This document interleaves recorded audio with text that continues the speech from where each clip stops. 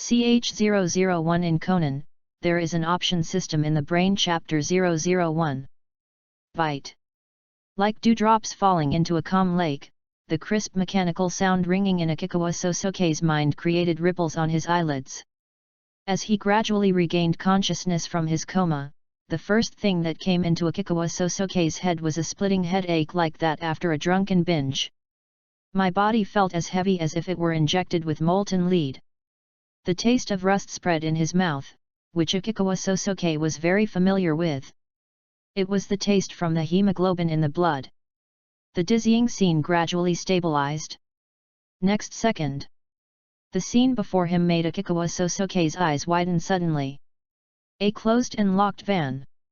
The front windshield of the car in front of me was covered with spider web-like cracks, and I couldn't see it clearly at all.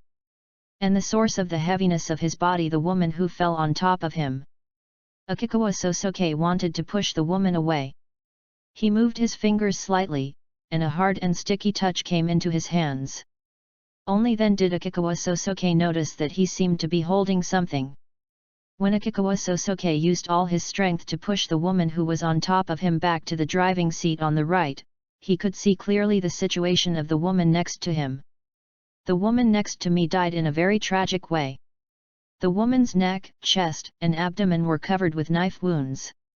The vaguely visible beige t-shirt had already been stained with blood, and in the dim light it looked like a hideous painting. The hard touch that Akikawa Sosoke just felt came from the handle of the dagger inserted into the woman's abdomen, and the sticky touch naturally came from the blood in the woman's abdomen. It was obvious that the woman was stabbed to death with a dagger. He recalled the scene when he woke up and the woman pounced on him, and how he still held the dagger tightly in his hand that was inserted into the woman's abdomen after he fell unconscious. Akikawa Sosoke's heart rate also began to gradually increase. For Akikawa Sosoke, who had seen many dead people, the scene before him was quite shocking, but it was far less shocking than the shock he felt at this moment when he found himself in an unknown place. Where is this? Who is this woman? Why am I still alive? Akikawa Sosoke didn't understand why he was here when he should have been dead. He had no memory of killing the woman in front of him. Woo!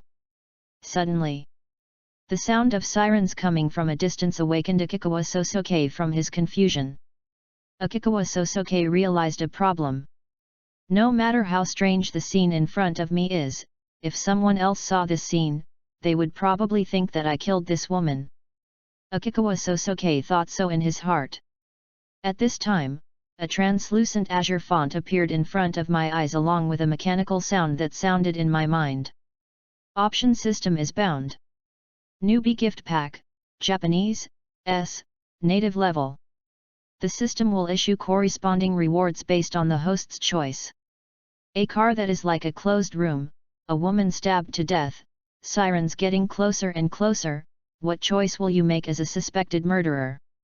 1. Do nothing, wait quietly for the police to arrive, then surrender to the police and admit that he killed the woman.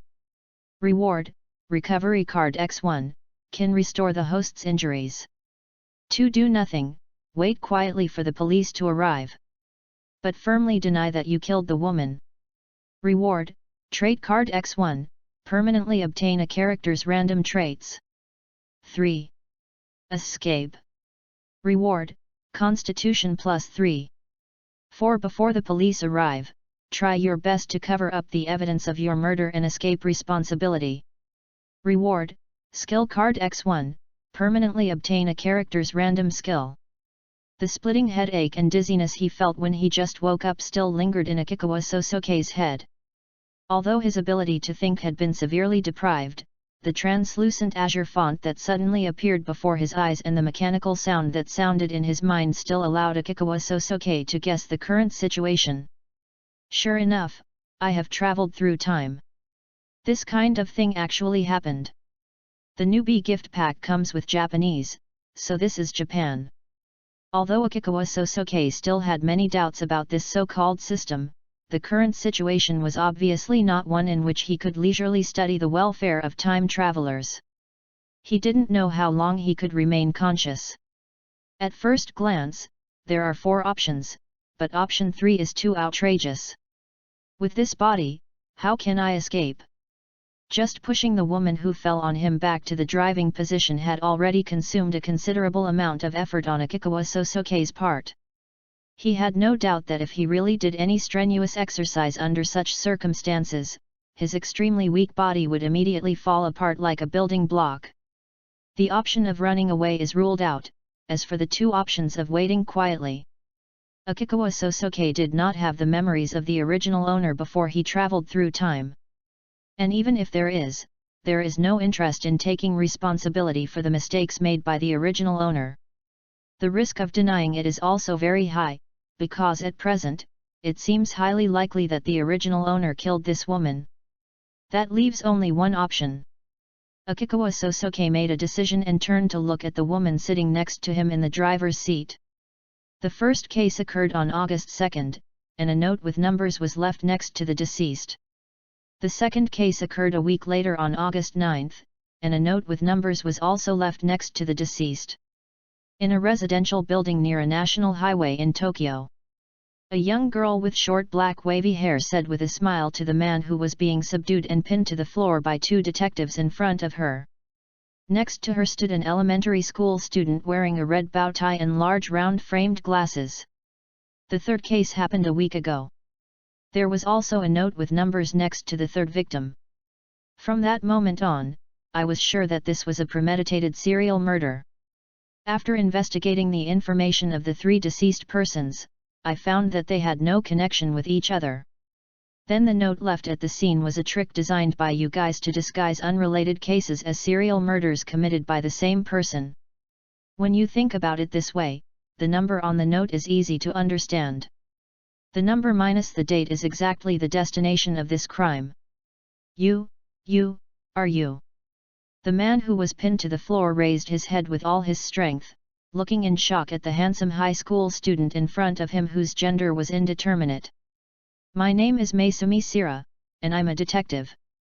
After saying this, Maesumi Sira turned around and looked at the elementary school student next to him, with a smug smile on the corner of his lips.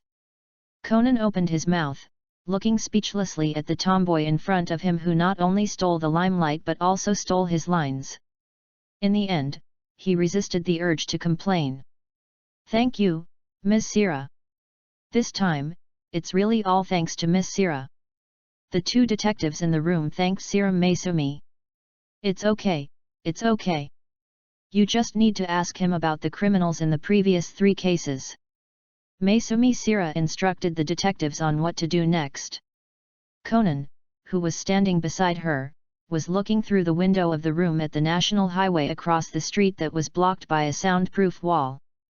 Just when we were catching the criminal, a car accident happened on the highway. Although it was most likely just a simple traffic accident, Conan always felt a little uneasy for some reason. After all, in terms of time, the time of the car accident was too coincidental with the serial murder case on his side. Boy, let's go. After giving instructions to the detective on the follow-up of the serial murder case, Maesumi Sira greeted the beautiful detective Miwako Sato who had just tortured the criminal and was answering the phone, and then lightly kicked Conan who was staring blankly at the window. Conan came back to his senses, nodded, and followed Sira Maesumi to leave. This is Sato. Yes, there was a car accident on the national highway opposite my apartment not long ago. The voice of Sato Miwako was heard. However, in the next moment, Detective Sato Miwako's voice suddenly rose, causing the two detectives to stop in their tracks. What did you say? I'll be right there. Post views, 99. CH002 in Conan, there is an option system in the Brain-Chapter-1-60. After a brief observation, Akikawa Sosuke became increasingly aware that the current situation was not favorable to him. The blood that stained the clothes was still bright red, which means that the oxygen content in the blood was still high. The reaction of life can also be seen very clearly around the wound. He really died from a knife wound. The blood is bright red, which means that it has not been exposed to the air for too long. The living reaction near the wound also proved that the woman was still alive when she was attacked by the dagger. Plus the car was locked and the windows were closed. This undoubtedly raises the suspicion that the original owner is the murderer. If the blood starts to turn black, or if the body shows signs of rigor mortis, there is still room for maneuver. But now this woman has obviously just died, and it is impossible to reduce my suspicion. When the blood starts to turn black and the body shows signs of rigor mortis, it is clear that the person has been dead for a long enough time. As long as the time of death of the deceased can be prolonged, or the time for the police to discover the body can be delayed, there are still many possibilities for manipulation. However, now that the police sirens had been heard, it was a foregone conclusion that he would be regarded as the prime suspect. Since I'm already suspected of being the murderer, what I need to do now is not to eliminate my suspicion as the murderer, but to make sure that the evidence left at the crime scene is not enough to directly prove that I am the murderer. Akikawa Sosuke looked at the clothes on the woman's abdomen. The part that was not soaked with blood was left with obvious marks because he had just pushed the woman away with his bloody hands. He stretched out his right hand and gently rubbed the clothes of the woman next to him with the knuckles of his middle and index fingers. Cotton clothes, so my fingerprints can be covered with blood. Fingerprint detection mainly detects the oil and sweat on the fingers, but blood can roughly cover the oil and sweat left on the clothes. Coverage varies depending on the material of the garment. Once absorbent cotton clothing like the one women wear is stained with blood, the original oil and sweat will be difficult to detect. Akikawa Sosuke carefully grabbed the clothes with his fingerprints on them, pulled them to the wound and pressed down. Suddenly, blood gushed out from the wound, and that part of the clothes also turned bright red. In this way, everything, including Akikawa Sosuke's bloody palm print, was covered with blood. Akikawa Sosuke repeated it twice, and after soaking the woman's clothes that had his bloody fingerprints on them with blood, he looked at the dagger stuck in the woman's abdomen. When I woke up just now, I was holding this dagger tightly in my hands. Now I can basically conclude that this is the murder weapon that caused the woman's death. But under the current circumstances, there is no condition to dispose of the murder weapon at all. Regardless of whether the original owner killed this woman, his situation would take a turn for the worse if the police saw the dagger that he had touched with his own hands. Unfortunately, there is no way to get rid of the murder weapon now. If I can't hide the murder weapon, then I can only cover up the traces of me touching it. Akikawa Sosuke once again grabbed the hem of the woman's clothes stained with blood on her abdomen, and carefully wiped the handle of the dagger with the blood-soaked clothes. As for why the parts not soaked with blood were not selected, it was mainly because under the simple conditions, it was impossible to completely remove the blood. Many inexperienced murderers think they can cover up the crime by simply wiping away the blood. They don't know. Even if you wipe the blood completely with a cloth or paper towel, there will still be traces of being wiped. As long as the police detect bloodstains through the luminol reaction, any attempt to cover up the bloodstains will be exposed instantly. After wiping the handle of the knife completely with the blood on the clothes, Akikawa Sosuke once again carefully used the blood from the woman's abdomen to soak the clothes he had just touched. Of course, it is far from enough to simply erase the traces of having touched the hilt of the dagger. After all, any detective with any brains would be able to guess that he was trying to cover up his fingerprints with blood after seeing the blood on the handle of the knife. You must completely sever my connection with this dagger. Akikawa Sosuke carefully lifted the woman's shirt and observed the wounds on her abdomen and chest. Just as Akikawa Sosuke expected. He found that most of the wounds were not perpendicular to the woman's body, but were tilted towards the passenger seat where he was. I'm right-handed. The driver's seat of the car was on the right side, and the wound was tilted towards him, which just fits the logic of a person with a dominant hand on the right facing the woman. Even for experienced agents or killers, it is difficult to cover up their dominant hand in an emergency. Not to mention the situation where a woman is sitting in a car seat. In this situation, it is several times more difficult to get the knife to enter a woman's body vertically than when she is lying flat on the ground. After identifying the dominant hand of the murderer who killed the woman, the next thing to do is clear. Akikawa Sosuke pressed his right hand hard on the storage box opposite the seat, then raised his foot and stomped hard on his right hand. Accompanied by a crisp click sound, piercing pain rushed straight to the brain. Akikawa Sosuke tried hard not to make any sound. Because before he completes the final finishing work, he must not attract anyone. If anyone finds out that their car is locked, all their efforts will be wasted. Akikawa Sosuke had no time to care about his right hand that was bent in an impossible arc. He forced himself to lean forward and pressed the unlock button on the main driver's seat with his knuckles. After hearing the sound of the car door lock popping open, Akikawa Sosuke suddenly relaxed. Although there are many ways to lock the car after the murderer left, with me as the prime suspect, the police simply cannot consider that. Once it is determined that the car has always been in a secret room, there will be no way to defend it. After relaxing and slumping back in the seat, feelings of fatigue and dizziness suddenly hit Akikawa Sosuke's mind. It was not until this time that Akikawa Sosuke discovered it.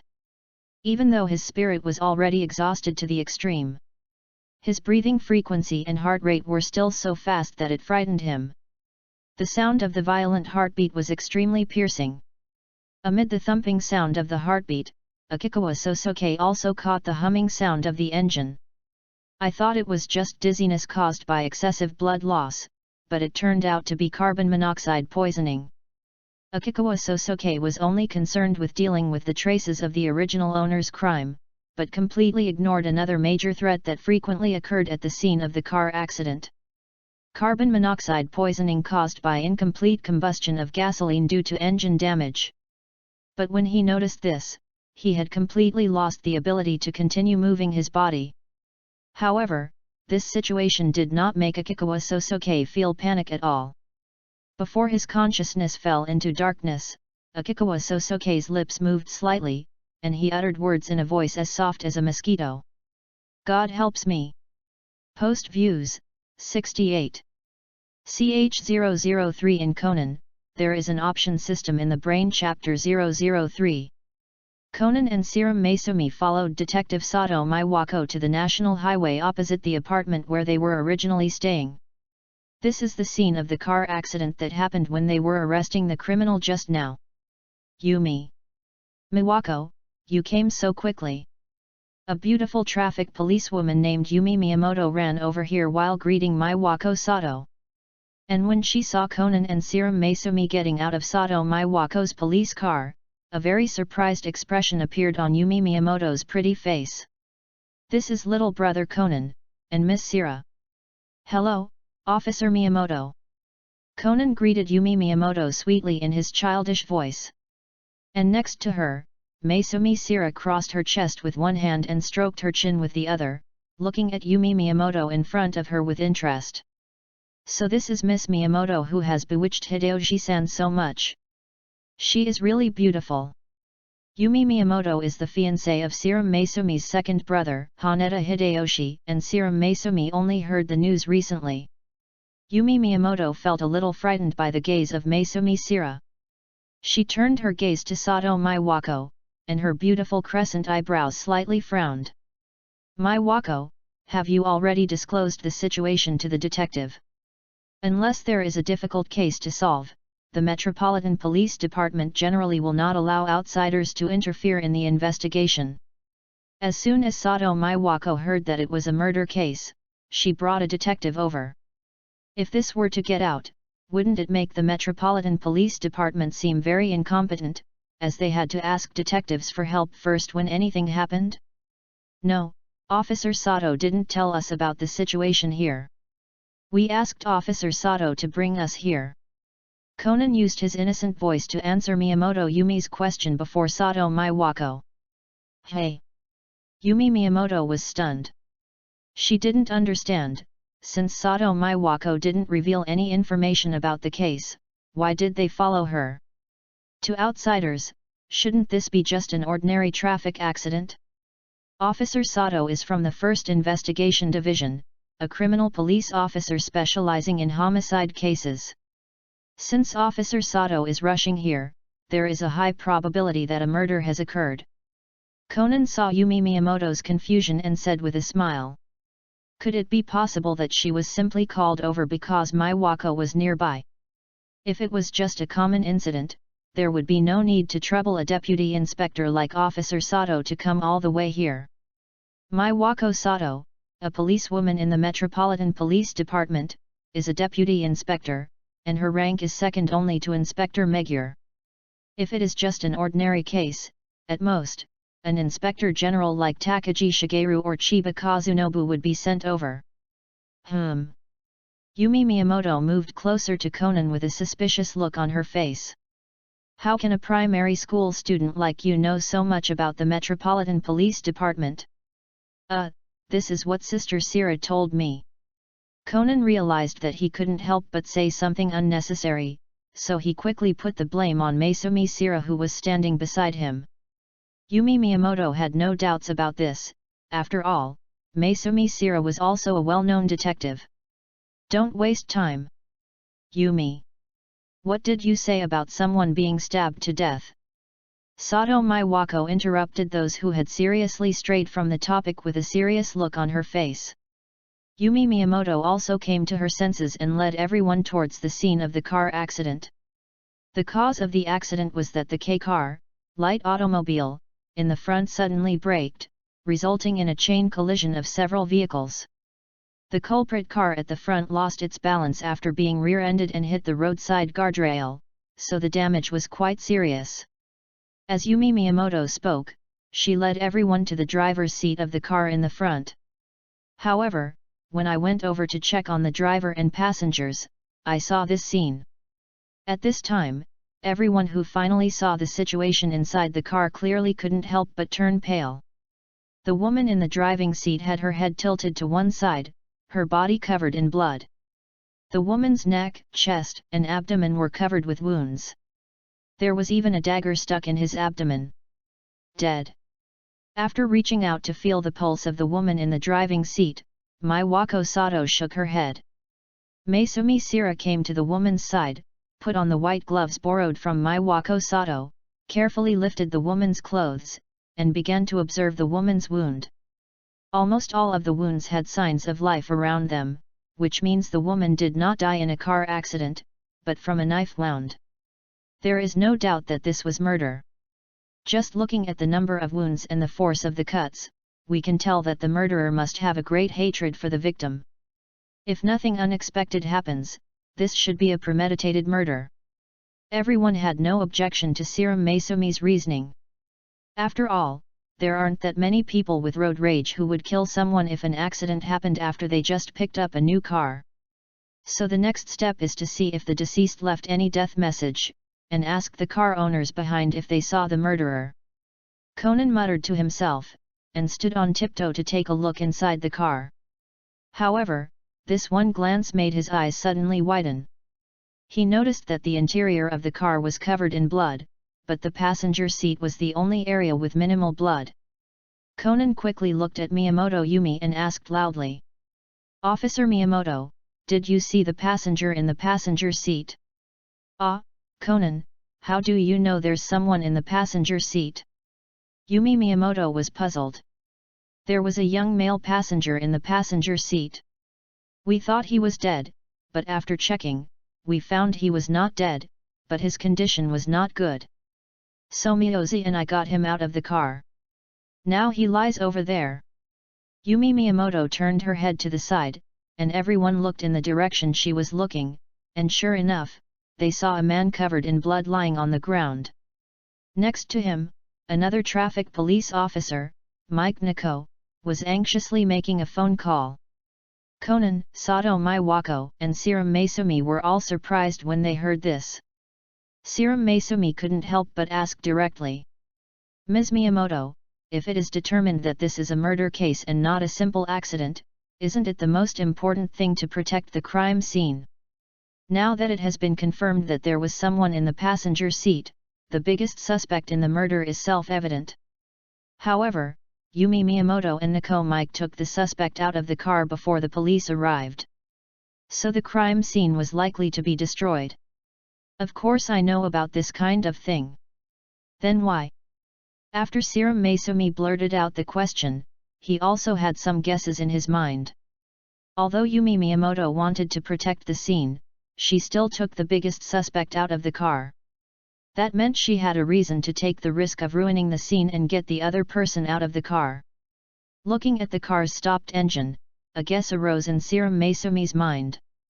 "Officer Miyamoto, there is a carbon monoxide leak in the car, right?"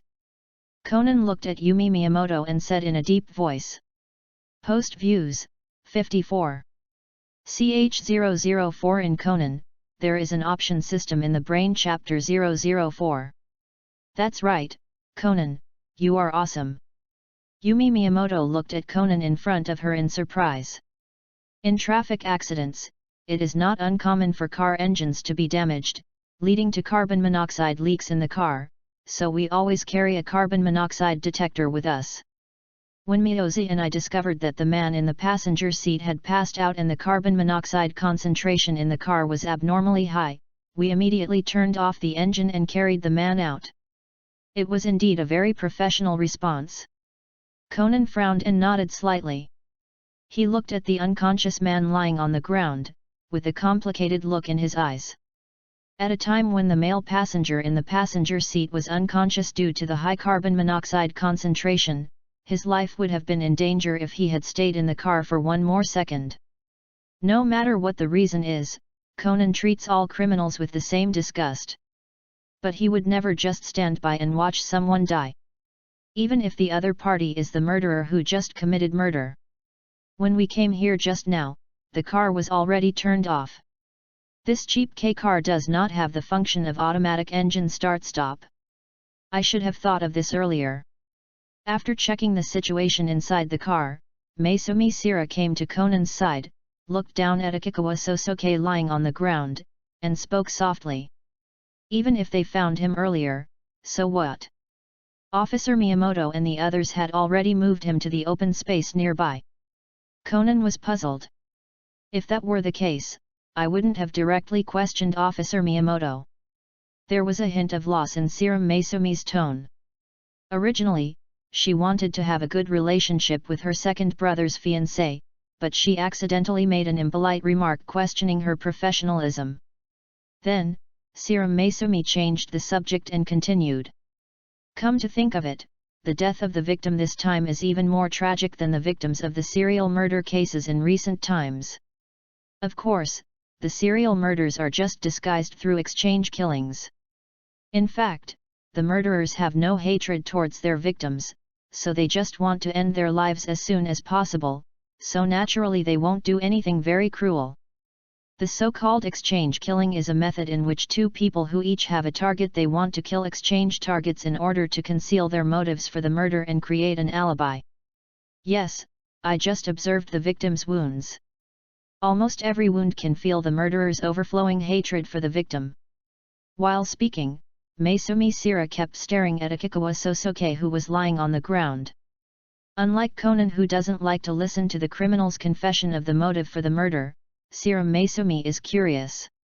What on earth had happened that made the man in front of him feel such great hatred towards that woman? As soon as Serum Maesumi finished speaking, she heard the sound of sirens coming closer and closer. Then Conan and the others saw Takagi Wataru, the patrol chief of the Metropolitan Police Department's 1st Investigation Division, arrived at the scene of the car accident with police officers from the Metropolitan Police Department's Forensic Division. Takagi Shigeru acted very efficiently. After briefly understanding the situation with Miyamoto Yumi, he and the police officers from the Forensic Department began the on-site investigation and fingerprint identification work. Although the victim's death was tragic, the circumstances of the case are much simpler. Looking at the busy police officers from the Forensic Science Division and the detectives from the Investigation Division 1, Maesumi Sira couldn't help but speak. The serial murders during this period had really exhausted her, so it was a blessing in disguise that she could come across a relatively simple case. Yes, as long as we can identify the second person's fingerprints on the murder weapon and compare them with the one in the co-pilot's seat, we can basically conclude the crime. As for the criminal's motive for murder, I find it hard to understand even if I hear it. I'll leave the rest to the police. There was also a sense of relief in Conan's tone. He did not feel regretful for not being able to help this time. Instead, he felt fortunate because the case was relatively simple. At this time, the sound of the ambulance became clearer and clearer. After the ambulance arrived at the scene of the accident, the medical staff, led by Traffic Police Officer Mike Naoko, came to Akikawa Saushik, who was lying on the ground and prepared to lift Akikawa Saushik onto a stretcher. Everything seems to be going in an orderly manner. However, the relaxed atmosphere between the two detectives did not last long. Because they clearly saw the increasingly confused expressions on the faces of the forensic police and Takagi Wataru. A bad premonition began to arise in Conan and Serum Maisumi's hearts. The next moment, the hesitant voice from Detective Takagi Wataru instantly made the uneasiness in the hearts of the two detectives a reality. Officer Sato, no fingerprints other than the deceased were found on the dagger or the deceased's clothes. Hey! What? Maisumi Sira and Conan exclaimed at the same time, and then turned their heads to look at Akikawa Sosuke lying on the ground. The two childish and slightly neutral exclamations finally relaxed the tense spirit of Akikawa Sosuke, who had fallen into a coma. Akikawa Sosuke woke up about a few minutes ago. But he didn't make any move, except that he wanted to pretend to be unconscious to eavesdrop on the conversation between the two and understand the progress of the case, or because Akikawa Sosuke couldn't move at all at the moment. This situation of regaining consciousness but being completely unable to move the body is not unfamiliar to Akikawa Sosuke. Because this is one of the symptoms of carbon monoxide poisoning. Locked-in syndrome. The two detectives discovered that things were different from what they had originally expected. So far, the development of things is still in line with what Akikawa Sorasuke expected before he fell into a coma. Although I don't know the exact time when the accident happened, based on the color of the deceased's blood that I just observed, I can tell that the accident happened no more than an hour ago. In such a short time, I was already showing signs of passing out. The carbon monoxide concentration in the car was at least 1,600 ppm. Under this concentration, my life could be in danger within 2 hours. Simply opening the windows for ventilation is not enough to relieve the symptoms, so the police will definitely move me out of the car. As long as they move me before investigating the scene, the crime scene will inevitably be destroyed. It was because he realized this that Akikawa Sosuke felt fortunate before he fell into a coma. The lack of the original owner's memory is Akikawa Saushik's biggest shortcoming at the moment, so it is difficult to do a thorough job of dealing with the aftermath. It is definitely the most reliable and safest way for the police to take the initiative to remove themselves from the crime scene. After he was away from the crime scene, received treatment in the hospital, and recovered, you will be able to have more physical strength and clearer thinking to think about and deal with what happens next. But speaking of it, the feeling of carbon monoxide poisoning is really uncomfortable. Although if the concentration is high enough, carbon monoxide can be fatal in just 1 or 2 hours. But the pain they endured during this period is immeasurable. Many people once thought that it would be quite easy to end their lives by carbon monoxide poisoning. However, they don't know that during carbon monoxide poisoning, they will have to endure the intense dizziness, palpitations, and nausea that linger in their minds. And even if you regret it halfway, it will be too late to change the situation, because after carbon monoxide damages the brain stem, the body is out of the control of the brain. Even if they are lucky enough not to die in the end, their brain is likely to be severely damaged, leaving them with lifelong disability. I hope it doesn't hurt my head. Akikawa Sosuke prayed silently in his heart. He knew that he was not smart enough. But now after traveling through time, my brain is one of the few weapons I can rely on. As long as we can survive this crisis, we should be able to live a peaceful life in the future. Akikawa Sosuke was thinking in his heart as he was carried onto the ambulance by medical staff. Since Akikawa Sosuke was a strong suspect in murder, in addition to medical staff, he was accompanied by Chiba Kazunobu, the patrol chief of the Metropolitan Police Department's 1st Investigation Division. Just as the medical staff sent from the fire department were about to close the door of the ambulance, a childish voice interrupted their actions. "Hey! Wait a minute, wait a minute!" Conan shouted loudly and ran towards the ambulance. "Hey, Conan-kun, what's wrong?" Detective Chiba Kazunobu looked at Conan, who was running over, and asked in confusion. "Officer Chiba, I want to go to the hospital with you." As Conan spoke, he saw Chiba Kazunobu's face showing some embarrassment, so he quickly added, "Ms. Sira asked me to come along. She said there were some things she wanted me to help confirm. Ms. Sira, please come up." Chiba Kazunobu has great trust in Detective Sira Maesumi, who just helped the Metropolitan Police Department solve a serial murder case. In addition, he also knew that the Metropolitan Police Department's forensic work at the crime scene was not going smoothly. With the help of this observant little guy, perhaps there will be new discoveries. So he opened the door and let Conan get in the car. How could the Metropolitan Police Department just let a child get on a vehicle carrying a suspected murderer?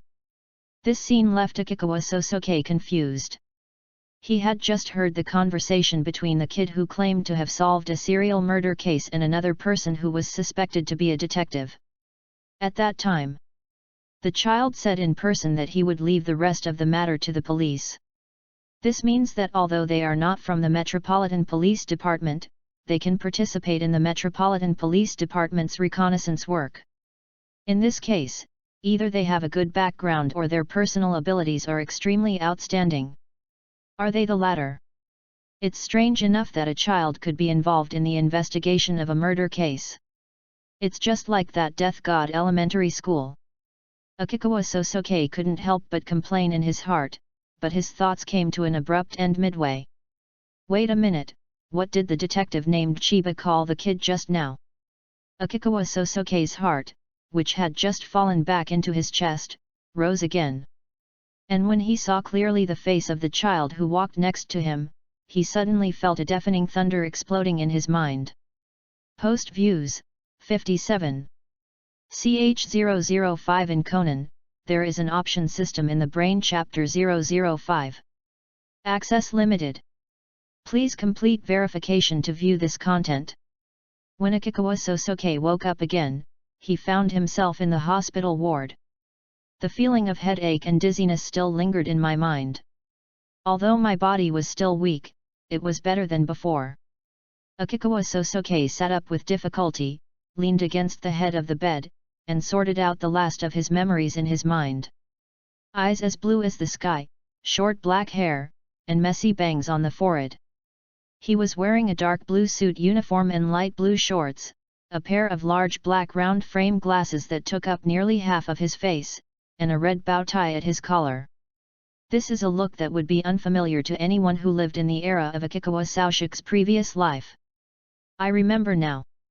I met the Shinigami Elementary School student. Akikawa Sosuke couldn't help but put his hand on his forehead.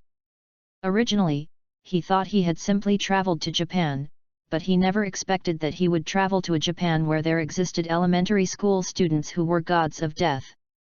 Akikawa Sosuke has never watched Detective Conan, and his knowledge of this animation is only superficial. But even so, Akikawa Sosuke had heard of Edogawa Conan's knowledge reserves and reasoning abilities that were comparable to a computer. Akikawa Kongsuke is convinced. As long as I have anything to do with this elementary school student, the peaceful and stable life I hope for will be nothing but a mirage. There may even be a risk to one's life. I believe that everyone who has heard of the name of the elementary school student of death should avoid him as much as possible. And at this moment, after covering up all traces of the crime, I appeared in front of the death elementary school student as the number one suspect. The reason why Conan followed him into the ambulance was self-evident. You must be doubting yourself. But the terrible thing is that I was not awake the whole time, so I don't know how much I have exposed. How much did I reveal, and how much did he notice? Akikawa Sosuke, who has always been quite confident in his actions, couldn't help but have doubts in his mind at this moment. It's like getting out of the dragon's den and into the tiger's den. Of course, Akikawa Sosuke knew that leaving the crime scene was only the first step, and it was far from being able to feel at ease. As the prime suspect, no matter whether Conan exists in this world or not, I will definitely be questioned and investigated by the police. It is not easy to survive the police's serial questioning and investigation without the original owner's memory. Now tell yourself that there will be a genius of reasoning from the son of the plains next to you, watching your every word and action. In fact, if Akikawa Sosuke wants to escape successfully, he must build on a foundation. That is the presumption of innocence. Only if the police cannot produce conclusive evidence to prove that you are the murderer can you have a chance to escape unscathed. But as far as Akikawa Sosuke knows, the police in Japan in the last century simply presumed guilty before the fact when handling cases. Although on the surface the Metropolitan Police Department and the National Police Agency are officially saying that they will handle cases based on evidence. But in reality, whether it is perverting, stealing, robbery, or murder, in the vast majority of cases, the police simply arrest people and convict them without any solid evidence. Although Akikawa Sosuke was not sure what year he was in.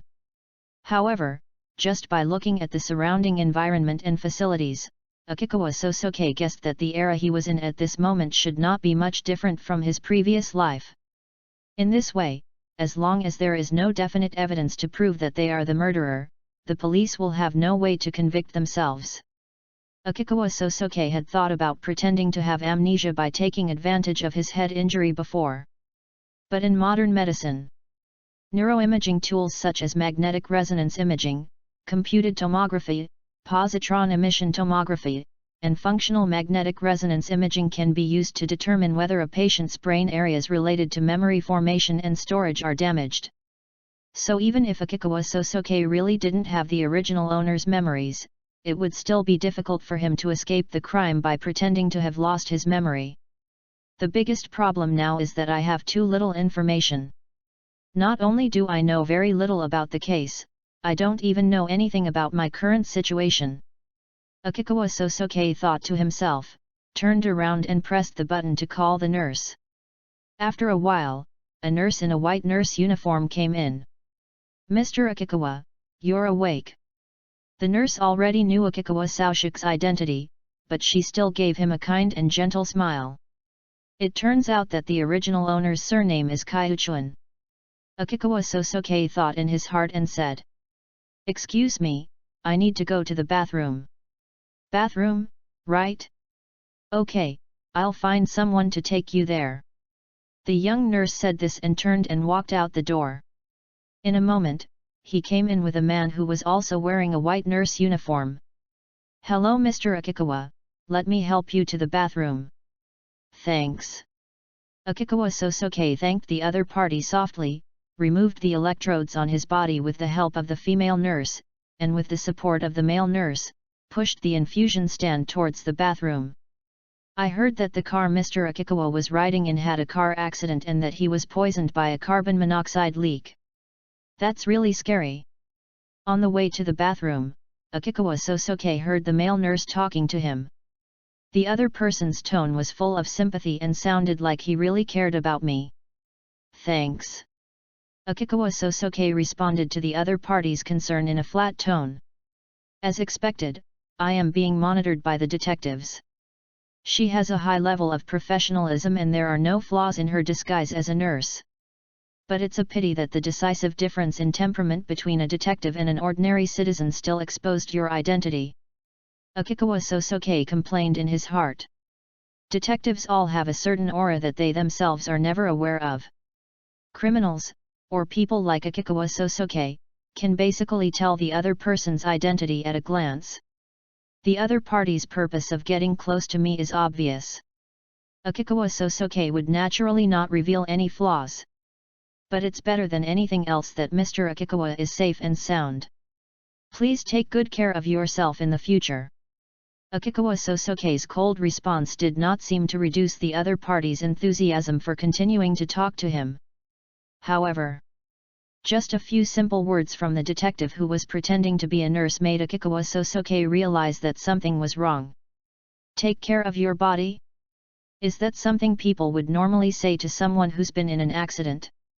Akikawa Sosuke moved his right hand imperceptibly, and immediately a piercing pain came from his right hand.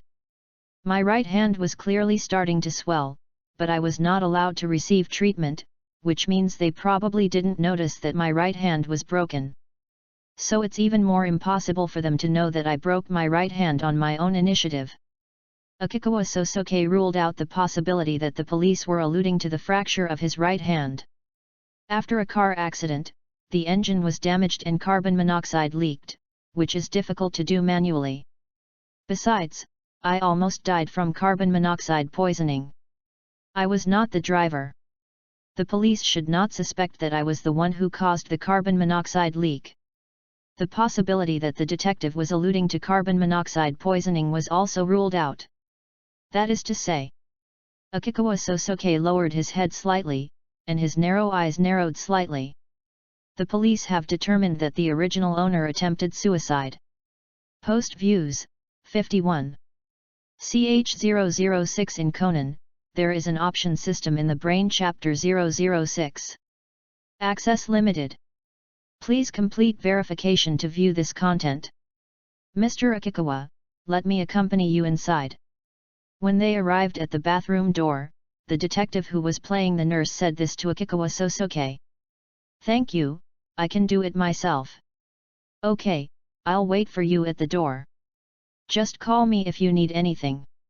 Even though Akikawa Sosuke politely declined, the detective still showed no displeasure on his face. She really looks like a nurse who cares about her patients and has an excellent service attitude. There is a window at the end of the sink in the bathroom, which should be enough for a thin adult or a child to get out. On the other side of the window, morning clouds were already rising from the mountains. There were basically no pedestrians in the dim light of dawn, and only the chirping of birds indicated that a new day had begun. As it was still early, there was no one else in the bathroom. Akikawa Sosuke came to the sink and looked at the mirror opposite. It was not until this time that he finally faced his body after traveling through time for the first time. In the world on the other side of the mirror stood a pale and lifeless young man. He was thinner than most people, with a bandage on his head, a hospital gown on his body, and an forestand connected to a hose in his hand. Although he had just been admitted to the hospital, he looked like a patient who had lived in the hospital for many years. It's even weaker than I thought. This body feels like a dead branch. It will break if you step on it lightly. But surprisingly, the young man in the mirror had very regular facial features. This also made Akikawa Sosuke sigh in his heart. For people with good facial features, even if their heads are wrapped in gauze and their hair cannot be seen, and their bodies are so weak, their appearance is still pleasing to the eye. Of course, Akikawa Sosuke came to the bathroom not just to use the toilet. Even though there are very few means to obtain intelligence now. But just by observing yourself, you can learn some basic information about yourself. Akikawa Sosuke discovered that not only his cheeks, but also his palms and neck were an unhealthy white color. Even though these people's skin is often exposed to the outside, it appears paler than that of ordinary people. In addition to pathological reasons, there is another possibility. I'm a stay-at-home who doesn't get any sunlight all year round. Akikawa Sosuke lifted up his sleeves and trouser legs and gently pinched the muscles of his arms and legs. The relaxed muscles further proved that Akikawa Sosuke's inference was correct. My skin is a little dry and rough, and the area around my eyes is a little dark. It's not from staying up late, but more like anemia caused by malnutrition. I should still be in school, but I'm not going to school at all. They are able to take care of themselves but are suffering from severe malnutrition. If the person lives alone, it's likely that he or she has been hit hard and has given up on himself or herself. If the person lives with others, it's likely that he or she is overprotected or has been abused. Akikawa Sosuke reached out and touched the hair on the back of his forehead and neck, and then made a judgment. It's the latter. The length of his hair was obviously not the length of a neat, shut-in, who stayed at home all year round, so he obviously had it trimmed. It was obvious that Akikawa Sosuke could not feel the original owner's desire to live, but his hair was still being taken care of normally. If you really care about your appearance, you wouldn't let your physical condition be so bad. So it can only be that someone is doing these things for the original owner. Looking in the mirror, I see myself lacking exercise and being malnourished. Then consider the information revealed by the criminal police who helped him in just now. The scale in Akikawa Sosuke's mind also tilted towards abuse. Assuming that the original owner was really abused, then the woman who was in the same car with him should be the one who lived with the original owner. This is not good. The original owner seems to have a sufficient motive to kill. Akikawa Sosuke quickly unbuttoned the top of his hospital gown and carefully observed his frail body. But after carefully examining his upper and lower body, Akikawa Sosuke did not find any old scars on his body, except for the new bruises that were probably caused by the car accident. The absence of trauma does not mean the absence of abuse. At the same time, under such circumstances, the police concluded that the original owner had committed suicide, which means that this was something they discovered after I was sent to the hospital for examination last night. In other words, it was certain conditions in one's body that revealed this. Did the test reveal some substance left in my body?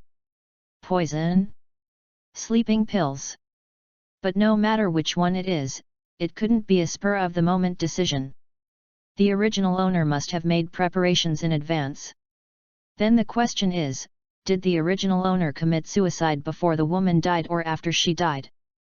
Come to think of it, the original owner actually had blue eyes, and her hair color was not the traditional black of Japanese people, but chestnut. In addition to the handsome facial features, even though he was thin, what also particularly attracted attention was the protagonist's eyes as blue as the night sky. Just now, when Akikawa Sosuke was examining his body, he also noticed that not only his hair, but also the hair on other parts of his body was chestnut. This means that it is not due to hair dyeing, but it is natural. Is he a mixed blood? Just as Akikawa Sosuke continued to examine his body, trying to see if there were other details on himself that he had not discovered. Suddenly, I saw from the reflection in the mirror that the bathroom door was quietly opened. They even monitored the owner when he went to the toilet. The police were convinced that the owner was suicidal. All the clothes on his body had been changed, so there was no way he would have any tools on him that could cause injury. Plus, there's no one else in the bathroom, so there's no risk of hurting others. Then the police are monitoring themselves to prevent themselves from committing suicide again. Since the police are monitoring me, it means that the original owner's suicide occurred after the woman he lived with died. Because only in this case, I will probably do the same thing again after discovering that I am not dead. The original owner had been abused for many years, so he chose this day to travel together, intending to kill the woman and then commit suicide. Isn't this murder? It seems the police have made the same conclusion. Akikawa Sosuke held his forehead with a headache. Japan is not a country where the death penalty is easily imposed. Even criminals who are extremely vicious and have killed many people are often difficult to be sentenced to death. However, there is an essential difference in the sentencing standards between spur-of-the-moment murder and premeditated murder. Obviously the latter is more serious. Akikawa Sosuke always hoped that some clues could prove that he was not the murderer and reduce his suspicion. But the more he understood the situation, the more he realized that he was a serious suspect. Post views, 44.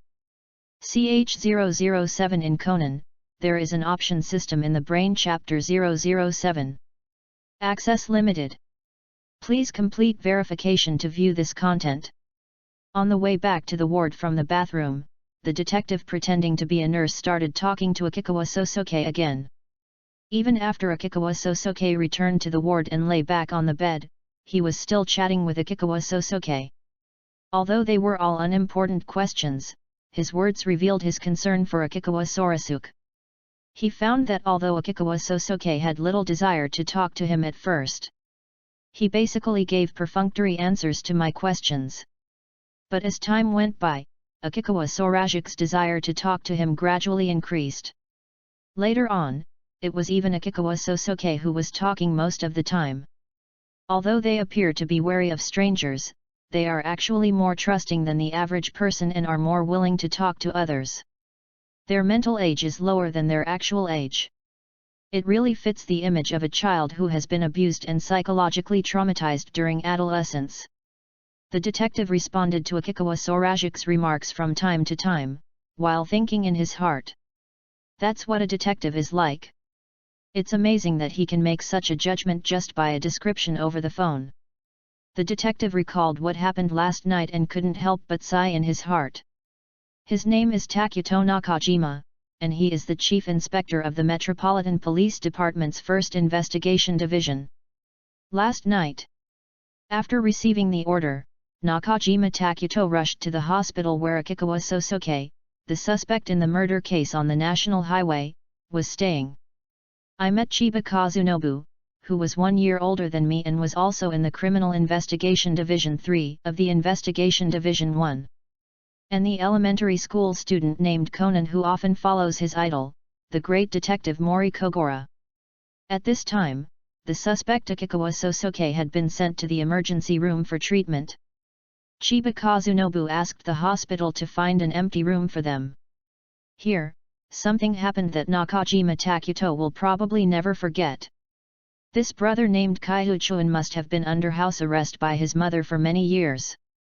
Not only was he unable to come into contact with the outside world, but he also had various problems due to long-term malnutrition. So he had sufficient motive to commit the crime.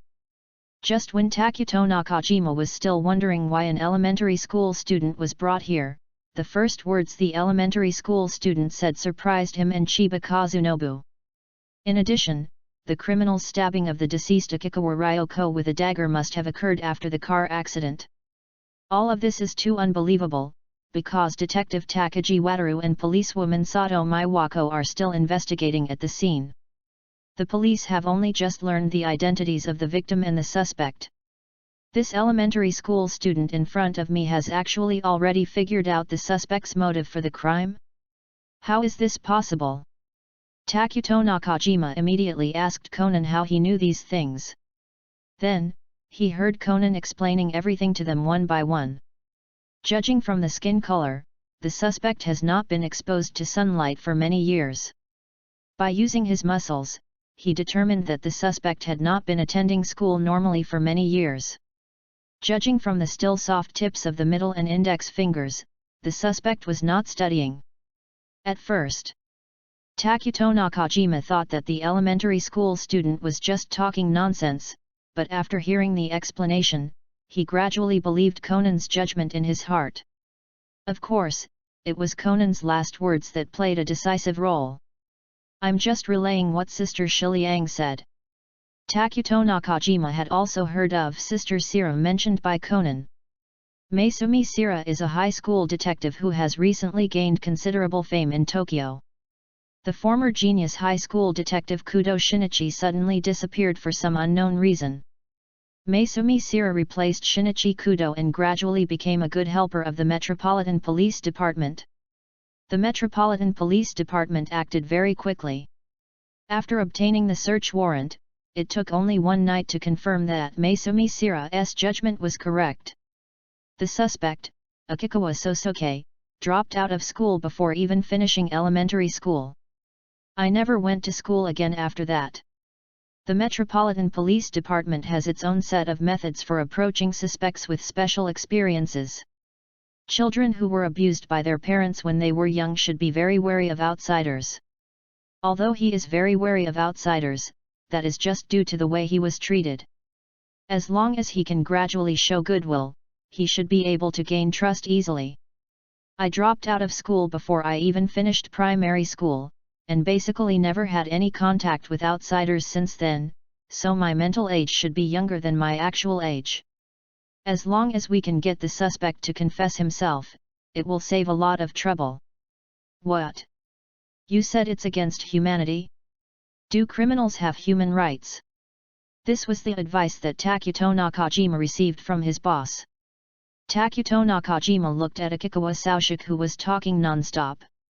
While I was happy that I had gained the other person's trust, I also felt a little sad. It's really like a little kid. Akikawa Sosuke showed a very low mental age during the conversation. If I hadn't read Akikawa Sosuke's information, I'm afraid Takuto Nakajima could never imagine it. The young man in front of me, who was like a little child, excitedly telling me the wonderful stories from the picture books he had read, had actually reached the age to drink yesterday. But even if he felt sympathy for the abuse suffered by Akikawa Sosuke's mother, it did not mean that he could accept Akikawa Sosuke's behavior of killing his biological mother. Anyone who makes a mistake will have to pay the price for his or her actions. Takuto Nakajima felt that the time was about right, so he stood up. Akikawa Sosuke, who was still speaking excitedly, suddenly stopped talking. After a few seconds of silence, a very obvious look of loneliness appeared on his thin face. It's time. I'll go get you some food. I'll come back later to hear you continue. Takuto Nakajima looked at Akikawa Sosuke's reaction and felt a little complicated. But this is a necessary step. Good. Akikawa Sosuke's originally dull eyes suddenly lit up and he nodded heavily. Takuto Nakajima walked out of the ward. Until he gently closed the door, he could still feel the burning gaze coming from the bed behind him. Phew, it's really painful. Doing this kind of work really hurts my conscience. Takuto Nakajima let out a long breath again, but unfortunately he was unable to completely let out the pent-up emotions in his chest. After gaining trust, he left for a short time in order to test Akikawa Sorajik's reaction. It was obvious that the other party had basically trusted him. As time goes by, the other party will definitely feel uneasy and wonder if he or she has been deceived. Wait until the agreed time with the other party has passed before going back. This feeling of reconciliation will make the other party cherish this fake relationship even more. At this point, basically as long as you guide and persuade the other party, they will completely get out. Let him plead guilty as soon as possible. It's really pitiful that he has been under house arrest by his mother since he was a child and now has to go to jail again. But for him, prison should be much better than home. After all, the facilities in Japanese prisons are pretty good now, and the food is good too. Takuto Nakajima comforted himself in his heart and then walked towards the room he had borrowed before. He needed to kill time there and report the situation. The other side. In the ward. Akikawa Sosuke watched Nakajima Takuto leave his ward, and the excitement on his face gradually cooled down, returning to his usual expressionless look. To induce a confession. This was clearly banned in the last century, but I never expected that Japanese criminal police would still use this inhumane method today. This is totally not treating me as a human being. Akikawa Sosuke felt a little unbelievable. If it is a dark force, it is understandable to take such measures. After all, they themselves ignore the existence of the law. But Akikawa Sosuke never expected that he would be treated like this by the detectives from the Metropolitan Police Department. However, despite being treated like this, Akikawa Sosuke did not feel angry at all. Instead, I felt delighted. If the Metropolitan Police Department really has decisive evidence that is enough to convict a person, why would they waste time on inducing a confession? Wouldn't it be better to just arrest the person directly? It's because they only suspect me but can't convict me that they want to lure me into telling the truth. After confirming that the development of things was still under his control, Akikawa Sorasuke felt relieved again. Bite. Just when Akikawa Sosuke had just relaxed, the sudden crisp mechanical sound rang in his mind again. At the same time, the azure blue translucent font appeared in front of Akikawa Sosuke again. The motive for the crime is becoming clearer and clearer, and you don't know if there are any clues that have been missed. With only a limited amount of information at your disposal, what choice will you make when facing the detective who has identified you as a suspect of murder but still shows you goodwill? 1. Think that the other person is trustworthy and tell them everything you have done. Reward, Skill Card X1. 2. Play your role well, lower the criminal police's vigilance, and steal intelligence. Reward, Constitution +3. 3. Determine that the other party is showing you false kindness, point it out to him in person, and reveal his identity as a criminal police officer. Reward, Agility +3. It turns out that the next option can appear even if the previous choice has not been completed. But this time, it seems that there is only one correct answer. Akikawa Sosuke sighed in his heart and began to look forward to it. I just don't know how much information this detective can provide me. Post views, 45. CH008 in Conan, there is an option system in the Brain-Chapter-1-60. Access limited. Please complete verification to view this content. Takuto Nakajima returned to the room that the hospital had lent to the Metropolitan Police Department detectives for their office. Here, in addition to Conan and Chiba Kazunobu who were already there is another one. It is the high school detective who has been very popular recently, Maisumi Sira. Hello, Officer Nakajima. Ms. Sira, thank you for your help this time. Takuto Nakajima had heard of Sira Maisumi's name a long time ago, but after meeting her face to face this time, he couldn't help but marvel at Sira Maisumi's appearance. A face that is so delicate that it seems a little unreasonably pretty, unique dark green eyes, paired with a light grey baseball cap and a very capable and refreshing short-sleeved shirt outfit, he is simply extremely handsome. Maisumi Sira's personal temperament is far more outstanding than what is published in newspapers and on the internet. Takuto Nakajima now finally understands why Maisumi Sira, as a JK detective, has such a large number of female fans. With such looks and temperament, I'm sure he'll be able to attract a lot of girls wherever he goes. But the one with such a handsome temperament is a high school girl. Takuto Nakajima complained in his mind. After greeting Takuto Nakajima, Maisumi Sira once again turned his gaze back to the table. On the table was information collected by the Metropolitan Police Department about Akikawa Soushik and his mother Akikawa Ryoko. And the documents and information about this case that are allowed to be made public for detectives to review. Nakajima-kun, what's the situation? At this time, Chiba Heshin opened his mouth and asked Nakajima Takuto. Not bad. He was wary of me at first, but now he has basically gained my trust. Just like what Inspector Toda said, Akikawa actually has a strong desire to communicate with other people. I think after we go back and give him some advice, he should be willing to surrender himself.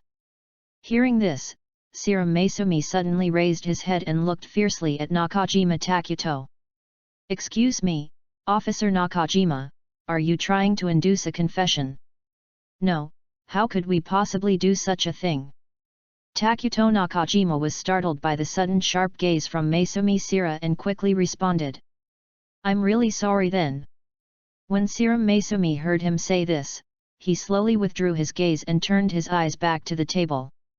Just now, Takuto Nakajima was completely overwhelmed by Sira Maisumi's momentum. Looking back now, Takuto Nakajima feels a little ashamed. Perhaps because he felt guilty for having the correct answer guessed, Nakajima Takuto did not hold it against Sira Maisumi's rude behavior just now. Takuto Nakajima couldn't help but sigh in his heart once again, he's really worthy of being a detective, he's so sharp. If outsiders really knew what they had done, the Metropolitan Police Department would probably be pushed to the forefront of public opinion again. Nakajima Takuto was still confused about some of the things Conan said last night. Now that Sira Maisumi happened to be here, he asked. Ms. Sira, I want to ask, how did you determine that Akikawa Sosuke's dagger attack occurred after the car accident? Through the marks of strangulation. As Sira Maisumi said this, he took out a photo. It was a photo of the deceased Akikawa Ryoko that was taken yesterday by a detective from the Metropolitan Police Department. You can see that there is a 5 cm thick mark from the right trapezius muscle of the deceased diagonally downward, which is obviously from the car's seat belt. The driver's seat in most cars in Japan is on the right, so the seat belt is fastened from the right shoulder to the lower left, which is consistent with the position of the strangulation mark. Then shouldn't this mark have been left during a car accident? because the car was violently unbalanced and the seat belt left marks on the deceased's body. If that's the case, Akikawa Sosuke, who was sitting in the passenger seat and weighed less than his mother, should have had a mark in the opposite direction. And yesterday, the kid, Conan, helped me check the suspect Akikawa's body, and found no such marks. Nakajima Takuto nodded slightly. Indeed, he does look much weaker than his mother. Logically, the impact force that was enough to leave belt marks on his mother should have left marks on him as well. Of course, I also checked the victim's body yesterday and confirmed that he was not prone to scarring. This shows that the seat belt scar was not left in a car accident. Then it can only be left behind by the victim during his violent struggle after being stabbed. Knowing this, we can conclude that the stabbing with a dagger took place after the car accident. And then, I heard that triazolam was found in the body of the suspect Akikawa, right? That's right. Then the whole process of the case has become clear. Serum Maesumi said with a smile. That is to say. Nakajima Takuto suddenly became excited. Have you already got solid evidence? No. The smile on Serum Maesumi's face suddenly turned into embarrassment. No fingerprints of Akikawa Sosuke were found on the dagger or the body of the deceased, and the car was not locked when Officer Miyamoto found it. The car was old and did not have an automatic locking function. The witness testimony about the rear-end collision was also somewhat unclear. In other words, there is still a tiny possibility that a third party committed the crime. Takuto Nakajima felt a little speechless. Akikawa Sosuke's motive, crime process, and murder weapon have all been determined.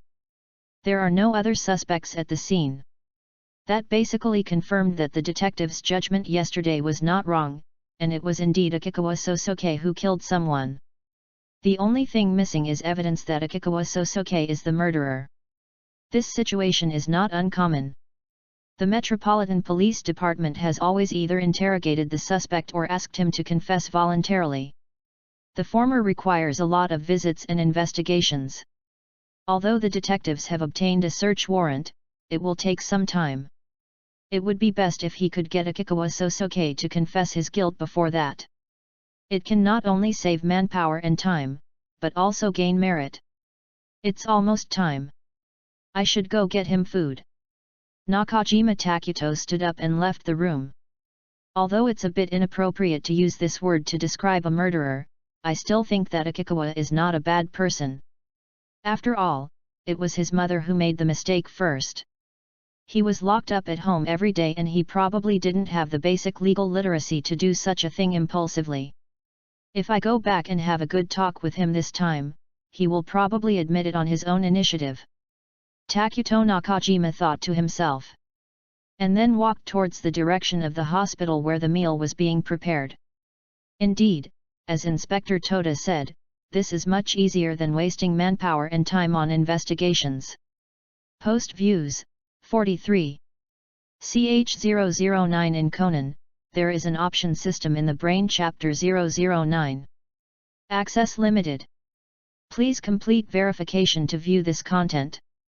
Takuto Nakajima came to the door of the ward where Sosuke Akikawa was, carrying a tray with breakfast on it.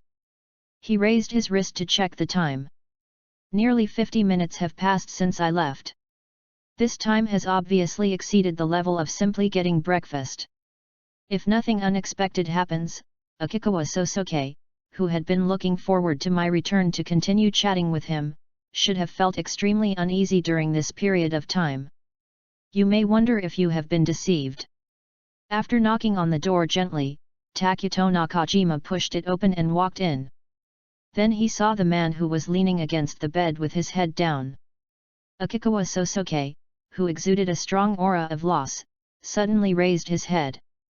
After seeing himself, Akikawa Sosuke's originally dark eyes suddenly brightened up, and a very happy expression appeared on his face. This scene gave Takuto Nakajima a strong shock. I always feel like I have worked overtime until late at night, and when I finally get home, I see the puppy that has been locked up at home all day. When Akikawa Sosuke saw himself now, he looked very much like the puppy who was looking forward to being taken out to play by himself. When I think about what I have done to Akikawa Sosuke, and what I am about to do. Takuto Nakajima felt a complicated feeling in his heart again. You're here. Sorry to have kept you waiting. I was just called over by the head nurse and came here after I finished taking care of another patient. Takuto Nakajima always felt that there was some sincerity in his apology, even though he had decided from the beginning to come back late on purpose. I forgot to tell you my name, Akikawa-kun. My last name is Nakajima. Hello, Mr. Nakajima. Takuto Nakajima could have made up a surname and told Akikawa Sosuke, but he told him his real surname. He didn't understand why he did it. Perhaps he wanted to alleviate some of the guilt in his heart, or perhaps he didn't want to continue deceiving the simple-minded young man in front of him. Akikawa-kun, your injuries haven't healed yet, so I prepared food that is less taxing on your stomach and intestines. Takuto Nakajima opened the small table beside the bed and moved it in front of Sosuke Akikawa. Then put the tray on it. There are some simple foods on the tray. A bowl of steaming rice porridge, a bowl of vegetables that looked very soft, a piece of silken tofu that was as smooth and delicate as pudding, and a small plate of fruit. Thanks. Akikawa Sosuke thanked him softly, then picked up the spoon with his trembling left hand, gently scooped a little rice porridge, blew it twice near his mouth, and then drank it. It's delicious. Takuto Nakajima saw Akikawa Sosuke giving him a very forced and stiff smile. He really isn't very good at lying. Nakajima Takuto muttered to himself, and then asked. Not to your taste. Without. Akikawa Sosuke raised his voice suddenly, but then he seemed to realize that his reaction was a little too loud, so he quickly lowered the volume. Sorry, no, it's delicious, but it's a little too hot. Then wait a while before drinking. Eat some vegetables or tofu first. Good. Akikawa Sosuke agreed, took the small spoon used for eating silken tofu, and reached out to the tofu. Takuto Nakajima felt indescribable awkward when he saw Akikawa Sosuke eating with a spoon. But I just don't understand what's wrong. He recalled Akikawa Sosuke's reaction after he revealed his true feelings, and thought again. It's just rice porridge, but you're eating it so reluctantly. Even if you're picky about food, you wouldn't hate rice porridge, right? And after I pointed out that it was not to your taste, you reacted so violently. It seems like he was afraid that I would misunderstand that he didn't like the breakfast I brought. A child who was abused in childhood would be so humble and sensitive. Through this brief contact, Takuto Nakajima also had a new judgment about Akikawa Sosuke. Maybe it's because I haven't had much contact with outsiders, my lying skills are really bad.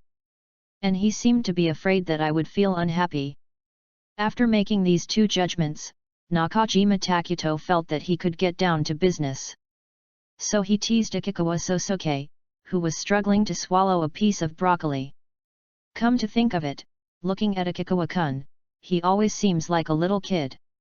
She's about the same age as my sister, but it looks like there's a 10-year age difference between us. Hey! Akikawa Sosuke raised his head and looked at Nakajima Takuto curiously. Mr. Nakajima, you have a younger sister. Is she in school now?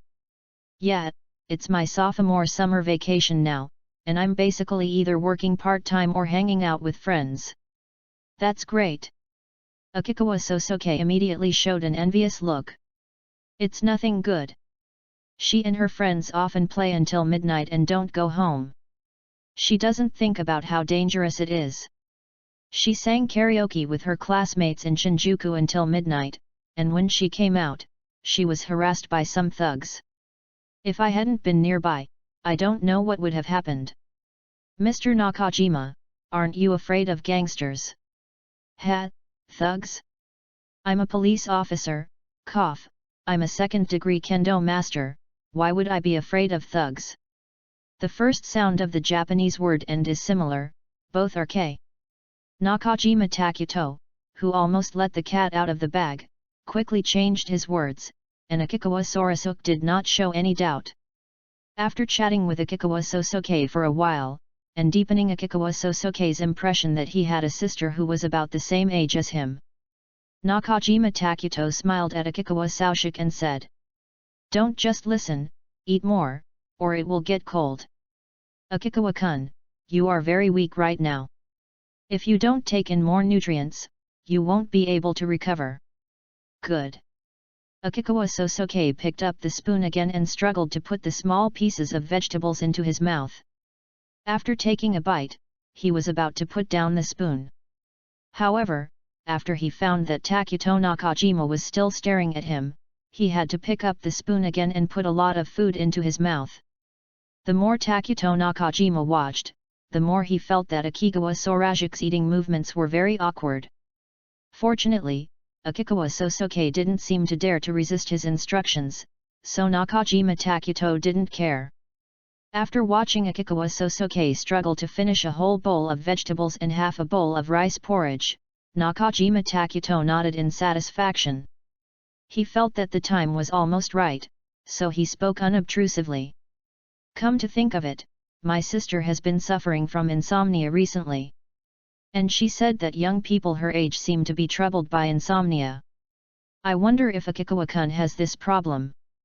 After saying this, Takuto Nakajima immediately stared at Akikawa Sorazuke's reaction. Last night, the hospital found triazolam, the main ingredient of sleeping pills, in Akikawa Sosuke's body. What he wanted to confirm now was whether Akikawa Sosuke really had insomnia. If not, it means that the sleeping pills that Akikawa Sosuke took were prepared in advance for the purpose of suicide. Then he heard Akikawa Sosuke blurt out without any hesitation, "No." Nakajima Takumi thought as expected, and confirmed it again. "So, Akikawa-kun can usually fall asleep easily, right?" "Yeah, I don't have insomnia." Akikawa Sosuke looked at Nakajima Takuto, his sapphire blue eyes filled with confusion. Post Views, 41. CH010 in Conan, there is an option system in the Brain-Chapter-1-60. Access limited. Please complete verification to view this content. My sister is a sophomore and about the same age as me, which means I am about 20 years old now. It's really surprising. I originally thought the original owner was just a high school student. Akikawa Sosuke listened to Takuto Nakajima telling him about his sister, while at the same time sorting out the information he had captured from his words in his mind. He repeatedly confirmed with me whether I had insomnia. In other words, the doctor detected sleeping pills in my body last night. That's why they concluded that I was committing suicide. When Akikawa Sosuke was in the bathroom just now, he couldn't be sure whether poison or sleeping pills were detected in his body. Although this is not entirely accurate, sleeping pills can become poison if taken in large enough quantities. What Akikawa Sosuke was mainly concerned about was the method by which the original owner chose to commit suicide. Depending on the type of drug, the half-life of its concentration decreasing in the human body also varies. As long as the concentration of the poison in the body is detected, the time when the poison was taken can be calculated. Akikawa Sosuke still held on to the hope that he was not the murderer, so he couldn't help but consider the tiny possibility that the original owner was really innocent. The police have already concluded that I took the sleeping pills after the woman died. There seems to be no point in continuing to think about this issue. Just when Akikawa Sosuke was laughing at his own naive thoughts, the words of Takuto Nakajima beside him once again caught the attention of Sorazuke Akikawa. "Speaking of which, my sister is really troublesome. She has liked to talk back to mom since she was in junior high school. I thought it was just puberty, but now she is still often in conflict with mom at this age." Is that so?" Akikawa Sosuke pretended to be unsure of how to respond and spoke haltingly. "After talking about my sister's insomnia, you started talking about the relationship between my sister and my mother. So, the woman who died in the car was indeed the original owner's mother." After Akikawa Sosuke determined that the original owner was most likely abused by the woman in the same car and was placed under house arrest, he made his guess. I didn't expect that she was really the original owner's mother. So the original owner, who was imprisoned by his mother since childhood, prepared sleeping pills and a dagger in advance, intending to kill his mother and then commit suicide on the day he went out with his mother. The detectives must have thought of everything I could think of. But they haven't come to arrest people yet, which means the evidence is not conclusive yet. Besides the fact that my fingerprints were not on the murder weapon, they were unable to get any definitive answers from the witnesses. Because I unlocked the car, it created the possibility of a third party committing the crime. As long as this possibility is not ruled out, they have no way to convict. Since the original owner took the sleeping pills after his mother died, he should have witnessed this non-existent third party. If I want to convince the detectives and the police, the story I tell about my mother's murder must be plausible. If my description of the third person didn't match the details of the original crime scene, the detectives would immediately realize that I was lying. How could I have noticed so many details when I woke up yesterday? Unable to travel back to yesterday and observe the crime scene again, Akikawa Sosuke concluded that he only had one way to obtain information. That is the detective in front of him who is chattering about the relationship between his sister and mother. Takuto Nakajima complained to Sosuke Akikawa for a while about the bad relationship between his sister and his mother. Then he looked at Akikawa Sosuke and asked curiously, "Although it may be a little presumptuous to ask this question when your mother is in danger, I wonder what your relationship is like with your mother, Akikawa-kun." This has nothing to do with Mr. Nakajima, right? I'm just a little curious. Well, the relationship is pretty good. Akikawa Sosuke avoided Nakajima Takuto's gaze evasively. Naturally, Takuto Nakajima could not miss this scene. Rather, for a detective who is better at observing people's expressions than most people, Akikawa Sorajik's lying skills are obvious at a glance. But, after your mother was murdered, Akikawa-kun didn't seem to show much sadness. If they really have a good relationship, this shouldn't be the reaction, right? Takuto Nakajima's attitude was no longer as gentle and kind as it was at the beginning, and his tone gradually became heavier. At the same time, he moved closer to Akikawa Sosuke, staring at Akikawa Sosuke's eyes that didn't dare to meet his gaze, and continued to exert pressure.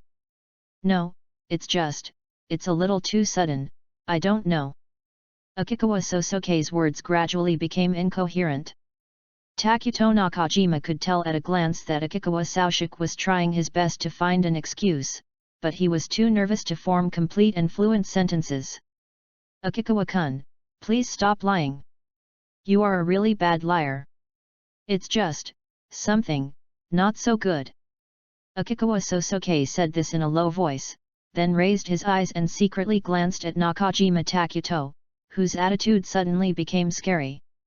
It was as if he wanted to see whether the nurse in front of him, who had suddenly become scary, believed what he said. "Well, I saw Nakajima Takuto sigh deeply. I want to do my best to help Akikawa-kun." "Hey!" Akikawa Sosuke's eyes widened, revealing an expression of shock and confusion. It was Akikawa-kun who killed his own mother, right? Nakajima Takuto said in a deep voice. "Ah!"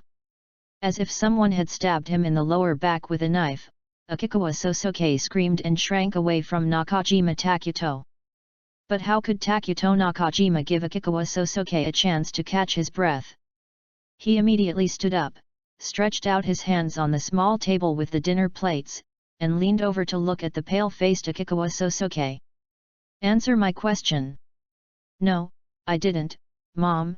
Didn't she die in a car accident?"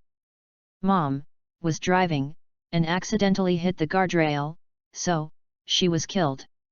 Isn't that right?" Ms. Ryoko was clearly rear-ended after she braked suddenly, and that's why she hit the guardrail. Takuto Nakajima looked at Akikawa Sosuke's heavy breathing due to lack of oxygen in his brain due to extreme tension and pressure, and made a judgment in his mind. From the moment Akikawa Sosuke started to fabricate the cause of Akikawa Ryoko's death, he was already certain that it was Akikawa Sosuke who killed Akikawa Ryoko. It was because it was Akikawa Sosuke who caused the car accident that he wanted to cover up the cause of the accident. What a pathetic kid, he didn't even know that the police could tell what happened to the car before the accident just by looking at the tire tracks on the ground. Even though the dagger was still stuck in his mother's body, he still said that his mother died in a car accident. What a clumsy lie! Takuto Nakajima reached into his pocket and quietly turned on the recording button of the recorder. Although recordings without the other party's consent have no legal effect, but a recording of the prisoner's personal confession can be a strong piece of evidence. You're still trying to lie to me? Ryoko was actually still alive after the car accident. Stop pretending. You were the one who killed Ms. Ryoko, weren't you?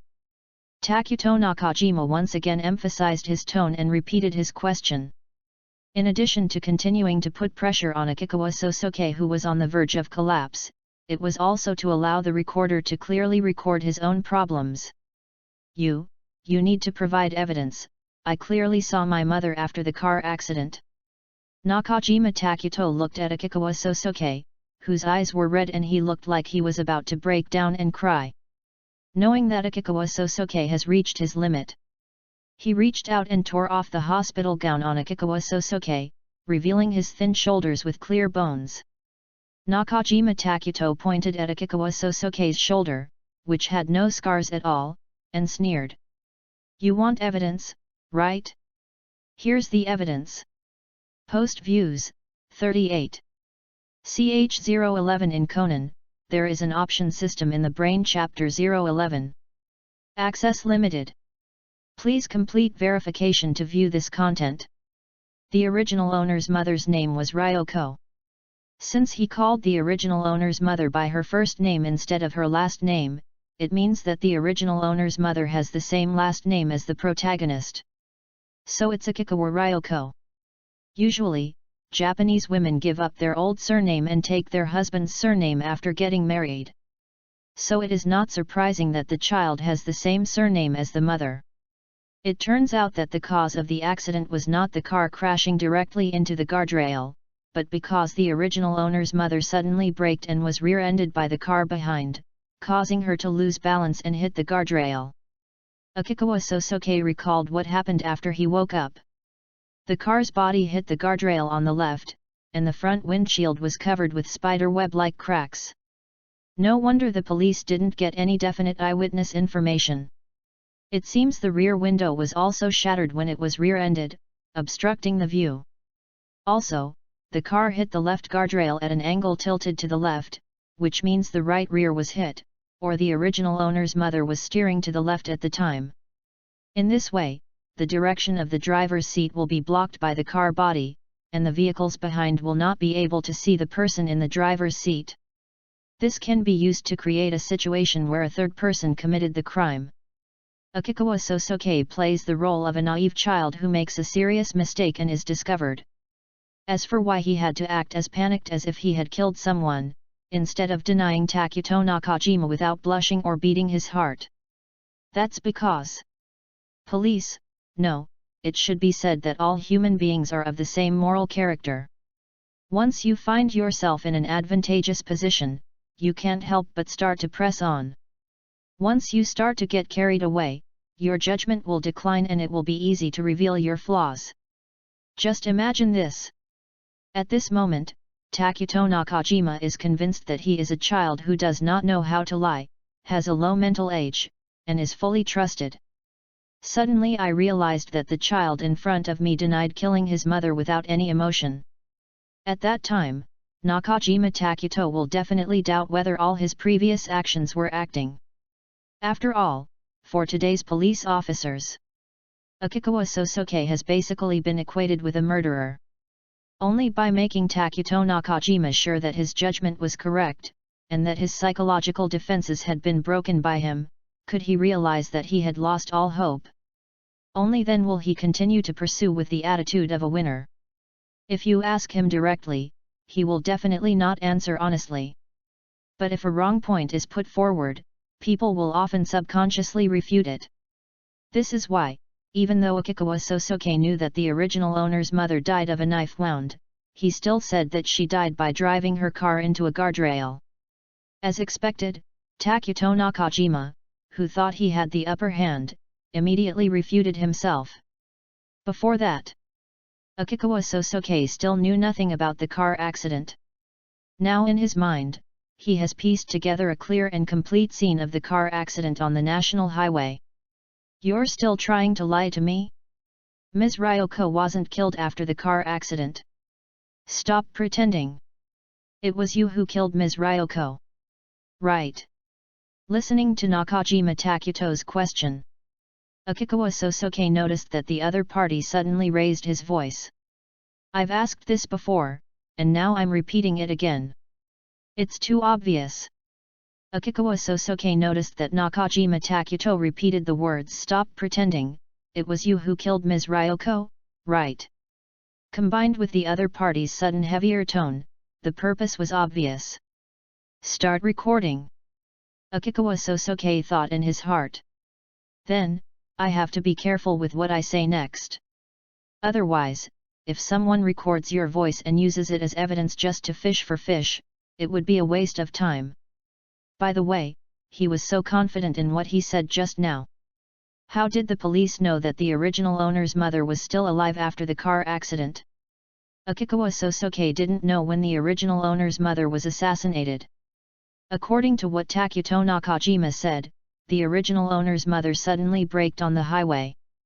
Akikawa Sosuke's first reaction was that himself in the passenger seat suddenly stabbed his mother who was driving with a knife, which led to the subsequent series of events. Another piece of unknown information. Akikawa Sosuke thought to himself, and then, with a tearful look on his face, he stammered and accused the other party of asking for evidence. The doubts in my heart were immediately explained. His hospital gown was torn off by Nakajima Takuto, and he pointed at his left shoulder and said, "This is the evidence." However, after saying this, Takuto Nakajima seemed to realize that he had accidentally said something superfluous and did not continue. But even so, it was enough for Akikawa Sosuke to analyze the whole picture. Left shoulder? Can this serve as evidence that the original owner's mother was killed in a car accident? Oh, I see. It's the marks from the seat belt. It seems that the original owner's mother had seat belt marks on her shoulders, but I don't have any on my shoulders, which means that the marks had not appeared at the time when the car accident happened. In that case, the marks on the original owner's mother's body could only have been left when she was stabbed and struggled after the car accident. Not only was she murdered, but the assassination of the original owner's mother happened after the car accident. After realizing this, Akikawa Sosuke suddenly felt refreshed. Nothing good has happened to me since I came here, but at this moment, my luck has finally turned. The assassination of the original owner's mother happened after the car accident, which means that the original owner's mother did not break because she was attacked by the original owner with a dagger. The Metropolitan Police Department and the detectives have obviously not figured out why the original owner's mother breaks so suddenly. Then isn't this a perfect opportunity to create a third person to commit the assassination? Akikawa Sosuke knew that Japan did not have so many cameras. In this country where more than 99% of traffic violations are caught by traffic police, it is effortless to create a third party who caused a car accident, assassinated the original owner's mother and escaped. Besides, there is no need to pretend to be committing a perfect crime. I just need to make the possibility of the existence of a third party true and ensure that the police have no conclusive evidence to identify me as the murderer. As for not being able to find that third person, then we can only blame the police for their incompetence. Bite. Sudden. A familiar crisp mechanical sound rang in my mind. In front of Akikawa Sosuke's eyes, translucent azure blue text appeared that only he could see. Select 2, complete. Rewards, physical fitness +3. Suddenly, a wonderful feeling permeated Akikawa Sosuke's whole body. Akikawa Sosuke clearly felt that his body seemed to have been strengthened in an instant. The originally weak body was now full of vitality. Wow, the improvement these 3 points provide is much better than I thought. Akikawa Sosuke sighed in his heart, and then turned his attention back to the detective in front of him. The information that this detective can provide is basically enough. Now there is only one last thing left, and it is also the most important thing that I need your help with. I finally don't have to endure the strong urge to vomit that has been lingering in my chest since I took the first bite of food. This is also the main reason why Akikawa Sosuke looked embarrassed when eating, and it was not an act. It's because the original owner's body had serious eating problems. Ugh! Akikawa Sosuke's face turned pale, he covered his mouth with his hand, and his cheeks suddenly puffed up. Post Views, 38. CH012 in Conan, there is an option system in the Brain-Chapter-1-60. Access limited. Please complete verification to view this content. Ugh! Suddenly, when Takuto Nakajima heard Akikawa Sosuke let out a muffled groan, he immediately covered his mouth. Then he leaned over to the bed and vomited out all the breakfast he had just eaten. Takuto Nakajima looked at Akikawa Sosuke, who was vomiting and coughing wildly into the wastebasket beside the bed, and he felt mixed emotions again. When people are under excessive psychological pressure, they will experience physical discomfort and vomiting. This happens frequently during criminal trials. At this point, it is certain that Akikawa Sosuke is really on the verge of collapse. Takuto Nakajima came to Akikawa Sosuke and helped pat Akikawa Sosuke on the back. At the same time, the tone became gentle and soft. "I'm so sorry, Akikawa-kun. I don't want to see Akikawa-kun like this either. I'm really doing this for Akikawa-kun's own good. There is one thing I must confess to Akikawa-kun. I am not actually a nurse in this hospital, but a detective from the 1st Investigation Division of the Metropolitan Police Department. I assure you, as a criminal police officer. As long as you, Akikawa-kun, tell me what happened yesterday, I promise you won't be severely punished. After all, it was your mother who made the mistake first, and you just became an adult yesterday, so you still have a long life ahead of you. If you keep hiding the truth, and the police catch you directly with evidence, the severity of the punishment will be completely different. Enough of the whipping, it's time to feed the candy." Takuto Nakajima is absolutely sure. After suffering this decisive final blow from me, Akikawa Sosuke will definitely give up hiding his crimes and confess them all to me.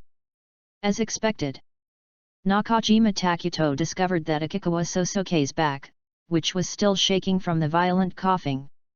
After hearing himself say, "It was your mother who made the mistake, and you just became an adult yesterday," the trembling suddenly stopped. Really? About a minute passed before Takuto Nakajima heard Akikawa Sosuke speaking to him in a hesitant tone. "Of course. I won't lie to you." Takuto Nakajima was delighted and spoke quickly. He did not deceive Akikawa Sosuke. Now Akikawa Sosuke's honest confession can be regarded as surrender. But when the police have evidence and then arrest someone, the punishment will be much more severe. But there was one thing he didn't say. That is, the police have not yet found conclusive evidence that Akikawa Sosuke killed Akikawa Ryoko. Therefore, the Metropolitan Police Department's detention period for Akikawa Sosuke is no longer than 48 hours. Arresting people is even more impossible. What Nakajima Takuto showed at this moment was his full confidence that the police had already obtained solid evidence. Only this way. Only then can I make the young man in front of me believe that I am really thinking about him. Akikawa Sosuke raised his body slightly and used the towel handed to him by Nakajima Takuto to wipe the tears from the corners of his eyes due to vomiting and coughing, as well as the saliva remaining on the corners of his mouth. Then he said softly, "My mother had planned a trip to celebrate my 20th birthday a long time ago." "Yeah, go on," Takuto Nakajima urged in his heart. Although he showed no expression on the surface, he was still as gentle and kind as he was at the beginning. But inside I was already extremely excited. The case is finally coming to an end. Even Detective Masumi Sira, Officer Chiba, and Officer Sato have not solved the case. It only took me one morning to achieve victory. With this achievement, I believe that promotion to inspection minister is just around the corner. After celebrating outside, my mother drove home and I sat in the passenger seat. Yes, that's it.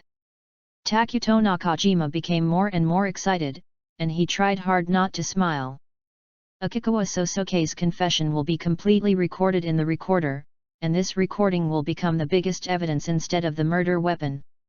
When we were passing the national highway, a motorcycle suddenly jumped out in front of my mother's car, so she stepped on the brakes urgently. Hey? The brakes weren't caused by Akikawa Soushoku.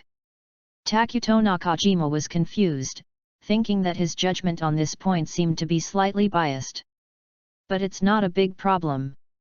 After my mother braked suddenly, for some reason, the car suddenly lost balance and crashed into the guardrail on the left side of the road. Well, this should be a rear-end collision. Takuto Nakajima nodded and muttered to himself. All of Akikawa Sosoke's descriptions were consistent with the facts learned by the Metropolitan Police Department. He was sure that Akikawa Sosoke had not deceived him. I hit my hand because of the sudden brake, and my head was dazed because it hit the headrest. I don't remember much of what happened at the time, but it seemed that the door on my mother's side was suddenly opened by someone. Hey! Takuto Nakajima was stunned and felt something was wrong. That man was wearing all black and seemed to be the one riding the motorcycle. Wait! What are you talking about? Shouldn't you have taken out a knife and stabbed your mother before she could figure out what was going on? Takuto Nakajima felt more and more that something was not right with the way things were going, and began to complain loudly in his mind. Anyway, the man in black was wearing a helmet, so I couldn't see his face. Then he suddenly pulled out a knife and stabbed my mother multiple times. After my mother stopped moving, the man opened my mouth again, poured some pills of unknown substance into my mouth, and then hit my head. When I woke up again, I was already in the hospital. What a joke! Takuto Nakajima couldn't bear it any longer and roared out in anger. I thought Akikawa Sosoke wanted to confess his crimes to me. I didn't expect that even at this time, I would still be making up stories for myself. Takuto Nakajima felt like he had been tricked. He no longer pretended to be kind, and directly lifted up Akikawa Sosoke's collar, put his face close to Akikawa Sosoke and said angrily. You're the one who killed your mother. You murderer! You bought sleeping pills and prepared a dagger in advance, intending to kill your mother and then commit suicide on the day your mother took you out to celebrate your 20th birthday. You killed your mother with a knife after the car accident and then took sleeping pills in an attempt to commit suicide. But you don't know that sleeping pills are actually very difficult to kill. I was lucky to survive. This is your modus operandi, am I right? Akikawa Sosoke's face was already pale. At this moment, Nakajima Takuto grabbed his collar and frightened him so much that his face turned pale. His already red eyes became moist again, and his voice began to become hoarse and tearful. I'm telling the truth. Mom was killed by that motorcyclist. Nonsense! Takuto Nakajima roared again, interrupting Akikawa Soushoku's words. No other fingerprints were detected on the dagger or your mother. Where did the man on the motorcycle come from? This is complete nonsense. If no fingerprints were detected, how did Mr. Nakajima conclude that I was the murderer? Akikawa Sosoke's light question made Nakajima Takuto freeze instantly. Post views, 39. CH013 in Conan, there is an option system in the Brain-Chapter-1-60. What did you do? He actually revealed to the prime suspect that the Metropolitan Police Department had no evidence. Takuto Nakajima stood there in a daze, his mind going blank. The police wanted Akikawa Sosoke to confess when they didn't have any concrete evidence. The trick is to make Akikawa Sosoke think that the police already have evidence. But they were willing to show leniency and give him a chance to turn himself in and reform. Now Akikawa Sosoke knows that the police have no evidence. Then all the bluffing before is meaningless. Takuto Nakajima's hand that was holding onto Akikawa Sosoke's collar gradually loosened, and after Akikawa Sosuke broke free, he coughed again. However, at this moment, Takuto Nakajima had no time to care about Akikawa Sosuke. Realizing that he had made a huge mistake, the back of his clothes was completely soaked with cold sweat. If my boss knew about this, I would definitely be severely punished. No, that's not right. There is still a chance to make amends. Takuto Nakajima turned his head stiffly and looked at Akikawa Sorusuke, who was covering his neck and coughing desperately. Given this guy's mental age and experience, he may not even know what the words I just said mean to him. How can a child who has been imprisoned at home since elementary school know the criminal police's case handling process? Besides, as long as he pleads guilty, wouldn't the previous mistakes be written off? How could anyone know that I accidentally disclosed the investigation of the case to the prisoner when he had already confessed his guilt? Nakajima Takuto calmed down and said to Akikawa Sosuke in a deep voice. I'll give you one more chance. Think it over before you speak.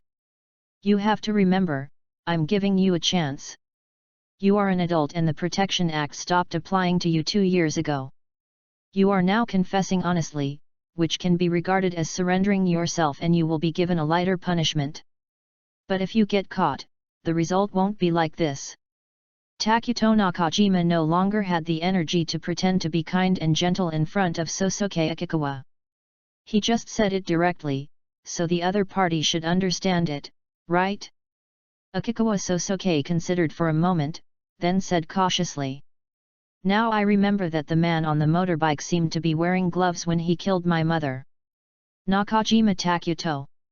You added some settings, didn't you? You heard me say that no fingerprints were found, so you added a setting that the fake criminal was wearing gloves, right? Nakajima Takuto was almost mad to death, and once again couldn't help shouting out in anger. Stop talking to me about the guy on the motorcycle. The police already have evidence. It's obvious that you killed Ms. Ryoko because you had a grudge against your mother. No, no, no. What I said is true. Akikawa Sosuke denied it again and again. Even if I really wanted to kill my mother, I can't do it. What do you mean by even if? What do you mean by can't? As long as there is a knife, even someone like you can use this hand to kill your biological mother. Takuto Nakajima said this angrily, and then grabbed Akikawa Sosuke's right hand, which had been hidden in the sleeve of his hospital gown. However, after seeing Akikawa Sosuke's right hand, which was swollen and purple and bent in the opposite direction, the words that Takuto Nakajima was about to say were stuck in his throat. Ah! All I heard was Akikawa Sosuke screaming. When Takuto Nakajima saw that Akikawa Sosuke's cheek was distorted with pain, he quickly let go of his hand. Your hand, what happened? This time, Takuto Nakajima's words began to stutter. It was the first time he discovered that Akikawa Sosuke's right hand was broken. There was also severe swelling and subcutaneous bleeding. And the color of subcutaneous bleeding is no longer red, but has turned into purple. This shows that a considerable amount of time has passed since Akikawa Sosuke's hand was injured. A bad premonition began to arise in Takuto Nakajima's mind. I just said, yesterday when Mom braked suddenly, she hit. Then why didn't you tell me when you woke up in the morning? No, I don't dare. Takuto Nakajima looked at Akikawa Sosuke, who didn't dare to look him in the face, and looked extremely scared. I just felt a surge of energy and blood rushing into my brain, and I was so angry that I felt dizzy for a moment. What on earth is going on? It's like a child who was injured but was afraid of being scolded when he got home, so he kept it a secret and ended up with the injury getting worse. Is he an idiot? He really is an idiot. You're already 20 years old, an adult. How could you do something that even a middle school student wouldn't do? Takuto Nakajima finally understood where Akikawa Sosuke felt uncomfortable while eating. Because at that time, Akikawa Sosuke's right hand was injured, but he was afraid of being discovered, so he always ate with his left hand. That's why he appears very unskilled. Takuto Nakajima cursed in his heart and suddenly remembered something. The Akikawa Sosoke in front of me seems to have the mental age of a child. Could it be true? He really didn't kill his mother. But he clearly had sufficient motive, and he was the only suspect. He was imprisoned and abused by his mother since he was young. He should hate his mother to the core. His mother died, and he is the biggest beneficiary. Come to think of it, when he was talking about how his mother was killed by an outsider, although he showed some resistance, he didn't show the obvious lies like before.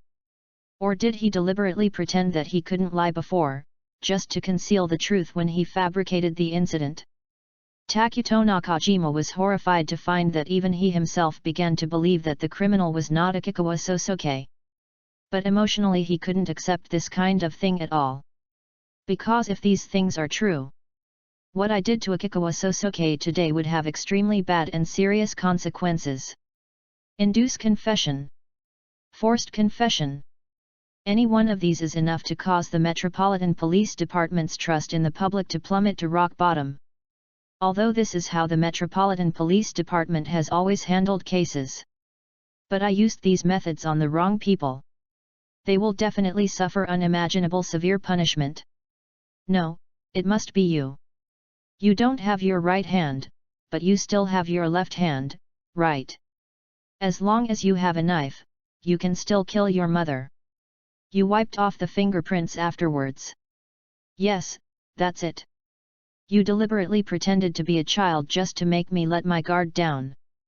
Takuto Nakajima grabbed Akikawa Sosoke's left hand like a madman and kept talking loudly. The murderer can only be Akikawa Sosoke. Akikawa Sosoke must be the murderer. Akikawa Sosoke tried to break free, but his strength was no match for Nakajima Takuto. Stop! At this moment, the door of the ward was swung open. A loud shout rang out inside the hospital. The next moment, Takuto Nakajima felt that his right hand, which was holding Akikawa Sosoke's wrist, was grabbed by a pair of white hands. Excuse me. The voice sounded again.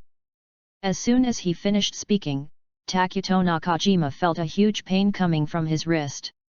Ah! The pain was so severe that Takuto Nakajima let go of his hand and looked at the person who had grabbed his wrist. It was the high school detective Maisumi Sira.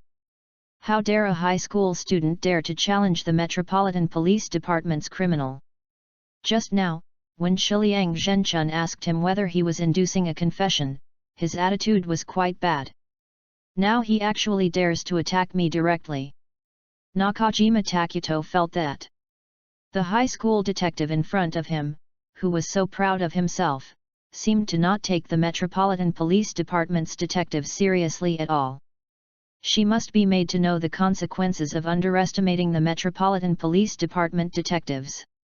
However, Nakajima Takuto didn't finish his words. I just felt a flash before my eyes and heard the sound of breaking wind bang in my ears. At some point, Sira Maisumi's other hand, which was not holding Nakajima Takuto's wrist, had clenched into a fist and flew past Nakajima Takuto's ear like a bullet. A few strands of hair fell along Sira Maisumi's fist. Takuto Nakajima's ears were also hurt by the wind from Maisumi Sira's punch. He felt as if the blood in his body had solidified in an instant. Nakajima Takuto had no doubt at all. If Sira Masumine's punch just now had hit me in the face, I would probably have been sent straight to the emergency room. You're too impulsive, uncle. Sira is a super Jeet Kune Do master who can even suppress Ran. Conan, who came in with him, looked at Nakajima Takuto who was stunned with fear, his mouth twitched, and he complained silently in his heart. Nakajima-kun. Ms. Sira. What are you doing? The shouts of Chiba Kazunobu who arrived shortly afterwards also rang out in the ward. He was so shocked by the scene before him that his eyes widened and he didn't understand what was going on. A moment later. Only then did Sira Maisumi slowly withdrew his hand, took a step back, and distanced himself from Nakajima Takuto.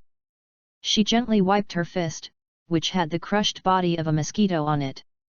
The girl's deep green eyes reflected the ashen-faced Nakajima Takuto. An apologetic smile appeared on his face, which was more handsome than that of countless current male idols. "Sorry, Officer Nakajima, there are mosquitoes." Post Views, 37. Ch014 in Conan, there is an option system in the Brain-Chapter 014. Akikawa Sosuke was sent for examination and treatment. Takuto Nakajima and Conan and his companions were taken back to a temporary room prepared for them in the hospital by Detective Chiba Kazunobu. I thought the room should be empty. After pushing the door open, Takuto Nakajima discovered that there was another person inside. That is the beautiful detective known as the Flower of the Metropolitan Police Department, Maiwako Sato. Maiwako Sato is of the same rank as Inspector Toda, who previously gave orders to Takuto Nakajima.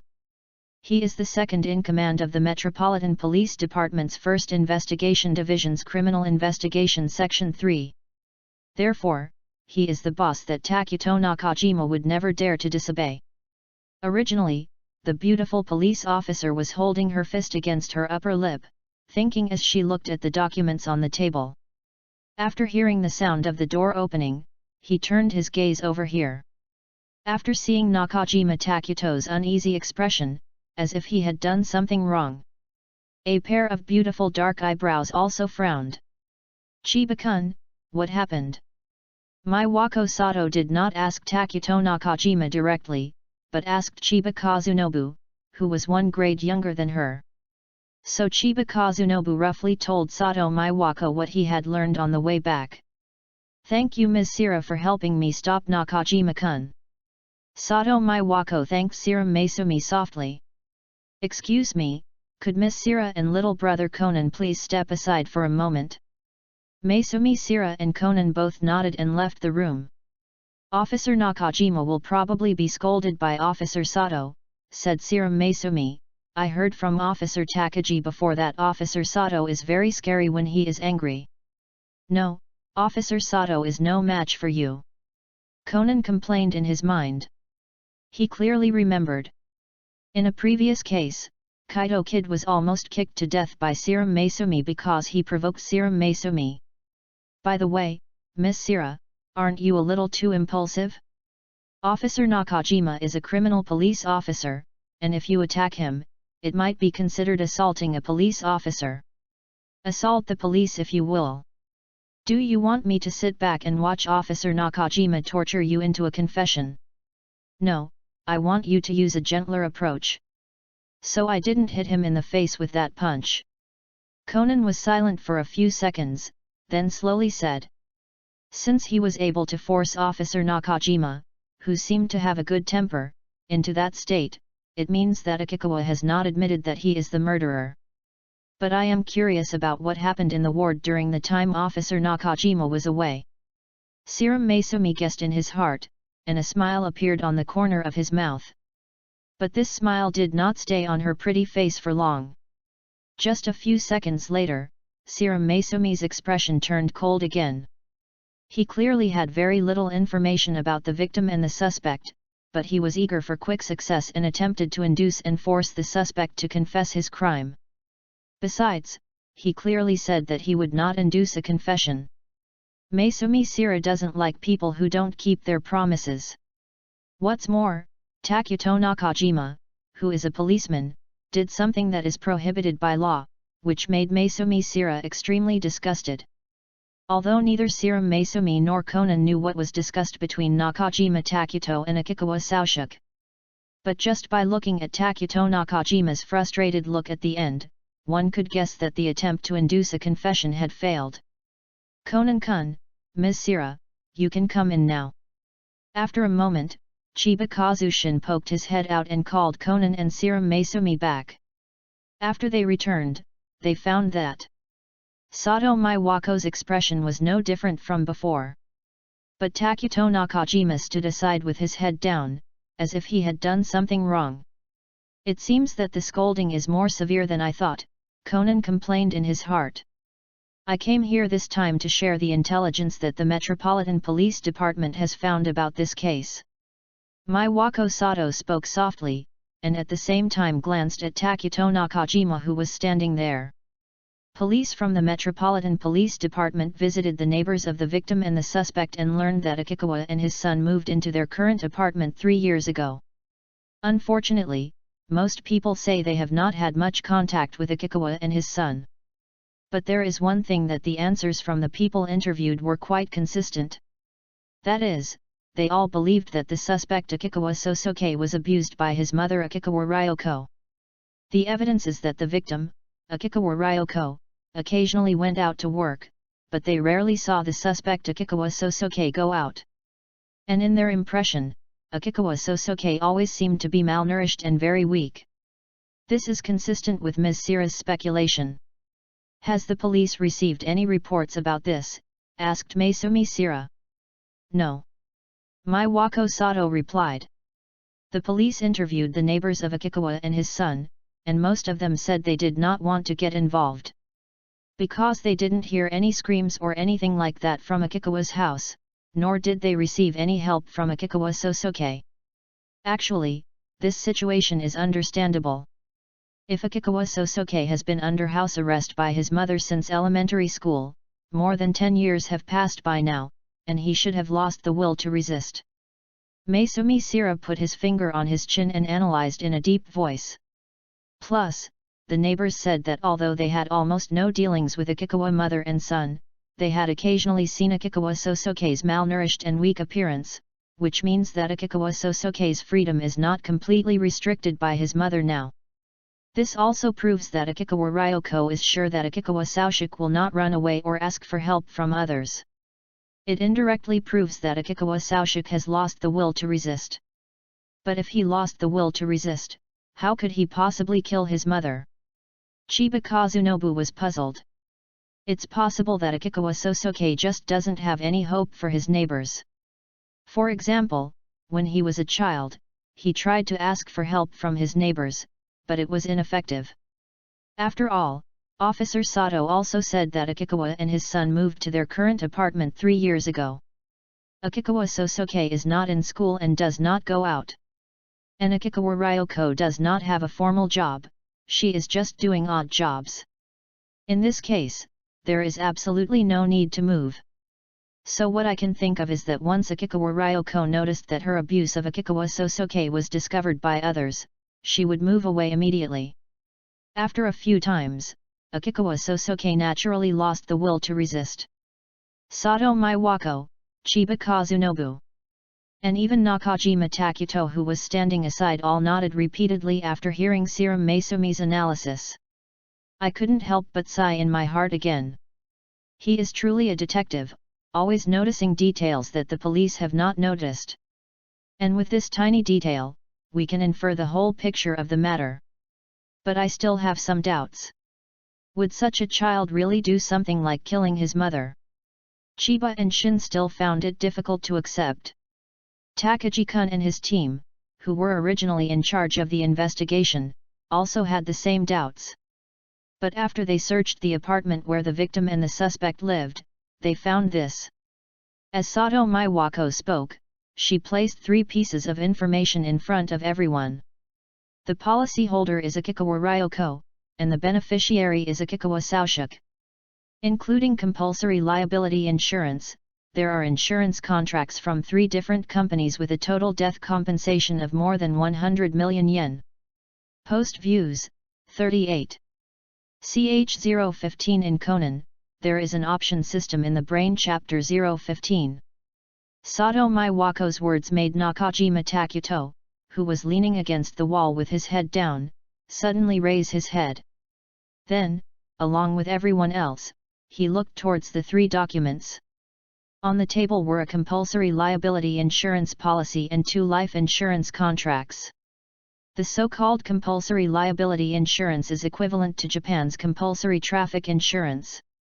This is the insurance that all people who buy cars in Japan must purchase. Life insurance is equivalent to life insurance, which is insurance that you need to apply for and purchase from the insurance company yourself. Although this document is signed by Akikawa Ryoko, it does not necessarily mean that Akikawa Ryoko bought the insurance for herself. Because as long as you get the seal and insurance certificate, even children or spouses can go to the insurance company to insure their family members. Hearing Sato Maiwako say this, Nakajima Takuto, who was standing by, seemed to have grasped a life-saving straw, and hurriedly shouted excitedly. As long as Akikawa Ryoko dies, Akikawa Sosuke will not only be free from his mother's abuse, but he will also receive a huge compensation that will allow him to live a worry-free life for the rest of his life. Although death benefits are considered inheritance, they are not taxed by the government. Akikawa Sosuke is the biggest beneficiary of Akikawa Ryoko's death this time. He has a full motive for murder. Sure enough, he had planned all this long ago, so he bought those 2 life insurance policies for my mother. Nakajima Takuto's words once again aroused Serum Masumi's disgust. She looked at Nakajima Takuto and asked back. If Akikawa Sosuke was going for the insurance money, why would he commit suicide after his mother's death?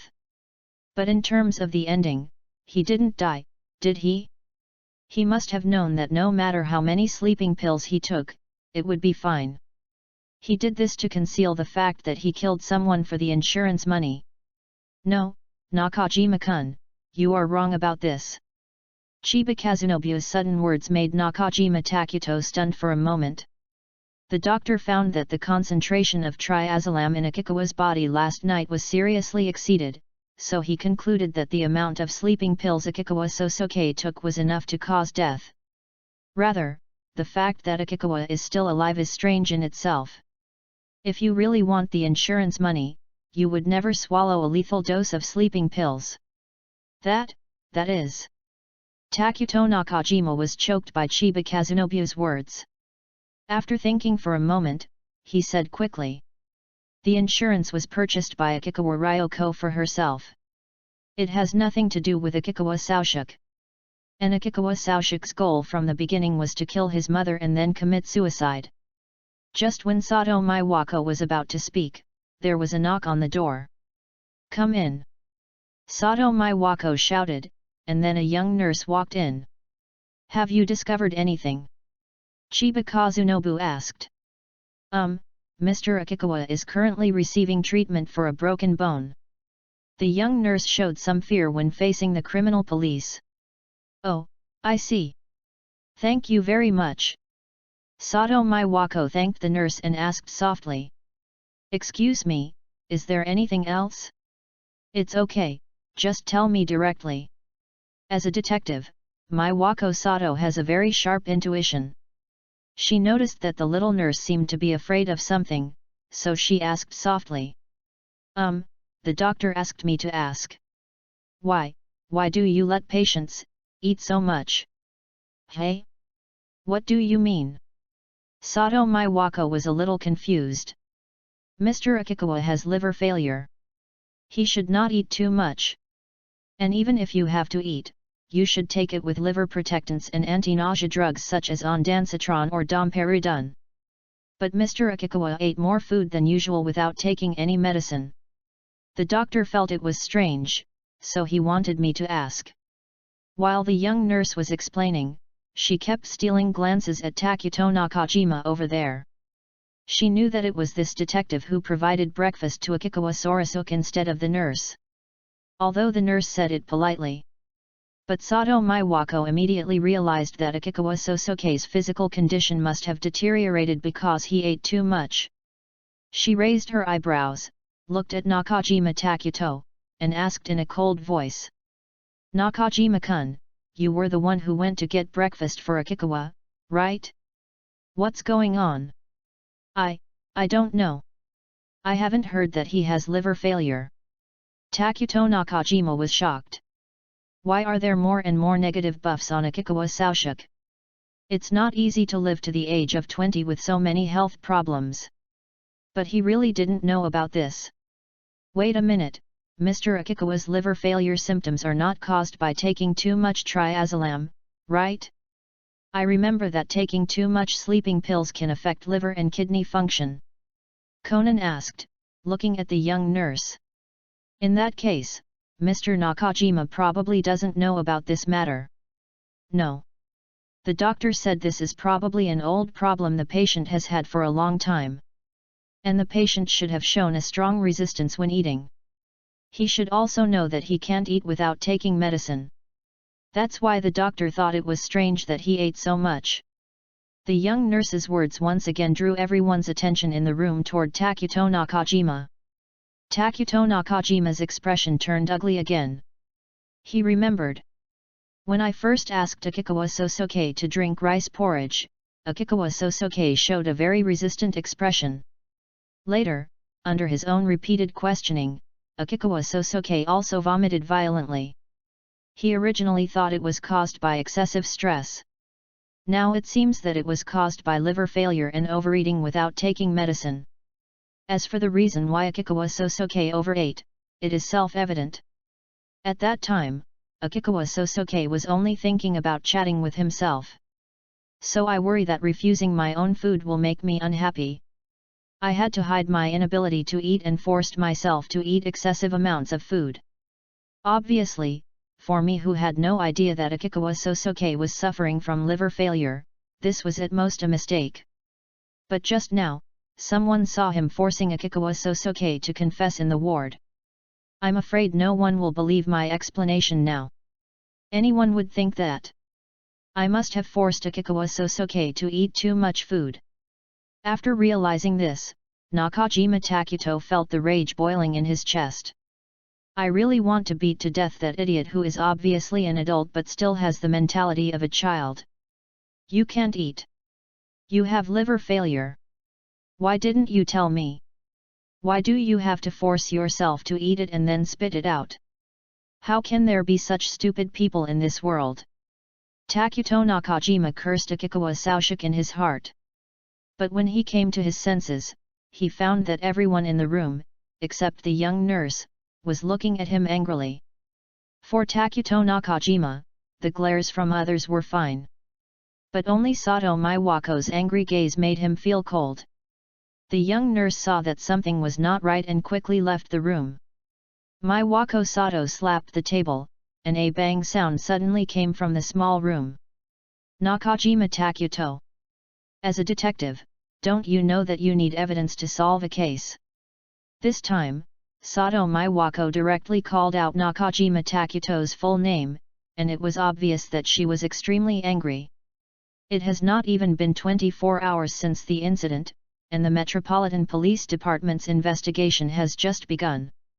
You are using mere conjecture to induce and force a confession from the suspect. Is meritorious service more important to you than the truth? That Akikawa Sosuke is so weak. If he really wasn't the criminal, but you forced him to confess, would you also regard it as your own merit and not care about his life or death? No, no, no, I would never do such a thing. Takuto Nakajima hurriedly denied. However, there was no look of conviction on Sato Maiwako's face.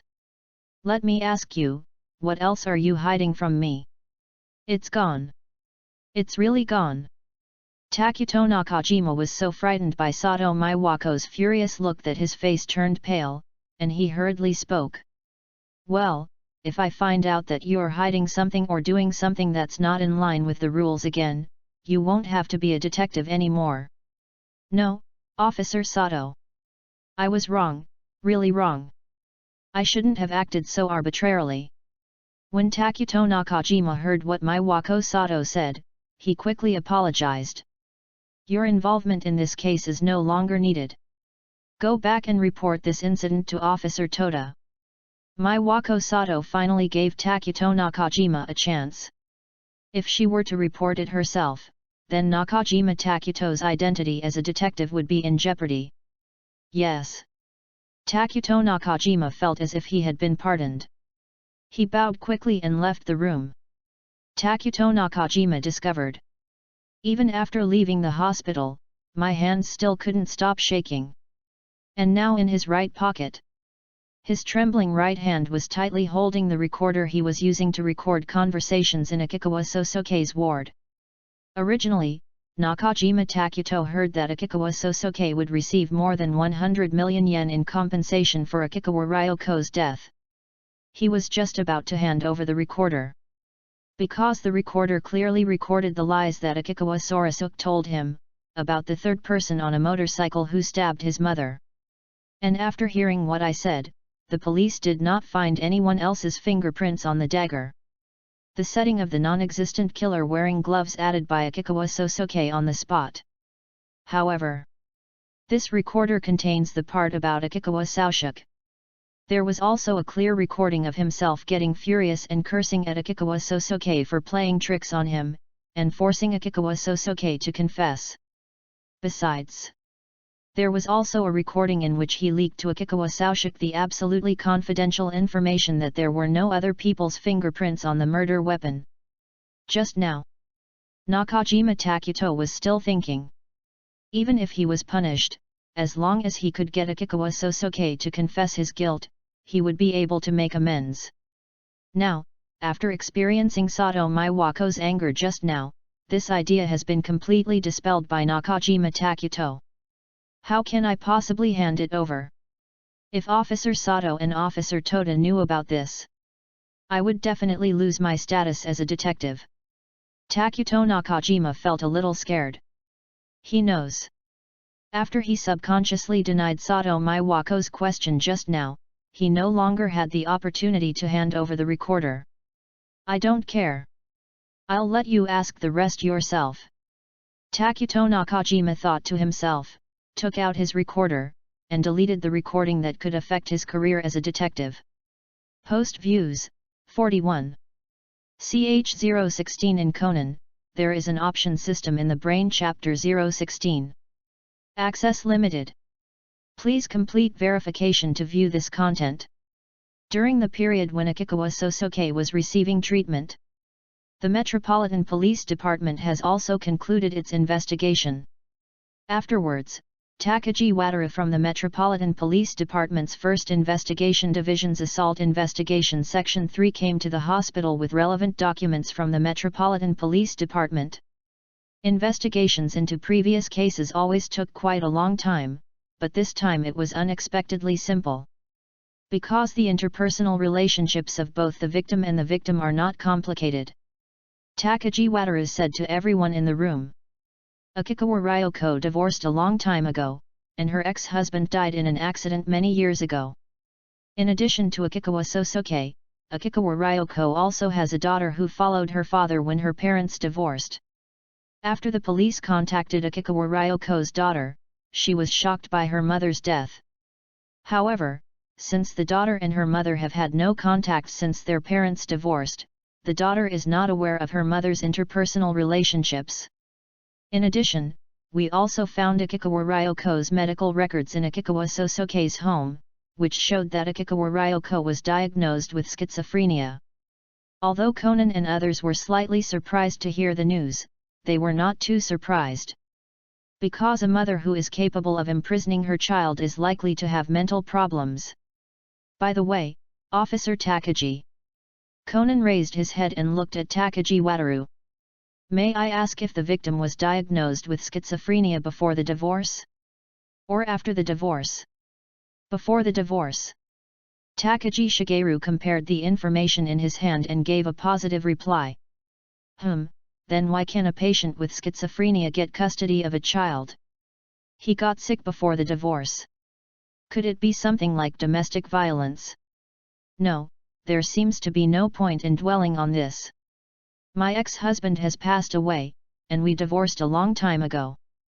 Conan muttered a few words to himself, and finally concluded that the victim's experience with her ex-husband would not be of any help in this case. Later, the Metropolitan Police Department visited the restaurant where the victim occasionally worked. When they learned that the victim had died, they all expressed shock. Basically everyone who has worked with Akikawa Ryoko said that she was usually very quiet and withdrawn, and she almost never talked to them. So even though Akikawa Ryoko worked in that restaurant for 3 years, she didn't have any friends. When the police asked them whether they had ever noticed that Akikawa Ryoko had any mental problems, all of them answered in the negative. Also, Akikawa Ryoko doesn't go to work very often, only about 4 times a week. After listening to what Takagi Wataru said, Serum Maesumi began to analyze with his head down. 4 times a week. Even if you work 8 hours a day, according to Tokyo's minimum hourly wage, you can barely get about 130,000 yen a month. Besides the rent, they also have cars that require parking fees every month, plus 3 insurance policies. They are still renting an apartment. Can this income really support the mother and the child? Sira is confused.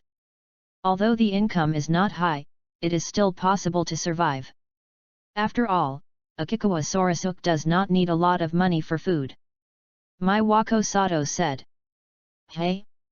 How did Ms. Sira know that they rented an apartment? Takagi Shigeru asked puzzledly. Just think about it. How can someone who moves frequently buy an apartment? So that's how it is. Takagi Wataru nodded.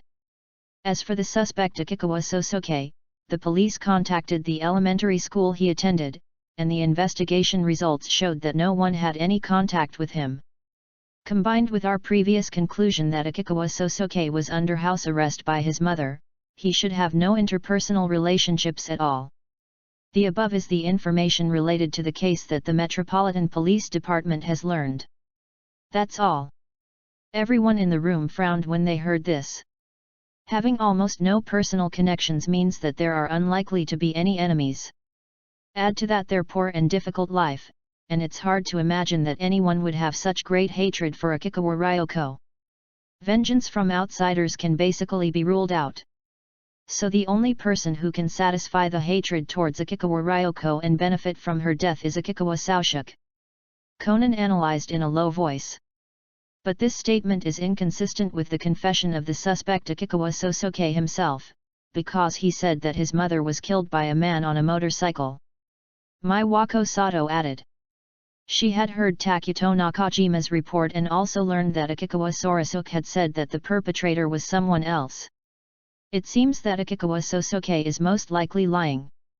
After 4 hours of treatment, Akikawa Sosuke was sent back to his ward again. Although it has only been 1 day since he traveled through time. But Akikawa Sosuke always felt that this day might be more tiring than a week. Perhaps it's because so many things happened in such a short period of time. Liver dysfunction, anemia, severe malnutrition, right hand fracture, head trauma, several bruises on the body. Am I going to live with this body in the future? Although Akikawa Sosuke knew that he would have a second chance at life after death, he had nothing to complain about. However, as he got to know himself better, Akikawa Sosuke couldn't help but feel tired. Come to think of it, as long as you complete the system options, you can directly get an upgrade. I also saw items like the recovery card before, which should be able to cure all my old ailments. It's outrageous that a child can be raised like this by his mother. Just as Akikawa Sosuke was staring at the ceiling and talking to himself, he suddenly heard a knock on the door. Then a tall woman in a suit, as well as Maisumi Sira and Conan, whom I had seen before, walked in. Another detective. He looks like he's of a higher rank than that Nakajima. But Nakajima didn't come this time. It seems that he was forced to leave the case because of the torture. Speaking of which, the handsome detective next to the Death God elementary school student has a terrifying fighting ability. Akikawa Sosuke complained in his heart. Maisumi Sira has always used the male self-proclaimed name, and the miss that other people use to address Maisumi Sira is actually in Japanese, so gender cannot be determined by the name. Hello, Mr. Akikawa. I'm a detective from the Metropolitan Police Department's 1st Investigation Division's Criminal Investigation Division 3. My name is Sato Maiwako. Maiwako Sato had no intention of hiding her identity, but walked directly to Akikawa Sosuke and showed her police officer ID. First of all, I would like to apologize to Officer Nakajima for what he did to Mr. Akikawa. Although it may be difficult to gain Mr. Akikawa's forgiveness, Officer Nakajima will be punished accordingly when he returns to the Metropolitan Police Department. Oh! Looking at the beautiful police officer in front of him who was bowing sincerely to him, Akikawa Sosuke responded indifferently. As for the punishment that Sato Maiwako mentioned, Akikawa Sosuke didn't quite believe it. After all, how they are punished is their own internal matter. Although I don't hold a grudge against Nakajima. After all, I was able to get out of the case thanks to him. I think he will be taken to the Metropolitan Police Department for questioning next. As long as he is not with the detectives, it won't be a big problem. Akikawa Sosuke thought in his mind. Then I heard Sato Maiwako stand up and continue to speak to me. Although it may be rude to interrupt Mr. Akikawa when he has just finished surgery, I would like to ask him a few questions about this case. Hey! Post views, 35. CH017 in Conan, there is an option system in the Brain-Chapter-1-60. Access limited. Please complete verification to view this content. Akikawa Sosuke was a little surprised. Not to mention that we are in a hospital ward now, there are two outsiders standing behind this beautiful police officer. So all Metropolitan Police Department detectives look like this. You bring outsiders here to sit in on the trial. Akikawa Sosuke originally thought that if the enemies were all characters like Nakajima Takuto who were a little smart but not very smart, he should be able to handle them. But I didn't expect that the Metropolitan Police Department would be willing to allow that handsome detective and the elementary school student of death to listen in on the interrogation. The detectives in the world view of Detective Conan all seem to have superb IQs. If they reveal a flaw, they will definitely be discovered immediately. Akikawa Sosuke thought to himself, then looked at Conan and Serum Maesumi. Excuse me, who are these two? They are Conan-kun and Ms. Sira. They may also have some questions for Mr. Akikawa. Good. Akikawa Sosuke saw that Sato Maiwako had no intention of letting the two detectives leave, so he nodded slightly. Thank you for your cooperation. Without further ado, could you please repeat yesterday's itinerary, Mr. Akikawa? Retell the itinerary? Are you just asking, or do you want to confirm whether my answer conflicts with the previous recording of Nakajima? Akikawa Sosuke thought about it, and then said. Yesterday was my 20th birthday, so I plan to go out with my mom to celebrate. After the celebration, we are ready to go home. Excuse me, can you tell me more specifically how you celebrated? Like where you went and what you did? It was just a normal meal.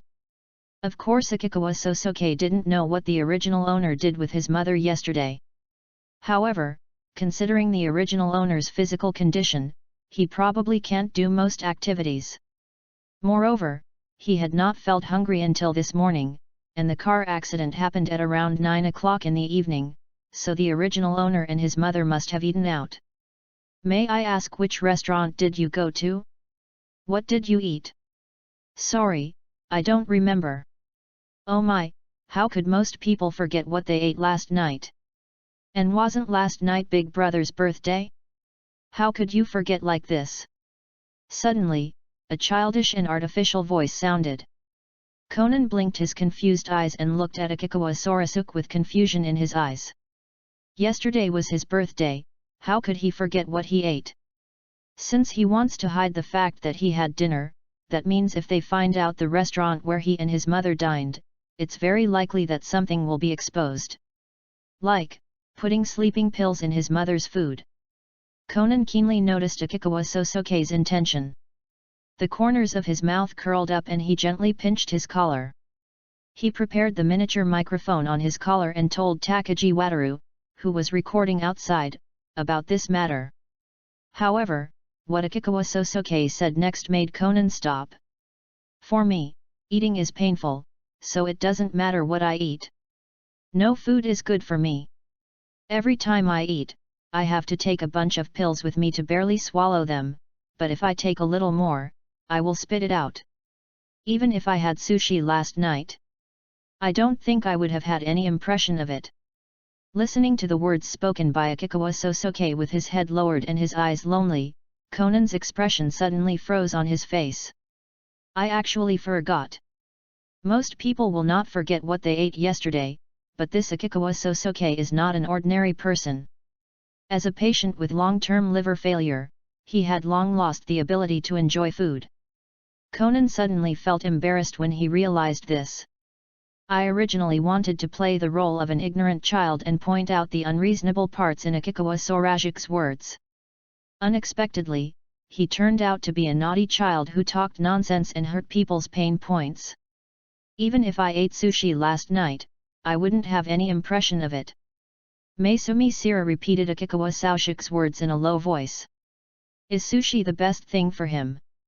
Maesumi Sira had heard that for children from ordinary families, sushi was the most luxurious food.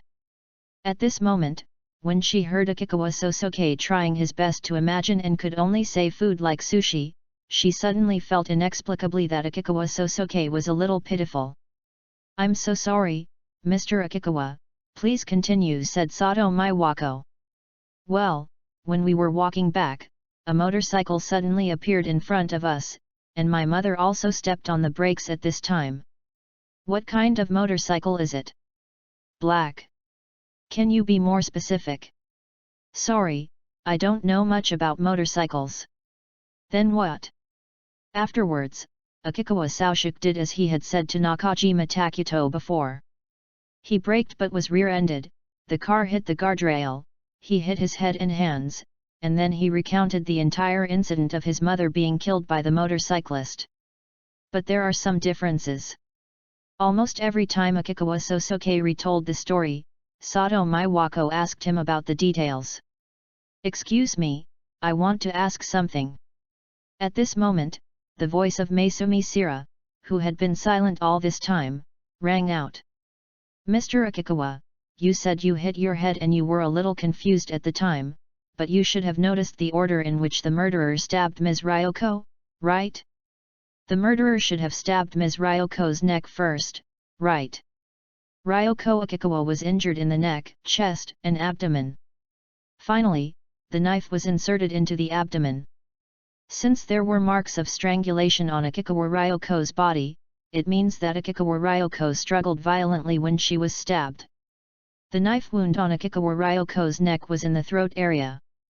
It was impossible for her to struggle violently after being stabbed, so it must not have been the first place where the knife was cut. In addition, there were no fingerprints on Akikawa Ryoko's body, and Akikawa Sorajik did not have gloves. Then the marks caused by ligatures would be considered as police confidential information known only to the police. In this case, if Akikawa Sosuke is the murderer, then his answer will most likely avoid the correct order of stabbing to confuse the police's judgment. And my questioning just happened to be in line with the murderer's wishes. Considering that the knife was inserted into Akikawa Ryoko's abdomen in the end, the knife was stabbed from the top of the throat, which is consistent with the impression of outsiders who witnessed the tragic death. As long as Akikawa Sosuke nods, then he is most likely the murderer. As Serum Maesumi was thinking, he heard Akikawa Sosuke recalling in a trembling voice. From what I remember, it seems not, the man stabbed my mother in the chest several times first, and then stabbed her in the abdomen and throat. I just remember that my mother was struggling violently, but I was so scared that I didn't dare to move, and I didn't see it clearly. I actually avoided Sira's trap. Conan sighed softly in his heart, but did not easily deny the possibility that Akikawa Sorajik was the murderer. He quietly reached out and tapped the microphone on his collar twice to send out the signal. A moment later, there was a knock on the door in the ward. Then Takagi Wataru walked in. Maiwako Sato looked at Takagi with a confused look, and then she heard Takagi whispering in a low voice that could still be heard by people in the room. The forensic department has reported that no sleeping pills were found in Akikawa Ryoko's body. That eliminates the possibility that sleeping pills caused the car accident. Sato Maiwako nodded. There is one more thing. The forensic experts used the luminol reaction to determine that the fingerprints on the handle of the dagger were wiped by the murderer. But the murderer revealed his flaw here. Because the forensic department later used the cyanoacrylate fumigation method to find fingerprints of another person other than the deceased Akikawa Ryoko on the handle of the dagger. While Takagi Wataru was reporting to Sato Maiwako, Conan's eyes behind his big round frame glasses were always fixed on Akikawa Sorasuke. As expected, After hearing Takagi Wataru say that other people's fingerprints were found on the handle of the dagger, Akikawa Sorasuke showed a very surprised expression on his face. Post Views, 39. CH018 in Conan, there is an option system in the Brain-Chapter 018. Access limited. Please complete verification to view this content. Bait. Conan was delighted, and then asked. By the way, Brother Akikawa, did you notice any special features on the murderer's hands? For example, tattoos, nail polish, scars, etc. Any special features? Before entering the ward, Conan asked Detective Takagi Shigeru for help alone. That is, if you hear yourself tapping the microphone, you will come in to report that a fingerprint has been detected. And when reporting, you must first report the true information. The purpose is to increase the credibility of the subsequent report. Because there were no fingerprints detected on the dagger, and Akikawa Sosuke didn't have gloves. If he was the murderer, then he could only have wiped off the fingerprints on the dagger with the absorbent cotton clothing on the victim, and then used the blood to cover the grease and skin flakes left on the clothing. It's different from the trap set by Miss Sira. It's police secret information known only to the police. This is criminal-specific information known only to the murderer and the police. Only a criminal who wiped off his fingerprints would think that the police could not detect fingerprints on the dagger. The cyanoacrylate fumigation method, also known as the superglue fumigation method, is a method commonly used by modern forensics that relies on heating and volatilization to form a white polymer to reveal fingerprints. Although this method cannot 100% reveal fingerprints after being wiped with blood. But the mere existence of this possibility is enough. As long as Akikawa Sosuke doesn't know the results of the forensic department's appraisal, he can't be 100% sure that his fingerprints have been completely processed. Conan seems to be asking Akikawa Sosuke about the hand characteristics of the murderer. But what he actually wanted to know was whether the criminal had directly touched the dagger with his hands. Since he heard Officer Takagi say that fingerprints of someone other than Akikawa Ryoko were detected on the dagger, if he is the criminal, he will definitely think that his fingerprints were not handled cleanly. In this case, he has no way to evade the police by saying that a third person wore gloves to commit the crime or something like that. Because in the face of concrete evidence, rebuttal seems suspicious. From the perspective of the culprit Akikawa Sosuke, the Metropolitan Police Department has confirmed that someone touched the hilt of the dagger with their bare hands. So Akikawa Sosuke could only make up a hand feature that was completely different from his own. But no matter what he answers, he must be the murderer. Because, under the circumstances yesterday, he was the only one who could have touched the dagger with his bare hands. The various investigation results of the Metropolitan Police Department indicate that Akikawa Sosuke is the only person with a motive in this case and the only person who can benefit from the death of Akikawa Ryoko. As long as we consider that Akikawa Sosuke is the murderer, and combine it with the clues at the scene, we will be able to deduce his modus operandi. This is Conan's absolute confidence in his reasoning ability. As long as Akikawa Sosuke does not deny that the criminal touched the dagger with his bare hands, it is equivalent to him admitting that he is the criminal. But because of the presence of Takagi Wataru, Akikawa Sosuke had no way to deny that the criminal had touched the dagger with his bare hands. In the case of information asymmetry, it is obvious that we have the advantage. Akikawa Sosuke looked at the confident expression on Conan's face and his heart was pounding. Indeed. After hearing the detective who came in later say that the Metropolitan Police Department had detected other people's fingerprints through the cyanoacrylate fumigation method, he couldn't help but doubt his own handling of the matter. But then, when he heard Conan asking him about the characteristics of the criminal's hands, Akikawa Sosuke keenly noticed something. That is, sure enough, Nakajima didn't hand over the recording in the ward this morning. If Conan knew that he had already learned the results of the identification department, he would never ask himself this. Then the only possibility is that Takuto Nakajima did not tell them about this matter. Through contact with Takuto Nakajima in the morning, Akikawa Sosuke is convinced that Nakajima Takuto has the sense of justice and responsibility of a detective. But in the end, he will definitely be the one who puts his own interests at the most important position in his heart. So, for this kind of person, as long as his own practical interests are threatened, the balance between his sense of responsibility and his own interests will definitely tilt towards the latter. To achieve this goal, two things need to be done. One is to accumulate his anger and reduce his patience. Eventually, Nakajima Takuto lost his mind and forced himself to confess and was discovered. The second is to finish him off again to reduce his psychological endurance. He increased the mistakes made by Takuto Nakajima by damaging his body through overeating. In this case, the recording of his huge mistake would become an unstable bomb that threatens his career as a criminal police officer. When you don't know when the bomb will explode and affect you, the safest option is obviously to dismantle it completely.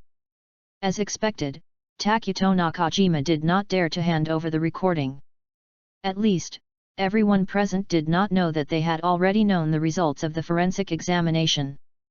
Conan had a confident smile on his face and stared sharply at Akikawa Sorasuke, who was shocked, and saw that he opened his mouth. "No, how can this be possible?" Conan heard the words coming out of Akikawa Sosuke's mouth that reflected his inner turmoil. "Could it be that you can't even make up a random hand feature? Are you completely panicked just by knowing that your fingerprints have been exposed?" Conan thought to himself. Then I heard Akikawa Sosuke continue to say, "I clearly saw that the person who stabbed my mother was wearing gloves." Akikawa Sorasuke's words made Conan's eyes widen suddenly, but his pupils suddenly shrank. The confident smile on his face froze in an instant. He had clearly blocked Akikawa Sosuke's escape route, leaving only one route that would eventually lead to a trap no matter which way he went. However, he never expected that Akikawa Sosuke would still walk towards the blocked road. Conan has been observing Akikawa Sosuke's reaction. His eyes suddenly widened in shock. Then he frowned to show confusion. Glancing up before speaking is a sign of reminiscing. Finally, a definite answer was given. All these reactions were too natural. It really is like the performance of someone who hears something for the first time that is different from what he remembers. Indeed. No matter what Akikawa Sosuke answers about the description of the criminal's hand features, he will be the criminal. But Akikawa Sosuke directly stated that the criminal was wearing gloves, which makes the situation a different matter.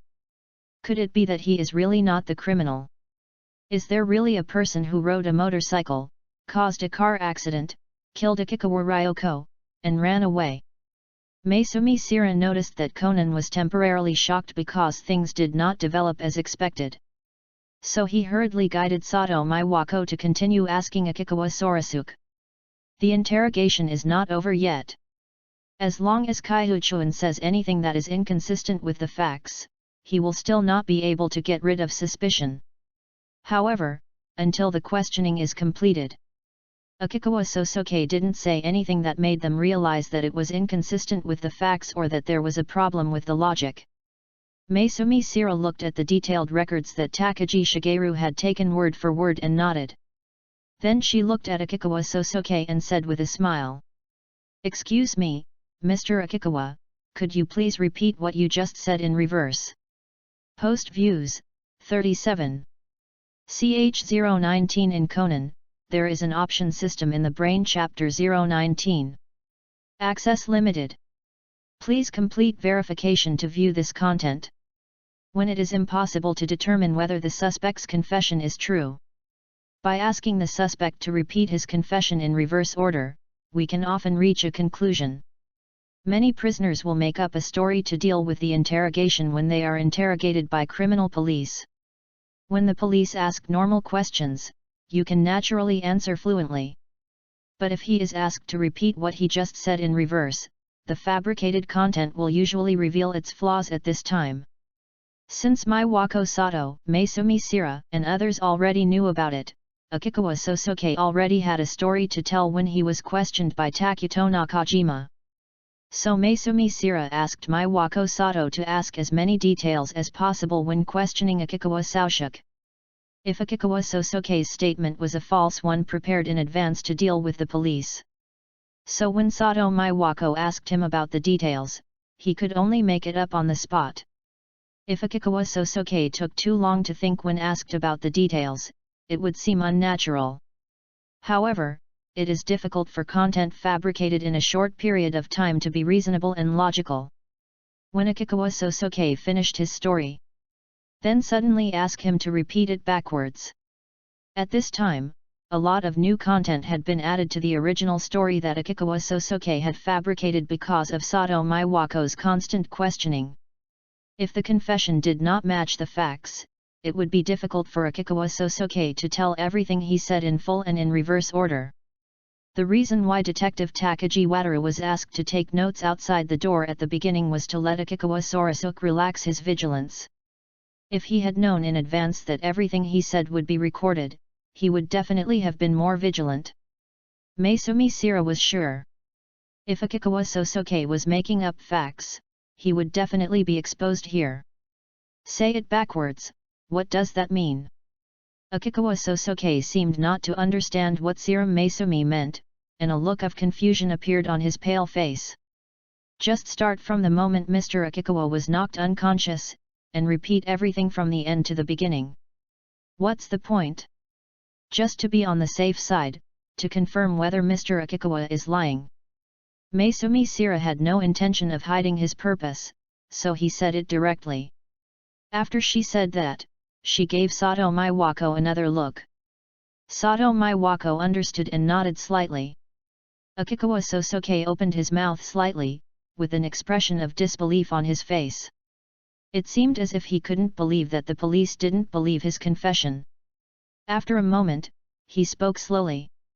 Well, after the man on the motorcycle confirmed that my mother was no longer moving, he opened my mouth, forced a lot of sleeping pills into my mouth, and then knocked me unconscious.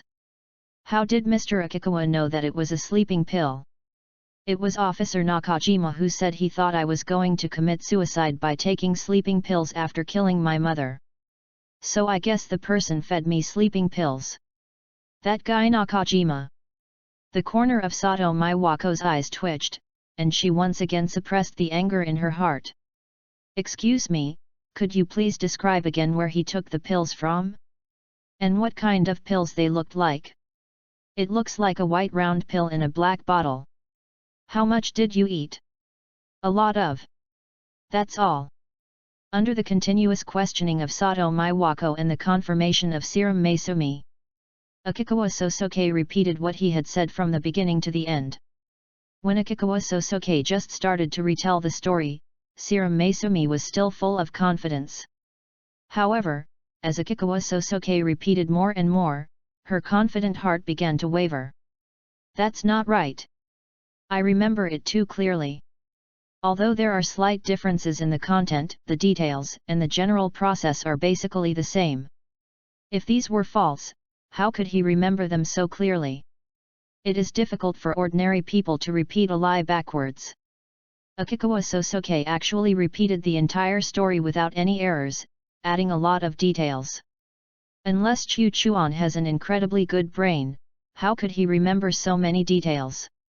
What's more, his brain was just affected by carbon monoxide poisoning, and he was injured twice in the head yesterday. It seems that what he said was really the facts he witnessed with his own eyes. Maesumi Sira was quite shocked and gradually began to believe that the murderer was someone else. Thank you for your cooperation, Mr. Akikawa. After finishing her story, Sato Maiwako whispered her thanks to Akikawa Sosoke. Now you are sure that I am not a criminal, right? Asked Akikawa Sosoke. No. I can only say that the possibility that Mr. Akikawa is the culprit is decreasing. But we still cannot deny that Mr. Akikawa is suspected of killing Ms. Ryoko. Because of the existence of the 3 insurance policies, Mr. Akikawa will directly receive more than 100 million yen in compensation for Ms. Ryoko's accidental death. Insurance? What do you mean? Akikawa Sosoke showed a very confused expression. Ms. Ryoko purchased 2 life insurance policies in addition to her car's self-liability insurance. Your family is not wealthy, and Ms. Ryoko does not have a formal job. It is already very tight to rely on the income from part-time work to cover living expenses. It is unreasonable for her to buy so much insurance. Sato Maiwako's words once again made Akikawa Sorasuke stand there with his mouth open. After a long while, he seemed to have just reacted. His face flushed and he raised his voice slightly. You think I killed my mother for the insurance money? Sato Maiwako didn't say anything, obviously agreeing with Akikawa Sorasuke's statement. That's ridiculous. If I wanted the insurance money, why would I take sleeping pills and commit suicide? Anyone could hear the suppressed anger in Akikawa Sosuke's tone. It's possible that Brother Akikawa doesn't know about insurance. Conan said. But didn't you detect fingerprints on the dagger? Although I don't know what happened, you can compare it with my fingerprints and you will know, right? Upon hearing this, Sato Maiwako looked at Takagi Wataru. Mr. Akikawa's words make sense. Since the forensic department has detected the fingerprint, can't we just compare it with Mr. Akikawa's fingerprint? Upon hearing this, Takagi Wataru also became embarrassed in an instant. This. Maiwako Sato is very familiar with Takagi Wataru. She looked at Takagi Shigeru's hesitation and evasive gaze, and then she reacted. Takagi-kun, you're not lying to me, are you? No, that's not what Officer Sato thinks. Let me explain. As Takagi Wataru said this, he wanted to lean over and tell Sato Maiwako the truth in her ear. However, he was blocked by Sato Maiwako's hand, and then he saw anger emerging in the depths of Sato Maiwako's beautiful eyes. Okay, no need to explain. I can probably guess what's going on. Sato Maiwako's tone gradually became colder, and beads of sweat began to appear on Takagi Wataru's forehead. So, you guys are lying to me again. After a while, Akikawa Sosuke, who realized it late, then uttered a sound full of disbelief. The word again in his words sounded particularly harsh to Sato Maiwako and others. Because they all know.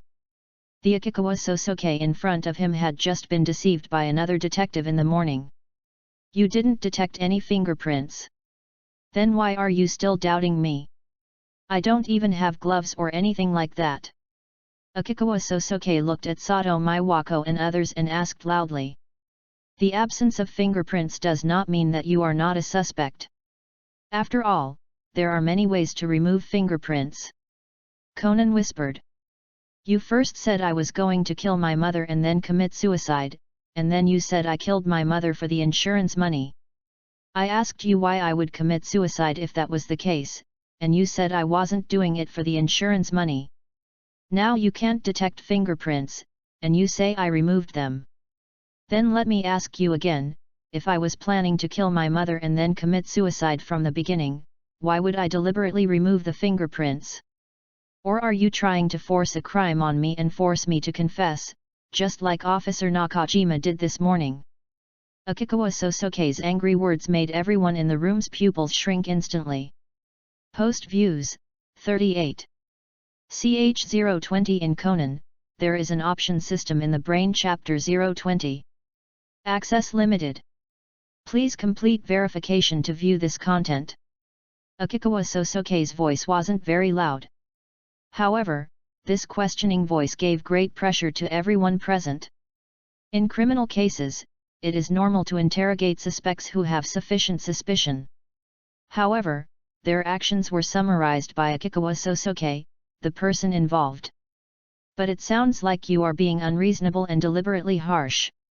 It would be fine if they could really find some loopholes or clues based on the detective's reasoning. The problem now is that until the very end, they themselves had no way to explain the logic behind the behavior of Akikawa Sorasuke, the murderer in their imagination. It's not just Maesumi Sira. Including Conan, they found that they had never thought about this issue. Akikawa Sosuke is undoubtedly the number one suspect in this case. Conan deduced from the perspective that Akikawa Sosuke was the suspect. Combined with the clues at the scene, the method of committing the crime by Akikawa Sosuke was deduced. However, he overlooked the consistency of Akikawa Sorajik's behavior. The criminal's act of wiping off fingerprints is essentially an attempt to cover up the fact that he is the real murderer. Since Akikawa Sosuke had already decided to commit suicide, it would be a waste of time to spend more time dealing with fingerprints. After all, how did he survive after taking an overdose of sleeping pills and not taking any precautions? Conan still tried to find the loopholes in Akikawa Sosuke's words and find a logical explanation again. As a result, his usually bright mind hit a dead end at this moment. He found that he could no longer think of a reasonable method of committing the crime. At the moment, the most logical scenario is that there really is another culprit, as Akikawa Sorasuke said. And Akikawa Sosuke was really lucky. He was given an overdose of sleeping pills and managed to survive. Conan thought to himself. Then he looked up at Serum Maesumi. I noticed that the tomboy detective who had just returned from England had a look of embarrassment on her pretty face. Obviously, he also thought that he had misunderstood Akikawa Sosuke. As for detectives Maiwako Sato and Wataru Takagi, they were both panicked by Akikawa Sorajik's questioning. They have always handled cases with justice and responsibility. At this moment, Akikawa Sosuke misunderstood that he was the same as Nakajima Takuto, who was willing to force a confession in order to achieve achievements. No, Mr. Akikawa, you misunderstood. We just want to confirm the circumstances of the case. Yes, this is a necessary procedure for handling the case. After all, Mr. Akikawa is the biggest suspect in this case, and we must confirm Mr. Akikawa's suspicion. Maiwako Sato and Wataru Takagi apologized to Sosuke Akikawa repeatedly. At this time, Takagi Wataru's cell phone suddenly rang. It's from the forensic class. Takagi Shigeru said softly, then went out to answer the phone. After a while, Takagi Wataru returned to the ward and quietly told Sato Maiwako and the two detectives what he had heard from the forensic department. The forensic results are out. Akikawa Ryoko's cause of death was excessive blood loss due to a knife wound. It's not suffocation, but excessive blood loss. As expected, the throat is not the first part to be attacked. Serum Maesumi nodded slightly. Both suffocation and heavy bleeding can cause death in a short period of time, so Akikawa Ryoko's neck was attacked not too early. This is consistent with the initial judgment based on the marks from strangulation. Another point is that the forensic doctor found that more than 80% of the wounds on the deceased's body were inclined to the left side. It is tilted to the left, which means that the murderer used his right hand when attacking the deceased. Only in this way will there be a wound that tilts to the left for the deceased. Conan realized in an instant what this wound tilting to the left meant. Most people wouldn't hide their dominant hand when committing a crime, but what's the point of knowing that the murderer's dominant hand is the right hand? Conan rested his chin on his knuckles and thought quietly. Hey, kid! At this moment, Conan felt someone tapping his shoulders a few times. He turned his head and saw that the embarrassment on Serum Maesumi's face became even more intense. What's wrong, Miss Sira? Conan wondered. You said the murderer's dominant hand was his right hand, right? Yeah, what's the problem? There are too many people in this world who are right-handed. Besides, this case is not like the previous ones, where there will be 3 suspects for you to judge. So even if we know the murderer's dominant hand, it doesn't mean much. Then it's definitely not this Kaihuchuan who committed the crime. Miss Sira, why are you so sure? Could it be that Akikawa is left-handed? No. As Serum Maesumi said this, he raised his chin slightly in the direction of Akikawa Sosuke. Conan looked at Akikawa Sosuke who was lying on the hospital bed. After seeing the plaster cast on Akikawa Sosuke's right arm, suddenly, I felt a loud bang in my head. Oh right! His right hand was broken in the car accident yesterday. Then he definitely doesn't have the conditions to commit the crime. A strong sense of panic suddenly rose from Conan's heart. Not only because he discovered that his reasoning, which he had absolute confidence in today, had actually been biased. Or because he realized that Akikawa Sosoke's identity had changed from suspect to victim. A victim who lost his only family member and nearly lost his life. However, Akikawa Sosoke was hurt again because of his arrogance and misjudgment. Maisumi Sira quietly told Maiwako Sato her judgment. When Sato Maiwako heard that Akikawa Sosoke had a broken right hand and could not commit the crime, her expression became very embarrassed. "Sorry, Mr. Akikawa." Maiwako Sato, Maisumi Sira, Conan, and Wataru Takagi all hurriedly bowed deeply to Sosoke Akikawa to apologize. "It is true that we made a mistake in our judgment. Mr. Akikawa did not have the conditions to commit the crime. We will do our best to find the murderer who hurt Ms. Ryoko." Akikawa Sosoke silently looked at the four people who bowed to him and apologized. After a moment, he slowly spoke. I'm just asking out of curiosity. If I hadn't refuted you just now, would you have just arrested me as the murderer?" "No. Absolutely not. The Metropolitan Police Department will only arrest people when they have solid evidence." Akikawa Sosoke's words made the four people present tremble, and Sato Maiwako hurriedly explained.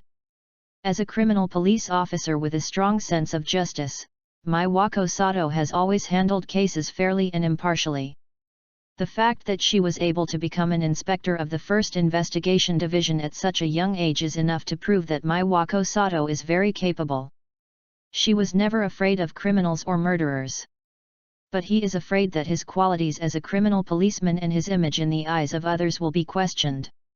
Unfortunately, this time, due to the self-willed actions of the subordinate police officers and their excessive trust in the detectives, the victim was harmed multiple times.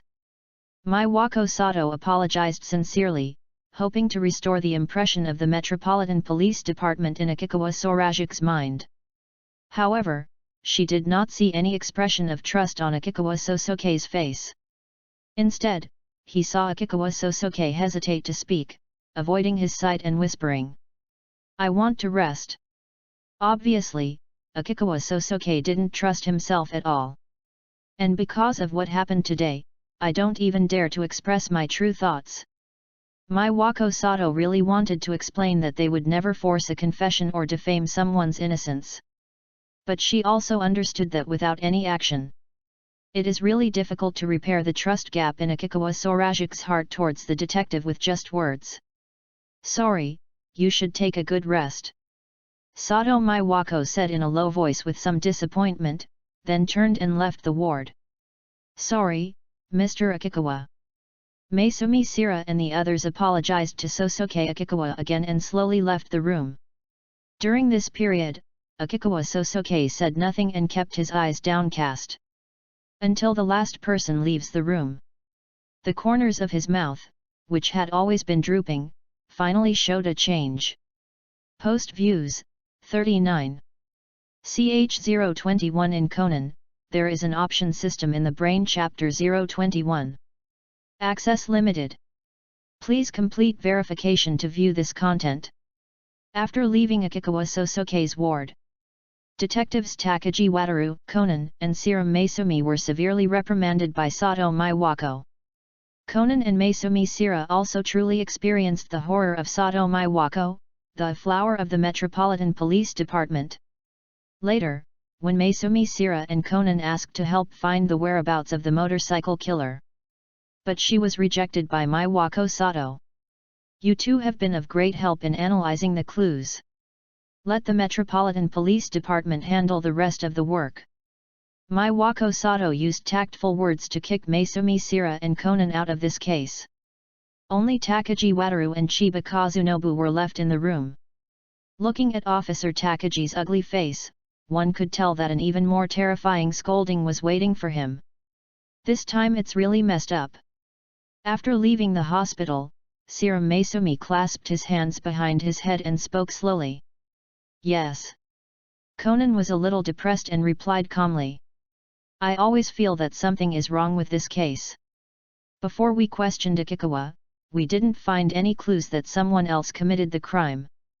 It's as if this murderer on a motorcycle appeared out of nowhere. Just think about it, if Akikawa died from an overdose of sleeping pills, wouldn't the murderer have committed a perfect crime? Maisumi Sira still couldn't help but think about what happened this time. She has failed in many cases since she became a detective. How can there be a perfect crime in this world? Hearing the term perfect crime, Conan finally became a little interested and flatly denied it. But if we don't ask that Kaihuchuan, then we won't even know there's a murderer. Under normal circumstances, Kaihuchuan should be dead. Serum Maisumi continued. No, there is no such thing as a perfect crime. This only means that we have missed some clues. Conan closed his eyes and thought carefully. What details have I missed? What other details can indicate that someone else may have committed the crime? You can't imagine it, right? I can't think of any clues that someone else committed the crime. Looking at Conan's expression, Maisumi Sira knew that he was just like her, racking his brains but making no progress. Then we can only say that we didn't observe carefully enough and really missed the clues. Or maybe. When Conan said this, the words in his mouth suddenly stopped. As soon as Serum Maisumi heard this, she understood what Conan meant. Or maybe a clue was missed. Or maybe the murderer was only Akikawa Saoshik from beginning to end. Is it possible? Serum Maisumi's expression gradually became serious, and her deep green eyes looked at Conan. I can only say that the possibility is very low. If he is really the murderer who killed Ms. Ryoko, several conditions need to be met at the same time. 1.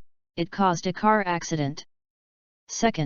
Akikawa Sosuke's actual character is far from being as weak as he appears. He is actually strong enough to dare to break his own hand in order to escape the blame. Although the doctor can determine the approximate time of the fracture, the total time from the car accident to Ms. Ryoko's death was less than an hour. So even if Akikawa Sosuke broke his right hand after killing Ms. Ryoko, we have no way of knowing. 3. He took an overdose of sleeping pills but didn't die. I can't think of a way to do this. So it can only be attributed to luck. 4.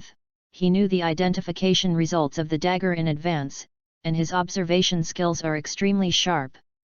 That's why he was able to sense that we were bluffing when I asked him about the characteristics of the criminal's hands. 5. He has a brilliant mind that can make up countless logical details on the spot, and can also repeat them accurately when you ask him to repeat them backwards, Miss Sira. 6. You have acting skills that even you and I can't see the flaws in. After Conan said this, he also looked up at Serum Maisumi. Miss Sira, which one do you think is more likely, this situation or the possibility that we made a mistake? How, no matter how you think about it, it's impossible, right? Even for a professionally trained agent, it would be difficult to have such an ability, right? Besides, he is only 20 years old and has spent more than half of his life under his mother's house arrest. How could he possibly have such talent? Just by thinking about it, Maisumi Sira felt that the kind of person Conan described was too absurd. This is seriously inconsistent with the image of Akikawa Sorasuke, a shut-in.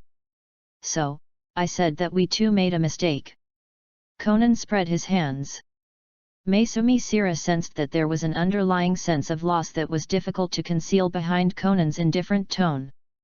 You seem very lost, boy. After all, we wrongly accused a good man and caused him secondary harm. Are you going back to apologize? I don't think an apology will earn me forgiveness. I still need to make some actual compensation to Akikawa. Compensation? How? He will get more than 100 million yen in compensation immediately, which is enough for him to live a worry-free life for the rest of his life. But, for someone who has been imprisoned at home since elementary school and has never had any contact with society, wouldn't it be easy for him to be cheated if he got such a huge amount of money? You're right, kid. Even a lawyer would be tempted by this amount. Yeah, so he needs a reliable lawyer. As Conan said this, he took out his other cell phone and called Mori Ran. Shinichi. A familiar voice came from the other end of the phone. Ran Mori's voice was full of joy. Even through the phone, Conan could imagine that Ranmori must be very happy at this moment because of receiving his call. Listening to the voice of his childhood sweetheart, Ranmori, Conan's originally depressed mood improved a lot. "Ah, Xialan, I need your help with something." Conan held the Bowtie voice changer on his collar in his hand and spoke to Mori Ran in his original voice, "Shinichi Kudo. 2 days have passed since the last interrogation. During this period, except for Detective Maiwako Sato who came to the hospital to ask him some questions, Akikawa Sorosuk never saw any other police officers or detectives. And half an hour ago, a nurse came to inform me that I could be discharged from the hospital in the afternoon. Afterwards, someone will take me to the Metropolitan Police Department to retrieve my personal belongings and some of my mother's belongings." The great detective Kogoro Mori won 1 million yen in a horse racing bet. After getting drunk at a pub, he boasted that he would treat everyone to a feast. The guests ordered a lot of aged liquor, but in the end, he didn't have enough money and the pub called the police. National goddess Akino Yoko has been absent from filming for 4 consecutive days. According to insiders, she may have a boyfriend. High school detective Maisumi Sira solved the August serial murder case. It turned out to be a murder by exchange. 1 murderer was arrested, and 3 are still at large. Bite. Just as Akikawa Sosoke was leaning against the head of the bed, watching TV boredly, the familiar mechanical sound rang in Akikawa Sosoke's mind again. Select 4, complete. Rewards, Skill Card X1. Description: you can select any character from the unlocked characters in the character atlas and randomly obtain a permanent skill of that character. Currently unlocked characters: Kudo Shinichi, Serum Maisumi. Post views, 38. CH022 in Conan, there is an option system in the Brain-Chapter 022. Access limited. Please complete verification to view this content. Listening to the crisp mechanical sound ringing in my mind and the translucent blue words appearing in front of my eyes, Akikawa Sosoke finally put his mind at ease. Since the system prompts that the mission is completed, it means that I will not be convicted, right? I can understand the recovery card, but what's the difference between a skill card and a trait card? Skills have levels, from high to low, max, S, A, B, C. Trait cards have no levels, but are unique and are usually exclusive to specific characters. When Akikawa Sosoke began to have doubts in his mind, the system in his mind also gave an explanation. After asking a few questions, Akikawa Sosoke had a general understanding of this system. The system will provide options in certain specific situations and then distribute rewards based on the options. These skill cards and characteristic cards are divided into 2 types, temporary and permanent. For example, the skill card I obtained this time does not have the temporary mark, so it is permanent. Temporary skill cards and trait cards will only last for 1 hour. Correspondingly, the option of obtaining temporary skill cards and feature cards is much easier to complete. I unlocked the illustrated books of Kudo Shinichi and Serum Maisumi after being interrogated 2 days ago. This means that you must come into contact with the corresponding characters and something must happen before you can unlock them. Since this skill card is permanent, there's no need to save it. Akikawa Sosoke was curious about what kind of skills could be extracted. The God of Death elementary school student and the handsome detective. Although Akikawa Sosoke doesn't know much about Detective Conan, he knows that Conan's real identity is Kudo Shinichi. As for Maisumi Sira, Akikawa Sosoke didn't know anything about her. However, I have heard others call Serum Maisumi's name before, so I know that this is the handsome detective with short wavy hair. Through brief contact, Akikawa Sosoke hasn't found anything about Conan that makes him excited yet. Because in Akikawa Sosoke's superficial impression, Conan is a brainiac, and his actual fighting ability does not seem to be strong. Although Akikawa Sosoke is not so conceited as to think that he can compete with the protagonist, the elementary school student of the God of Death, in terms of IQ. But I still think that my brain is still quite smart. My biggest weakness now is obviously this frail and fragile body. Therefore, the fighting skills that Maesumi Sira used to stop Detective Takuto Nakajima were of great appeal to Akikawa Sosuke. Compared with the improvement of intelligence, Akikawa Sosuke prefers physical improvement. After a brief consideration, Akikawa Sosuke decided to choose Maesumi Sira as the skill extraction object for the skill card. Selected character, Maesumi Sira. Skill acquired, reaction speed, S. Is that handsome detective so amazing? Although he was not able to successfully draw Serum Maesumi's fighting skills, his reaction speed can be considered a physical improvement. It's just a bit surprising. That handsome detective who looks like a high school student seems to be quite powerful in combat. After all, S is the highest level below the max ceiling level. In his previous life, Akikawa Sosuke also worked on the edge of a knife. But he had never seen anyone with such exaggerated strength. A high school student's fighting ability is comparable to martial arts and action movies. How come? Akikawa Sosuke complained in his heart and felt very satisfied with the skills he drew. Having safely passed the crisis after the time travel, it seems that the quiet and stable life that I longed for in my previous life is now within reach. Although Akikawa Sosuke had no intention of getting involved in these dangerous events again. I am not even prepared to have any contact with any elementary school students who are the god of death, detectives, or police officers.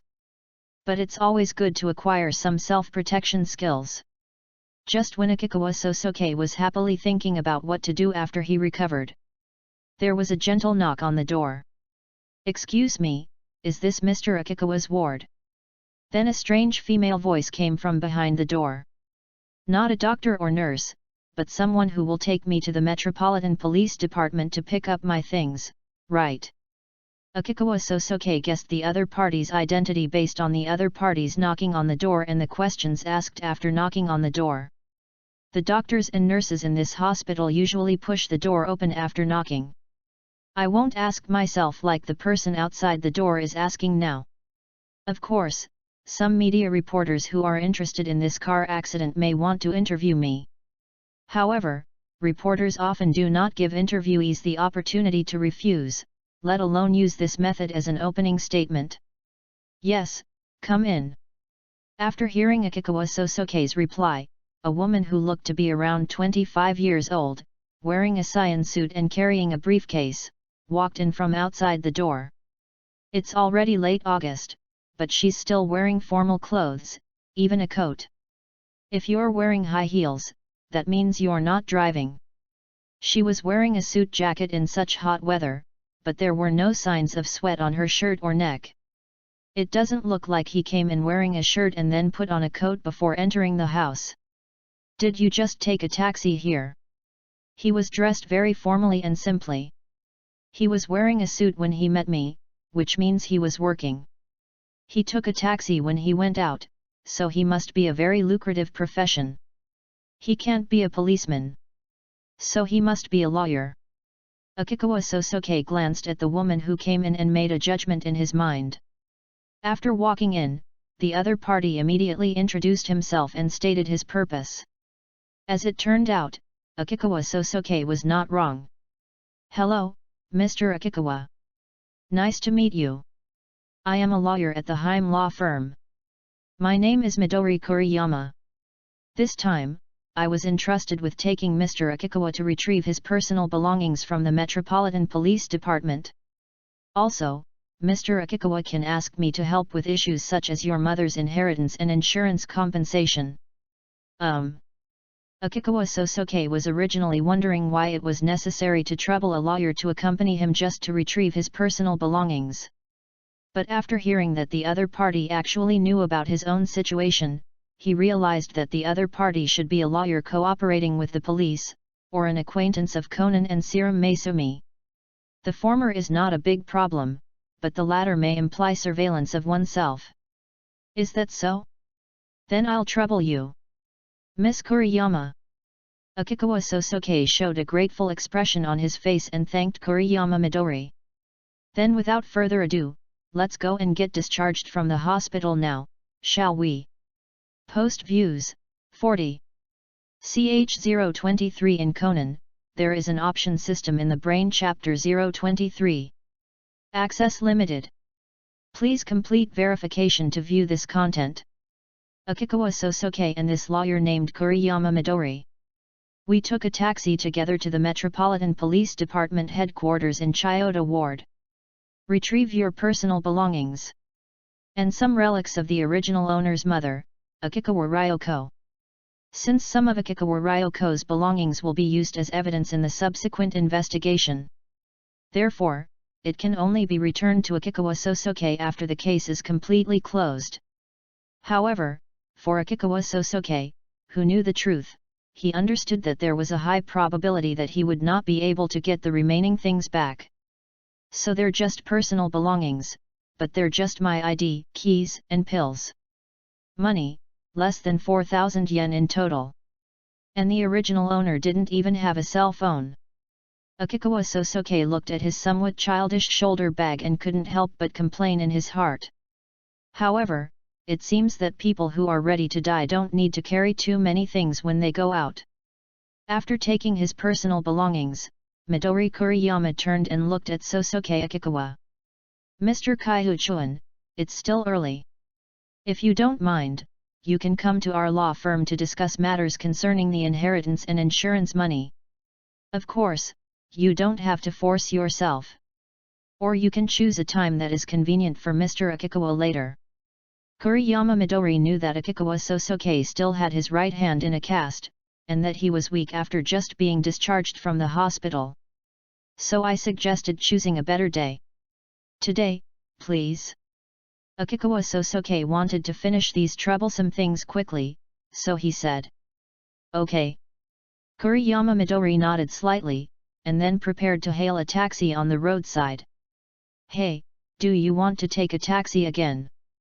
The only thing Akikawa Sosuke has on him now is the 3,000 yen or so heirloom from the original owner's mother that he took back from the Metropolitan Police Department. When I took a taxi from the hospital just now, it cost me more than 5,000 yen. I'm afraid the money I have is not enough to take a taxi. Kuriyama Midori also knew that Akikawa Sorajik's current financial situation was quite tight, so she smiled at Akikawa Sorasuke again. It's okay. I'll pay for the fare. After all, it's my honor that Mr. Akikawa is willing to entrust me with these things. Listening to the highly qualified speech of the lawyer in front of him, Akikawa Sosuke was certain. The commission for Midori Kuriyama must not be cheap. The two took a taxi again and came to the law firm where Midori Kuriyama worked.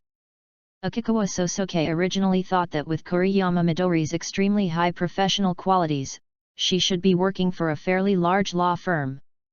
But after arriving at the destination, I found out that it was just a small private office. After Akikawa Sosuke and Kuriyama Midori entered the office, I saw a woman with glasses and tied hair, sitting behind the table in the middle of the living room. She had an outstanding appearance and temperament and was working with her head down. Teacher, I'm back, this is Mr. Akikawa. Hello. After saying hello to Akikawa Sosuke, the woman went back to her work. From the way Kuriyama Midori addressed the female teacher, and the confidence that emanated from her, which was obviously accumulated through countless successful cases over the years, Akikawa Sosuke could guess that the other party must be the owner of this law firm and his skills must be quite good. Midori Kuriyama led Sosuke Akikawa to sit on the sofa nearby, and then walked towards the refrigerator. What would you like to drink, Mr. Akikawa? Just water. After pouring a glass of water for Akikawa Sosuke, Kuriyama Midori sat opposite him. Then let's get to the point. Mr. Akikawa, do you know exactly how much Ms. Ryoko has? I'm not sure about the deposit, but it shouldn't be much. In that case, I can help investigate. As long as I know which banks your mother has opened accounts in, I can go to the bank to help investigate the specific amount of your mother's deposits. I'm not sure about that either. In this case, I can only ask Mr. Akikawa to go back and look for passbooks or bank cards at home. Okay. Also, I understand that Mr. Akikawa lives in a rented apartment with Ms. Ryoko, so is it okay to assume that your mother has no real estate or other property? Yes, that's right. After each of Akikawa Sosoke's answers, Kuriyama Midori would carefully take notes in her notebook. Even though Akikawa Sosoke answered I don't know most of the time, there was still a faint smile on Kuriyama Midori's face. There was no sign of dissatisfaction or contempt. Okay, let's leave the inheritance issue here for now. Next, let's talk about insurance compensation. As Midori Kuriyama spoke, she took out 3 insurance contracts from the Metropolitan Police Department and placed them on the table. Ms. Ryoko has 3 insurance policies in total, 2 life insurance policies and 1 auto liability insurance policy.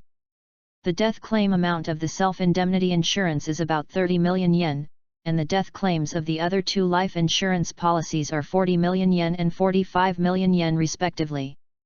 There shouldn't be any problem with the death benefit from the self-indemnity insurance and the death benefit from the life insurance with a claim amount of 40 million yen. But the final 45 million yen of life insurance may take some time. Why is this? Akikawa Sosoke wondered. Because the last life insurance policy was taken out within 2 years. Kuriyama Midori's words caused Akikawa Sorasuke, who had been looking at the insurance contract on the table with his eyes lowered, to twitch his eyelids slightly. At the same time, after hearing this, lawyer Kisaki Eri, who was sitting at the table on the other side, stopped writing with a pen. Kuriyama Midori did not notice anything unusual and continued to explain to Akikawa Sosoke. The death of the insured during this period is considered an early accident and the insurance company may intervene to investigate. Finally, depending on the results of the investigation, the claim may be rejected or the compensation amount may be adjusted. But I think Mr. Akikawa doesn't need to worry. After all, the Metropolitan Police Department has confirmed Mr. Akikawa's innocence, and the money will be fully compensated to Mr. Akikawa in the end. If the other party wants to find a reason to refuse compensation or tries to reduce the amount of compensation, then Mr. Kaiuchuan only needs to contact me and I will help you get the money back. Kuriyama Midori placed her hand on her chest and gave Akikawa Sosoke a confident smile. Thank you, Attorney Kuriyama. Akikawa Sosoke leaned forward and bowed gently to thank Kuriyama Midori. It's okay, this is our job. Since Mr. Kaiuchuan is willing to trust me and entrust me with this task, I will naturally not let Mr. Kaiuchuan down. Post Views, 36. CH024 in Conan, there is an option system in the Brain-Chapter-1-60. Access limited. Please complete verification to view this content. That's all I have to say about insurance and inheritance.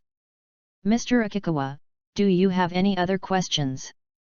Midori Kuriyama placed her hands on the hem of her suit uniform and asked Akikawa Sorasuke. Mom should be the main person responsible for this serial car accident, right? May I ask how the compensation is calculated? Don't worry about that. Although this chain collision was caused by your mother's sudden braking, according to Japanese law, Mr. Akikawa only needs to compensate for part of the damage to the car behind him. As for other vehicles that were rear-ended, the vehicles behind them will be responsible for compensation. Besides, Ms. Ryoko has self-liability insurance, which will also cover part of the compensation. As Kuriyama Midori spoke, she suddenly stood up slightly and secretly glanced at Kisaki Eri in the middle of the living room. After confirming that Kisaki Eri was still writing something with her head down and didn't seem to notice him, then he leaned forward slightly, put his hand to cover his cheek, and whispered to Akikawa Sosoke in a low voice. In fact, the person primarily responsible for this car accident is Ms. Ryoko, not Mr. Akikawa. I wonder if you can understand this, Mr. Akikawa. Akikawa Sosoke looked at Kuriyama Midori in surprise when he heard this. Then the lawyer lady in front of me, who suddenly became sneaky, continued. The car accident compensation is Ms. Ryoko's debt. It has nothing to do with Mr. Akikawa. According to my judgment, Ms. Ryoko has no property and her savings are probably not that much. Her inheritance is definitely not enough to cover the compensation for this car accident. So as long as Mr. Akikawa gives up inheriting Ms. Ryoko's estate, the debt from this car accident can be written off. This way, you can maximize your own interests. After saying this, Kuriyama Midori looked up at Kisaki Eri with some concern. Then he coughed twice awkwardly and returned to his normal sitting position. Well. Anyway, this is the situation. It's up to Mr. Akikawa to decide what to do. I'm just doing the job as requested. Kuriyama Midori had a faint and beautiful smile on her face and spoke to Akikawa Sorasuke. Bite. The familiar crisp mechanical sound rang again in Akikawa Sosuke's mind at this time, and a deep blue translucent interface appeared before his eyes. What choice would you make when faced with compensation that clearly exceeds your mother's estate? 1. Inherit the estate and pay compensation. Reward, recovery card X1. 2. Give up inheritance and maximize benefits. Reward, Constitution +3. Akikawa Sosuke did not hesitate much about the option that appeared in his mind again.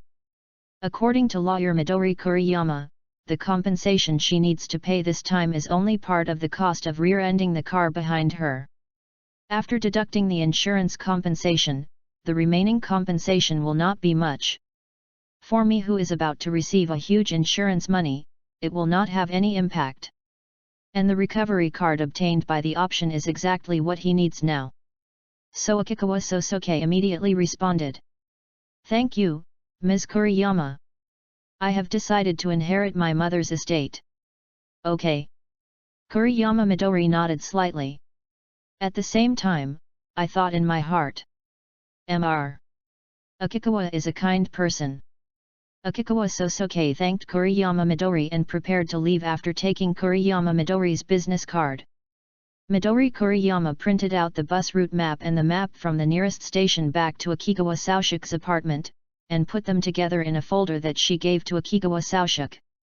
She sent Akikawa Sosuke to the door, and only returned to the office after Akikawa Sosuke went downstairs and left. However, as soon as she returned, she saw her teacher, Kisaki Eri, who was known as the Queen of the Court, staring at her sharply. Teacher, what's wrong? Kuriyama Midori was shocked, thinking that the advice she gave to Akikawa Sosuke was heard by her teacher.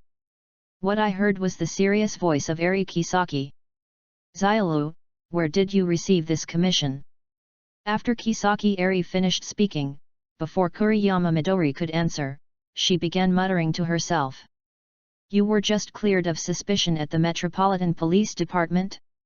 That means you were once a suspect. Could it be that Kudo asked Xiolan to contact you for help? Kuriyama Midori was startled again. My teacher is always like this, able to guess the truth of things easily. When Kisaki Eri looked at Kuriyama Midori's reaction, she realized that she had guessed correctly. Since you have accepted the commission, you must complete it. But Xiaolu, there's no need for you to do those unnecessary things to please the customers. Just finish your work quickly and stay away from that Kaihu-chun. Why is that? Kuriyama Midori was a little confused. After a brief contact, I clearly felt that Akikawa Sosuke was a pretty nice person. From your description, Kaihu-chun's family has no house and no savings. His mother is still doing odd jobs, and his son doesn't seem to be able to work. Under these circumstances, how could anyone buy themselves 2 life insurance policies with such high death benefits? This. After hearing what Kisaki Eri said, Kuriyama Midori also realized that something was wrong. You should be aware that the death benefit amount of normal life insurance is usually set by the insurance company at 10 times the annual pre-tax income. Even though Akikawa's liability insurance covered most of the compensation for the accident, she still didn't have the money to pay the rest. My rough estimate is that her mother's annual income is probably less than 2.5 million yen. But in this situation where life is difficult, her mother actually bought life insurance with a total death benefit of over 75 million yen. What a joke! Kuriyama Midori heard what Fei Yingli said between the lines. Ryoko Akikawa clearly lied about her annual income and purchased 2 insurance policies that were beyond her ability to pay. Her face gradually became flustered. No. Mr. Akikawa has been cleared of suspicion, right? Or it's possible that Ms. Ryoko did this too. You mean to say that the mother committed suicide in order to get compensation for her son? Kisaki Eri sighed. Your idea is good, but it's impossible, at least not for Kaiuchuan. Little Green, have you forgotten? The insurance death claim rules in Japan. When Kuriyama Midori heard this, she suddenly remembered and could no longer hide the surprise on her face. Insurance will not pay for suicide within 3 years. Yes. You just said that the 45 million yen life insurance was for an early-stage accident. So his mother definitely couldn't have bought it for herself with the intention of committing suicide. Either Chu Chuan bought the insurance for his mother himself, or his mother knew she was going to be killed 5 or 6 years in advance. No matter which one it is, staying away from that Kaiuchuan is your best choice. Okay. As Kisaki Eri looked at Midori Kuriyama, whose face was filled with shock, the image of Shinichi Kudo appeared in her mind. It's not that I don't trust that kid's reasoning, but I still don't want to put the people around me in danger. Kisaki Eri thought to herself. But teacher, speaking of this. Teacher, do you think that Kaiuchuan looks familiar? You sound a little bit. After listening to Kuriyama Midori's sudden and incoherent words, Kisaki Eri fell into deep thought. Post Views, 32. CH025 in Conan, there is an option system in the Brain-Chapter 025. It took Akikawa Sosuke more than an hour to reach the apartment rented by the original owner and his mother using the map given to him by Midori Kuriyama. What catches your eye is the mottled exterior wall with peeling paint. From the very obvious black marks on the wall, it can be seen that the building in front of us has obviously experienced years of wind and rain erosion. Under Japan's Building Standards Act, wooden low-cost apartments are allowed to be built up to 2 floors. The room of the original owner and his mother was room 202 on the 2nd floor. The entrance to the apartment does not have the automatic door lock that is standard in collective buildings of this era, which means that anyone can enter the apartment at will. The handrail of the stairs was covered with thick reddish-brown rust, making it difficult to start. The old iron stairs made a creaking sound after Akikawa Sosuke stepped on them. This old and dilapidated building is doing its best to tell the plight of the tenants inside. When Akikawa Sosuke opened the door with his key and entered the house, he was greeted by a stuffy and humid air. Apparently, the house's insulation had long since lost its effectiveness. The small apartment, which is only 15 square meters in size including the entrance, kitchen, toilet, and bedroom, is as hot and humid as a steamer. Surprisingly, even though the room had been searched by the Metropolitan Police Department, it was still considered clean. There was no stereotypical scene of Neat's home filled with garbage bags and instant noodle boxes. It's clear that the original owner was imprisoned at home by her mother for a long time, and she also had a serious eating disorder. But why do I feel like this house is still full of life? Except for the kitchen. Akikawa Sosuke discovered that apart from relatively few things like kitchen utensils and seasonings in this house, he didn't find anything strange. It looks like a house where someone with limited financial resources lives. There's even a TV and a DVD player. These are really vintage items. Akikawa Sosuke looked at the big butt TV placed on the TV cabinet and the disc projector placed on top of the TV, and couldn't help but sigh. He was a little curious about what kind of movies such a family would go to see. Akikawa Sosuke opened the cabinet under the TV and saw that most of the films inside were covered in plastic shells with numbers and the name of the store marked on them. It turned out to be a rental disc, and the content was surprisingly normal. From foreign movies to Japanese TV dramas, and even variety shows and idol films. The types of discs covered a wide range, and Akikawa Sosuke was unable to tell the special preferences of the original owner and his mother. Idol disc, this isn't rented. Akikawa Sosuke found a box of discs in the cabinet without a plastic shell, and the packaging looked quite old. The cover has a photo of 4 young girls, and the title is Earth Ladies Team, which should be the name of an idol group. And below one of the girls with chestnut hair and blue eyes, Akikawa Sosuke found a familiar name. Yoko Akino. Akino Yoko, I seem to have seen this name on TV this morning. Akikawa Sosuke has a very good memory, and even things he just glanced at inadvertently can often leave a trace in his mind. However, in Akikawa Sosuke's memory, the name of Akino Yoko that he saw on TV in the morning seemed to be different from the description of Akino Yoko now. He turned over to look at the information on the back of the box and discovered that this was a disc from 6 years ago. He immediately understood. No wonder the description is different. It turns out that in 6 years she has evolved from an idol to a national goddess. Akikawa Sosuke muttered to himself. Is this the original owner's favorite idol? It seems like she's a real fan. Otherwise, we wouldn't have moved so many times and kept this box of videos. Akikawa Sosuke had no interest in idols, but he opened the box anyway. But after he opened the box, the first thing he saw was not a round DVD disc, but a stack of folded paper. Akikawa Sosuke vaguely felt that something was wrong, so he took out the paper inside and opened it to read. However, just one glance made Akikawa Sosuke's eyes widen suddenly. The content on the paper in front of me is extremely familiar. It was the insurance contract that he had seen before at Fei Law Firm. Akikawa Sosuke hurriedly looked through the contract, and at the same time he couldn't help but make a gasp sound. Is this true? Akikawa Sosuke could never have imagined it. Inside this small box of idol films, there were actually 3 life insurance contracts from different insurance companies. The 3 insurance policies were all purchased on August 22, 3 years ago. The total amount of death claims exceeded 120 million yen. However, what surprised Akikawa Sosuke the most was not the amount of money. It is the name of the insured. It was not the original owner's mother, Akikawa Ryoko, but yourself. Time flies like water. The days of staying at home passed by in a flash. In the blink of an eye, 4 weeks had passed. During this period, with the help of lawyer Midori Kuriyama, Akikawa Sosuke received 105 million yen in insurance compensation. According to Japanese tax law, inheritance tax is required for inheritance.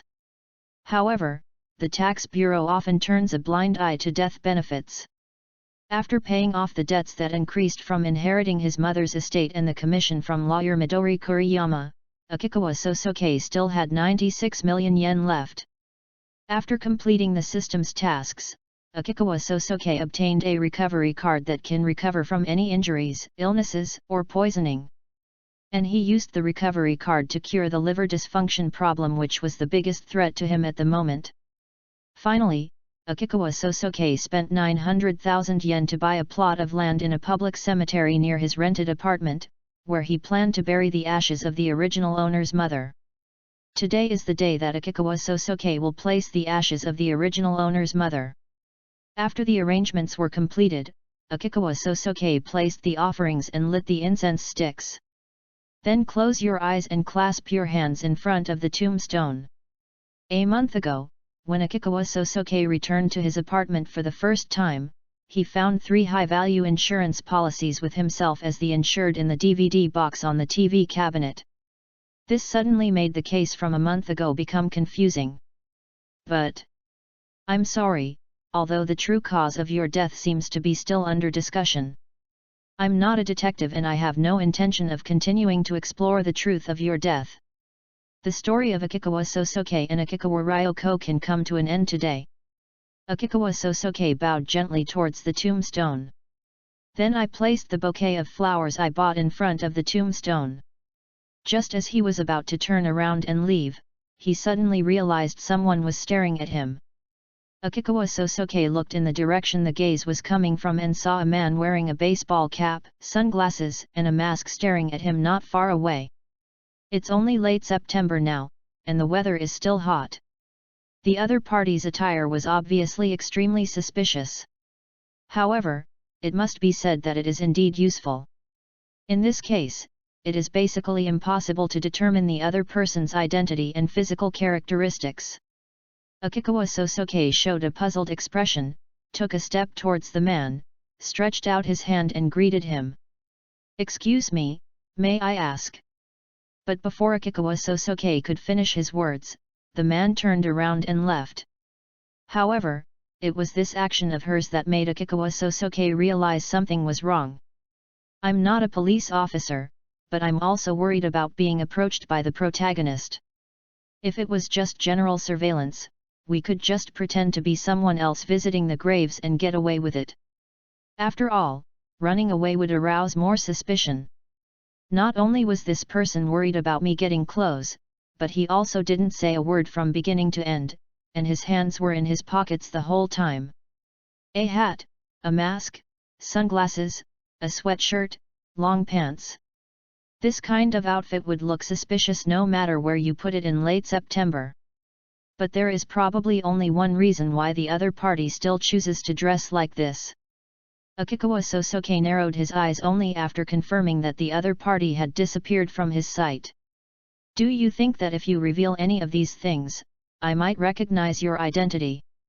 After coming to this conclusion, Akikawa Sosuke felt a little irritated. Just when I was about to completely cut off ties with the original owner's identity and start my new life, I unexpectedly met someone who seemed to be quite familiar with the original owner. Fortunately, the other party didn't seem to want to be recognized by me, and even covered himself tightly and watched me from a distance. That also means that the other party will not take the initiative to disturb your life. Well, I guess so. Akikawa Sosuke stopped hesitating and turned to walk towards home. He has already found a new place to live. Akikawa Sosuke is not the talkative type, but he still prefers a more crowded and lively environment. So I rented a one-bedroom luxury apartment in Shibuya District, Tokyo. Less than 10 minutes after Akikawa Sosuke returned to his old apartment, the moving company that Akikawa Sosuke had made an appointment with in advance arrived. Afterwards, under Akikawa Sosuke's instructions, the staff loaded all the things that he had listed as necessary to take away into the car. It was then transported to Akikawa Sosuke's new home in Shibuya. The remaining old furniture and other items were all handed over to the moving company for disposal. But the original owner's insurance contract and other things such as the original owner's mother's schizophrenia diagnosis that was discovered later were still kept by Akikawa Sosuke. After a while, after settling into his new home, Akikawa Sosuke arrived at Shibuya Street. While heading to the store to buy some necessities for my new home, I couldn't help but think in my mind what I should do next. Although I have lived 2 lives, but this was the first time that Akikawa Sosuke had the opportunity to decide his own life and future. Akikawa Sosuke wants to get away from his dangerous job and do something interesting. Just at this moment, Akikawa Sosuke suddenly felt someone tapping his shoulders a few times. "Hey, hello, little brother." When Akikawa Sosuke turned around, he saw a man in a suit, dressed like a male host, staring at him with a flattering smile on his face. "Wow, you're so handsome, bro. Are you interested in becoming an artist?" After seeing the face of Akikawa Sosuke, the man couldn't help but marvel at his appearance again. When he was walking behind the other person just now, he noticed that the other person had an extraordinary temperament. "I didn't expect that my facial lines would be like those drawn by a pen, sharp and angular, handsome and delicate." He hurriedly handed a business card to Akikawa Sosuke. "I'm a talent scout for Wonderful, my name is Kubo Hiroshi. Brother, you are so handsome, you will definitely be famous." Akikawa Sosuke was not at all moved by Kubo Hiroshi's empty promises. In addition, he himself did not like this kind of street solicitation. "So I prepared to refuse." However, just as the words of refusal came to his lips, the scout Kubo Hiroshi, who seemed to have seen Akikawa Soraji's intention, said hurriedly, "We are not a third-rate company, but the largest artist management company in Japan. You can find it on the internet. So Akikawa Sosuke took out the mobile phone he had just obtained and started searching it in front of Kubo Hiroshi. As expected, this company called Wonderful is actually the most powerful artist management company in Japan. You must have heard of Akino Yoko, right? She's also from our Wonderful. When talking about the national goddess Yoko Akino, Hiroshi Kubo couldn't help but reveal a proud expression. Bite. The crisp mechanical sound rang out again in Akikawa Sosuke's mind, and a translucent azure interface appeared before his eyes. What would you choose if faced with a sudden invitation from a scout from an artist management company? 1. Decline the invitation. Reward, Agility +3. 2. Accept the invitation and become an artist. Reward, Constitution +3. I have been playing the role of someone else in my previous life. Do I have to continue playing the role of someone else in this life? Akikawa Sosuke whispered in his heart. But it seems quite interesting. As for whether he would be suspected by the detective for working as an artist right after being cleared of suspicion, Akikawa Sosuke was not worried at all. Because if the Death God elementary school student deduced his own behavior during the interrogation, everything is a lie woven by my own acting skills and observation skills, then becoming an artist is tantamount to exposing oneself. On the contrary, it is inconsistent with Conan's deduction of his own image of having strong analytical ability. A fool might doubt himself. But for a character with a high IQ like a detective, his own behavior can actually reduce suspicion. Not to mention, I am not afraid of the detective's suspicion. As long as there is no solid evidence, even the detective can't do anything to me. Akikawa Sosuke raised the corner of his mouth slightly and made a decision. He nodded slightly to Kubo Hiroshi, who was staring at him eagerly. When Kubo Hiroshi saw Akikawa Sosuke nod, he instantly showed an ecstatic expression as if he had won the lottery. Post views, 34. Ch026 in Conan, there is an option system in the Brain-Chapter-1-60. The pale dawn light blended with the light morning mist, shining through the gaps in the curtains onto Itakura Misaki's face. Perhaps her eyes felt the light. Misaki Itakura's eyelids trembled slightly, and she gradually woke up. Her eyes opened a slit. After taking a few seconds to recover from the drowsy state of just waking up, Itakura Misaki suddenly jumped up from the bed. She reached out and grabbed the phone on the bedside table. After confirming the time on it, she let out a long sigh. That was close. I thought I had overslept. The shock just now made Itakura Misaki lose all desire to sleep. She turned off the alarm on her phone and went to the bathroom to wash up before getting out of bed. Today is an extremely important day for Itakura Misaki, so she must not be late. There have been many times in the past when I set the alarm, but it never went off, and I only realized I had overslept when I woke up. Brush teeth, take a shower, blow dry your hair, and put on makeup. After spending more than an hour doing all this, Itakura Misaki changed into a suit that still exuded the unique smell of new clothes, then wrapped a scarf around her neck and went out. Itakura Misaki is now going to Wonderful, Japan's largest artist management company located in Shibuya district. Itakura Misaki transferred to this artist company 3 months ago.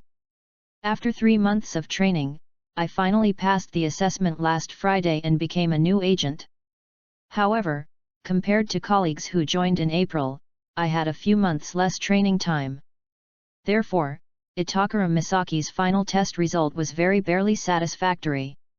Last Friday, a group of newly signed artists of the company just finished their training. Today, Itakura Misaki will be assigned the first artist in her management career. This is of course an extremely important day for Itakura Misaki, who has great admiration for the Japanese entertainment industry. I will definitely make my artist popular in Japan, and then gradually become the most sought-after star. When that time comes, maybe I can work with Miss Yoko. That's right. Itakura Misaki is a huge fan of Akino Yoko. The main reason she joined this company was because she admired Yoko Okino. So I followed my idol's footsteps and joined Wonderful. Itakura Misaki imagined the wonderful scene of working with Okino Yoko after her artist became famous. While greeting colleagues in the company with a voice full of energy. After Itakura Misaki came to her workstation and put down her things, she went to the bathroom. Use the mirror in the bathroom to check whether your makeup and clothes are inappropriate. I will soon meet my artist. You must leave a good impression on the other person. Itakura Misaki looked at the beautiful face in the mirror that inherited her mother's good genes. However, a little regret arose in my heart. Itakura Misaki knew from the attitudes of her classmates and friends during her student life that I can definitely be considered the cute type. It's a pity that my talent is completely inherited from my programmer father. Although I am good at computer and digital work. But he doesn't have any talent as an artist. This is also the reason why Itakura Misaki did not choose to be an artist, but instead switched from being a programmer to becoming a manager. Between choosing a job that she is good at and a job that she likes, Misaki Itakura chose the latter. Itakura Misaki gave herself in the mirror a confident smile. Then he turned around and went back to his workstation. The clock hand pointed to 9 o'clock, indicating that a new day's work had officially begun. It was also at this time that Itakura Misaki's department manager began distributing artist information assigned to new agents who had passed the training. Thanks. Itakura Misaki took the information from the minister and thanked him softly. After getting the information, she quickly looked through it. She is very much looking forward to what kind of talents her first artist will possess. Akikawa Kyusuke. Oh my god, he's so handsome. Itakura Misaki whispered the name of her first artist, and then after turning the first page, her eyes were instantly attracted by the photo on the upper right corner. Even during the 3 months of Itakura Misaki's induction training, she had seen more handsome men and beautiful women than she had ever seen in her entire life. I've already felt some aesthetic fatigue. But after she saw the photo of the young male artist with chestnut hair and jewel-like blue eyes in the file, still couldn't help but exclaim in amazement. I'm so lucky that I was assigned such a good-looking artist. It seems that I won't be far away from working with Ms. Yoko. Itakura Misaki muttered in a low voice. At the same time, I turned to the second page with excitement, which contained a detailed introduction and evaluation of Akikawa Sorasuke during his training. The words in her mouth were instantly stuck in her throat. She has an outstanding appearance, but her figure is a little too thin. The singing level is below average, and due to physical fitness, I can hardly dance, so the evaluation is very poor. He's pretty smart, but he's introverted and gloomy. I've almost never seen him smile, so I guess he's not very good at sales. The rating is only C. 23rd out of 23 artists. Itakura Misaki looked at Akikawa Sorasuke's information and her mouth gradually opened wide. Isn't this just a good-looking guy with nothing to offer? There are so many artists like him in Japan. How on earth did he pass the interview and assessment and enter the company? Itakura Misaki was extremely confused. Artists have to go through several rounds of interviews and selections before entering the company. Only after passing layers of screening can one start receiving training as a new artist. Judging from the reviews, most of Akikawa Sorasuke's abilities as an artist are far below average. Therefore, Itakura Misaki was extremely confused about how Akikawa Sorasuke was able to enter Wonderful. Then, when he saw the SG logo written on Akikawa Sorasuke's information, he immediately covered his cheeks helplessly. He was actually scouted by a talent scout. The so-called SG is the abbreviation of, which means artists who are directly recruited by scouts.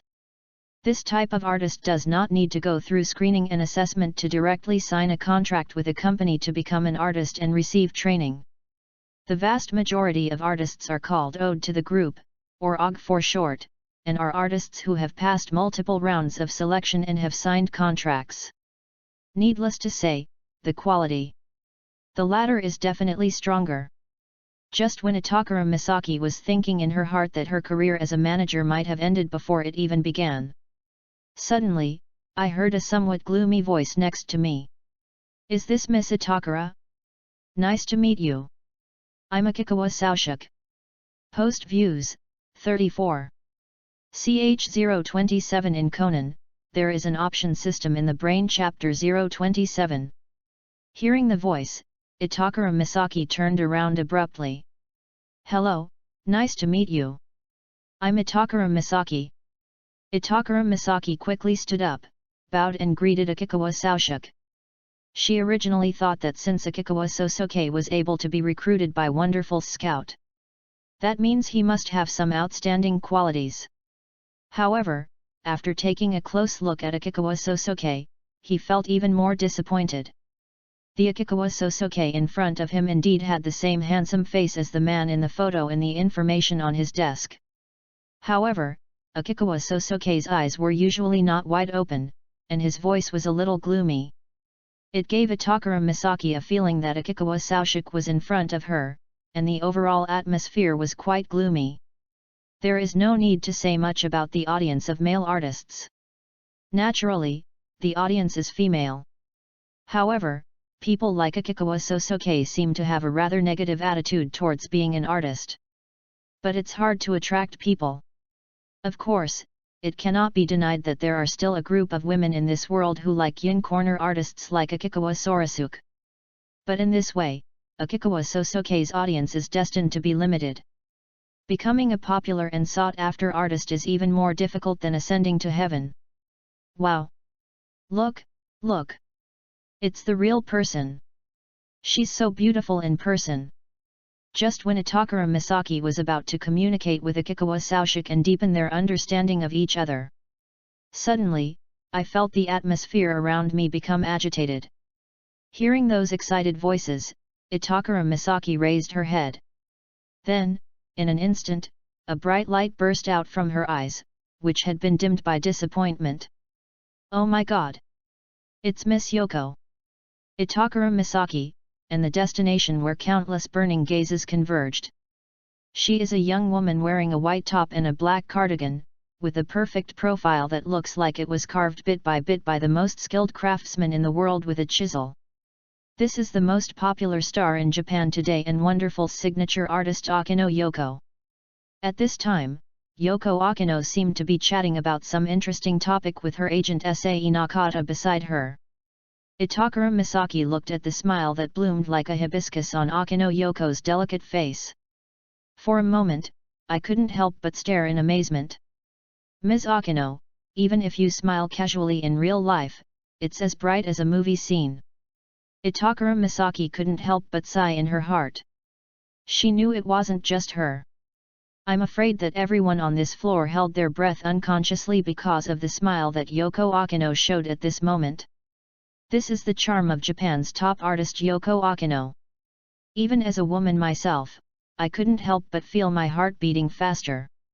Come to think of it, today is the day when the company's newly recruited artists finish their training and are assigned managers. Yoko Akino's agent, Sae Nakata, who is known as the chief agent, whispered beside Yoko Akino. "Hey, so it's today? Wow, everyone is so young and energetic." When Yoko Akino heard her agent's words, she slowed down and looked towards the new agent's work area. Then he exclaimed with joy. Yoko Akino's grandmother-like comment amused many people present. After all, everyone knows that Yoko Akino is only 22 years old this year. Even younger than many people present. It's just that because Yoko Akino debuted very early, she is considered a senior to most of the people present in the Japanese entertainment industry. Yoko Akino looked around at the younger artists in her company. Looking at their eyes full of admiration for herself, a beautiful light pink blush appeared on her cheeks.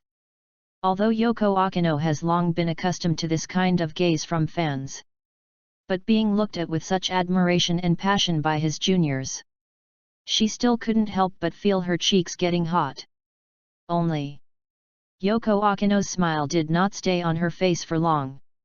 When Akino Yoko's blue eyes like the sea caught the crowd, Behind the figure who had the same chestnut hair as himself, with one hand on his chin, looking down at something. The smile on Yoko Akino's flawless face, which was praised for its excellent healing power, collapsed in an instant. The half-open jewel eyes suddenly widened. As the focus of the whole audience, Yoko Akino's face showed a look of horror for a moment, which made the air full of cheerful atmosphere freeze in an instant. Itakura Misaki was the first to come to her senses. Then he subconsciously looked in the direction where Yoko Akino was looking. It finally stopped at Akikawa Sosuke, who was standing beside him, looking down at his own information. Akikawa Sosuke also noticed the change in the atmosphere at the scene. He looked up. Then I saw Yoko Akino, whom I had only seen on TV and the internet, walking away quickly. Behind her, her agent Nakata Sae was a few seconds slower, then also caught up with a confused look on her face. What happened? I don't know. Everyone was confused by the drastic change in Akino Yoko's expression in an instant. Not knowing what was going on, Akikawa Sosuke lowered his head again and looked through his own information. And beside him, Agent Itakura Misaki looked at Akikawa Sosuke with a shocked expression. Were you looking at Mr. Akikawa just now, Ms. Yoko? Is it because of Mr. Akikawa that Miss Yoko showed that expression? As an ultimate die-hard fan of Yoko Akino, Itakura Misaki is very clear that Yoko Akino, who has experience as an idol, has the best business ability in Japan. Yoko Akino knows very well that artists need to bring positive emotions to fans and audiences. So at all times, I always have a cheerful and sunny smile that can infect people's hearts. This is a habit she developed when she was still an idol in the Earth Ladies team. Unless we are filming, almost no one has ever seen Yoko Akino show negative emotions in public. But it was obvious that Yoko Akino couldn't hold back her expression just now because of some huge shock. The perfect face was ruined. Itakura Misaki didn't understand what was going on. So she couldn't help but ask. Mr. Akikawa. May I ask if you know Ms. Yoko personally? I don't know him, what's wrong? Akikawa Sosuke answered without any hesitation. Oh, it's okay. Itakura Misaki said softly, and at the same time, her anxious heart was relieved. It seems that I am overthinking. Itakura Misaki thought in her mind. Given Akikawa Sosuke's background, how could he possibly know the national goddess Akino Yoko? Post views, 27. Ch028 in Conan, there is an option system in the Brain-Chapter-1-60. Access limited. Please complete verification to view this content. Yoko Akino's sudden loss of composure sparked a small discussion among the people around her. Fortunately, the manager stopped it in time and the matter came to a temporary end. Itakura Misaki looked around quietly. I also noticed the new artists around me who had just finished their training. As for the new agents of the same period as her, they are obviously more motivated than before Yoko Akino appeared. Ms. Yoko is really amazing. Just showing her face has made everyone full of enthusiasm. Itakura Misaki exclaimed, also feeling a surge of blood gathering in her chest. She turned her head again and looked at the artist Akikawa Sosuke who was standing beside her. Come to think of it, Mr. Akikawa has been looking at his own information since the beginning, and he doesn't seem to be interested in Ms. Yoko. Itakura Misaki thought about it in her heart, and then said. What do you think of this review, Mr. Akikawa? I think it's pretty fair. Akikawa Sosuke put down the information in his hand and answered softly.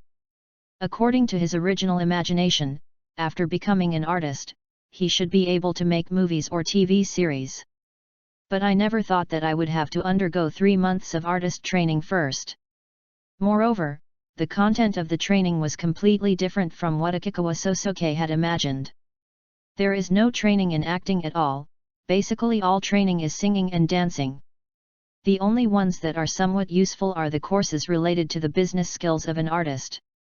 The so-called business ability, to put it simply, is the ability of an artist to sell himself as a commodity.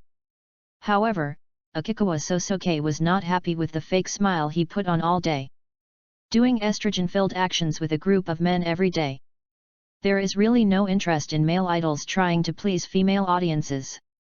So naturally I couldn't muster the motivation when receiving training. In addition, although Akikawa Sosuke obtained Constitution +3 twice, his body was still weaker than that of an ordinary person and it was difficult for him to practice for a long time. This ultimately led to his last place finish.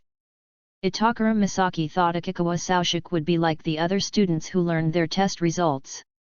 After seeing my poor grades and evaluations, I will feel a sense of unwillingness to admit defeat. However, no one expected that Akikawa Sosuke would accept this evaluation. Why do you seem so unmotivated, Mr. Akikawa?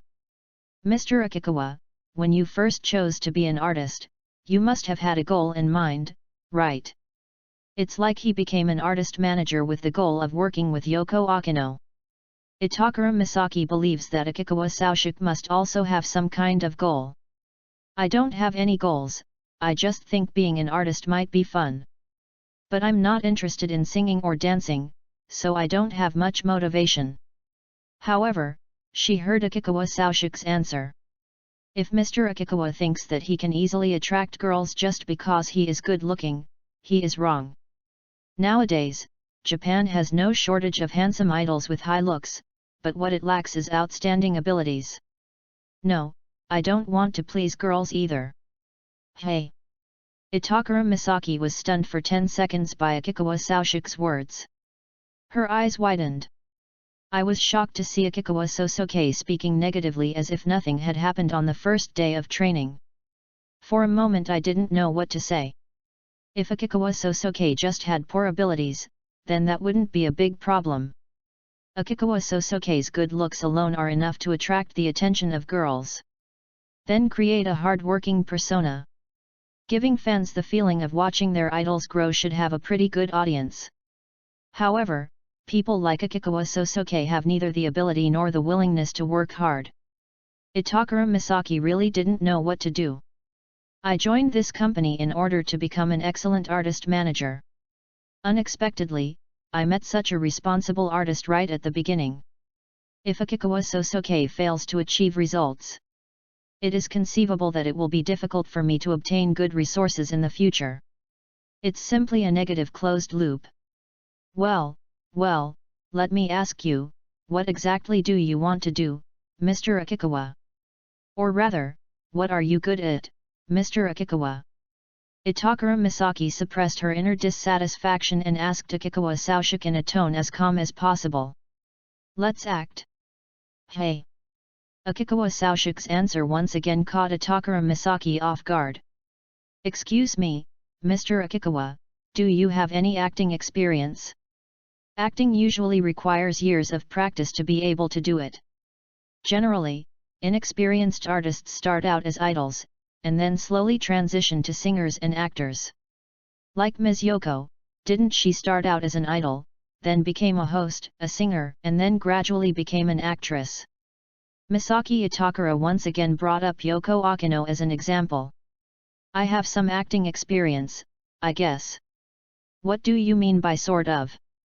Itakura Misaki was quite puzzled, and then she opened Akikawa Sosuke's information again. I would like to check the information to see if Akikawa Sosuke has ever participated in a drama club during his student days.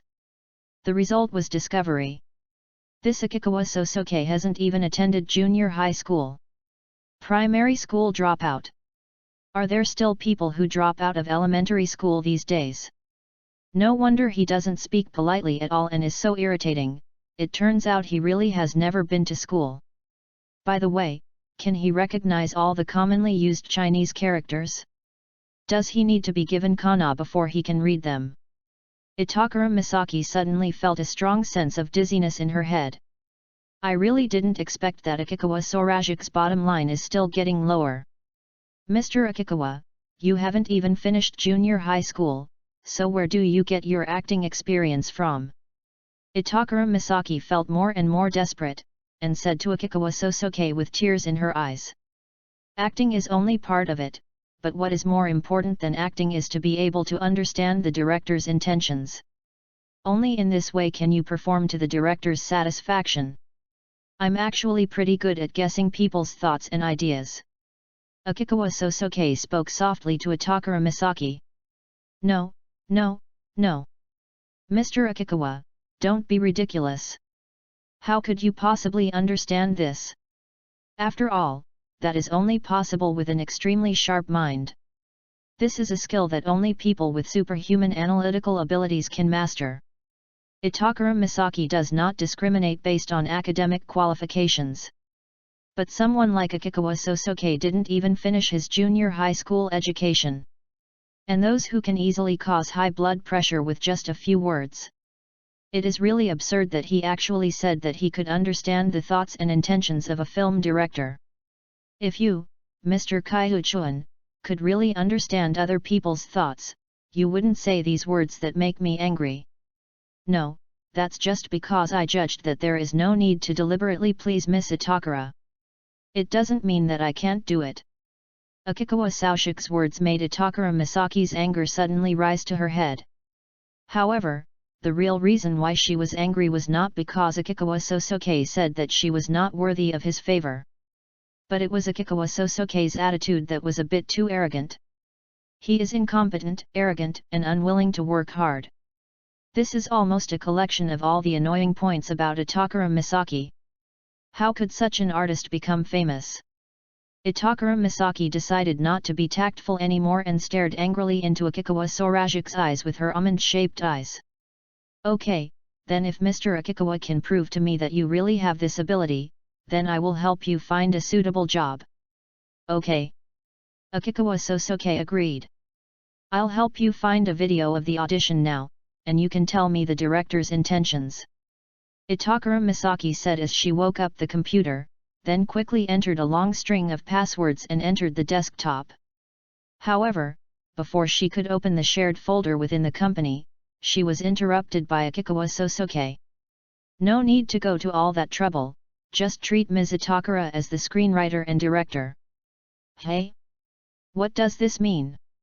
Itakura Misaki did not understand Akikawa Soushi's intention.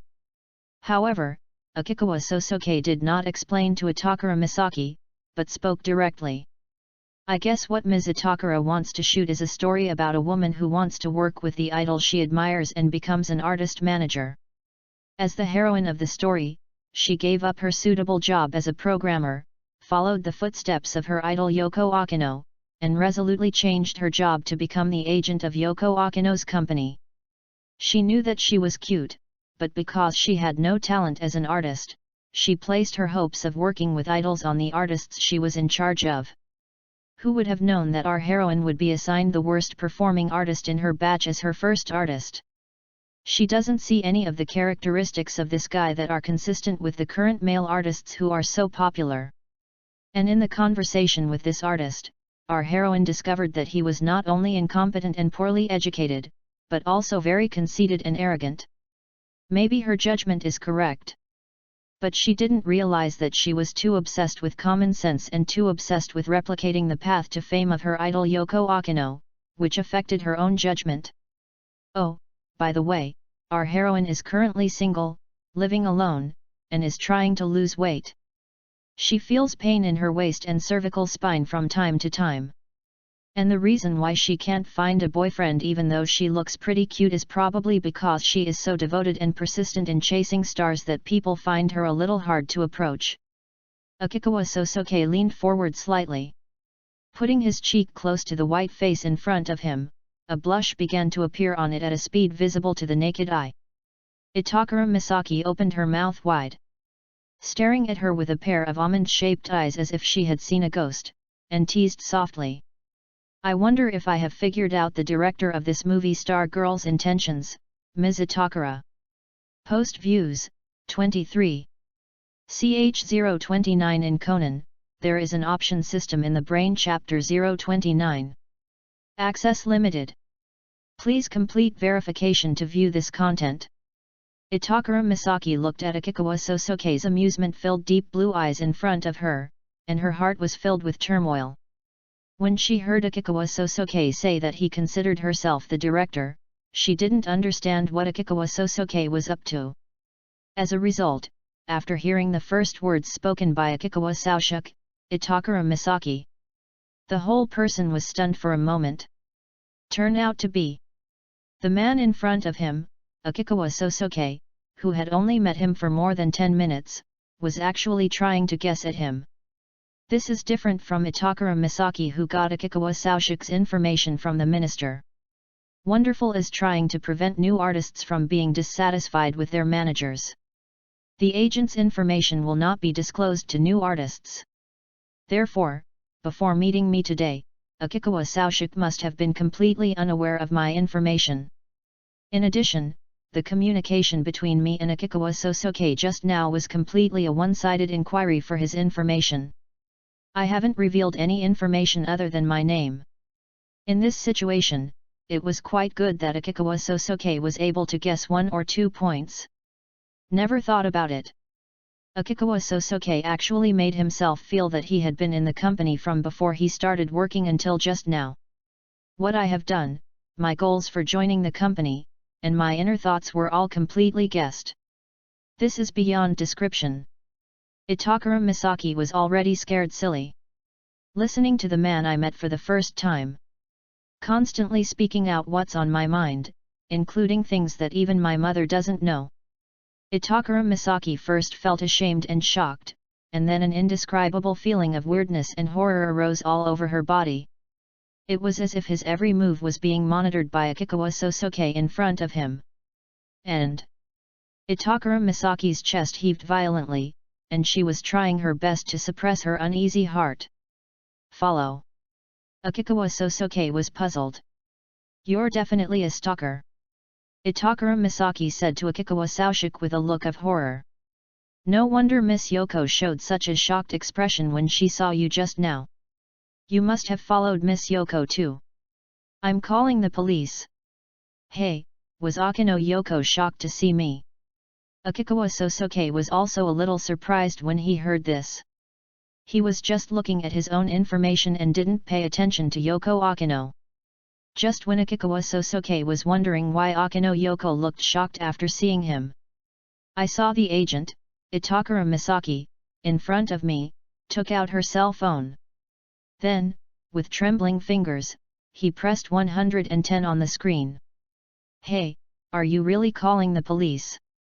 You have to tell me, how do you know these things? If you can't give me a reasonable reason to accept it, I will. You are a stalker. Itakura Misaki, with a pale face, spoke incoherently to Akikawa Sosuke. She was really frightened. After living for more than 20 years, this was the first time that Itakura Misaki encountered such a strange thing. Put your phone down first. You go first. Originally, the distance between Itakura Misaki and Akikawa Sosuke was not far. But at this moment, she had already retreated far to the side, holding up her mobile phone, with the index finger of her other hand placed in front of the dial button, and her eyes were vigilantly staring at Akikawa Sosuke in front of her. Fortunately, the workstations allocated by Wonderful to agents are large enough. In addition, Itakura Misaki's position is the innermost position close to the wall. That's why her strange behavior was not noticed by others. Well. Akikawa Sosuke sighed, then pointed at Itakura Misaki's jet black suit. Your suit is brand new. There is no sign of it being washed or folded. What can this mean? It's December now, which is not the day for new employees to join the company, but you put on the brand new suit you just bought today, which shows that you attach great importance to this day. Itakura Misaki didn't say anything and agreed with Akikawa Sosuke's statement. Although I wasn't staring at you just now, I still noticed how excited you were when you saw Miss Yoko. If you are really a long-time agent of the company, I don't think you would be so excited after meeting Ms. Yoko. So I assume you have just become an artist manager and have not managed other artists yet. Listening to Akikawa Sosuke's story, Itakura Misaki gradually let down her guard, but the fear in her heart became more and more intense.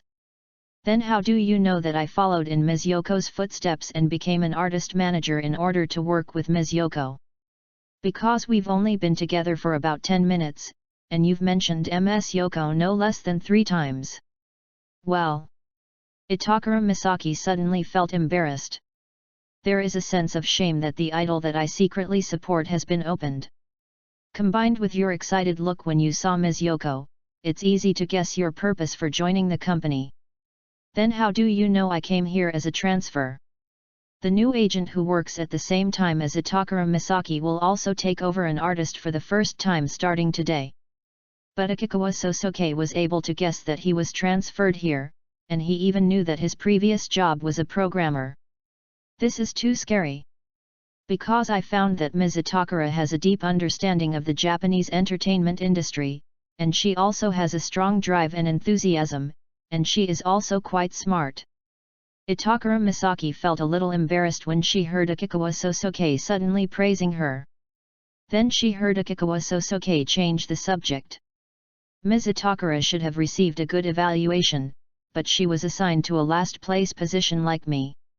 So Ms. Itakura's performance at the end of the training should not be good, right?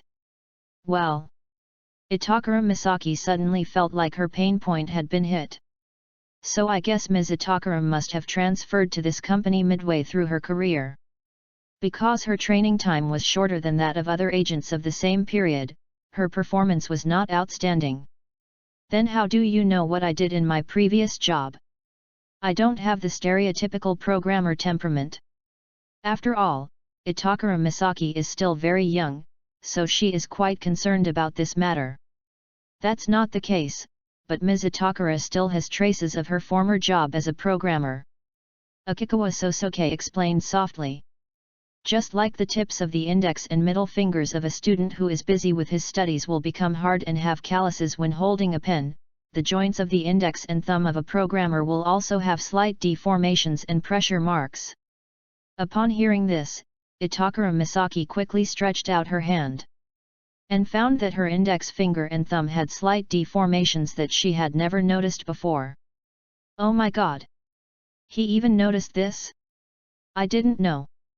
When Itakura Misaki was shocked, she heard Akikawa Sosuke continue his story. There is another point that I'm afraid Ms. Itakura is also unaware of.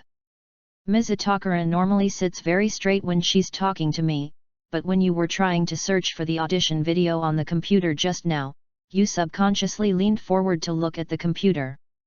Ms. Itakura is wearing glasses, but she still has this habit. So I guess her previous job must have required her to stare at the computer for a long time and perform precise operations. Add to that the quick and skilled blind typing that Ms. Itakura did when she unlocked the computer just now, and it's obvious what Ms. Itakura's previous job was. Post views, 22. CH030 in Conan, there is an option system in the Brain-Chapter-1-60. Access limited. Please complete verification to view this content. Mr. Akikawa was able to detect and determine my occupation before I changed jobs, just from these details that I didn't even notice myself. Just like that, high school detective in the rumors. Listening to Akikawa Sosuke's explanation, Itakura Misaki couldn't help but sigh in her heart. Even though she agreed with what Akikawa Sosuke said, she still felt it was extremely unbelievable. Then how did Mr. Akikawa know that I'm single and live alone? Not only that, you also know that I'm losing weight and suffer from pain in my waist and cervical spine from time to time. Could it be that Mr. Akikawa also observed these things? This is why Itakura Misaki initially identified Akikawa Sosuke as a stalker.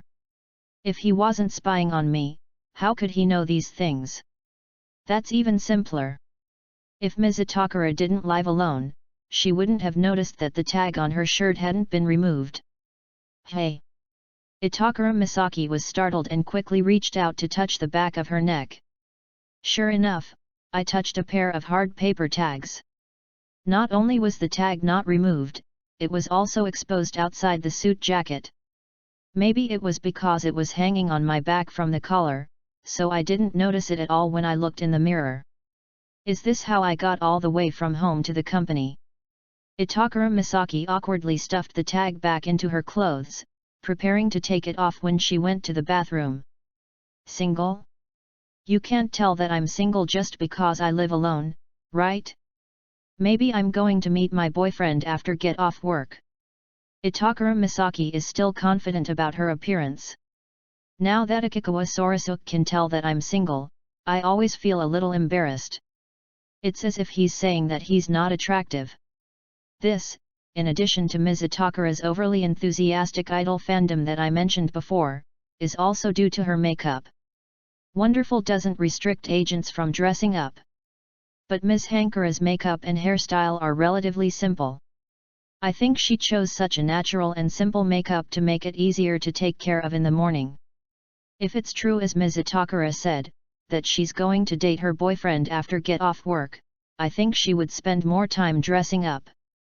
It seems that there is no one who is worth Ms. Itakura wasting her precious sleeping time to dress up for. Akikawa Sosuke said while smiling at Itakura Misaki. Itakura Misaki was once again stunned by Akikawa Sosuke's explanation. What Akikawa Sosuke said was exactly right. It can be seen from the fact that when she woke up this morning, she was frightened because she thought the alarm clock didn't ring. Itakura Misaki is the type who has a hard time getting up in the morning. Basically, I have to set several alarms on my mobile phone, and I will not get out of bed until I have to get up. At the same time, in order to save time, Itakura Misaki basically always has shoulder-length hair that requires little care. When putting on makeup, quick and easy is the main thing. Itakura Misaki originally thought that she could rely on her cute looks so that no one would notice that she was being lazy about dressing up. But she didn't expect that the man she just met could see through it at a glance. I want to ask, is it obvious? Itakura Misaki asked Akikawa Sosuke in a low voice. She felt very concerned about this matter. I think it's pretty obvious. Because of Akikawa Sosuke's answer, Itakura Misaki began to seriously consider whether she should spend more time in the morning to dress up starting tomorrow. But after weighing the importance of sleep and dressing up, she chose the former. As Akikawa Sosuke said, no one is worth spending your precious sleep time dressing up. What's more, Itakura Misaki didn't think that a normal person would have such terrifying observation skills as Akikawa Sosuke. I'm trying to lose weight, and how did you know that my waist and cervical spine hurt? Well, I think it would be a safe bet to guess that any woman is losing weight. As for the problem with the waist and cervical spine, this is an old problem for programmers and there is no need to analyze it. Well, that makes sense. Itakura Misaki stared and sighed, speechless for a moment. As for why I could guess what Miss Itakura thought of me in her heart, it was because I knew it when I saw the dissatisfaction that was evident in her expression when she faced me. Hey! Am I being too obvious? Itakura Misaki was shocked again when she heard this. When I got the information about Akikawa Sosuke, I was indeed quite disappointed. At the same time, during the brief conversation with Akikawa Sosuke, he was also extremely angry because of Akikawa Sosuke's bad character and attitude of not trying hard. But Itakura Misaki thought that she had to let Akikawa Sosuke prove his shamelessness to her. I have always kept my emotions well hidden. As a result, all my thoughts were exposed from the very beginning. When Itakura Misaki thought of this, she felt very embarrassed and sighed in her heart again. So, there are actually people like this in real life. Just by observing, they can infer information about someone they just met for the first time. I always thought that was all made up. After hearing Akikawa Sosuke's well-reasoned explanation, Itakura Misaki was convinced. The last place artist in front of him was definitely not as good-looking and useless as he had imagined at first. Just relying on Akikawa Sosuke's magical observation and excellent analytical skills, just like the legendary detective. Itakura Misaki is certain that Akikawa Sorasuke's business ability as an artist will definitely not be bad. And she began to believe in her heart that Akikawa Sosuke was not exaggerating, but really had the ability to guess what was in other people's hearts. Thinking of my doubts and dissatisfaction with Akikawa Sorasuke just now. And in fact, the other party already knew his thoughts. Itakura Misaki felt extremely ashamed and embarrassed in her heart. After struggling for a while about how to ease the awkward atmosphere, in the end, he bowed his head to Akikawa Sosuke. "I'm sorry, Mr. Akikawa, I shouldn't have questioned you. Now I believe you are not lying to me. We should not make conclusions based solely on a person's academic qualifications. As Mr. Akikawa said, Ms. Yoko's route to fame may not be suitable for everyone." Itakura Misaki sincerely apologized to Akikawa Sosuke for her rude behavior. Akikawa Sosuke waved his hands to indicate that he didn't care. Itakura Misaki suddenly had a feeling. That is, if Akikawa Sosuke went to film, he might really be able to achieve good results with his abilities.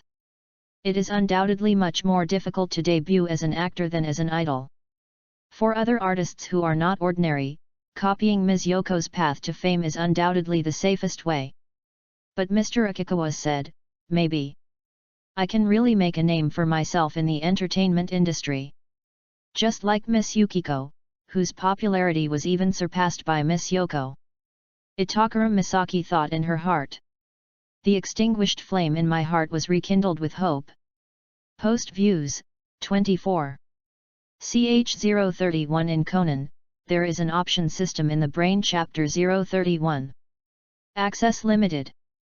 Please complete verification to view this content.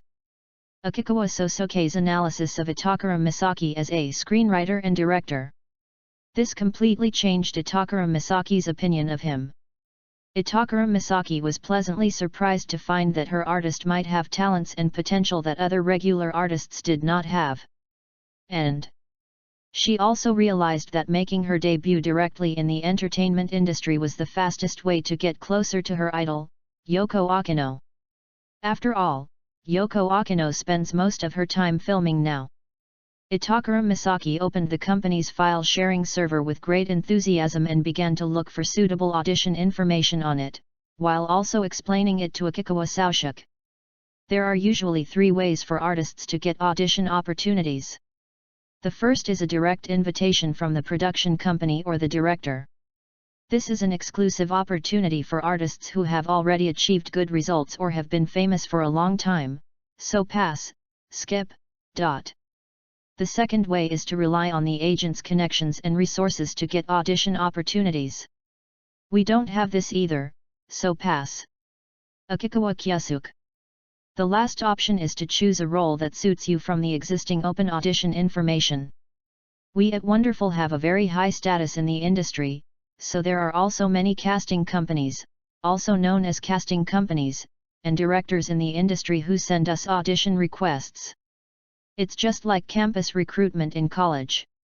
If you see a suitable role, you can directly make an appointment for an audition. After saying this, Itakura Misaki realized that the artist in front of her seemed to have never attended college. Cough.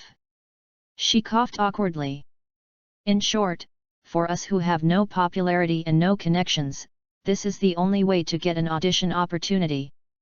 Will these auditions be for roles that don't have a lot of screen time, or for works that aren't very popular? It was at this time that Akikawa Sosuke raised questions. No, the company will of course screen these audition requests. If it's just a minor role, it won't appear on the company's internal audition request list. Itakura Misaki flatly denied it. All the audition requests we see are for roles with names and surnames, with at least a few lines and a role in the work. That's the advantage of Wonderful. Of course, if it's an important role in a good production with a good director, it won't be cast in this way. Itakura Misaki was explaining things to Akikawa Sosuke while screening the audition requests. By the way, does Akikawa-san have any preferences, or what kind of roles are you good at? Well, it's better to choose a character that is closer to reality. If it's an ancient theme or a fantasy theme, it might be a little difficult. Akikawa Sosuke answered Itakura Misaki's question softly. His so-called acting experience actually comes from the fact that he played all kinds of characters in his previous life due to work reasons. Because his flaws are rarely discovered, Akikawa Sosuke boasts that his acting skills are good. But if it deviates too much from reality, Akikawa Sorasuke will not be sure that he can perform it perfectly. Itakura Misaki didn't say anything, but entered the relevant types into the computer and then screened out several audition requirements for roles that met the requirements. When she saw the title of the work at the top of the audition notice, she suddenly shuddered all over. The Lost City Girls, Voice of the Dead. This is a work where Ms. Yoko plays the heroine. As an ultimate fan of Yoko Akino, Itakura Misaki naturally knew that Yoko Akino would soon play the heroine in this popular Japanese detective novel. Therefore, she felt quite incredible when she found out that this production was still recruiting actors to audition. Because this is not a regular film or television work, the difficulty is not ordinary high. Normally, it is absolutely impossible to find a complete newcomer with no actual acting experience or works to play this kind of work. Through a brief encounter with Akikawa Sosuke. However, Itakura Misaki was secretly hoping in her heart that Akikawa Sosuke might really be able to bring her more surprises. Misaki Itakura clicked on it with a nervous and excited mood, and then carefully read the script summary, role information, and audition requirements. Akikawa Sosuke also noticed that his agent seemed a little nervous. He didn't say anything, but just watched from the side. A few minutes later, Akikawa Sosuke also has a general understanding of this work. This work tells the story of a female detective who suddenly accepted a commission and came to an unfamiliar city one day to investigate a recent serial murder case. Since she entered the city and started investigating, she began to receive a series of letters asking for help in identifying the murderer. But what is weird is that the sender of each letter happened to be a victim who died not long ago. However, the letters were always sent after their death. But after identification by the victims' families, it was found that the notes on these letters were all written by the victims. As the detective heroine investigates in depth, various clues emerge. In the end, she solved the mystery of the strange letters written by the deceased and successfully captured the criminal. The role required for this audition is the last person to die in the story. An excellent, cheerful, and well-liked high school boy. This, I think it's okay. Akikawa Sosuke noticed that Itakura Misaki was staring at the computer screen and had not spoken for a long time, so he took the initiative to speak. Mr. Akikawa, do you think you can play this role? Itakura Misaki repeated it again to Akikawa Sosuke. Yes, although there are some science fiction elements, the worldview and background are still close to life. The character is not out of touch with reality, so I should be able to play the role. However, after listening to Akikawa Sosuke's explanation, Itakura Misaki did not show any relief. Instead, he seemed even more nervous.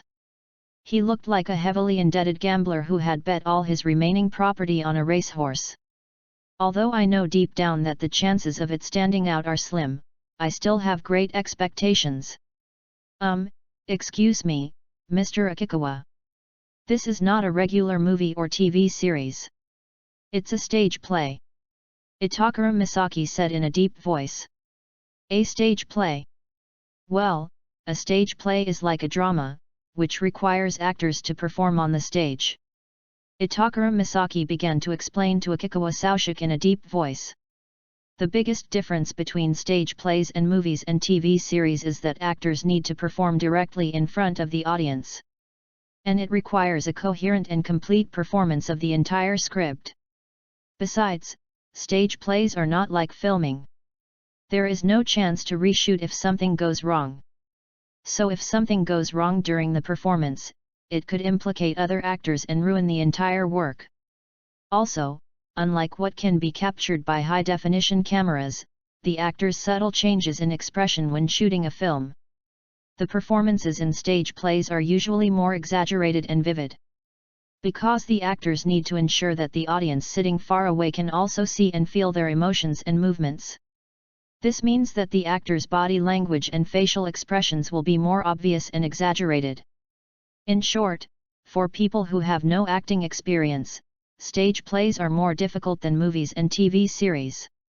That's why I'm a little worried. Are you really qualified for the job, Mr. Akikawa?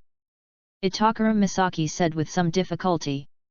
At this time, under the table, where Akikawa Sosuke could not see, Itakura Misaki twisted the fingers of her hands together nervously. As Akikawa Sosuke's manager, she must explain all the risks and pros and cons to her artist. The reason why Itakura Misaki did not turn around was that she did not want her desire to participate in this work to affect Akikawa Sosuke's judgment. But deep down in her heart, Itakura Misaki was still very eager to be able to participate in this work and have the opportunity to stand at the same work site with her idol Akino Yoko. Itakura Misaki was so nervous that she held her breath, and the passage of time seemed to be infinitely stretched at this moment. Immediately, Akikawa Sosuke's voice brought her back to reality. Well, isn't this interesting? Hearing this, Itakura Misaki suddenly turned around and looked at Akikawa Sosuke.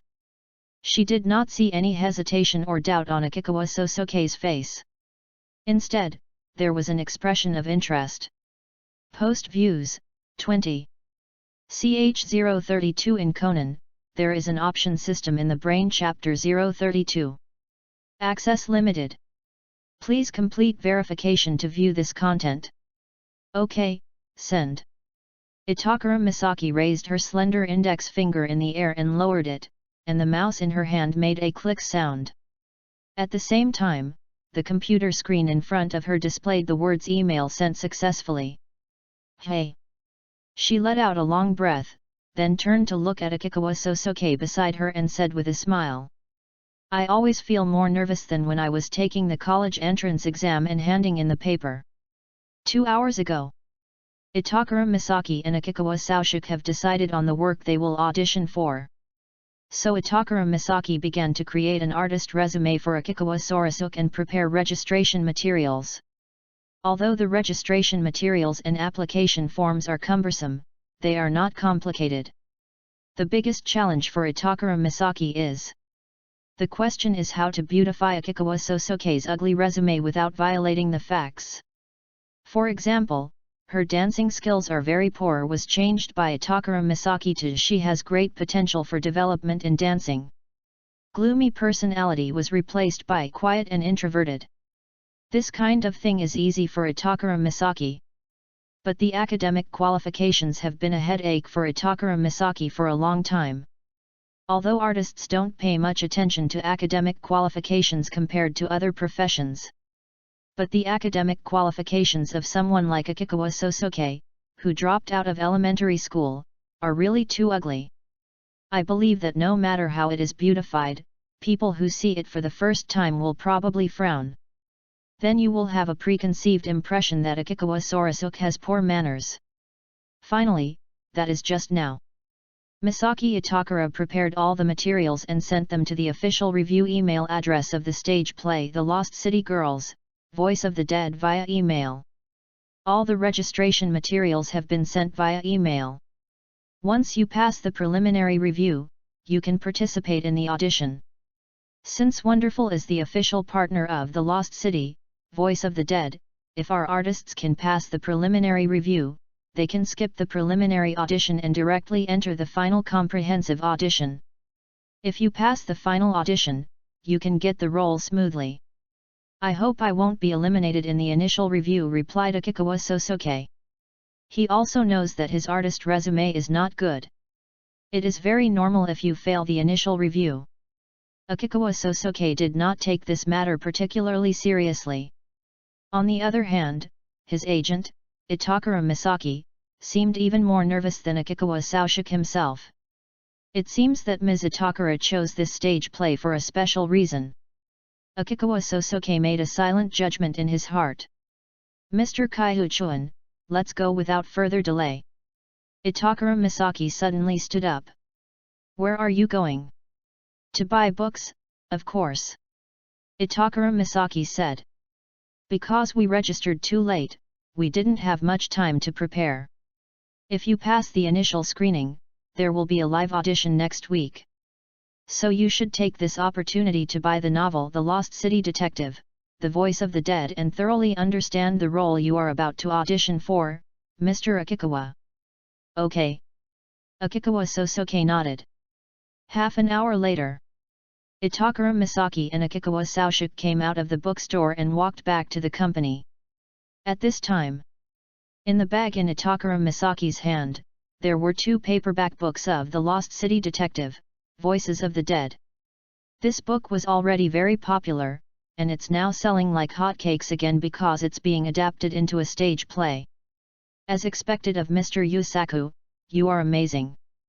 Itakura Misaki couldn't help but sigh in her heart at the influence of Kudo Yusaku, the world-renowned mystery novelist. But I understand why Ms. Itakura takes this audition so seriously. It turns out that Ms. Yoko will be performing. Just now, Akikawa Sosuke was in front of the cabinet where the novel The Lost City Girl Detective, The Voice of the Dead was placed in the bookstore, and he also saw the promotional poster of the stage play. Yoko Akino, who plays the heroine in the play, is also placed in the center of the poster. Hearing what Akikawa Sosuke said, Itakura Misaki blushed and nodded. After all, this is an opportunity to work on the same site with Ms. Yoko, so I want to try it. Speaking of which, what surprised me the most was that Mr. Akikawa was not excited at all when he knew that he might have the opportunity to perform on the same stage with Ms. Yoko. I'm not like you, chasing stars so fanatically. But most people will inevitably get excited when they see a big star, right? And Miss Yoko is so beautiful, I find it hard to believe that there would be a man who doesn't like Miss Yoko.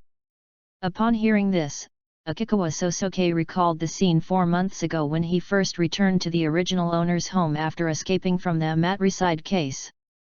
At that time, he found in the original owner's house that the only idol disc that was not rented was Yoko Akino's. It can be concluded that the original owner and his mother regarded this disc as very precious, and even took it with them when they moved. And this morning, the agent next to him also said that Yoko Akino seemed to have a very shocked expression when she saw him. Could it be that Akino Yoko knows me? When I was burying the ashes of the original owner's mother, there was also a tightly wrapped person secretly watching me. Could that person be Akino Yoko? Wait, I seem to have overlooked something. The person was wrapped up tightly at the time and was afraid that I would get close to her, so she just ran away. I therefore concluded that it was because the other party was familiar with the original owner, and his identity could be exposed if he was exposed even a little bit. In fact, besides this situation, there is another possibility. That means the other person is a big star who can be recognized by anyone at any time and anywhere. Now it seems that the person who secretly watched me at that time was very likely Akino Yoko. In that case, I still have to maintain the image of a kid who has been under house arrest for years and has little contact with society. If someone notices that my personality has changed too much, even if there is no evidence, it will inevitably cause unnecessary trouble. Fortunately, there shouldn't be many people in reality who know the original owner. Akikawa Sosuke sighed silently in his heart. Although he felt a little helpless, he was already used to this kind of thing. Akikawa Sosuke looked at the agent in front of him. I always feel that given how obsessed Itakura Misaki is with Akino Yoko, if Akino Yoko asks her about it, she will probably tell her everything.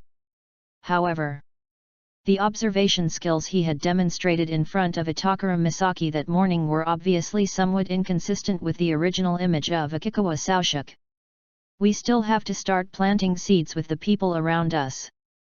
Akikawa Sosuke thought in his mind and nodded slightly to Itakura Misaki. Indeed, I like Miss Yoko very much, too.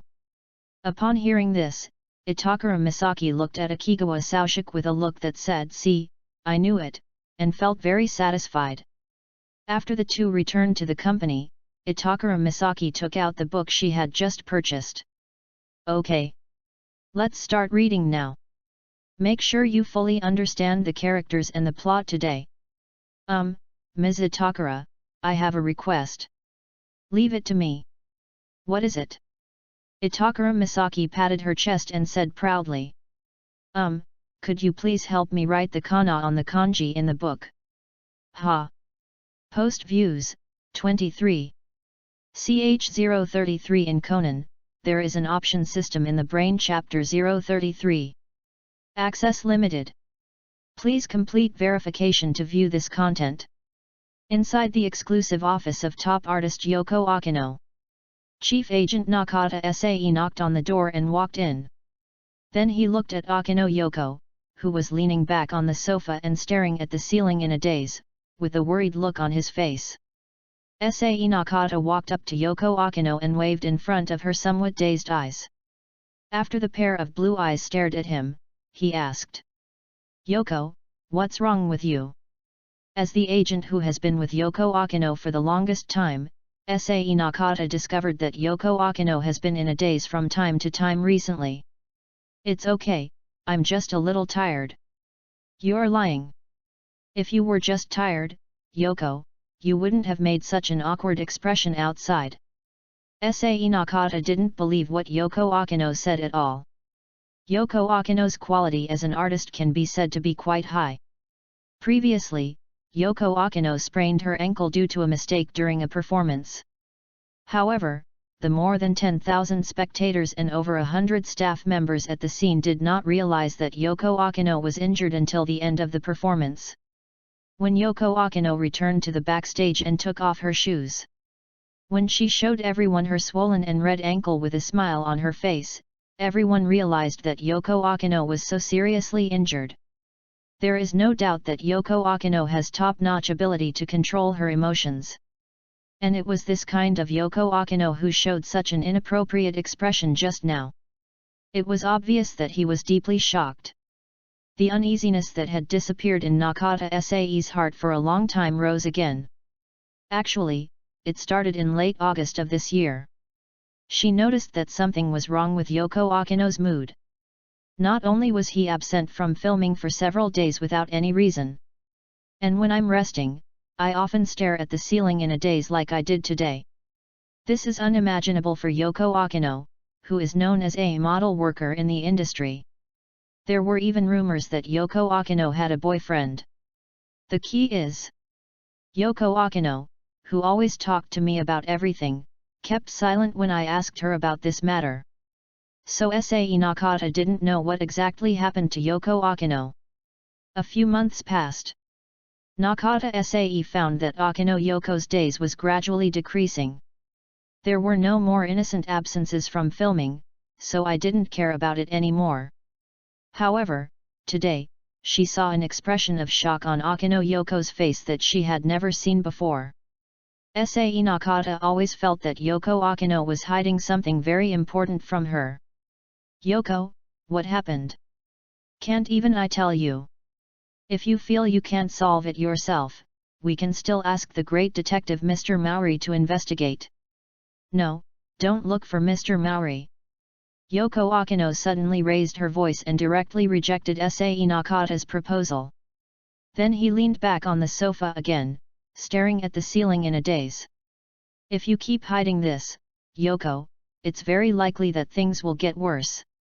Nakata Sae felt that the matter was more and more serious and continued to ask questions. She knew that Yoko Akino, a superstar who seemed glamorous to outsiders, actually had a very miserable life. "My parents divorced early and my father passed away many years ago. She was left alone, struggling in the entertainment industry while going to school. After so many years of getting along, Sae Nakata has long regarded Yoko Akino as her own sister. So she wanted to know what exactly happened."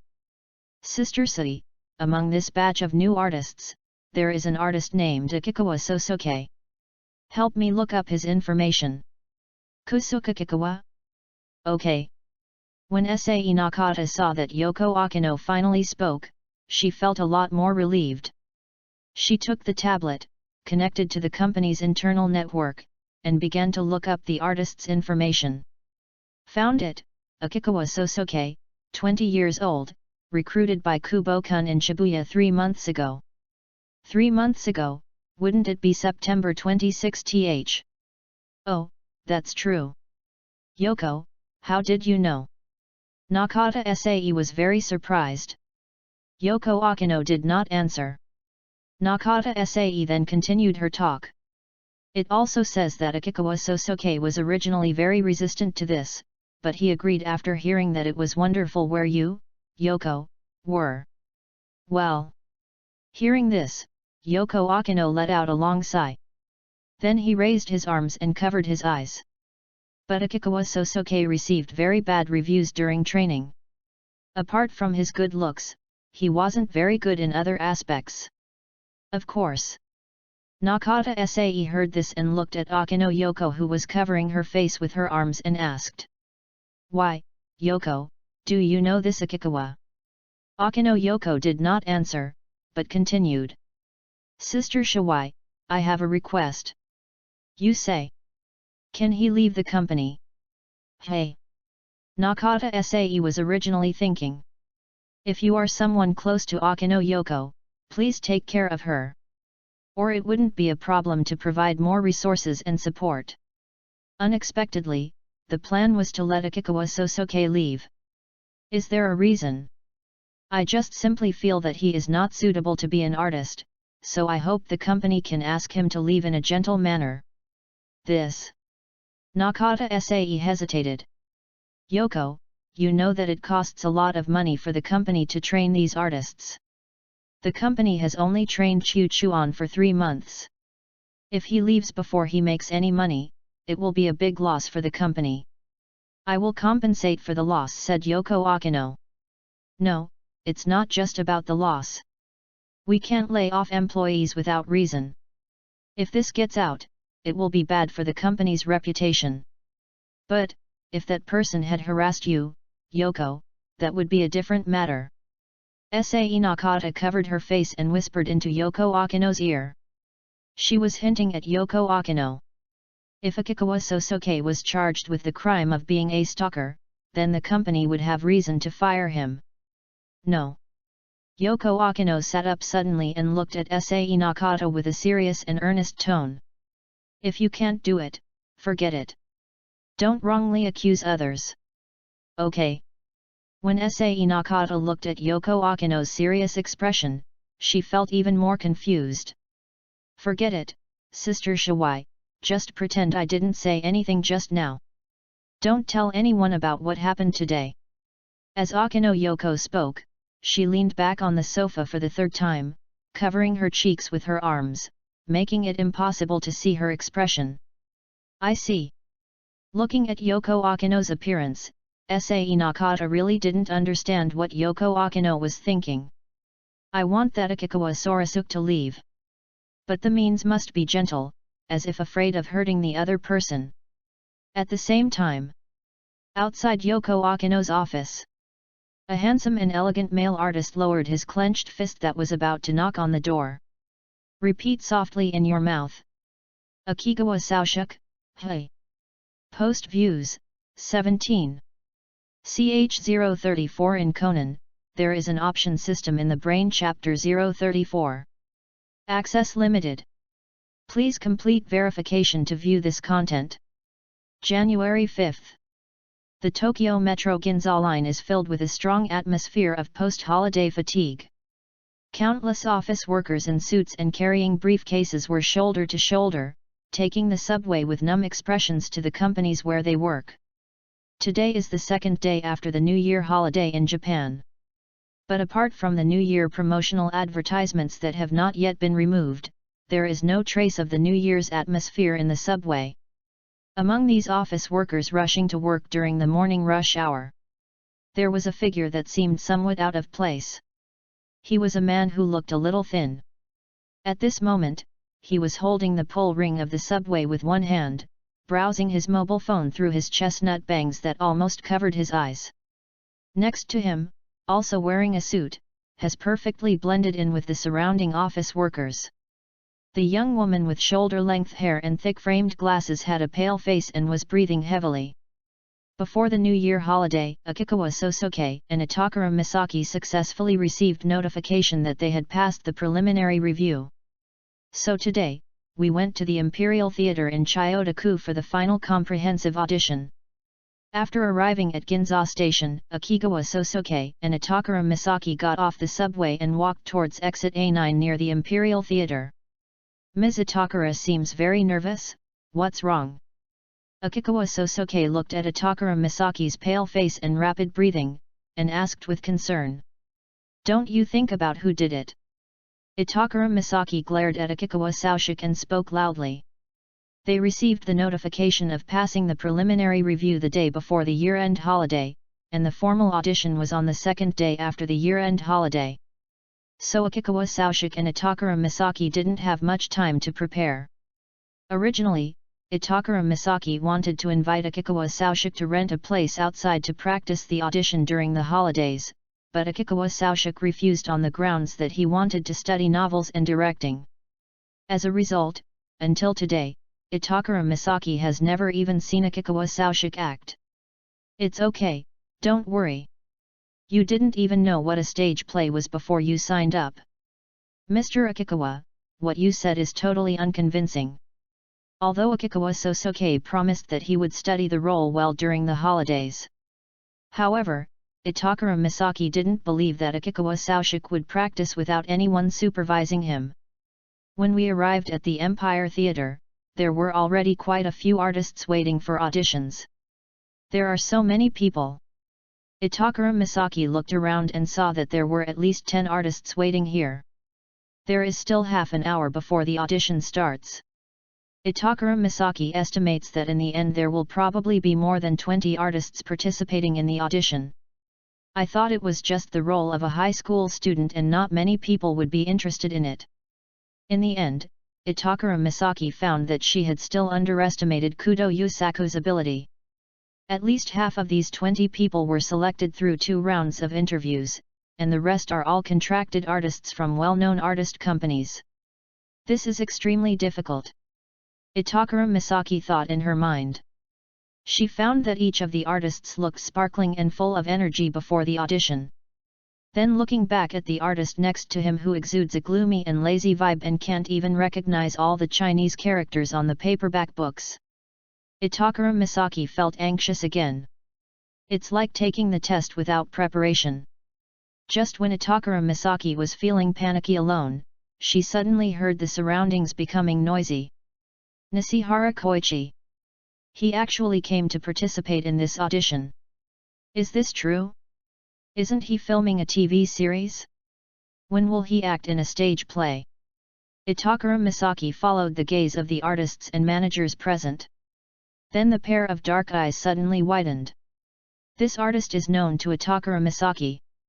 Like Akikawa Sorasuke, she is a signed artist of Wonderful. Unlike most artists, Koichi Nishihara did not debut as an idol. Instead, he debuted as a child star at the age of 3 and is still an actor now. Although Koichi Nishihara's popularity is not as high as Yoko Akino's. But basically, when I perform, I am able to get the role of the enemy, or the main supporting role. Therefore, when Itakura Misaki saw that Nishihara Koichi actually signed up for the audition for what was at most a minor supporting role, I felt extremely incredible in my heart.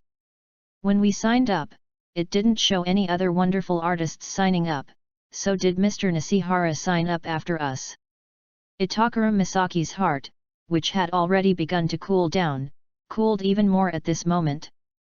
Not to mention that Koichi Nishihara has the advantage of popularity, which gives him an advantage during the audition. If we just talk about experience in filming, there is no artist here who has more experience than Koichi Nishihara. Many artists at the scene looked uneasy because of Koichi Nishihara's appearance. Hey, nice to meet you, Akikawa-kun. Akikawa Sosuke, who was sitting there looking at his phone, suddenly heard someone greet him. He looked up and saw a handsome-looking artist walking towards him. Hello, who are you? Akikawa-kun, you don't recognize me. My name is Nishihara Koichi, and I'm from the same wonderful group as you. Nishihara Koichi smiled at Akikawa Kusuke. Oh, hello. Akikawa Sosuke stared quietly at Nishihara Koichi in front of him with his deep blue eyes and greeted him politely. When you smile, the corners of your eyes don't move. It's a fake smile. He came straight to me as soon as he arrived. This means it was not a coincidence. He knew I was here a long time ago. So, was this greeting to me just a polite exchange, or did you have another purpose? Through a brief conversation with Koichi Nishihara, Akikawa Sosuke sensed something was a little off. Although it was a bit puzzling, Akikawa Sosuke felt that the other party was probably targeting him. By the way, Akikawa-kun, why did you decide to sign up for this audition? Stage plays should be difficult for newcomers, right? I had experience in the drama club when I was in school, so I wanted to give it a try. Oh, is that so? But I heard that Akikawa-kun seemed to have dropped out of elementary school. Koichi Nishihara asked with a confused look on his face. They knew I was lying. It seems they investigated my information and knew I wouldn't have the chance to act in the club. Sure enough, they came specifically for me, but why? There is definitely nothing about me that is worthy of this artist's criticism. It's because of others. If someone in Wonderful has more energy and is likely to be connected to me, and a veteran artist is targeting me, then it can only be Akino Yoko. Akikawa Sosuke showed an expression that was very embarrassed after his lie was exposed. He scratched the back of his head and said a little embarrassedly. Actually, I thought that if I came here, I might have a chance to perform on the same stage with Ms. Yoko, so I signed up. I guess so. Nishihara Hirokazu chuckled, looking like he already knew the truth. But acting is not like being an idol, where you can easily do the job just by relying on your looks. Especially when performing on stage, you need to face the audience directly. A small mistake on your part could affect the quality of the entire work, bringing shame to the work and your company. Is it that exaggerated? Akikawa Sosuke also widened his eyes as he listened to Nishihara Hirokazu's explanation to him. He knew very well that a normal expression of surprise would not stay on a face for more than a second, so the expression was fleeting. This is not an exaggeration, this is the truth. As Nishihara Koichi was speaking, he heard someone calling his name. But I'm very optimistic about Akikawa-kun. The fact that you're brave enough to try something new makes you much better than other artists. Keep it up.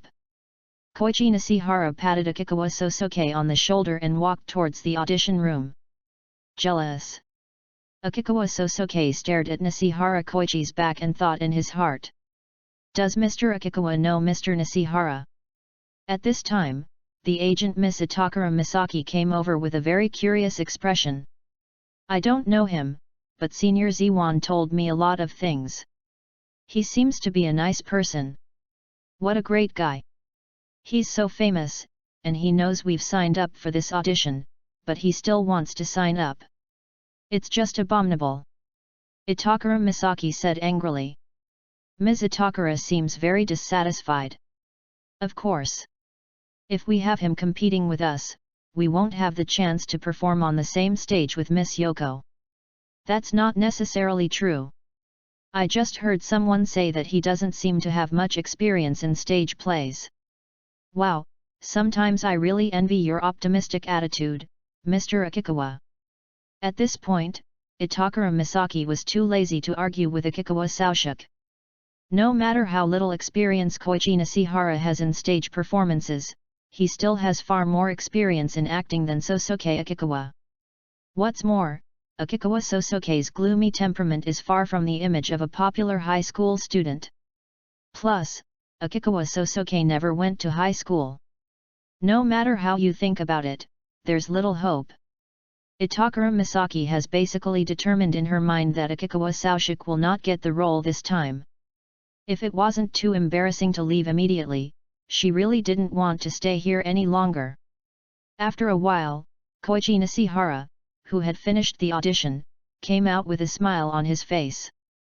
He once again reminded Akikawa Sosuke of some things to pay attention to during the audition, and tried his best to play the role of a senior artist who cares about his juniors. After giving the instructions, Koichi Nishihara said goodbye to Sosuke Akikawa and left. After more than a dozen artists finished their auditions, it was finally Akikawa Sosuke's turn. Come on, Mr. Akikawa. Although Itakura Misaki no longer had any hope in her heart, she still tried her best to cheer for Akikawa Sosuke. After all, with the experience of this audition, subsequent auditions will become much smoother. Akikawa Sosuke nodded expressionlessly at Atakara Misaki, and then walked towards the audition room. If I make a mistake during the performance, I might be embarrassed, right? He repeated in his mind what Nishihara Koichi had just said to him, then reached out and grabbed the door handle. In my case, if someone finds out that your performance is flawed, it could be fatal. Post views, 17. CH035 in Conan, there is an option system in the Brain-Chapter-1-60. Access limited. Please complete verification to view this content. Time passes by every second. Itakura Misaki, who was waiting outside, became more and more anxious. I feel like Mr. Akikawa's audition takes longer than other artists. Did I make the director angry? Wow! That's very possible. If Mr. Akikawa performs in his usual manner, he will definitely be considered a prankster. After all, I signed up for the audition without knowing anything about Akikawa-san's acting skills, which seemed a bit too hasty. Just when Itakura Misaki was outside getting anxious and thinking about all sorts of things, she suddenly heard the voice of a staff member calling the next artist. Itakura Misaki quickly looked towards the room. Then he saw Akikawa Sosuke still looking the same as when he entered, walking towards him. Itakura Misaki was not disappointed by this. On the contrary, he felt fortunate because he noticed that Akikawa Sosuke didn't seem to make the directors and judges unhappy. The time came 2 days later. The official of Lost City Girls, Voices of the Dead will announce the final cast list of the stage play at 10 o'clock this morning. However, since Itakura Misaki didn't have much hope, she lost interest in checking the results. Around 11:30, after finishing the morning training, Akikawa Sosuke came to Itakura Misaki's workstation and asked curiously. What was the result? You haven't watched it yet, do you want to watch it together? I thought Ms. Itakura would be eager to check the results at 10 o'clock sharp. Haha. Itakura Misaki smiled awkwardly. I thought to myself that if Koichi Nishihara hadn't participated, I might have really been like this.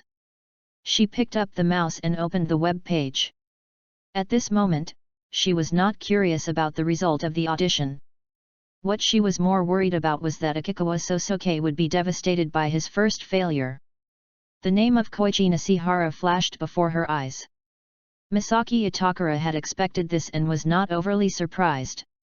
Mr. Akikawa, you don't have to worry too much about the results of the first audition. Failure can also help you gain experience. As long as you reflect on it and work hard next time. Just as Itakura Misaki was giving Akikawa Sosuke a shot of prevention, she was scrolling down the list of performers officially announced by the stage play. A familiar name flashed before her eyes, causing the words she was about to say to suddenly become stuck in her throat. High school sophomore Sae Otani, Akikawa Sosuke, wonderful. Itakura Misaki only felt a buzzing sound in her head. Then quickly pull the web page upwards. I saw that the name before Koichi Nishihara was not the high school boy Sae Otani, but the second deceased person in the novel, the office slave Danny Heckle. Itakura Misaki's mouth gradually opened wider, and she suddenly turned her head to look at Akikawa Sosuke, who was leaning over and staring at the screen beside her. She was so shocked that she was speechless for a moment. It seems like I'm lucky. Senior Nishihara's advice is also very useful. Akikawa Sosuke smiled at Itakura Misaki. How, what's going on? I remember that Mr. Nishihara also auditioned for Sae Otani. How did he become a corporate slave in the end? Just when Itakura Misaki was feeling a little confused, her cell phone suddenly rang. She picked up the phone and gave her name. We are the official producers of the stage play The Lost City Girls, Voice of the Dead. Ms. Itakura should have seen that your artist Akikawa Sosuke passed the audition and was selected to play Sae Otani. Please ask Mr. Akikawa to come to the Imperial Theatre at 9 a.m. 2 days later to begin formal rehearsals. The rehearsal period is 5 weeks, and the play will be officially performed on February 11th. We also invited many guests to the first day of the stage play, such as the great detective Mr. Maori Kogora. The person on the other end of the phone said a lot. Itakura Misaki, who answered the phone, was overwhelmed by the sudden surprise after hearing the first words spoken by the other party. As a result, I couldn't hear clearly what the other person was saying afterwards. It was only after the other party finished speaking and asked Itakura Misaki twice if she had any questions that she finally woke up from her dream. He hurriedly asked. I want to ask, didn't Mr. Nishihara from our company also audition for SAE Kotani? Why, I just looked at the list and the role he finally decided on was Danny Huckle. Well, the director thinks Mr. Nishihara is more suitable for Danny. After hearing this, Itakura Misaki thanked the other party and hung up the phone. She heard the other party's hidden meaning.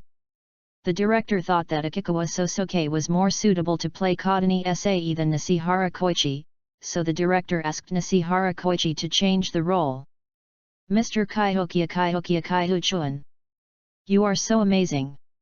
You even beat Mr. Nishihara. Itakura Misaki looked at Akikawa Sosuke, who had a gloomy temperament, beside her with surprise and joy, and her cheeks turned red with excitement. Could it be that Mr. Akikawa is actually really good at acting? I said that at the beginning, didn't I? I used to imitate TV characters at home all the time. But who would have thought? Mr. Nishihara debuted as a child star since he was young. Acting is not everything. The key is to understand the director's ideas. Anyway, Akikawa-san is amazing. This is awesome. Misaki Itakura never thought that in her first job after officially becoming a manager, she would be able to work at the same site with Yoko Akino. If it weren't for Akikawa Sosuke, I would never have gotten such an opportunity. Mr. Akikawa, you are my lucky star. I'll treat you tonight, Mr. Akikawa, order whatever you want. Ms. Itakura is really generous. She knows I can't eat much. Hey! I definitely didn't mean that. The other side. Yoko Akino, who had just finished hosting a special program at Nikkei TV, walked towards the elevator surrounded by a group of old colleagues. Yoko, please stay a little longer. We haven't seen each other for a long time. Let's have lunch together. Sorry, I have to rush to the Empire Theatre for rehearsal soon. Yoko Akino gave an apologetic smile to her former colleagues. Honestly, ever since Yoko and Reina left Nichimizu, our ratings have plummeted. Reina. I can't get in touch with you right now. Yoko Akino thought of her old friend, the beautiful host Rina Mizunashi who had cat's eyes, and she missed her very much. Seeing her former colleagues all showing lonely expressions, she quickly said to them in a cheerful tone. But it doesn't matter, I'm still here. As long as everyone needs me, Akino Yoko will always come back to Nichimi TV. Hehe. Yoko is really reliable. The Nichimura TV staff around were immediately infected by Yoko Akino's vitality and all smiled. After saying goodbye to her former colleagues, Yoko Akino took the elevator to the first floor. Then I met my agent, Sae Nakata. Sister City. Yoko Akino and Sae Nakata greeted each other softly. Yoko, the remaining actors for The Lost City, Voice of the Dead have been confirmed. Oh, I see. Yoko Akino took the throat-protecting drink from Sae Nakata, then slightly tilted her swan neck and drank it in small sips. The movements are graceful and slow. But I did notice two interesting things. First, Nishihara-kun signed up for the audition for SAE Kotani, but was not selected and was eventually assigned the role of Danny Heckle. Here we go again, Yoko Akino sighed helplessly. It is obvious that with Koichi Nishihara's acting skills and identity, he can definitely get better roles in normal film and television works. In the end, you always have to choose your own job. This time, I chose a stage play that I had no experience with, and was outdone by others. It's really a bit embarrassing. But since he can outperform Mr. Nishihara, his acting skills must be pretty good. Could he be from a theatre troupe? As Yoko Akino spoke, she walked towards the outside of the Nichiren television building. Artists who come from theater troupes are definitely much better at performing on stage than those in film and television. It's not surprising that Koichi Nishihara was not selected. No, that's the second interesting thing. The actor who was finally chosen to play Sae Kotani is named Akikawa Sosuke. As soon as Nakata Sae finished her words, Akino Yoko, who was walking in front of her, suddenly stopped in her tracks. At this moment, her deep blue eyes began to tremble violently as if there was an earthquake. Post Views, 17. Ch036 in Conan, there is an option system in the Brain-Chapter-1-60. Access limited. Please complete verification to view this content. 2 days passed quickly. In the blink of an eye, it was time for stage play rehearsal. Compared to Akikawa Sorasuke, who is still as lifeless as ever. Today, Itakura Misaki seemed particularly excited. Needless to say, the reason is obvious. Today, this young agent finally got the opportunity to work with her idol, Yoko Akino. Akikawa Sosuke and others arrived at the Imperial Theatre half an hour earlier than the agreed time. As time approached the agreed gathering time, more and more artists arrived at the scene. Yoko Akino, who had started rehearsing a week ago, arrived at the theatre 15 minutes early. A refreshing and pleasant good morning instantly swept away the remaining tiredness in the minds of many people present. Hurry up, Mr. Akikawa. Let's go say hello to Miss Yoko too. Itakura Misaki seemed particularly excited. She looked at Akino Yoko, who was immediately surrounded by many artists at the scene. He reached out and grabbed Akikawa Sosuke's arm and tried to pull him towards Akino Yoko. Mr. Akikawa also said that he likes Miss Yoko very much, right? Ms. Itakura, you should go by yourself. I'll go say hello to Senior Nishihara. Akikawa Sosuke was not very interested in Akino Yoko. In addition, he had already judged that Yoko Akino was most likely acquainted with the original owner, so he didn't want to take the initiative to contact Yoko Akino. Anyway, he knew that Yoko Akino would avoid him and would not take the initiative to contact him.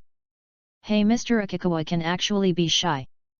Itakura Misaki misunderstood. She teased Akikawa Sosuke with a playful expression, and then quickly walked towards the direction where Akino Yoko was. Akikawa Sosuke walked towards another acquaintance from his company who was present. Koichi Nishihara was eliminated by himself when auditioning for the role of high school student Sae Kotani not long ago. Good morning, Nishihara-senpai. Thanks to Nishihara-senpai's guidance during my last audition, I was able to successfully get the role. Nishihara Hiroichi, who was looking at Akino Yoko from afar, couldn't help but tremble his eyes when he heard what Akikawa Sorasuke said, and almost couldn't keep a straight expression. However, after suppressing the anger rising in his heart, he still gave Akikawa Sosuke a kind smile. Congratulations, Akikawa-kun. It seems that Akikawa-kun's temperament is quite suitable for a high school student. Really? Thank you, Nishihara-senpai. Akikawa Sosuke smiled at Nishihara Koichi a little embarrassedly. Nishihara Hiroichi's cheek twitched again, and he felt even more disgusted with Akikawa Sosuke in front of him. You're such an idiot, you can't even hear that I'm mocking you for being childish. Director Takemura's current level is not good enough to choose such an idiot with no acting experience. Before the New Year holiday last year, Koichi Nishihara, who was originally preparing to go to Yoko Akino's office, accidentally overheard the conversation between Yoko Akino and her agent Sae Nakata. I learned that Akino Yoko wanted Akikawa Sosuke to leave the company, but she had no suitable reason.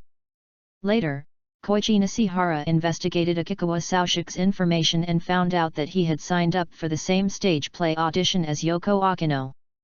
Therefore, Koichi Nishihara also signed up for the same role audition. He wanted to discourage Akikawa Sosuke from acting while also getting the opportunity to act with Akino Yoko. I never thought that I was not selected. And the director gave him another minor supporting role as a favor. This was a great humiliation for Koichi Nishihara, who had always been proud of his acting skills. So naturally, I began to dislike Akikawa Sorasuke. I'm angry. Akikawa Sosuke noticed that Nishihara Hiroji in front of him raised his chin slightly, and felt a little amused. This is a micro-expression that represents a person's inner anger for this kind of stranger. But those who come here to find trouble for no apparent reason. Akikawa Sosuke will never swallow his anger. He knew how to effectively provoke the other person's anger. I also know that the other party can't do anything to me. And I can also maintain my image of being pure-minded by dealing with Koichi Nishihara's behavior. It's like killing two birds with one stone. The other side. Yoko Akino, who was chatting with a group of artists around her, was suddenly grabbed by the hand by Itakura Misaki, who squeezed in from behind. Ms. Yoko, I've been a fan of you since you were on the Earth Ladies team. I never thought I would have the opportunity to work on the same job site with you. It's such an honor. Ah ha ha ha, thank you for liking me. Yoko Akino was already used to this kind of scene and smiled at Itakura Misaki. As I recall, your last name is Itakura, right? Wow! Miss Yoko actually remembered my name. Upon hearing this, Itakura Misaki was instantly excited and felt extremely flattered. She did not indulge in the happiness of talking to her idol. Itakura Misaki always remembers that she is Akikawa Sosuke's agent, so at this time she should also let Akino Yoko leave an impression of the artist she is in charge of. My supervisor, Mr. Akikawa, said he also likes Ms. Yoko. It's just that he seems a little shy and doesn't want to come over and talk to Miss Yoko, so. Itakura Misaki was halfway through her words when she suddenly heard a rather cute voice in front of her. Then, Akino Yoko suddenly covered her mouth with both hands, and a faint rose color quickly appeared on her clear and bright face. This scene is not only for the male artists present. Even her peers including Itakura Misaki were stunned for a moment. Oh my god, Miss Yoko is so cute when she's shy. Itakura Misaki felt that at that moment, her nosebleed was already surging in her nasal cavity and could burst out at any time. Akino Yoko covered her slightly hot cheeks. Her azure eyes slowly turned towards the figure in the venue that she had noticed a long time ago but had deliberately ignored. However, after seeing Koichi Nishihara talking to Sosuke Akikawa, Yoko Akino's slightly confused heart calmed down at the speed of light. Ms. Itakura, Sora, Akikawa-kun is familiar with Mr. Nishihara. Not really, but Akikawa-san said he wanted to thank Nishihara-san for his guidance during the audition, so I went over to talk to him. Guidance. Akino Yoko's eyes with long eyelashes blinked slightly, and then she asked softly. Come to think of it, Akikawa-kun or Nishihara-san, who signed up for the audition for SAE Kotani first? Of course we signed up first. If we knew we would be competing with Mr. Nishihara who debuted as a child star, there's no way we would have signed up. Oh. Is that so? Akino Yoko said without any fluctuation in her voice. When the same company is signing up for an audition for the same role, the company's internal system will show whether any artist from the same company has already signed up. Although the company does not object to competition between artists. But Yoko Akino knew very well that it was impossible for Koichi Nishihara to know Sosuke Akikawa. The only reason he was willing to lower himself to play a minor supporting role here was because he was also here. In addition, Koichi Nishihara deliberately signed up for a role that Sosuke Akikawa had already signed up for. Even though Akikawa Sosuke is just a junior artist in the same company as Akino Yoko. Koichi Nishihara's behavior was enough to make Yoko Akino feel disgusted. Not to mention, Akikawa Sosuke's relationship with Akino Yoko is actually far more than an ordinary senior-junior relationship. Ms. Itakura, please try to limit Akikawa-kun's contact with Mr. Nishihara in the future. Nishihara, a child star who was once very popular in Japan, has lost popularity as he grew up, but it's not because his acting skills have deteriorated. Yoko Akino stopped there and gave a hint in Itakura Misaki's ear. Her words also made Itakura Misaki feel extremely surprised. The decline in popularity is not due to acting. In other words, it's because of one's character. Itakura Misaki is very clear about the rules of the Japanese entertainment industry. She knew it a long time ago. No matter how talented an artist is, if he is disliked by others, he will definitely have no development prospects. Unexpectedly, such an evaluation was given to Koichi Nishihara. Wow! We can't let Mr. Akikawa and Mr. Nishihara continue to have contact. Itakura Misaki knows very well that her own artists are very good at making people angry. If I offend Koichi Nishihara, my future work will probably be greatly hindered. Just as Itakura Misaki hurriedly walked towards Akikawa Sosuke, she saw Akikawa Sosuke also walking towards her. She leaned over to take a look at Nishihara Koichi, who was still smiling, and breathed a sigh of relief in her heart. Fortunately, it seems that Mr. Akikawa did not do anything to offend Mr. Nishihara. Post Views, 17. Ch037 in Conan, there is an option system in the Brain-Chapter 037. The time came to 10 o'clock in the morning. Director Takemura Mine arrived at the scene. After he briefly instructed various things, he asked all the artists present to introduce themselves one by one according to the importance of their roles in the play. After the self-introductions, the artists each found the actor who was performing in the same scene with them and gathered together to read the script. 3 days later, rehearsals began. The so-called scene-by-scene rehearsal. It is a method of rehearsing one scene after another according to the script. Since Akikawa Sosuke played the last person to die, his performance was among the last to appear. Everyone is so amazing. They just read the script before, but now they can act like this. Itakura Misaki, who was watching from the sidelines, was thinking in her heart, and for a moment she began to worry about her artist Akikawa Sosuke. Everyone who performed before me did a great job. I hope Mr. Akikawa doesn't perform too badly. And Itakura Misaki thought to herself as she secretly glanced to the other side out of the corner of her eye. I saw Yoko Akino with long beautiful chestnut hair not far away. Like other artists present, he was also quietly watching the performances of the actors on stage. I really hope that Mr. Akikawa can leave a good impression on Ms. Yoko. Act 5, Scene 1. The assistant director called out the next scene number, and finally it was Akikawa Sosuke's turn to appear. Itakura Misaki quickly perked up. I couldn't help but feel nervous inside. Come to think of it, I don't think I've ever seen Mr. Akikawa act until now.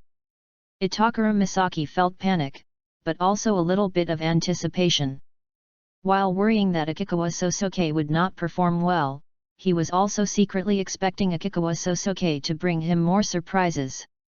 The fifth act begins by introducing the background of high school sophomore Sae Kotani. The actor must act like a popular and energetic high school sophomore. The movie can create a campus scene and let passers-by actors highlight the popularity of the protagonist. However, since the number of actors in a stage play is smaller than that in a movie, Mr. Akikawa must rely solely on his acting skills to make the audience think that he is popular. This is quite difficult without the supporting roles. Itakura Misaki clenched her hands tightly together, and was so nervous that her palms were sweating. Everyone's eyes at the scene were on Akikawa Sosuke. At this time, Akikawa Sosuke stood in front of the door of the built classroom, with his head slightly lowered. His chestnut bangs naturally fell due to gravity, covering the upper half of his face. Akikawa Sosuke has a gloomy temperament to begin with, and now with his cheeks covered by his bangs, he looks even more gloomy and withdrawn. Many artists in the audience frowned. The image of Akikawa Sosuke. This is the complete opposite of the popular and energetic class monitor Kotani Sae in the book. In places where no one has noticed. Yoko Akino, who seemed calm as usual in the audience, clenched her hands together at this moment. Prepare. Scene 5-1, start. As the assistant director finished speaking, Akikawa Sosuke reached out, opened the door, and walked into the classroom. However, the moment he entered the classroom and raised his head, everything has changed. The young man who seemed to have dark clouds always covering his head and had a gloomy temperament has disappeared. Instead, there was a young man with bright eyes and a sunny aura that made him look radiant. It was as if a flame suddenly ignited in the dark world without a trace of light. Everyone present was instantly drawn to Akikawa Sosuke's attention. "Hey, everyone, good morning." Itakura Misaki's voice, which was full of youthful energy and had never been heard before in all the time they knew each other, rang out in the theater. Akikawa Sosuke waved gently towards the classroom with a natural smile on his face. At this moment, except for the corner where Akikawa Sosuke, who was dressed as Kotani Sae, was, the whole world seemed to have lost its color. The blue eyes sparkle like gemstones. The facial lines seem to be carefully drawn with a pen. A smile as clear as the morning dew and full of youthfulness. There is no longer any debate as to whether Akikawa Sosuke successfully portrayed the role of a popular high school student. Because Akikawa Sosuke attracted the attention of almost all the audience with just a greeting and a smile. So that they have no time to pay attention to other places. Although the stage dressed up as a classroom was actually empty. But no one felt uncomfortable with Akikawa Sosuke's performance. Because of Akikawa Sosuke's performance, it has a strong authenticity that is believable. There is no doubt that with the overwhelming presence of Kotani Sae, she will definitely be the focus of the audience wherever she goes. Unpopular? That's the last thing on earth. Until now. Many people noticed it. This artist, who exuded an unapproachable aura from the very beginning, turned out to be so pretty that he made all the other artists present pale in comparison.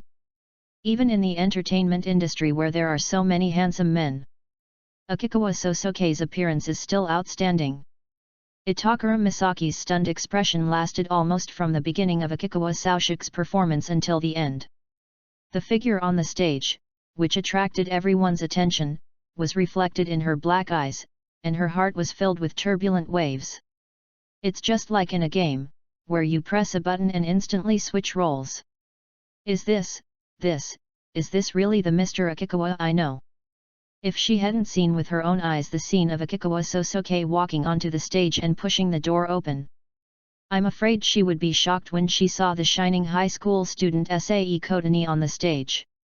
He couldn't even recognize that the other person was the gloomy artist he had been with for half a month. Itakura Misaki looked at Akikawa Sosuke on the stage and was extremely amazed. The feeling was very similar to the first time she saw Yoko Akino on TV. The overwhelming presence that makes people unable to look away, and the beautiful face that is so exquisite that people can't even feel jealous. It was as if I was destined to be the protagonist on the stage from the moment I was born.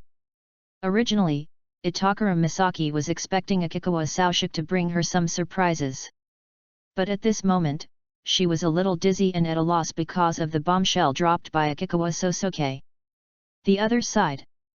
Yoko Akino, who saw Akikawa Sosuke's performance, also widened her eyes, opened her mouth, and showed a dumbfounded expression.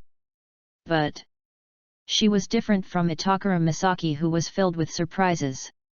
At this moment, Yoko Akino's hands were clenched tightly together, and she was so strong that her hands were shaking. It shouldn't be like this. How could it be like this? Akino Yoko whispered something that only she could hear. Tsuiden High School. Class 2B, Year 2. The melodious bell for the end of get out of class rang, and the teacher left the classroom with the textbook. Maesumi Sira took out the sandwich he had bought at the convenience store and came to his classmate Ran Mori. Getting ready to have lunch with Mao Lilan. Xiaolan, you are so slow. Suzuki Sanako on the side complained, her voice full of disgust. Don't worry, I have something for you too. As Mao Lilan said this, she took out 2 tickets from her school bag and placed them in the hands of Suzuki Sanako and Serum Maesumi respectively. This is the first day ticket for the upcoming stage play The Lost City Girl Detective, The Voice of the Dead. The organizer invited my father, so they gave away a lot of tickets. Conan-kun will be there too, and there are 2 tickets left, so I want to invite Sanako and Sira to join us.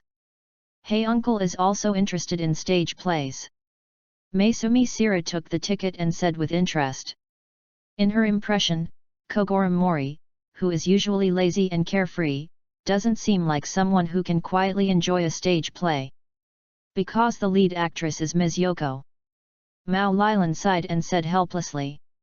Oh yes, Xiaolan's father is a die-hard fan of Miss Yoko. Suzuki Sanako also laughed. But I think the reason why Xiaolan invited me and Sanako to watch it together was not because of the uncle. Maisumi Sira stared at Ran Mori sharply with her deep green eyes. Seeing this, Mao Lilan couldn't help but turn her eyes away, her cheeks slightly flushed. Hey? What do you mean?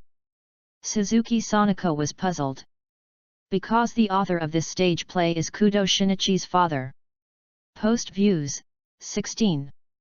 Ch038 in Conan, there is an option system in the Brain-Chapter 038. Mr. Akikawa, your acting just now was amazing, wasn't it? You may have been in a theatre troupe before, but why haven't I heard of your name? Wow, I just noticed that Mr. Akikawa is so handsome. He looks like 2 different people during performances than he does on weekdays. As soon as Akikawa Sosuke stepped off the stage after finishing the 5th act, he was surrounded by many artists. Many people were amazed by Akikawa Sosuke's performance just now. Therefore, I became extremely curious about him. Aside. The assistant director looked at Akikawa Sosuke, who was surrounded by many entertainers with shining eyes and was being asked questions non-stop. He said to the director Takemura mine beside him. Mr. Takemura, why do I feel like Akikawa is using too much force? Although Mr. Kudo described Sae Kodani as a very popular high school student in the book, it shouldn't be to this extent, right? He's just an ordinary high school student, but Akikawa made him look like a celebrity. Isn't that inconsistent with his character? No, I think it's okay. Director Takemura mine laughed. The medium of a stage play itself cannot be performed completely in the same way as a movie. After all, we want to make the audience at a distance feel the charm of the character, so a more exaggerated performance will actually deepen the audience's impression of the character. Besides, the character Sae Kodani will not be on the same stage with Quinn, the heroine, until she dies, so there is no need to worry about the supporting characters overdoing it and stealing the heroine's limelight. Before Kodani Sae died, he was the protagonist of the 5th act, so I think Akikawa played it very well. Because Akikawa's performance was so good, it made Kodani Sae's death more shocking. I seem to understand why Mr. Takemura chose him instead of Nishihara. The assistant director nodded. Nishihara's acting skills are good, but that is limited to film and television works. As an actor in stage plays, his expressiveness is much worse than Akikawa's. Takemura mine commented. Off stage. The impatient Itakura Misaki finally waited until Akikawa Sosuke finished greeting the other artists. After Akikawa Sosuke came back, he put his hands on both sides of Akikawa Sosuke's shoulders with a bang. He lowered his voice, his tone full of excitement. Mr. Kaihokia Kaihuchuan. What happened just now? Mr. Akikawa just now is like a completely different person. What the hell is going on? Is Mr. Akikawa's acting really that good? You can actually hone your acting skills by imitating DVDs at home. If Mr. Akikawa keeps up his character, he will definitely become a huge hit. Itakura Misaki found that even though she had been with Akikawa Sosuke for half a month, but he still knew basically nothing about Akikawa Sosuke. Could it be that Mr. Akikawa is really a genius? A genius like Ms. Yukiko? It took the excited agent more than 10 minutes to calm down. After she once again realized the unique talents of Akikawa Sosuke, she became more confident that Akikawa Sosuke would become very popular in the future. I'm so lucky to have Mr. Akikawa assigned to me as my role. It seems that it is not impossible to work with Miss Yoko frequently in the future. Thinking of Akino Yoko, Itakura Misaki quickly turned her head and looked over. Then we saw Yoko Akino leaving the audience with a blank expression on her face. And shortly after Yoko Akino left, Itakura Misaki saw Koichi Nishihara, an artist from the same company, and started chasing after him. How could he possibly have that kind of acting skills? He's obviously someone who didn't even finish elementary school. Akikawa Sosuke's acting skills made Nishihara Koichi feel ashamed. But Ms. Yoko didn't seem to be impressed by Akikawa's acting. Combined with what I heard before, Ms. Yoko wanted Akikawa to leave the company. It can be judged that Ms. Yoko must also hate Akikawa. Koichi Nishihara jogged a few steps and caught up with Yoko Akino, who was walking quickly in front of him. Ms. Yoko. Mr. Saihara. Upon hearing this, Yoko Akino stopped, turned around, and gave Koichi Nishihara a kind smile. It's my turn to perform soon. I wonder what Mr. Nishihara wants to do.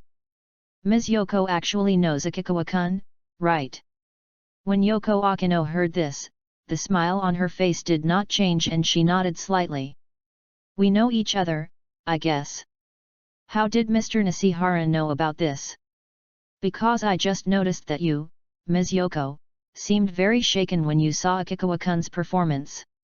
Ms. Yoko, you probably don't like that Akikawa either, right? Koichi Nishihara stared at Yoko Akino's face and said with a smile.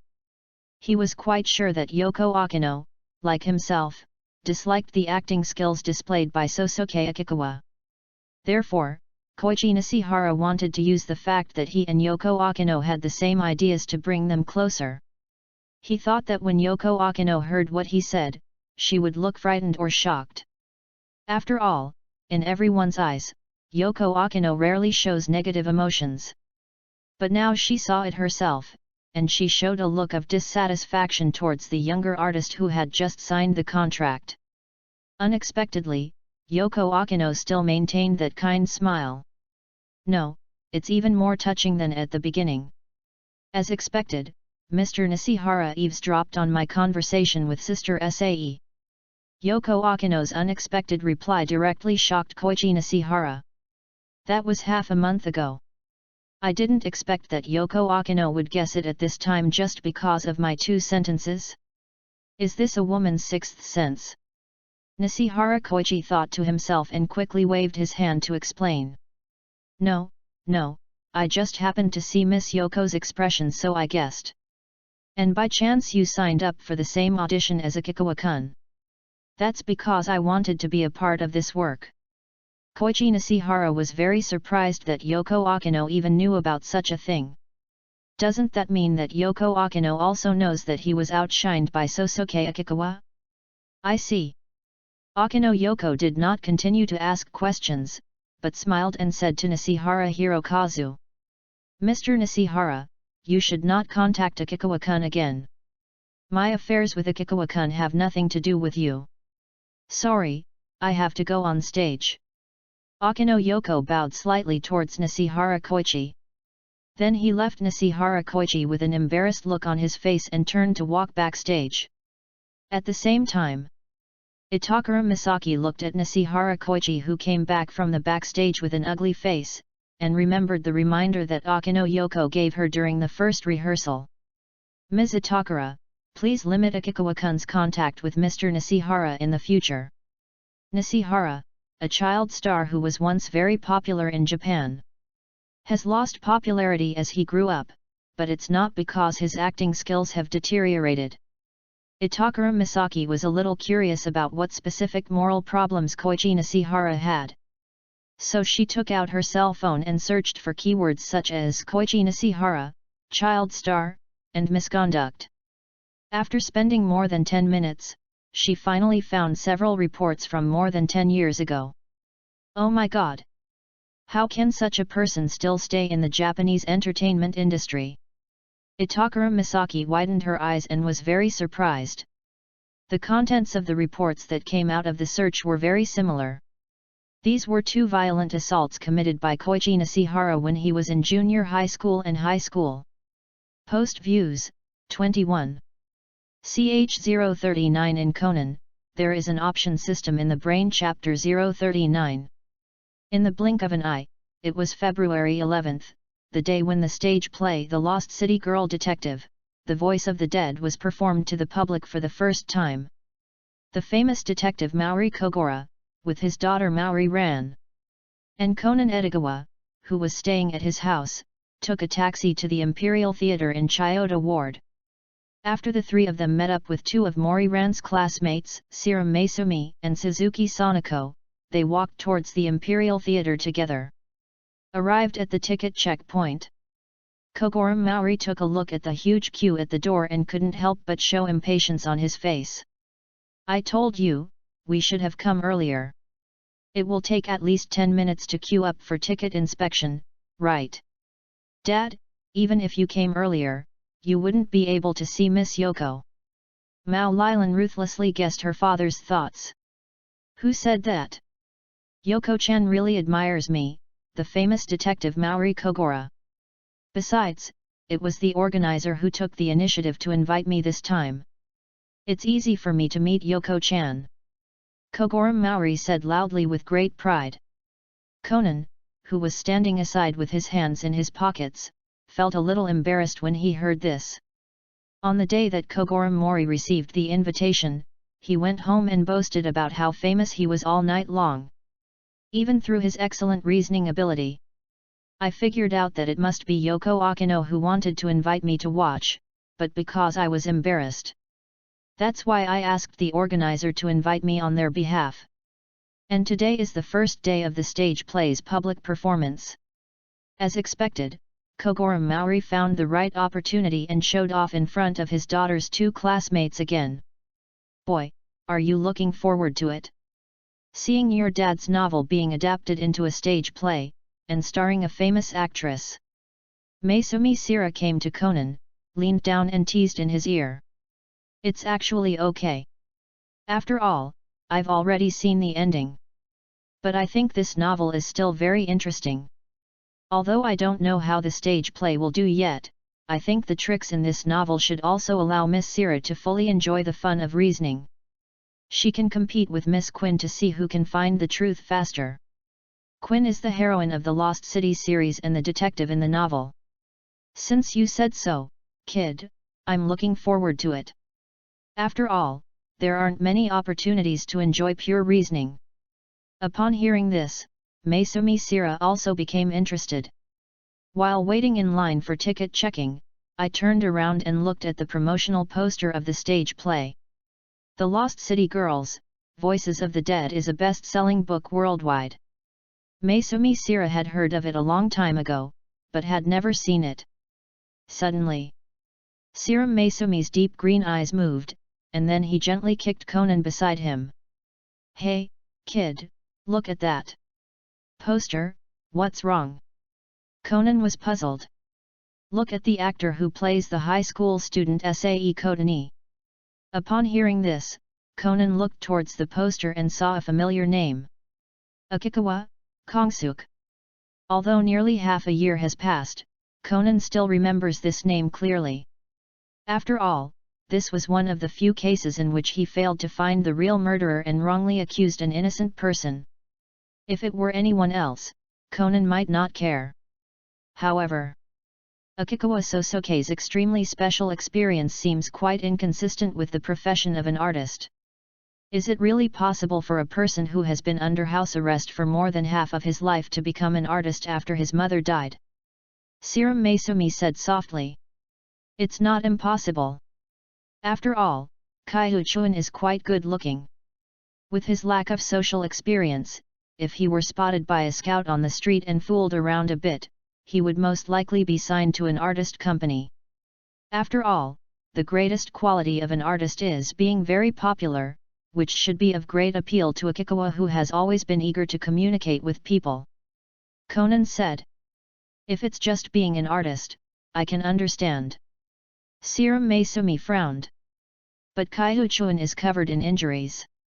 It will take at least 1 or 2 months for him to recover.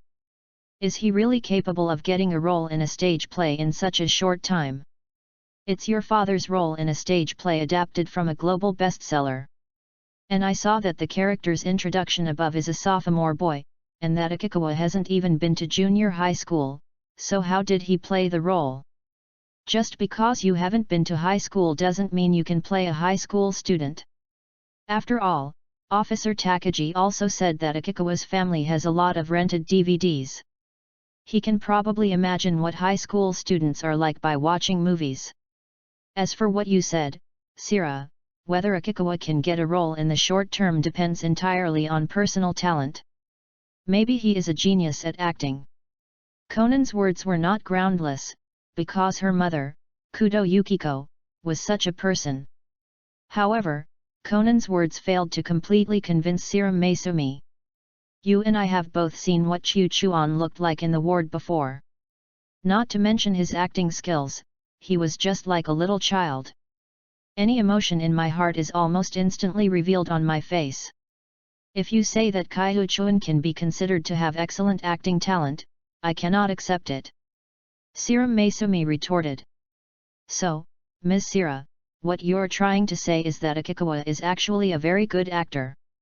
Even when he was facing the detective and us in the ward, he was just acting.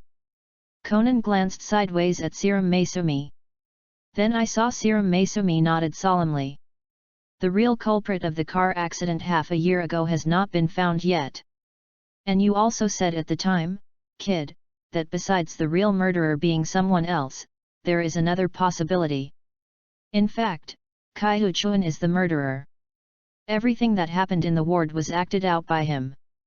In reality, he is very good at observation, intelligence, and acting. Ms. Sira, you want to use the fact that Akikawa has been under house arrest by his mother for many years and cannot have acting talent to prove that he is an excellent actor. After hearing what Conan said, Serum Maesumi nodded again. But have you ever thought that if the situation you described is true, then it must be that Akikawa, who was under house arrest by his mother for more than 10 years, and developed superb acting skills and criminal abilities that could deceive even detectives and criminal police. Isn't this situation even more unlikely than the possibility that Akikawa simply has an acting talent that has not yet been discovered? Upon hearing this, Serum Maesumi was stunned. Then Conan continued. Let's take a step back and assume that Akikawa really has acting skills, insight, and analytical abilities, and is able to cover up the truth of the crime to the point where you and I don't even notice it. Then why did he become an artist when he knew that the police couldn't find the murderer and there was no way to close the case? Isn't this equivalent to announcing to the whole of Japan that my acting skills are excellent and do not match the image I had when I was interrogated that day? This kind of thing is inconsistent with the image we have inferred that he is smart and shrewd. Conan handed the ticket to the ticket inspector and entered the venue. Then he heard the muffled voice of Shiliang Zhenchun behind him. That Kaihu Chuan dared to be so unscrupulous. I think there is another possibility. That is, Akikawa is actually extremely conceited. He doesn't believe from the bottom of his heart that you and I, and the Metropolitan Police Department, can discover the truth. Even if he exposed the fact that he was an excellent actor to everyone. When Conan heard this, his legs suddenly felt as if they were filled with lead and he froze in place. Post Views, 20. CH040 in Conan, there is an option system in the Brain-Chapter-1-60. Access limited. Please complete verification to view this content. The audience took their seats one after another, and the stage and backstage of the Empire Theatre were bustling with activity. The director and backstage staff hardly dared to stop for even a second. Making final preparations before the official performance. In the dressing room of the Empire Theatre, Akikawa Sosuke was sitting in front of the mirror, having his makeup done by a professional makeup artist. Beside him, the agent Miss Itakura Misaki was also talking non-stop. The Imperial Theatre is almost the largest theatre in Tokyo, and can accommodate more than 1,800 spectators. Although it's Mr. Akikawa's first time to perform in front of so many audiences, everyone has rehearsed so many times these days, there will definitely be no problem. Speaking of which, the only regret is that Mr. Akikawa's figure is a little too thin. It would be perfect if he were like this now. In order to prevent your makeup from being ruined when changing clothes. So Akikawa Sosuke started to put on makeup only after he changed into the clothes he would wear for the fifth act performance. Because the Lost City Girls series of novels is set in a Western fictional setting. Therefore, the uniform that Akikawa Sosuke wears in Act 5 is also similar to the style of British male students in the Victorian and Edwardian eras. The upper body is a white shirt with a tie, a black vest outside the shirt, and a dark suit jacket on the outside. And on the chest of the suit jacket is the school badge. The lower body is knee-length pants, long socks, and hard black leather shoes. Finally, when he goes on stage, he has to wear a bowler hat. Akikawa Sosuke looks quite handsome in this British-style student uniform. But as Itakura Misaki said, Akikawa Sosuke is a little too thin. Even with so many clothes on, he still looked very thin. Especially this kind of uniform has to expose the knees. It also further highlights the thinness of Akikawa Sosuke's legs. To this end, the makeup artist's solution was to add clothes to Akikawa Sosuke's upper body. The legs and knee-length pants are covered with flesh-colored silicone padding. This makes Akikawa Sosuke's body look more balanced overall. Of course there are disadvantages as well. The British-style student uniforms are relatively tight, and the solace of the leather shoes are hard and inelastic. Plus so much filling. This made it somewhat inconvenient for Akikawa Sosuke to move around. However, since Akikawa Sosuke's character does not involve any strenuous activities, this shortcoming naturally does not constitute a problem. I know that. I've been gradually increasing my food intake. Akikawa Sosuke was of course aware that his body was very weak. But gaining weight and increasing food intake are not things that can be accomplished overnight. After entering a dull life, for some reason the system did not pop up any options during this period. Itakura Misaki placed a small bag on the dressing table and gave one last reminder. Mr. Akikawa, remember to rinse your mouth before you go on stage. I put the mouthwash in Mr. Akikawa's bag. It's important for an artist to have fresh breath. After all, after Akikawa-san dies, it's Miss Yoko who will do the autopsy. It's Kotani Sae, not me, Akikawa Sosuke corrected. Same. Itakura Misaki said with a smile. The show is about to start. So I'm going to the audience first. Okay. After giving the instructions, Itakura Misaki quickly left the dressing room. For her. Today is an important day when the results of my first work will be tested by the market. Plus, it was the first day of a stage play starring his idol Yoko Akino. So Itakura Misaki wanted to come to the audience seats before the show started and enjoy the work in its entirety. This job is so happy. I get to meet handsome men and beautiful women every day, and I can watch TV series for free. Itakura Misaki couldn't help but sigh in her heart. The light? Where's the light? Where did that Yusuji kid go? Did anyone of you see him? Just as Itakura Misaki was passing the backstage and preparing to go to the audience seats. Then I heard the assistant director shouting loudly, as if he was looking for a lighting technician named Yusuji. Although we have rehearsed many times before, it seems that everyone is still nervous during the actual performance. Itakura Misaki complained in her heart and secretly prayed that the stage play could be performed smoothly. Itakura Misaki came to the audience, found her seat and sat down. That is, 5 minutes after Itakura Misaki took her seat.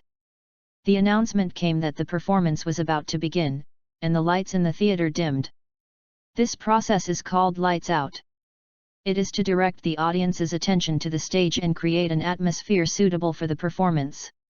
The sound of the audience chatting gradually died down, and everyone began to focus their attention towards the stage.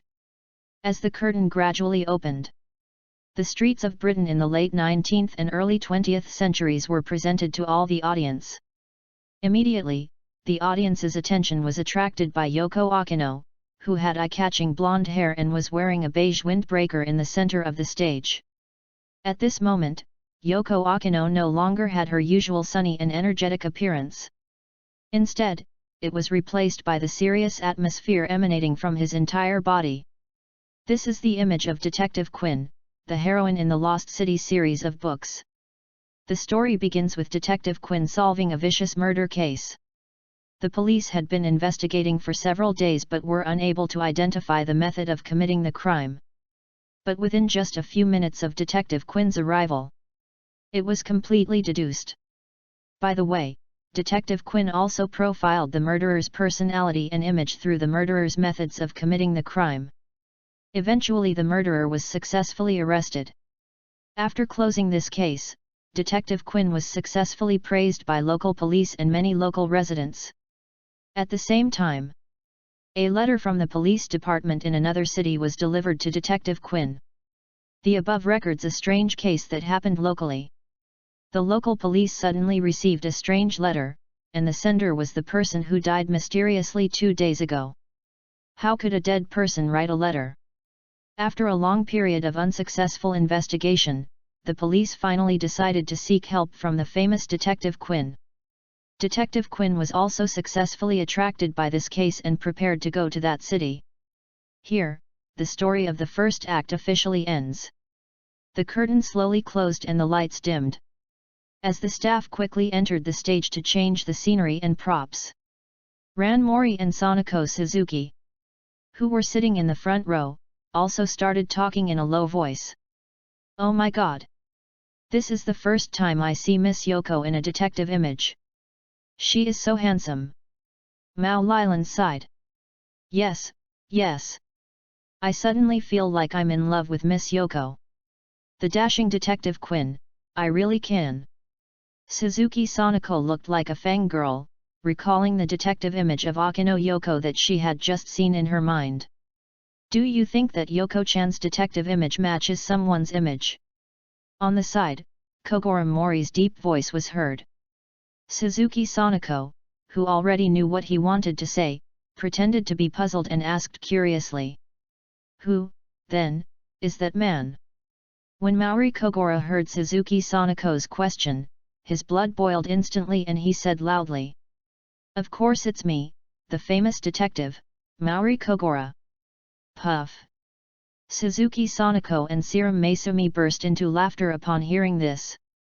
Ran Mori and Conan, who were standing by, covered their faces in embarrassment when they saw Kogoro Mori's obscene and extremely complacent smile. Post views, 18. CH041 in Conan, there is an option system in the Brain-Chapter-1-60. Access limited. Please complete verification to view this content. Ms. Yoko is so handsome. Too handsome, too handsome. At this time, in the auditorium of the Imperial Theatre, there is another person who is the same as Maori Kogoro. I was in a state of extreme excitement because of Yoko Akino's performance. That is Itakura Misaki, who is sitting in the back row. At this moment, the agent seemed to have completely forgotten her job. She looked like a little fan who was deeply attracted to her idol. Ms. Yoko is indeed a talented artist in the Japanese entertainment industry. She was originally an idol, but she turned out to be a perfect actress. Apart from the overwhelming presence that makes people unable to look away, there is really no trace of the original Miss Yoko in Detective Quinn. Is this Miss Yoko's control over the stage? It's too strong. Itakura Misaki admired Akino Yoko's strength in her heart, and at the same time once again thought of her own artist. Come to think of it, Mr. Akikawa is very similar to Ms. Yoko in this respect. His presence is also too strong to be ignored, and his acting skills are also amazing. Itakura Misaki recalled the acting skills she had seen from Akikawa Sosuke during the previous rehearsal. I couldn't help but look forward to it. Itakura Misaki did not accompany Akikawa Sosuke during the entire rehearsal. After all, if an artist needs an agent to accompany him/her throughout everything he/she does, people will inevitably look down on him/her. So Itakura Misaki actually doesn't know what the final product of this stage play will look like. After watching the first act of the performance, Misaki Itakura found that the production of this stage play was much better than she had imagined. Therefore, I am even more looking forward to the performance of my own artist on stage and the reaction of the audience. At this time, the closed curtain slowly opened again. Itakura Misaki quickly focused her attention and began to watch the second act performance seriously. At the same time, Akikawa Sosuke sat alone in the dressing room, watching the live broadcast on the stage on TV.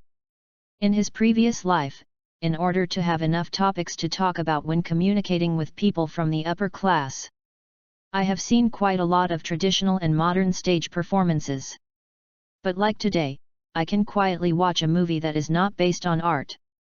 Commercial stage plays mainly rely on easy-to-understand plots to attract audiences.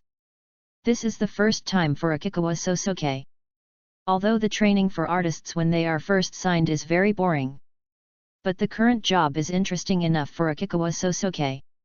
For Akikawa Sosuke, who never had freedom in his previous life and never had the opportunity to do what he really wanted to do, now he doesn't have to walk on thin ice every day.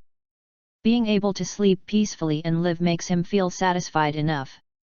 Mr. Akikawa, Director Takemura asked you to change to a bowler hat. Could you please go to the laundry room to get it? Suddenly at this moment, there was a knock on the door of the room where Akikawa Sosuke was. A voice was heard outside. Okay, I understand. Akikawa Sosuke replied softly, then stood up. He glanced at his original bowler hat and didn't understand why he needed to change it. Before auditioning for the role of Kodani Sae, Akikawa Sosuke had conducted in-depth research on Takemura Mine.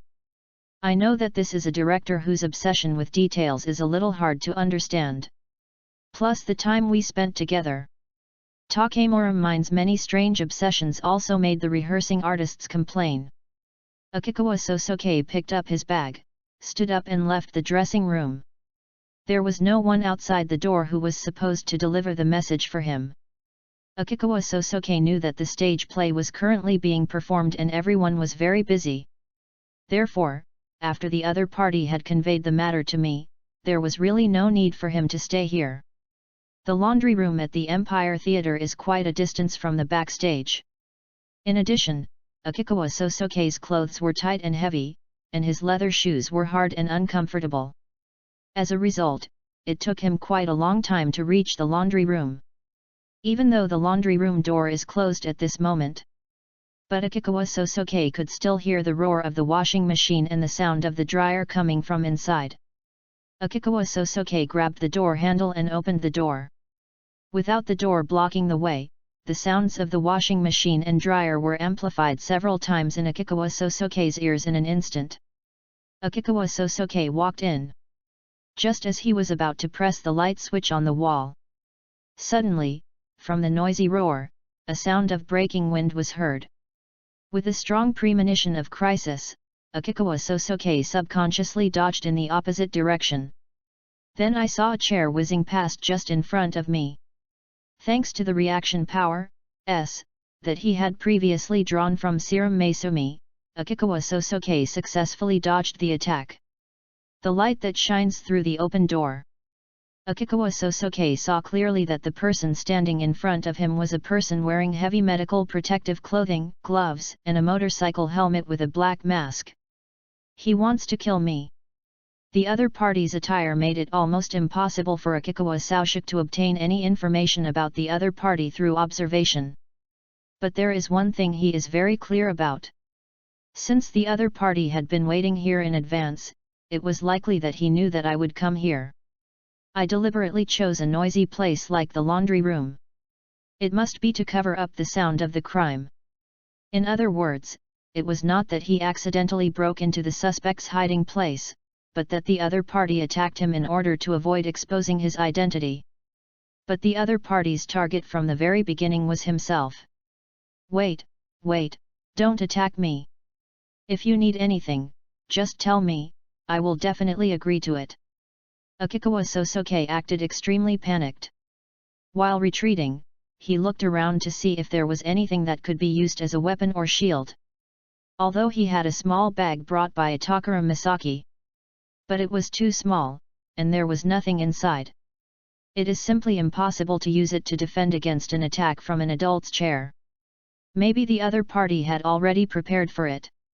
There was nothing in the laundry room that could be used as a weapon or to defend against the enemy's attack. The man holding the chair walked towards Akikawa Sosoke step by step, without any response to Akikawa Sosoke's proposal. Akikawa Sosoke gradually retreated to the innermost part of the laundry room. At the same time, my heart gradually sank to the bottom. There were no weapons, and nothing that could stand between him and the man opposite him. The only exit is in the opposite direction.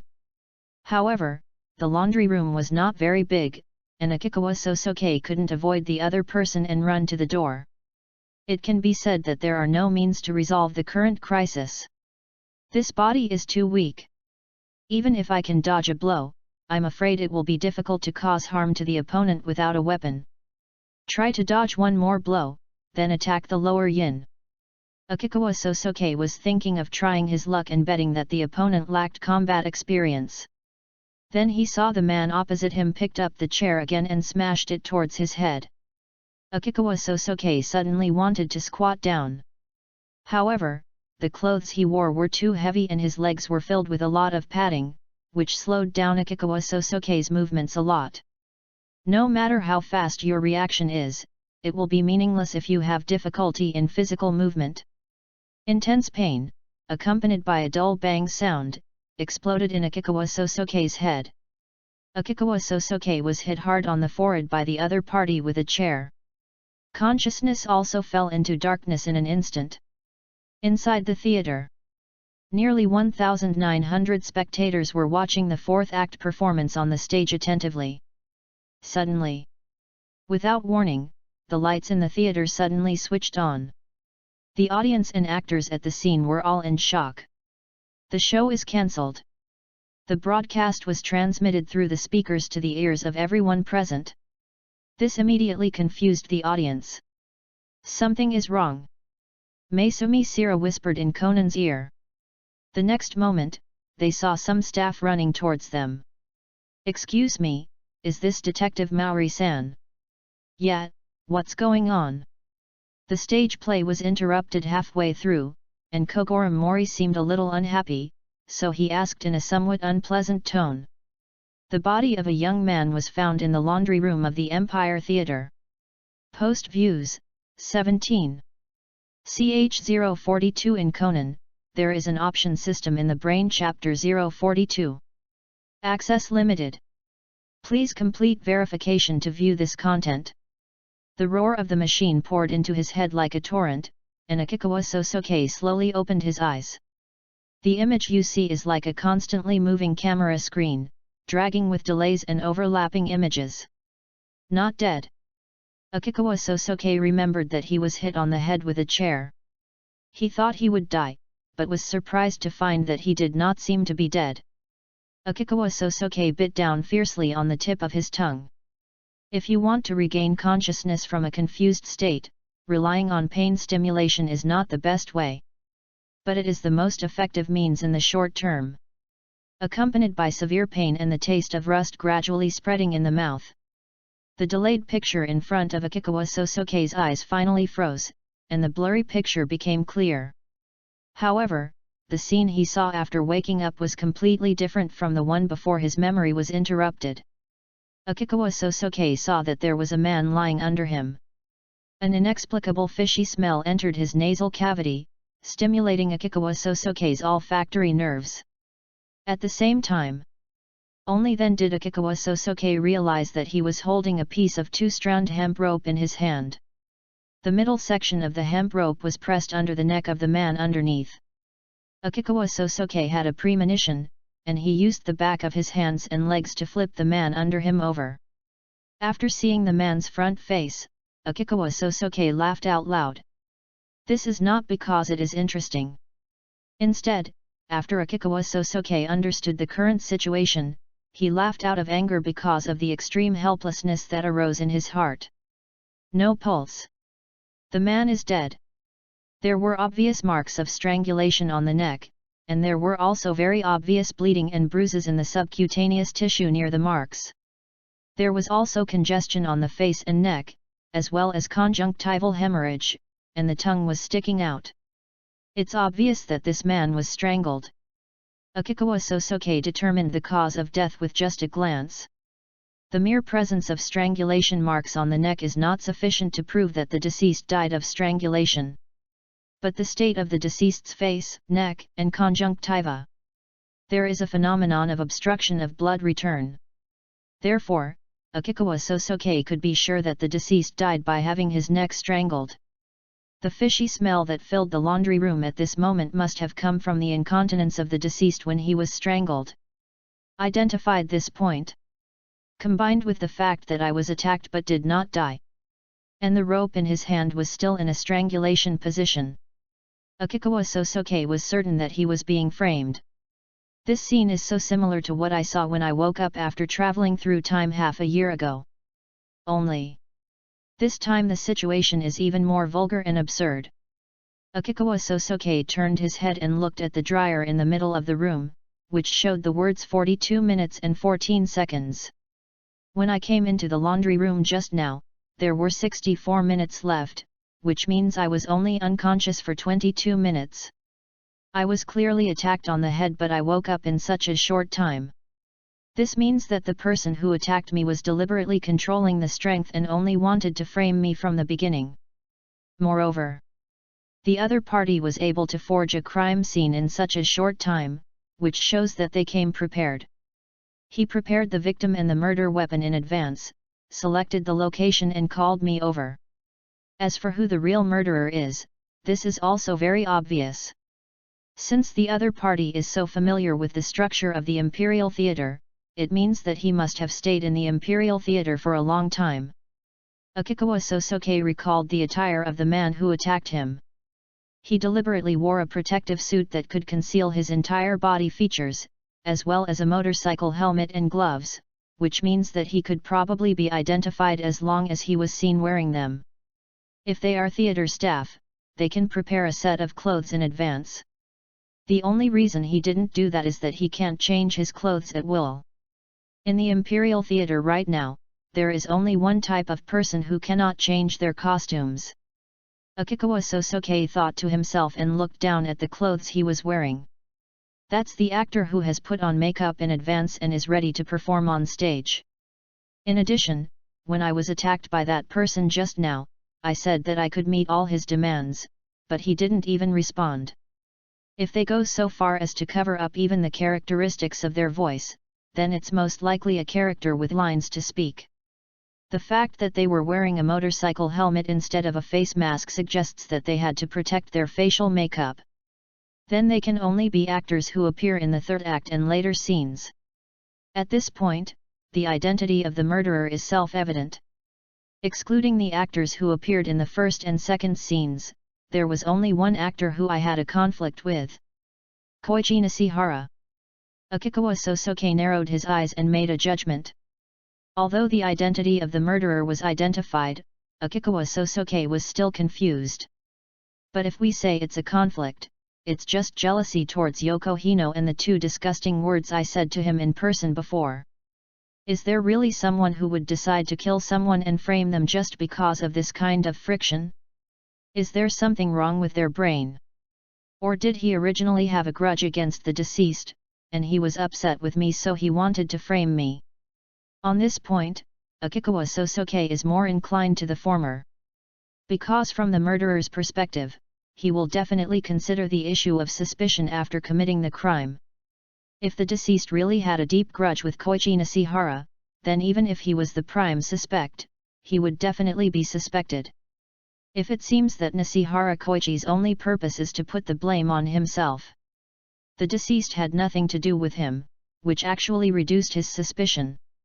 This is very similar to the situation of exchange killing. Doing so can conceal the motive and purpose of the crime. Therefore, Akikawa Sosoke judged that it is very likely that Koichi Nishihara killed an unlucky guy who had nothing to do with him just to put the blame on himself.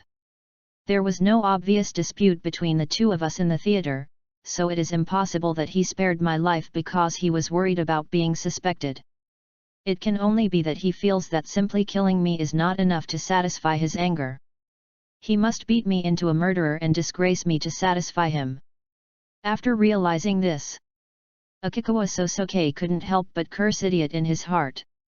The reason why Nishihara Hiroshi and his group committed the crime was ridiculous, and the reason why he spared his own life was even more ridiculous. But Akikawa Sosuke is not a policeman.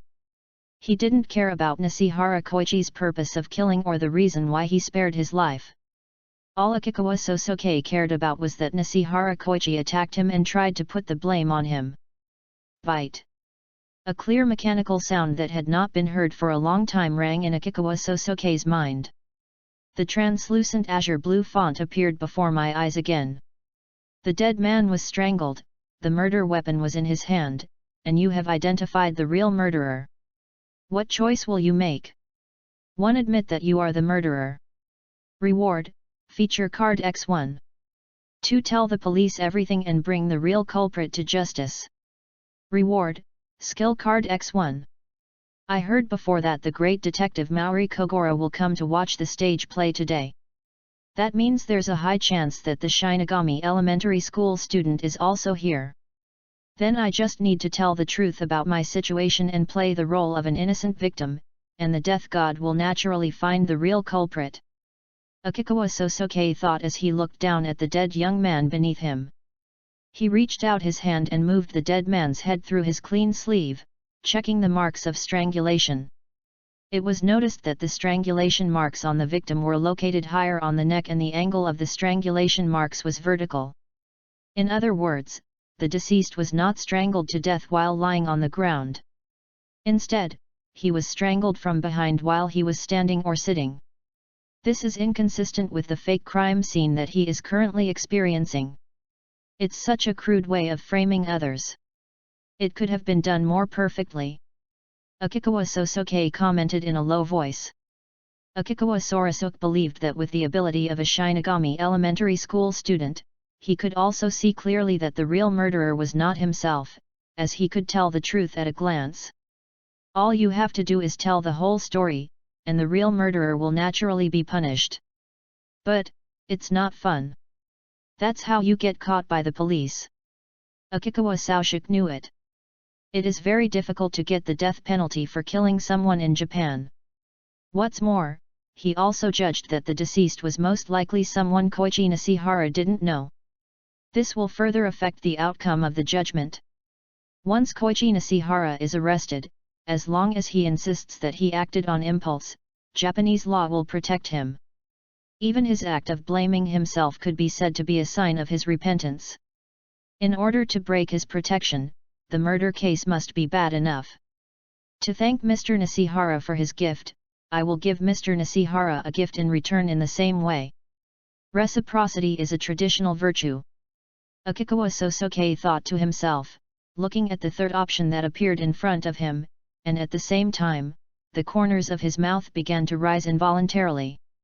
3. Falsifying clues, changing the facts of the crime, and putting the blame on the real murderer again. Reward, physical fitness +5, recovery card X1. Post views, 22. CH043 in Conan, there is an option system in the Brain-Chapter 043. Access limited. Please complete verification to view this content. From Nishihara's perspective, if he wants to ensure that the police don't suspect him, he must do 3 things. 1 is to cut off the connection between the murder weapon and him. The second is to cut off the deceased's contact with him. Third, there needs to be an alibi for the time the police determine the deceased was killed. Akikawa Sosuke compared the rope in his hand with the marks on the deceased's neck. It was determined that this rope was the weapon that caused the victim to be strangled to death. Because Akikawa Sosuke concluded that Nishihara Koichi did not act on impulse. Therefore, it is impossible for Koichi Nishihara to leave any flaws in the murder weapon. The second is his connection to the deceased. There are only 2 possible relationships between this unlucky dead guy and Koichi Nishihara. Either the relationship is extremely bad, or there is no connection at all. In the former case, the police only need to investigate the interpersonal relationships of the deceased to suspect Koichi Nishihara. So Akikawa Sosuke prefers the latter. As for the last point, Akikawa Sosuke also made a judgment by observing the dead, That is, Nishihara Koichi wanted to use this time on stage too. More than 1,800 spectators and staff on the scene created a perfect alibi for him.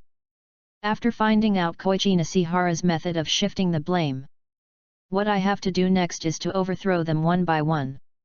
Then it is packaged into a brand new gift and returned to Koichi Nishihara.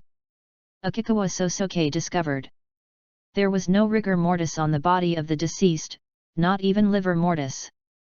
The Empire Theatre relies on central air conditioning to maintain a comfortable temperature at all times. At this temperature, livor mortis will appear on the corpse within half an hour to an hour.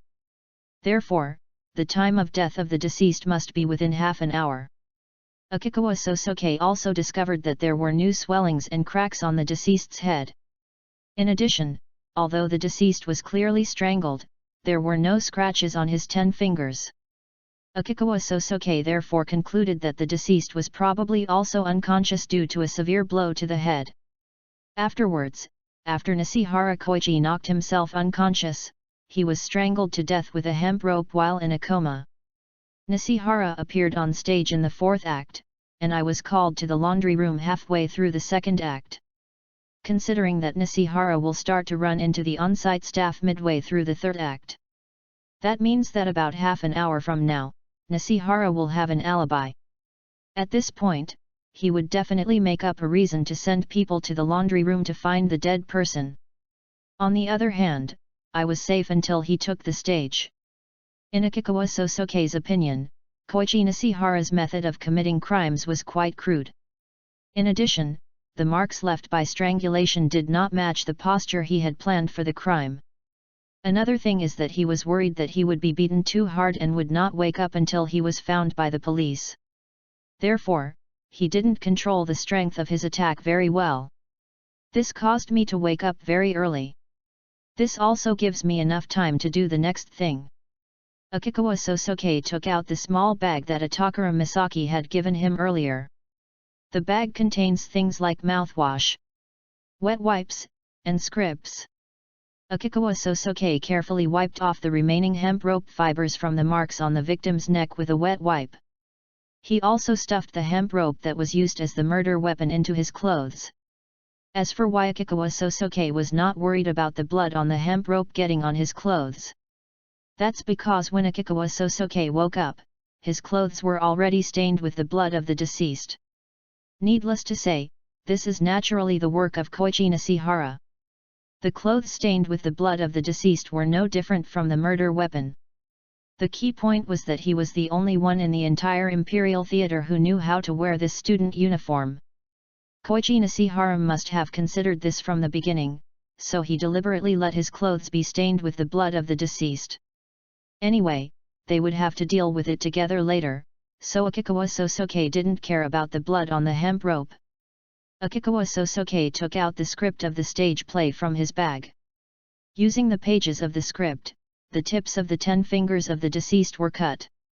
After doing all this, Akikawa Sosuke suddenly made an additional discovery when examining the inside of the deceased's mouth. There was a lot of blood in the deceased's mouth. Akikawa Sosuke tilted the dead man's head and poured out the blood from his mouth. Then Akikawa Sosuke discovered that there was a large wound on the deceased's tongue. At the same time, the muscles inside the deceased's mouth showed signs of contraction and spasm. This shows that the deceased's tongue was injured while he was alive. After clarifying this point, Akikawa Sosuke held the dead man's head and kicked his jaw angle and mandible. Originally, Akikawa Sosuke's strength was not enough to break the jaw angle of an adult male. Not to mention the mandibular body, which is thicker than the mandibular angle. But for Akikawa Sosuke, who has mastered professional fighting skills, it is not difficult to accurately kick someone's jaw angle off with the help of the hard-soled leather shoes on his feet. When Akikawa Sosuke attacked the mandible, he aimed at the concave area in the center of the jawbone. This is a vulnerable area of the mandibular body. So it was easy to break the deceased's jaw. In this way, the deceased's mouth is basically separated from the body. With the help of the deceased's upper and lower gums, Akikawa Sosuke cut off the deceased's tongue from the wound on his tongue. Then, before the blood gushed out, he closed the dead man's mouth again. Also, Akikawa Sosoke also found 2 types of laundry detergent in the laundry room, one for sensitive skin and the other for non-sensitive skin. He then took some non-sensitive skin laundry detergent and put it in his bag. Then Akikawa Sosoke returned to the deceased and squeezed the crack on the deceased's head, causing blood to gush out. He stretched out his hand and let the blood from the dead man's mouth flow onto the ground and stain his palm. So far, the disposal of the deceased's body has been completed. Akikawa Sosoke walked to the switch of the central air conditioner in the room and turned off the central air conditioner that had been maintaining a comfortable temperature through a wet wipe. Then he grabbed the door handle inside the laundry room with his hand stained with the dead man's blood. Open the laundry room door. After confirming that there was no one there, Akikawa Sosoke opened the door and walked out. He ignored the inside door handle that had his bloody fingerprints on it. But he wiped the door handle on the outside of the laundry room door with a wet wipe. Akikawa Sosoke opened the door of the laundry room wide and then went to the room next to the laundry room where clothes, wigs, and other props were stored. After opening the door through his sleeves, he took out a long black wig. After Akikawa Sosoke smeared the dead man's blood on it with his bloody hands, he also stuffed it into his clothes. Then Akikawa Sosoke came to the nearby bathroom. After confirming that there was no one inside, he went into the toilet cubicle and closed the door. He took off his clothes that were stained with the blood of the deceased, and took out the wig and rope inside. The rope chosen by Koichi Nishihara is a 2-strand hemp rope, which is weaker than nylon rope and lacks elasticity. This traditional natural fiber rope has good water absorption. However, the strength will also weaken accordingly due to water absorption. Akikawa Sosoke kept the front end of the hemp rope and soaked the rest of it in the water in the toilet. After taking it out again, you can feel that the hemp rope has become heavier due to absorbing water. Then Akikawa Sosoke used his fingertips to separate the 2 strands of the hemp rope that had not been soaked in water. Then he bit one of the strands with his teeth and pinched the other with his fingers. As Akikawa Sosoke exerted force with his head and hands at the same time, the 2 strands of hemp rope were immediately separated. The purpose of this step is to effectively reduce the volume of the hemp rope and prevent it from clogging the toilet when it is flushed into the sewer. After dealing with the 2 ropes that served as the murder weapon, Akikawa Sosoke took off his clothes again and soaked the clothes stained with the blood of the deceased into the water in the toilet. At the same time, he also poured the laundry detergent he got from the laundry room into the toilet. Now is the most important step. He needed to get rid of the remaining blood of the dead on his body. Cold water can prevent the protein in the blood from coagulating, while laundry detergent for non-sensitive skin contains protease that can break down the protein in the blood. After a while, Akikawa Sosoke washed the blood off his clothes by rubbing them. But just doing this is not enough. Because although proteases can break down proteins in the blood, they have little effect on DNA. In order to be absolutely safe, Akikawa Sosoke needs to ensure that no DNA of the deceased can be detected on his body. This step requires the help of another prop. 3% or higher concentration hydrogen peroxide solution. In addition to special purchases, only some household disinfectants, oral rinses, whitening products, and contact lens solutions may contain hydrogen peroxide. But these things are different from laundry detergent, and they are not something that I can find anywhere in the theater at this moment. But thank you very much, Ms. Itakura. Akikawa Sosoke thought in his heart. Then she lowered her head to look at the mouthwash lying quietly in her bag, which was prepared for her by her agent, Ms. Itakura Misaki. Post Views, 17. CH044 in Conan, there is an option system in the Brain-Chapter-1-60. Access limited. Please complete verification to view this content. Akikawa Sosoke took out the mouthwash from his bag and poured it on his clothes. After making sure the blood-stained part is completely soaked, Akikawa Sosoke put the clothes aside for now. Then he started rubbing the clothes again. After doing all this, Akikawa Sosuke pressed the flush button on the toilet again to rinse the clothes. Thanks to the fact that the toilet in the Imperial Theatre was relatively clean, there was no strange smell on Akikawa Sosuke's clothes. Finally, Akikawa Sosuke soaked the wig stained with the blood of the deceased. After cleaning the bathroom, Akikawa Sosuke left the cubicle and went to the sink to observe his injuries. At the same time, I was silently calculating the time in my heart. It took about 20 minutes in total to deal with the body in the room and then go to the bathroom to deal with the murder weapon and bloodstains. Through the faint music coming from the theater, Akikawa Sosuke could roughly judge what time the performance had begun. We are halfway through the third act, and time is running out. Now, there are only two final things left. One is to bind the murder weapon he prepared to Koichi Nishihara. The other was that he needed to return to the laundry room where the attack occurred to ensure that he was found together with the deceased. Koichi Nishihara will meet up with the actors of Act 4 halfway through Act 3 to prepare for the performance. Although he will have an alibi from this moment on. But Akikawa Sosuke judged that Nishihara Koichi would definitely choose to let people discover himself and the deceased after he himself took the stage. That is to say, Akikawa Sosuke needs to accurately enter Nishihara Koichi's personal lounge during the period when he leaves his lounge but has not yet gone on stage. In addition, Akikawa Sosuke also observed the situation inside the Imperial Theatre. It was learned that only the main entrances and exits, auditoriums, and important props and costume areas in the Empire Theatre were equipped with cameras. To protect privacy, there were no cameras near the artist lounge, dressing room, and changing room where Akikawa Sosuke had previously been. Also, there are no cameras in the remote warehouse and laundry area where I am now. Koichi Nishihara must have noticed this, which is why he chose to start in the laundry room. The camera's coverage area is narrow, which is only detrimental to catching the real culprit. But for Akikawa Sosuke, who has decided to put the blame on someone again, it actually makes his actions easier.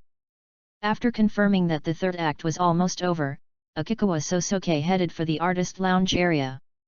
After finding Koichi Nishihara's lounge, Akikawa Sosuke knocked on the door gently, and after confirming that there was no one inside, he pushed the door open through his clothes and walked in. The room contains Koichi Nishihara's personal belongings. Akikawa Sosuke pinched the sides of the zipper through his clothes and opened Koichi Nishihara's bag. The purpose of this step is to prevent Nishihara Koichi's fingerprints left on the zipper from being rubbed off by his clothes, thus causing unnecessary suspicion. The inside of Koichi Nishihara's bag was very clean, and there was no such things as the medical protective clothing and motorcycle helmets that he had seen before. Akikawa Sosuke was not surprised by this. He took out the hair that had been soaked in the bathroom and stuffed it into Koichi Nishihara's bag. Then she closed the bag in the same way as before, and after making sure that there was no one outside, she left Koichi Nishihara's room and returned to the laundry room. As it is a cold February now. And before leaving the laundry room, Akikawa Sosuke turned off the central air conditioning switch in the room. In addition, Akikawa Sosuke did not close the door of the laundry room. Therefore, a room that was originally at a comfortable temperature is quickly cooled down in a short period of time. Akikawa Sosuke recalled the injury on his forehead that he had just observed in the bathroom. The actual injury was much lighter than Akikawa Sosuke thought. Akikawa Sosuke reached out his hand, gently touched the wound on his forehead that had already formed a subcutaneous hematoma, and said softly, "That won't do. It doesn't make people feel the murderous intent at all." The performance of Act 4 officially begins. As the curtain opened, a pub in the style of late 19th century England appeared in the center of the stage. Jingle! With the clear and pleasant sound of bells, the door of the tavern was pushed open. Koichi Nishihara, who plays the second deceased in the A Voice of the Dead case, Danny Heckle, officially appeared in everyone's sight. Same old. Koichi Nishihara put his bag on the ground and said to the pub owner at the bar. In less than half a minute, a glass filled with dark amber liquor was placed on the bar. Koichi Nishihara picked up the wine glass, tilted his head back, and drank the wine in the glass. Hiss ha! Koichi Nishihara frowned and let out a loud gasp. It's great! Another one! The wine glass was smashed on the bar with a bang, and Koichi Nishihara spoke to the boss behind the counter in a voice that was obviously more excited and louder than before. Although it looks like just an ordinary guest coming to the pub to drink. However, the audience at the scene seemed to experience the spiciness and stimulation of the wine in the glass through Koichi Nishihara's performance. And the pleasure that comes with drinking a glass of strong liquor. Hey! Director Takemura Mine, who was in the stage monitoring room, watched Nishihara Koichi's performance on the stage and let out a surprised cry. Why do I feel that Zwan-kun's condition today is suddenly much better than before? As an actor who has been in the film and television industry for many years, Koichi Nishihara is used to expressing himself through subtle movements and facial expressions. When performing on stage, it is inevitable that the actions and expressions will not be vivid and exaggerated enough. After several weeks of practice, Koichi Nishihara has reached a level that can satisfy Takemura Mine. But Takemura Mine discovered it. Today, Koichi Nishihara's performance on stage was much more lively than the final rehearsal. And it was just as Takemura Mine thought. Koichi Nishihara was indeed in excellent form today. Because today, he once again experienced the pleasure of sadism after a long time. At the same time, not long after, the person who had been annoying and disgusting to him since the second time they met, he will lose his status as an artist forever in the ugliest and most despised way. Suddenly at this moment, all the lights in the theater were turned on. He also showed a confused look at the right time and looked up at the top of his head. The show is cancelled. Listening to the sound coming from the speakers, a barely perceptible curve appeared at the corner of Koichi Nishihara's mouth. Your acting skills are pretty good, but it's a pity that no one will ever see them again. Post views, 18. CH045 in Conan, there is an option system in the Brain-Chapter-1-60. Access limited. Please complete verification to view this content. The body of a young man was found in the laundry room of the Empire Theatre. What? Hearing the words of the theatre staff, Mao Lilan and Suzuki Sanako both covered their mouths and exclaimed in surprise. Conan and Serum Masumi on the side narrowed their eyes at the same time. Under the guidance of the staff, Kogoro Mori came to the backstage of the stage, which was already in chaos. What happened? I heard someone died. Is this true? Where is it? Has the murderer been found? How could this happen? Who died? Many artists and staff gathered here to discuss what happened this time with each other. Among this group of artists, Kogoro Mori immediately spotted Yoko Akino, who was still dressed as Detective Quinn. He noticed that at this moment Yoko Akino was looking around with her neck raised in panic. Ms. Yoko. Maori Kogoro spoke. And Akino Yoko, who noticed Kogoro Mori, also walked towards this side quickly. Mr. Maori, have you heard what happened? Do you know who was killed? There was an obvious look of panic on Yoko Akino's delicate face. She looked at Kogoro Mori with her deep blue eyes and asked. Kogoro Mori has solved many cases involving Yoko Akino. Naturally, it is also clear that Yoko Akino is extremely afraid of death and murders. Whenever she encounters a case, this talented artist who can always hide her emotions well in front of outsiders. I always get scared out of my wits. I'm sorry, I only heard that it was a young man, and I don't know anything else. Seeing Yoko Akino's expression shaken by his words, Kogoro Mori also felt a strong desire to perform. Don't worry, Miss Yoko, I will definitely find out the truth of the case. He patted his chest vigorously and assured Yoko Akino. Then he followed the staff and walked towards the laundry room behind the stage. We arrived at the laundry room at the end of the corridor. Kogoro Mori saw a male body lying on the ground through the wide-open door. He only noticed it after he walked into the room. At the innermost part of the laundry room, there was another man lying covered in blood. Didn't you say that only one young man's body was found? Aren't there two? Kogoro Mori looked at the staff member who had just spoken to him. The man then looked at another woman who was wearing a cleaning uniform and had a pale face, who was following him from behind. I noticed the body at the door, so I didn't dare to go in. The cleaner answered in a trembling voice. You noticed it at the door? In other words, the door here was not closed originally, right? Suddenly a clear, neutral voice sounded. The cleaner turned around and looked at the handsome guy with short black wavy hair next to him in surprise, and nodded slightly. Yes. When Kogoro Mori heard the voice, he also turned his head. After seeing the figures of Serum Maesumi and Conan, a very impatient look appeared on his face. Didn't I tell you to stay in the theater? What are you following me for? Oh, don't worry, Mr. Kogoro. I am a detective after all, so if I can help you, I'm sure I can. As Serum Maesumi said this, he walked into the laundry room. But after she walked into the laundry room and saw the figure lying at the innermost part, the rest of her words got stuck in her throat. She knew this person. What can I do if I ask you for help?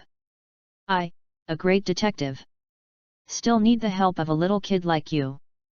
Kogoro Mori said with a look of disgust. Then he saw Serum Maesumi ignored him and walked straight towards the male corpse in the room.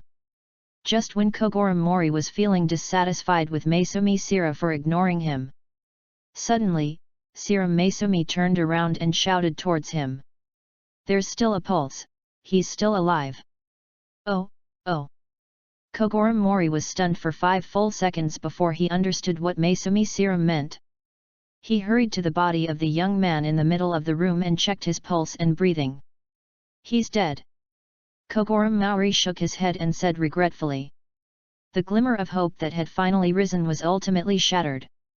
It seems that the person at the innermost part of the room is really lucky.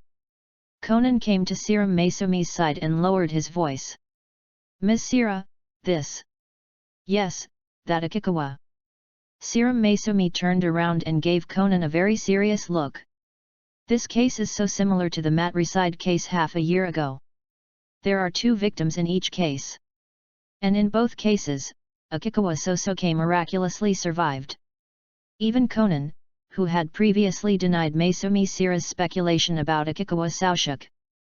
After facing this overly coincidental event, I also noticed something was wrong. Maesumi Sira lifted up Akikawa Sosuke's lowered head. It was only then that they both discovered that the left half of Akikawa Sosuke's cheek was covered with very obvious bloodstains. Look where the blood appeared. Maesumi Sira and Conan also noticed the swollen, long crack on Akikawa Sosuke's forehead. Hey, did you two find anything? Kogoro Mori's voice rang out. The wound on Kaiuchuan's forehead was swollen and had a long crack. There are also bruises that only occur when you are hit by a hard object. So he must have been hit on the top of his head by something, causing him to fall into a coma. As Serum Maesumi said this, she looked around, but did not find any suitable murder weapon in the laundry room. The same thing happened to this guy here. He must have been hit hard on the head and died. After hearing what Serum Maesumi said, Kogoro Mori also checked the wounds of the dead on his side and made a judgment. Was this big brother crushed to death? Conan's artificial and innocent childish voice sounded. Before Maori Kogoro could get angry again, Conan pointed at the dead man's neck and said, Uncle, look, there are marks on his neck. Kogoro Mori looked in the direction Conan pointed, and just as Conan said, there were obvious marks of strangulation on the deceased's neck. So he was first strangled to unconsciousness, and then he was hit to death. No. He was hit first, and then strangled to death by the murderer. Maesumi Sira said to Kogoro Mori with certainty. At the same time, I also discovered that the real murderer was not here, but fled in a hurry. Post Views, 17. CH046 in Conan, there is an option system in the Brain-Chapter-1-60. Access limited. Please complete verification to view this content. How did you determine that the deceased was strangled to death, and not directly crushed to death? Kogoro Mori felt very confused when he heard Serum Meisumi's confident tone. First of all, whether it is the strangulation marks on the deceased's neck or the contusions on the head, they are very obvious signs of life. This shows that the deceased was attacked in two ways while still alive. Meisumi Sira showed the deceased's neck and the wound on the head to Kogoro Mori. There must be a sequence of these two attacks. By observing the wounds, it can be found that the degree of contusion on the deceased's head is much lighter than the injury on his neck. Isn't this nonsense? The human neck is definitely more fragile than the head. It was obvious that Kogoro Mori was not convinced by Meisumi Sira. Hey, this brother's throat seems to be broken. Conan's voice rang out from the side. When Kogoro Mori looked back, he saw Conan touching the dead man's throat. He quickly slapped Conan's hand away and reached for the deceased's neck. Then Kogoro Mori's eyes widened noticeably. If my guess is correct, the deceased's larynx should be broken, right? Kogoro Mori listened to Serum Meisumi's question and nodded slightly reluctantly. Obviously, this tomboy detective in front of him had never touched the deceased, but he knew more about the deceased's situation than himself. Just by looking at the depth and marks of the strangulation, it can be seen that the murderer was determined to strangle the victim when he strangled him. In addition, observing the contusion on the deceased's head, it can be found that there is only one wound. If the deceased was killed by a single blow to the head, the severity of the head injury should be much worse than it is now. Also, according to common sense, it is much easier to knock someone unconscious and then strangle them to death than to strangle them unconscious and then knock them to death. There is also a third point that can prove my guess. That's Chu Chuan over there. He also has bruises on his forehead from being hit multiple times by a hard object, but there are no marks of being strangled. That is consistent with the order in which I have inferred the deceased was attacked. Unfortunately, the murderer was obviously panicked at the time and did not have enough time to strangle Kaihu Chuan, so he fled the scene. Wait. Kogoro Mori felt his brain a little confused as he listened to Serum Meisumi's overly jumpy explanation. First of all, how do you know that the one who is not dead is called Akikawa? Also, if you think normally, isn't the person who survived the crime scene the most suspicious person? Finally, how can we tell that the murderer fled the scene in a panic? Maori Kogoro asked 3 questions in a row, and Conan, who was standing by, felt a little embarrassed and couldn't help but complain in his heart. Uncle, you are a detective after all, why can't you see something so obvious? After complaining, Conan raised his head and looked at Mori Kogoro. Uncle, I wonder if you still remember the serial murder case that happened half a year ago. After Ms. Sira solved the serial murder case, a car accident occurred on the national highway not far from the crime scene. And this Akikawa brother is the victim of that car accident. So this guy named Akikawa has encountered this kind of thing twice in a row? Isn't that too unlucky? Kogoro Mori sighed. I don't know if it's really bad luck, but at least the murderer this time doesn't look like this Kaihu Chuan. Serum Meisumi said. Why is that? Because there was no hard object at the scene that could cause bruises, nor was there any weapon that could be used as a rope to strangle someone. Is it possible that Akikawa killed someone, hid the murder weapon, and then returned to the scene and pretended to be the victim? Kogoro Mori stroked his chin and speculated. It doesn't fit with criminal psychology. Although many murderers will return to the crime scene. But this is usually the case where the murderer uses the identity of a passerby to identify the deceased, and the police are investigating the case. If he could have disposed of the murder weapon, there would have been no need for him to go back and play the victim. This is simply a case of trying to cover up one's own guilt. Because as the prime suspect, he will inevitably be investigated for his relationship with the deceased. Common sense shows that he has no motive to do so. What if you don't use common sense? At this time, a deep voice sounded. Everyone looked in the direction where the sound came from. I saw a man who looked a little fat, wearing a hat and a windbreaker. He walked in with Chiba and Shin, as well as several policemen in suits. Megure Police Department. After seeing the person coming, Serum Maesumi and others greeted him. That's right. He is the inspector of the 3rd Division of the Criminal Investigation Section of the Metropolitan Police Department's 1st Investigation Division and the former boss of Kogoro Mori Jozo Megure. Megure Jozo walked in with the detectives from the Forensic Department and then looked at Mori Kogoro. I heard that you were invited to watch a stage play, Maori, and then you encountered a murder case. Yes. Kogoro Mori nodded. You really are a plague god. Why do people die wherever you go? Megure Jozo's blunt words made Mori Kogoro very embarrassed. Conan on the side also nodded in agreement, feeling that this uncle did have some of the aura of the god of plague. Megure Jozo did not wait for Kogoro Mori to answer him, but looked at Maesumi Sira again. What is the situation that is beyond common sense that Ms. Sira just mentioned? That is. Maesumi Sira glanced at Akikawa Sosuke, who was probably still unconscious, and lowered his voice. She whispered in a voice that only they could hear. The murderer has a serious antisocial personality and a desire to perform. He has absolute confidence in what he did and is not afraid at all that he will be exposed and the police will find evidence. He was willing to be the prime suspect and play the victim because he enjoyed the control he had over the police and the crime. For this kind of person, crime is never an end, but only a means to achieve his end. Serum Maesumi's words instantly cooled the air around them. It's not just Kogoro Mori. Even Chiba Kazunobu and several detectives around him felt a chill down their spines because of Serum Maesumi's words and couldn't help swallowing. This kind of person. Even in Japan, where cases occur frequently, this is definitely a minority. Maesumi Sira looked at the shocked and serious expressions of the people around him.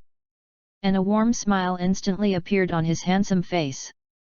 Of course, all this is inconsistent with the evidence at the scene, so you don't have to pay attention to what I just said. Post Views, 17. CH047 in Conan, there is an option system in the Brain-Chapter-1-60. Access limited.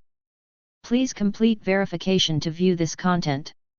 Come to think of it, Officer Chiba has also met that Akikawa brother before.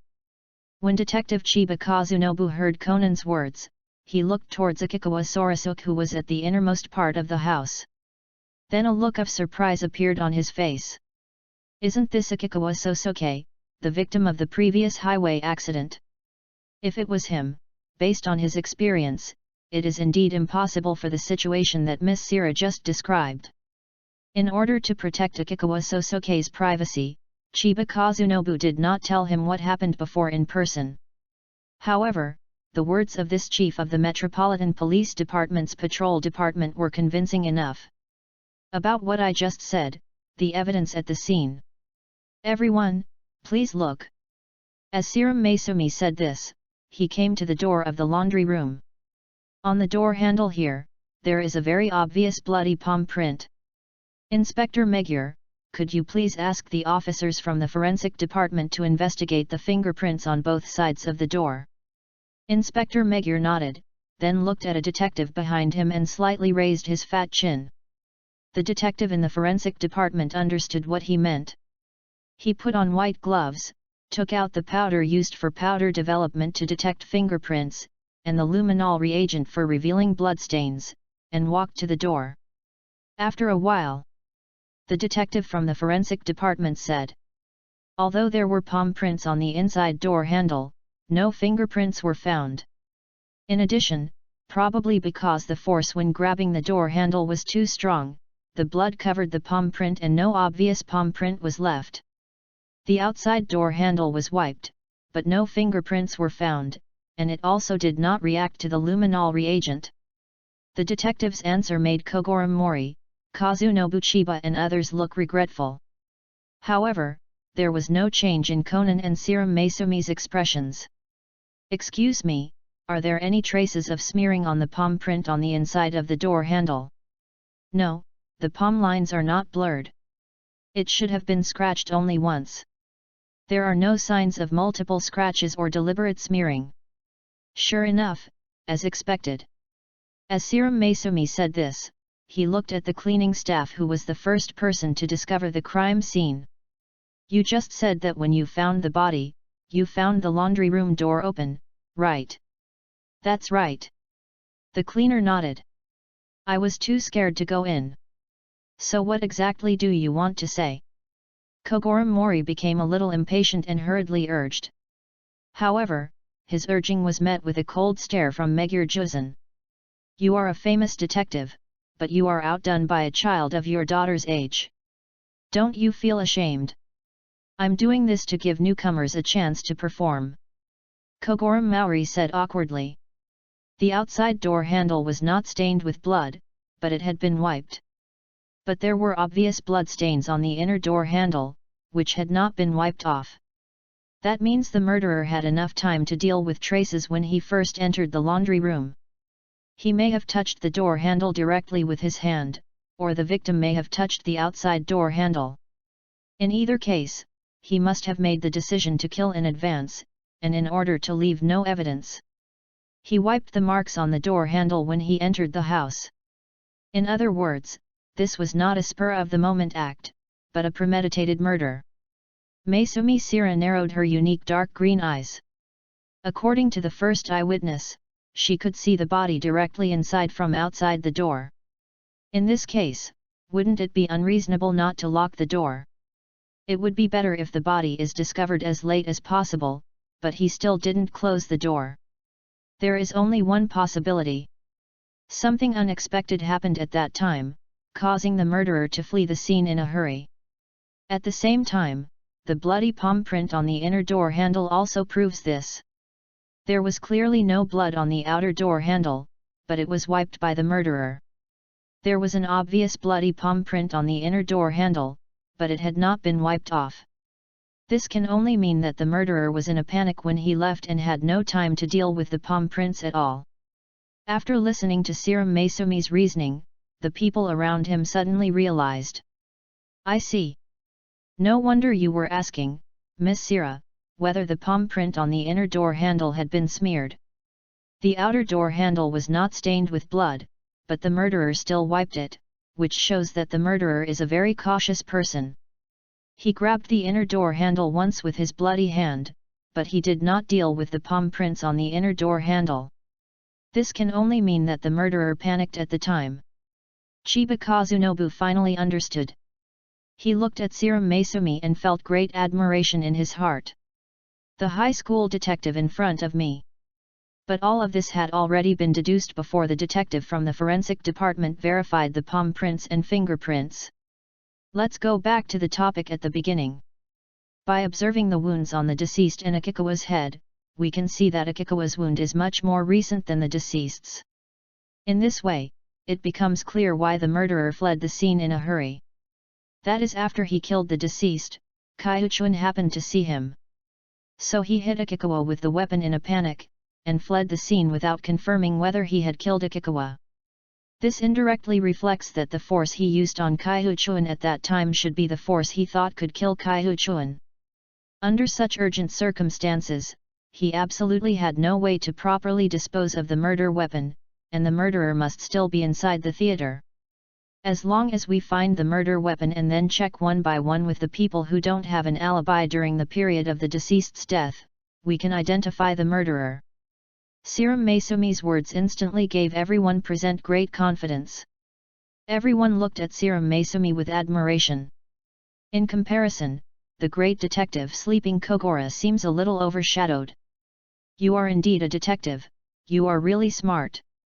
In the laundry room, Akikawa Sosuke listened to Serum Maesumi's reasoning and couldn't help but sigh in his heart. For Akikawa Sosuke, smart people are much easier to control than stupid people. Because there is no need to worry that the other party will behave in a way that deviates from expectations.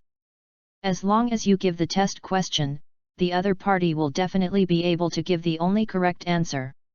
This is true for Conan, and this is also true for Maesumi Sira. Akikawa Sosuke knew that he was not smart in this world where detectives were the protagonists. That is why they are able to confidently exploit their own weaknesses and the detective's confidence in their own reasoning abilities to precisely manipulate the thinking of intelligent people. Compared to what I said personally, what they deduced on their own is definitely more convincing. Akikawa Sosuke whispered in his heart, and at the same time he knew that the time had come. I know that you, Mr. Nishihara, have covered up all the elements of your crime. Now, I'd like to ask the detectives to unpack the new motive, murder weapon, and alibi that I carefully prepared for Mr. Nishihara. Cough, cough. Akikawa Sosuke coughed in some pain. Successfully attracted the attention of everyone in the room. Post views, 21.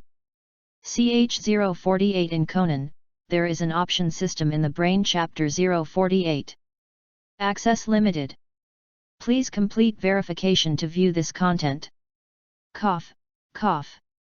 In this laundry room that had stopped operating, the sound of coughing was particularly obvious.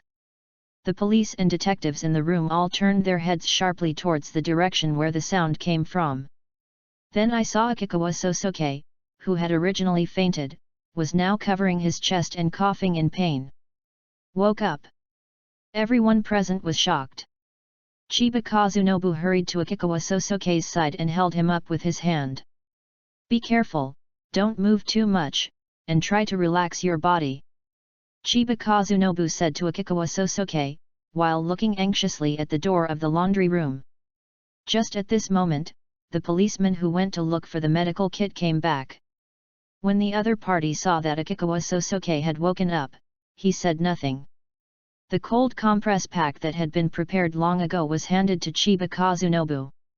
Chiba Kazunobu gently pressed it on the injured area on Akikawa Sosuke's forehead. After a head injury, avoid strenuous activity and try to stay calm. In addition, cold packs can help reduce swelling and pain and control bleeding. Just now, after arriving at the crime scene, Maesumi Sira had already made a brief assessment of Akikawa Sosuke's physical condition. The conclusion was that Akikawa Sosuke still had a pulse and was breathing, and there was no need for cardiopulmonary resuscitation. How does your head feel now? Do you need to lie down? Chiba Kazunobu kept talking to Akikawa Sosuke. Even if the injured person wakes up from a coma, it does not mean that he is out of danger. Before the ambulance arrives, they have to prevent Akikawa Sosuke from falling into coma again. Akikawa Sosuke didn't say anything, but just shook his head gently. Then he held the cold compress bag on his forehead and leaned against the washing machine behind him. Maybe the cold pack did the trick. A moment later, they saw Akikawa Sosuke, who had been covering his head with a cold compress, slowly raised his head. When the people present saw Akikawa Sosuke raising his face, they couldn't help but tremble in their hearts. On Akikawa Sosuke's left cheek, starting from the wound above his left forehead, there was a trail of blood that almost spanned his entire cheek. What also shocked everyone was Akikawa Sosuke's red left eye, which seemed to be soaked in blood, with not a single bit of white visible. No further words needed. This must be because Akikawa Sosuke received a heavy blow to the head. Subconjunctival hemorrhage occurs when the skull compresses small blood vessels on the surface of the eye. You, left eye, can you still see? Chiba and Shen waved their hand in front of Akikawa Sosuke. Then he saw Akikawa Sosuke, whose expression was still very dull, slowly turned his face towards him. Just when Maori Kogora, Megure Juzan, and others were curious about Akikawa Sosuke's injuries, suddenly I saw an unexpected scene. Akikawa Sosuke, who finally woke up, saw Conan, Sira Maesumi, and Chiba Kazunobu.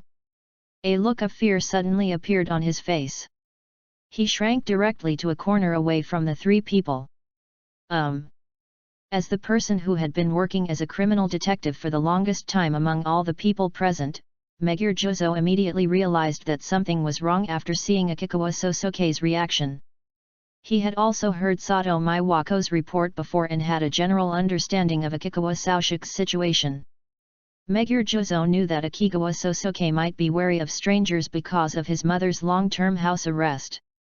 But after all, Akikawa Sosuke has been an artist for such a long time, he shouldn't show such a reaction to someone he has met before. He could tell. Akikawa Sosuke was not afraid because he saw strangers after being attacked. But he was scared because he saw Maesumi Sira, Chiba, and Shin. Megure Juzan stretched out his hand and pulled Chiba, Shin, and Conan to his side, then lowered his voice and asked. "What's wrong with you guys? Why is he so scared when he sees you?" Then I saw embarrassed looks on the faces of several people. What else could it be? Of course, it was because of the excessive things they did to Akikawa Sosuke half a year ago that caused Akikawa Sosuke to still have a grudge against them. Megure Juzan looked at the reactions of the few people and roughly guessed what had happened. He asked Chiba and Shin to stand at the back. Then he came to Akikawa Sosuke, who had shrunk into a corner not far away, squatted down, and smiled what he thought was a kind smile. "I'm a detective from the Metropolitan Police Department's 1st Investigation Division. My name is Megure Juzan. Now that I'm here, I can absolutely guarantee your safety, so don't worry. The ambulance will be here soon, please hold on. Your name is Akikawa-kun, right?" After Megure Juzan asked the question, he saw Akikawa Sosuke nodded with a defensive look on his face. "I will definitely give them a good lecture after they return. The most urgent thing now is to solve the current problem." "Excuse me, what exactly happened to Akikawa-kun? Can you tell me about it?" Megure Juzan asked Akikawa Sosuke about these things. In addition to wanting to know the details of the case, the most important thing is to keep Akikawa Sosuke awake. Through Akikawa Sosuke's speech, he was also able to assess Akikawa Sosuke's state of consciousness, thus determining the severity of Akikawa Sosuke's injuries. "I was beaten." Akikawa Sosuke thought for a long time before speaking slowly. "May I ask who beat him up? And does Akikawa-kun have any recollection of the weapon used?" Megure Juzan discovered that after hearing his question, Akikawa Sosuke's face showed a look of extreme fear again. He quickly reached out and held down Akikawa Sosuke's trembling shoulders. Then he said in his full voice, "I know it may be very painful for Akikawa-kun to recall these things. But this is to catch the criminal, so I hope Akikawa-kun can try a little harder." Akikawa Sosuke nodded reluctantly. He was wearing a motorcycle helmet and a white, protective suit-like outfit. "I didn't see his face. The weapon he used to attack me was a chair." Akikawa Sosuke pretended to try his best to recall, and then uttered unclear words. Both Maesumi Sira and Conan keenly captured the key points in Akikawa Sosuke's words. Akikawa is sure that the person who attacked him is a man. The Japanese masculine pronoun he, care, is pronounced differently from the feminine pronoun she, kanacho. How did Brother Akikawa know that person was a man? Conan couldn't help being curious, so he asked in his innocent voice. Megure Juzan, who was observing Akikawa Sosuke closely, noticed that Akikawa Sosuke's body trembled noticeably after hearing Conan's voice. Megure Juzan looked back at Conan with dissatisfaction. Conan also realized that he was a little too impatient, but the words had already been spoken, so he had to bite the bullet and continue. Didn't Brother Akikawa just say that the man was wearing a motorcycle helmet and a medical protective suit? I've seen medical protective clothing before. No matter if it's for men or women, they look very bulky when they put it on. You can't tell their body shape at all. But Akikawa nii said that person was he, not that person, so I am a little curious about how Akikawa nii knew the gender of that person. Akikawa Sosuke was one of the victims in this case. But just like the last car accident, Akikawa Sosuke is also a major suspect. Although all the signs at the scene pointed to the criminal escaping the scene. But it is also as Serum Maesumi analyzed before. Akikawa Sosuke is the murderer, and the possibility that he disguised himself as a victim after killing someone cannot be ruled out. Through various clues and eliminating interference factors, we finally lock on to the only truth. That's what detectives do. Conan noticed the incongruous details in Akikawa Sorajik's words, and naturally he was unwilling to let it go. Then he saw Akikawa Sosoke fell silent. After a while, Akikawa Sosoke's breathing began to become rapid and his chest began to heave violently. It took a while. Akikawa Sosoke seemed to be trying his best to suppress the excitement in his heart, then he looked at Conan and spoke slowly. "You are doubting me again, aren't you? Just like when my mother died half a year ago." Post Views, 17. Ch049 in Conan, there is an option system in the Brain-Chapter 049. Akikawa Sosoke's words were like a bolt from the blue. Conan was stunned on the spot. When Maesumi Sira and Kazunobu Chiba heard what Sosoke Akikawa said, their faces showed even more complicated expressions. "I'm sorry, kids can be a little outspoken. I'm really sorry." Megure Juzo apologized to Akikawa Sorasuke on behalf of Conan. "We are not doubting Akikawa-kun, we just want to learn from him about the situation at that time. This may be of great help to the progress of the case." Akikawa Sosoke nodded, as if accepting what Megure Juzon said, and then explained. "He said something like 'go to hell' when he attacked me, so I judged from the sound of his voice, he should be a man." Conan and Maesumi Sira both felt very unbelievable when listening to Akikawa Sosuke's speech. In the opinion of the two detectives, the things that the murderer described by Akikawa Sosoke did were inconsistent with the cautious image of the murderer that they had analyzed before. The murderer was so cautious that he wiped his fingerprints before entering the house, and he also wore a full-body protective suit and a motorcycle helmet when committing the crime. Would he really expose his voice so easily? This Kaihu Chuan is an actor in this stage play. He has been in the Imperial Theatre for at least more than a month. Isn't that person afraid of exposing his voice and being recognized by Kaihu Chuan? Since the murderer was able to find a place like this where there are no cameras and it is difficult to make any noise as the location for the crime, he must be someone who is very familiar with the Empire Theatre and definitely cannot be an outsider. That means the other party is sure that even if Akikawa Sosoke hears his voice, he won't be able to recognize him. So, it's not an actor or a director, right? Conan began to ponder again. Or maybe this Kaihu Chuan is lying about all this. Or is it that the other party is actually someone who has enough hatred towards Akikawa that he lost his mind after seeing Akikawa? Conan thought to himself. Then, looking at Akikawa Sosoke's left eye, which was red due to subconjunctival hemorrhage, and his left face covered with blood, he made a rough judgment in his mind. He could feel it from Akikawa Sosoke's injuries. The murderer must have a great hatred towards Akikawa Sosoke. While Conan was thinking silently, Serum Maesumi asked Akikawa Sosuke. "I want to ask, Mr. Akikawa, why did you come to the laundry room? This place should be far away from the artist's lounge, right?" "Because, when I was in the dressing room, I heard someone pass a message to me. He said Director Takemura asked me to come to the laundry room to change my hat before going on stage." When Conan and Serum Maesumi heard what Akikawa Sosoke said, their eyes immediately widened. Even Megure Juzo and Mori Kogora and others who were present at the scene noticed that something was wrong. Was this Akikawa called over by someone? If this is true, then the most likely explanation is that Akikawa was the murderer's target from the very beginning. But if that's the case, it doesn't match the conclusion we just made. The murderer acted hastily after seeing Kaihu Chuan and then fled the scene in a hurry.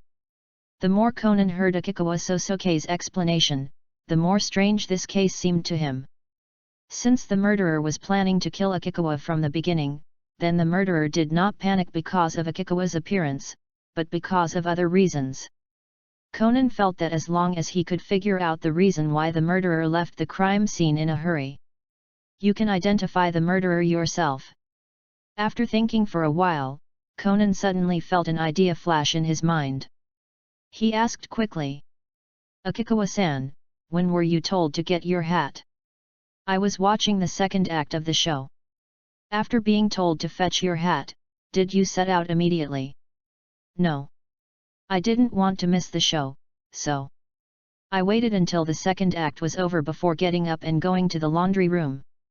After all, my performance is in the fifth act, and there is no rush. This is it. Conan's eyes lit up and he spoke quickly. What do you understand, you little brat? Kogoro Mori looked at Conan with disdain, as if he didn't believe that this little guy could deduce anything. Just when Maori Kogoro was about to ask further questions, emergency personnel from the fire department finally arrived at the Empire Theatre. They came in carrying a stretcher and carefully moved Akikawa Sosuke onto it. Seeing that Akikawa Sosuke was about to be taken away, Conan hurried to Akikawa Sosuke and asked, "Brother Kaihuchun, 2 last questions. Besides the chair, did you see any other murder weapons?" Conan is asking about the murderer's weapon used to strangle the victim. Akikawa Sosuke thought for a moment, then slowly said, "I didn't see it clearly, I just knew it was black and looked like a thick rope. Also, do you think the laundry room is different from other rooms, Brother Akikawa?" "What's the difference?" Akikawa Sosuke seemed not to understand what Conan meant. "Temperature or something? It seems, the laundry room is indeed much colder than other rooms." After saying that, Akikawa Sosuke was taken away from the scene by emergency personnel. Megure Jozo sent a detective to follow the emergency personnel away, and then looked at Conan. The look in his eyes was very clear, he wanted to know what Conan had just learned from Akikawa Sorajik's words. "Let me explain it for you, kid." Serum Maesumi took over the conversation and began. Akikawa just said that someone suddenly asked him to go to the laundry room to get his hat. So I infer that it was probably a plan that the murderer came up with to lure Akikawa to the laundry room. But if the murderer had targeted Akikawa from the beginning, it would be illogical for him to leave in a panic after seeing Akikawa. So the murderer was not panicked because he saw Akikawa, but because Akikawa showed up later than the expected time of the crime, which resulted in him not having much time to confirm whether Akikawa was dead or not, and he even left in a hurry without even having time to clean up the traces. Chiba Kazunobu suddenly understood what he said and nodded. That Kaihuchun just said that he didn't leave the dressing room immediately after receiving the notice. Instead, he left after watching the second act performance. So he left much later than the murderer expected. "That's right." Serum Maesumi nodded. "Then why did he leave in such a hurry?" Kogoro Mori was puzzled. This brings us to the question of the killer's identity. He must be some kind of person who must be in a certain place at a certain time. Actor. Chiba Heshin's eyes lit up. Since Akikawa said he left for the laundry room after watching the performance in Act 2, the murderer can only be the actor who appeared in Act 4 and later scenes. So what we have to do now is very clear. Serum Maesumi raised his fist towards everyone, and then slowly said, "First, go find the person who sent a message to Akikawa. Confirm whether someone really sent a message to Akikawa, asking him to go to the laundry room. Second, investigate whether there are any actors who appear in the fourth act and later who have a motive to kill Akikawa and the deceased. Third, confirm and search for the murder weapon, as well as the protective clothing and motorcycle helmet described by Akikawa. Fourth, redetermine the time period of our alibi that we need to confirm." Maori Kogoro watched as Serum Maesumi pointed his fingers one by one and pointed out the direction of investigation to the police, and quickly interrupted. Wait. Isn't the time period for the alibi very clear? It's what Akikawa said, around the third act. Since Akikawa Sosuke said that he went to the laundry room after watching the second act of the performance, then the time period in which the murderer's absence needs to be confirmed should be around the third act. Kogoro Mori didn't understand why they had to go through the trouble of investigating further. Snort. Serum Maesumi laughed softly. Because all our reasoning is based on the premise that Kaihuchun did not lie to us. My first point, looking for the person who delivered the message to Akikawa, was to confirm whether Akikawa's motive for going to the laundry room was true. The fourth point, reconfirming the time period of the alibi, is to confirm whether the time Akikawa said he went to the laundry room is true. I see, Maori Kogora nodded. Then how do we confirm this time period? That's easy, because corpses don't lie. As Siram Maesumi said this, he also looked at the young male corpse in the room. As long as we confirm the state of rigor mortis and livor mortis, we can know the time of death of the deceased and whether Akikawa's words contain any lies. Post Views, 18. CH050 in Conan, there is an option system in the Brain-Chapter 050. In the auditorium of the Imperial Theatre, many audience members were confused by the sudden end of the performance. Since the stage play could not be continued, many people thought about leaving directly. However, when the audience who wanted to leave were stopped by the criminal police guarding the exit of the theatre, everyone began to realize that something was wrong. What's going on? Why are the police here? Just now I seemed to see Detective Maori being dragged backstage. Could it be that someone is dead? As the audience at the scene communicated with each other, the news of a murder in the Empire Theatre spread quickly. Murder, case. Itakura Misaki, who was originally angry because her stage play was interrupted, was also shocked after hearing the news. She looked at Koichi Nishihara, who was sitting leisurely in front of the tavern bar built in the center of the stage. I suddenly had a bad feeling in my heart. Itakura Misaki still remembers that when she first brought Akikawa Sosuke to the rehearsal 5 weeks ago, Akino Yoko solemnly told her, "Keep your artist away from Koichi Nishihara." After that, after searching for Koichi Nishihara's name, Misaki Itakura found out that he had committed 2 serious violent assaults in middle school and high school. Although this incident happened a long time ago. But for no reason, Misaki Itakura still linked this incident to Koichi Nishihara. No. No way. How is it possible? No matter how you look at it, such a thing. The more Itakura Misaki thought about it, the more panicked she became, so she stood up and started walking towards the backstage of the stage. She wanted to personally confirm the safety of her artist Akikawa Sosuke and idol Akino Yoko. Itakura Misaki was also questioned by the police before entering the backstage. However, after she revealed her identity as an artist's agent, she was still allowed backstage. As soon as Itakura Misaki entered the backstage, she noticed that the atmosphere was extremely tense. Whether it was the director of the stage play, Takemura Mine, her idol, Akino Yoko, or other artists at the scene, everyone looked anxious. After meeting Akino Yoko, Itakura Misaki felt a little relaxed. She began to look around, but couldn't see her artist Akikawa Sosuke. No. Impossible. Mr. Akikawa should be in the dressing room. He will appear in the 5th act, and it is not his turn yet. Just as Itakura Misaki was thinking in panic, her black eyes suddenly saw emergency personnel carrying a stretcher coming out of the warehouse. Itakura Misaki hurriedly walked towards the emergency personnel. At the same time, Itakura Misaki also discovered. At this moment, there was another figure behind the stage, who was also walking quickly towards the emergency personnel along with him. It's my idol, Yoko Akino. When no one knew what was going on, Itakura Misaki and Akino Yoko had already run to the stretcher carried by the emergency personnel. When Itakura Misaki saw clearly the person lying on the stretcher, almost half of his face was covered in blood. Behind the figure, who was wearing a late 19th century British student uniform, I just felt a strong feeling of dizziness rushing straight to my head. Why is this happening? How could something like this happen to me again? I have successfully entered the company where my idol works.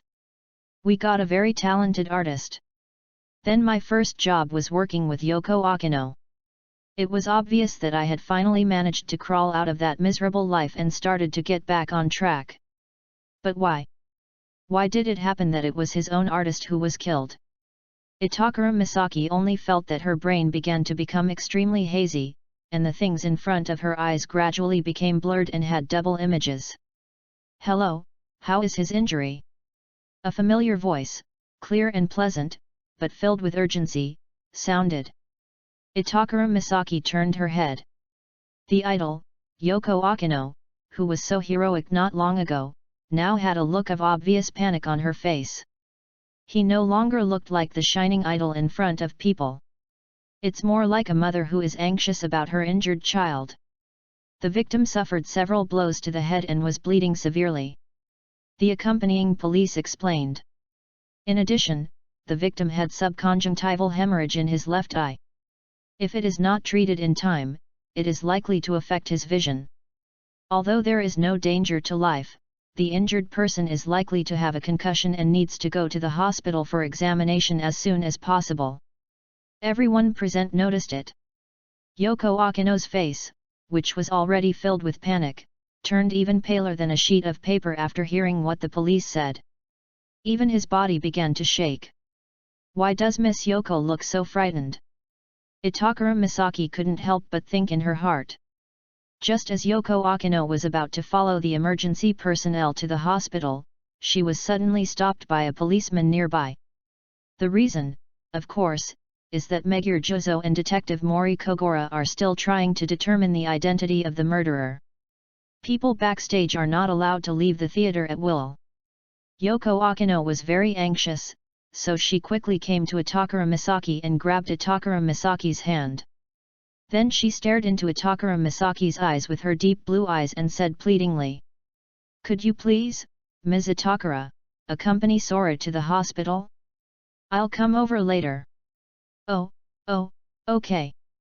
Itakura Misaki was a little overwhelmed when she was suddenly asked by Akino Yoko, and she quickly agreed. Then she saw Akino Yoko turned her head and looked at the police over there, and said loudly, "This Miss Itakura is Akikawa-kun's manager. She has been in the audience since before the show started and just went backstage. Itakura-san can't be the criminal, so after the officer confirms it, can you let her accompany Akikawa-kun to the hospital?" Upon hearing this, the accompanying police officer looked at the police officer who had just let Itakura Misaki in. After getting confirmation from the other party, the accompanying police officer said, "Sure. Go ahead." Upon hearing this, Yoko Akino turned around, clasped her hands together and held up Itakura Misaki's hands. "I'm counting on you, Ms. Itakura." Itakura Misaki once again saw the sincerity in Akino Yoko's eyes that she had never seen before. A strong sense of responsibility surged in her heart, and Itakura Misaki nodded heavily. "Leave it to me, Miss Yoko." After saying this, Itakura Misaki followed the emergency personnel and the accompanying police and left the backstage. On the way to the hospital from the theater, Itakura Misaki looked at Akigawa Sosuke lying on the stretcher with his eyes closed, and couldn't help but recall the extremely panicked expression that Akino Yoko had just shown. "I feel like Miss Yoko seems to care about Mr. Akikawa more than most people." The other side. The artists and staff present were all silent and did not dare to breathe, their eyes were silently focused on Akino Yoko. Yoko Akino's eyes were following the movements of the people who had just left. And when the other party left the backstage and his figure completely disappeared from sight, everyone heard a plop sound. It seemed as if all of Yoko Akino's strength had been drained away in an instant, and she fell to her knees. Post Views, 20. Ch051 in Conan, there is an option system in the Brain-Chapter 051. Koichi Nishihara returned to the backstage only after Akikawa Sosuke was carried out of the Imperial Theatre on a stretcher. As soon as he returned backstage, then I saw Yoko Akino kneeling on the floor with her head lowered. Koichi Nishihara looked at Yoko Akino's distraught appearance, his cheek twitched slightly, and the flame of jealousy ignited in his heart again. He felt a little unbelievable. Yoko Akino actually had such strong negative emotions because of Akikawa Sorasuke. However, the jealousy in Koichi Nishihara's heart only lasted for a few seconds. Because he believed that within a day, the murder scandal of wonderful rookie artist Akikawa Sosuke will be on the news sections of all major news outlets. Koichi Nishihara felt that his actions were quite thorough. First, he chose her as the dead person to frame her. In fact, it was a stranger whose name he couldn't even pronounce. This way, he had no connection with the deceased. The second is the technique. During both attacks he wore a full set of protective clothing, a motorcycle helmet and gloves. There was no way Akikawa Sosoke could recognize himself.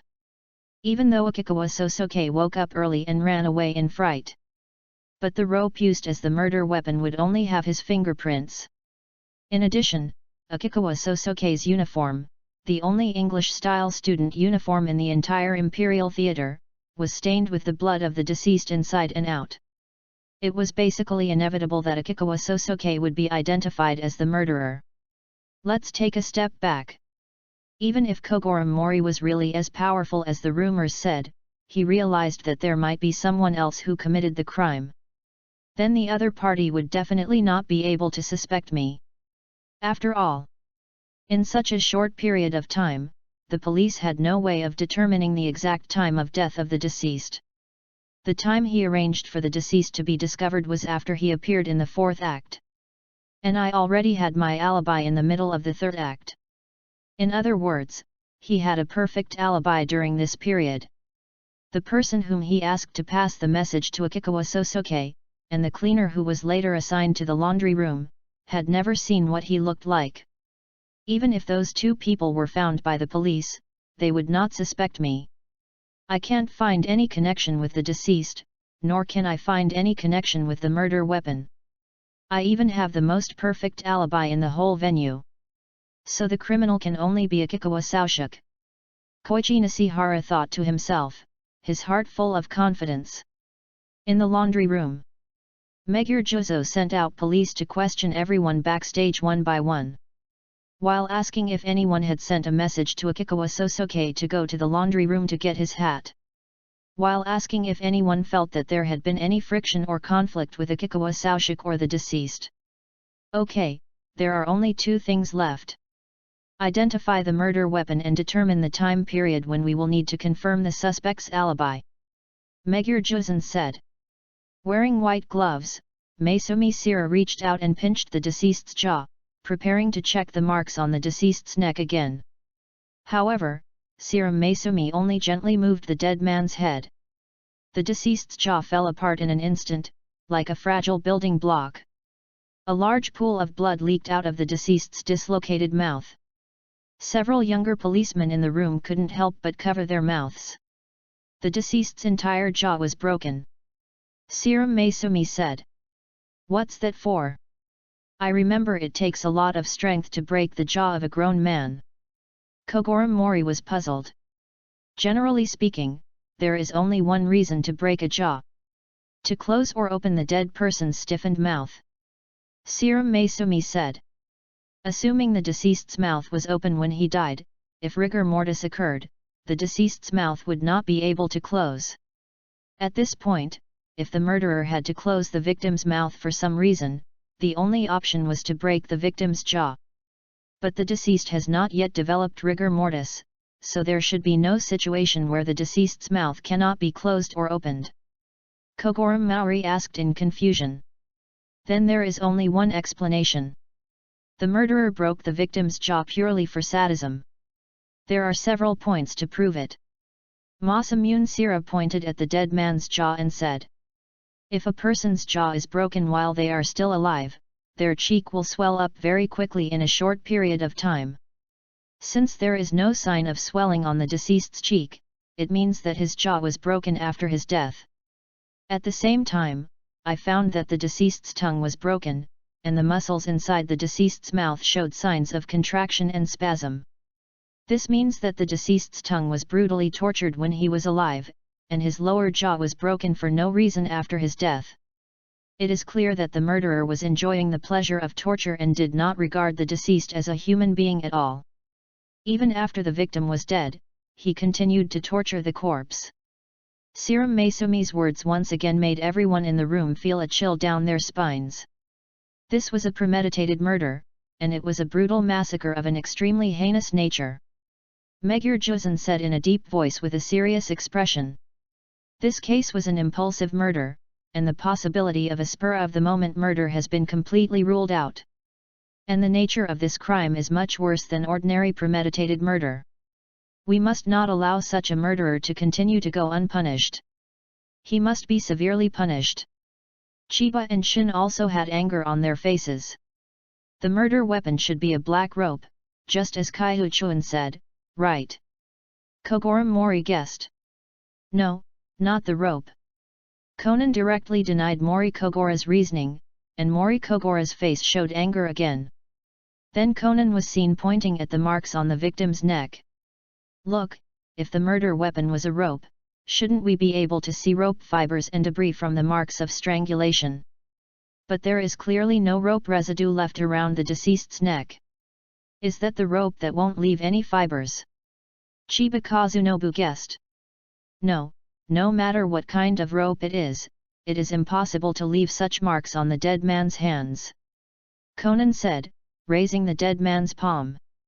Then everyone saw that there were several horizontal cuts on the fingertips of the deceased's hands. It was as if it had been cut by a knife, and the wound was long and thin. If a person is strangled by a rope, he will definitely grab the rope around his neck with both hands and try to struggle, right? Serum Maesumi took over the conversation again. Megure Juzo. Mori Kogoro and others all nodded in agreement. If this is the case, there should be abrasions on the fingertips of the victim, and there should be rope fragments and fibers between the fingers of the deceased. But there was no rope scraps between the deceased's fingers, and the wounds on the fingertips did not match the marks left by scratches from grabbing the rope. It can be seen that the murder weapon was not just a rope. But what on earth could leave marks like those cut by a knife? Megure Juzo was confused and muttered to himself. If such a sharp object was really used as a rope, the deceased should have similar scars on his neck. How strange! Kogoro Mori was also confused. This is easy. Seeing that the police officers present were all confused, Serum Maesumi chuckled and once again attracted everyone's attention. Just like a toothpick, a single toothpick is easy to break, but when many toothpicks are gathered together tightly, it has enough strength. At the same time, you still run the risk of cutting your arm because of the sharpness of the toothpick. The things that are used as murder weapons are things of this nature. And this is something that accompanies us in our daily lives and that everyone has. Everyone has it. Mori Kogoro touched his body everywhere. I didn't feel like there was anything so sharp on my body that could scratch my fingertips and could be used as a rope. When he finally gave up and looked up at Serum Maesumi, she saw the handsome tomboy detective in front of her using her slender fingertips to curl the short wavy hair beside her ears. That is, hair. Of course, a single strand of hair is not strong enough to hurt a person, but when numerous strands of hair are twisted together, they become as strong as a rope. Hair won't leave debris between fingers and wounds. If you grab the hair on your neck and struggle, the tiny hairs will act like blades and cut the skin on your fingertips, leaving these long, thin wounds. As Serum Maesumi said this, she also stopped curling her hair. The murderer has been identified as a male. Then the murder weapon we are looking for is a black wig that is long enough. Post Views, 18. CH052 in Conan, there is an option system in the Brain-Chapter 052. Access limited. Please complete verification to view this content. Hello, please tell me your name. Koichi Nishihara. Hello, Mr. Nishihara. Do you know a lighting technician named Yusuji? No. Behind the stage of the Imperial Theatre, Koichi Nishihara is being questioned by a detective from the Metropolitan Police Department. The police then took out a photo of the deceased and showed it to Hiroshi Nishihara. That's the one. I have no impression. Koichi Nishihara shook his head again, denying that he knew the deceased. So his last name is Yusuji. This was the first time that Koichi Nishihara knew the name of the deceased. He did not know the deceased and had no connection with him.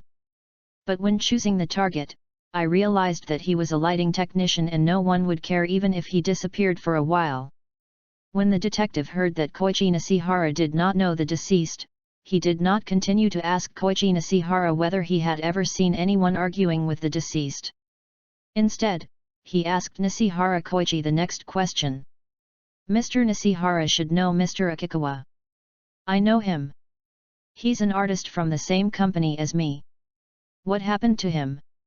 Excuse me, Mr. Nishihara, do you know anyone who has ever had friction or conflict with Mr. Akikawa? When Koichi Nishihara heard the detective's questions, he felt a little confused. Why did the police ask who had a conflict with Akikawa? Normally, shouldn't they just ask who had a conflict with the deceased? Could it be that the police and detectives have already begun to suspect that the murderer is someone else? Koichi Nishihara noticed that things seemed to be starting to go wrong. I'm not sure. I've never seen Akikawa-kun have any conflicts with others. Hiroshi Nishihara was confused, but he still responded to the police's questions with a friendly smile. The criminal police did not notice anything unusual and silently made a note in the notebook. After a while, Megure Juzo, Mori Kogora, 2 detectives, and several policemen all came out from the laundry room. When Koichi Nishihara saw them appear, he guessed that the police should have completed the on-site investigation. In other words, the police and detectives already have a basic conclusion about the murderer. Megure Juzo walked quickly to the backstage and looked at the police officer who was in charge of questioning. How is it?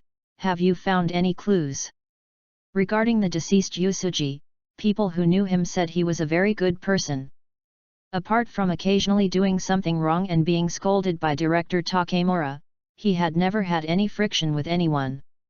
The police officer in charge of the questioning answered. Well, go on. Megure Juzo nodded. We then investigated the director, Mr. Takemura. Mr. Takemura said that he had been in the stage monitoring room since before the show started, and only left the stage monitoring room when the show was stopped midway. We also asked the sound operator, who was also in the stage monitoring room, and the assistant director, and the lighting operator. It has been confirmed that Director Takemura has an impeccable alibi, so the possibility that Director Takemura is the murderer has been ruled out.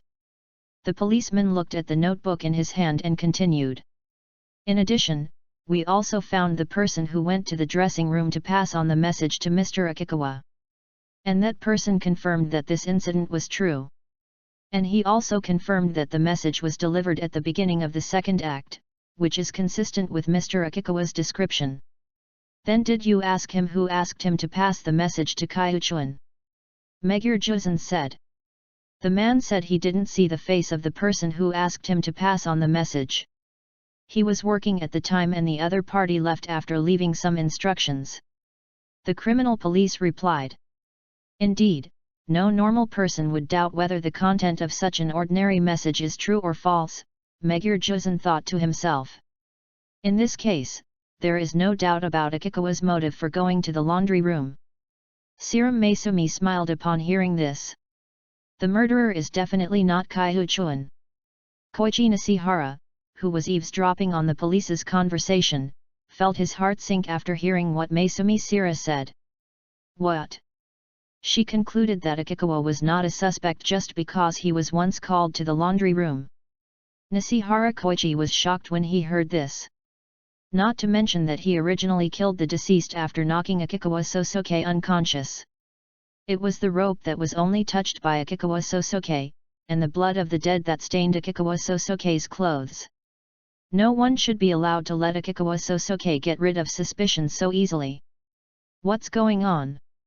How long has it been? How did the detective know that Akikawa is not the murderer?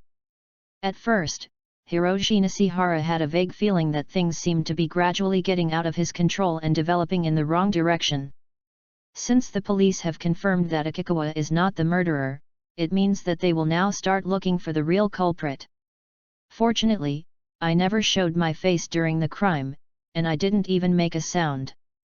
The murder weapon and the deceased have nothing to do with me, and I have a perfect alibi.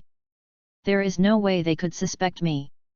Just as Koichi Nishihara was comforting himself in his heart. Then I heard the policeman who reported to Megure Juzo say. We also asked people at the scene if they had seen anyone get into a conflict with Akikawa Sosuke. Most people responded that Mr. Akikawa was very kind and it was hard to imagine anyone holding a grudge against him. However, the policeman was interrupted by an angry voice halfway through his words. No, the murderer is definitely him. He has always held a grudge against Akikawa-kun and has a motive to kill him. This voice was familiar to everyone present. Everyone looked in the direction of the sound in surprise. Then, I saw Yoko Akino, who was originally kneeling on the ground, with an angry look on her face, pointing her finger at Koichi Nishihara beside her. What are you talking about, Ms. Yoko? How could I be the murderer? Koichi Nishihara felt as if his heart skipped a beat, and he hurriedly spoke. However, the main reason for his drastic emotional fluctuations was not that Yoko Akino guessed that he was the murderer. It was because it was the first time he saw Yoko Akino with such an angry expression. Yoko Akino's speech successfully attracted the attention of Jozo Megure, Maisumi Sira, and others. Just as Megure Jozo was about to step forward to ask questions, he was suddenly pulled back by Detective Chiba Kazunobu, and then whispered a few words to him. Chiba Kazunobu was reminding Megure Jozen that Akino Yoko's words could not be completely trusted. Because the detectives who have participated in the previous car accident investigations all know. Akikawa Sosuke also has an older sister who followed his father when his parents divorced. Post Views, 15. CH053 in Conan, there is an option system in the Brain-Chapter-1-60. Access limited. Please complete verification to view this content. Do you know that the daughter of Akikawa Ryoko who followed her ex-husband is Akino Yoko? Takagi-kun, the Akino Yoko you mentioned is the one on TV. That's right. Chiba Kazunobu still remembers that day in the Metropolitan Police Department. He and Sato Maiwako heard about Akikawa Sosuke's biological sister. This is the shock we felt when we saw Yoko Akino, a household name in Japan today.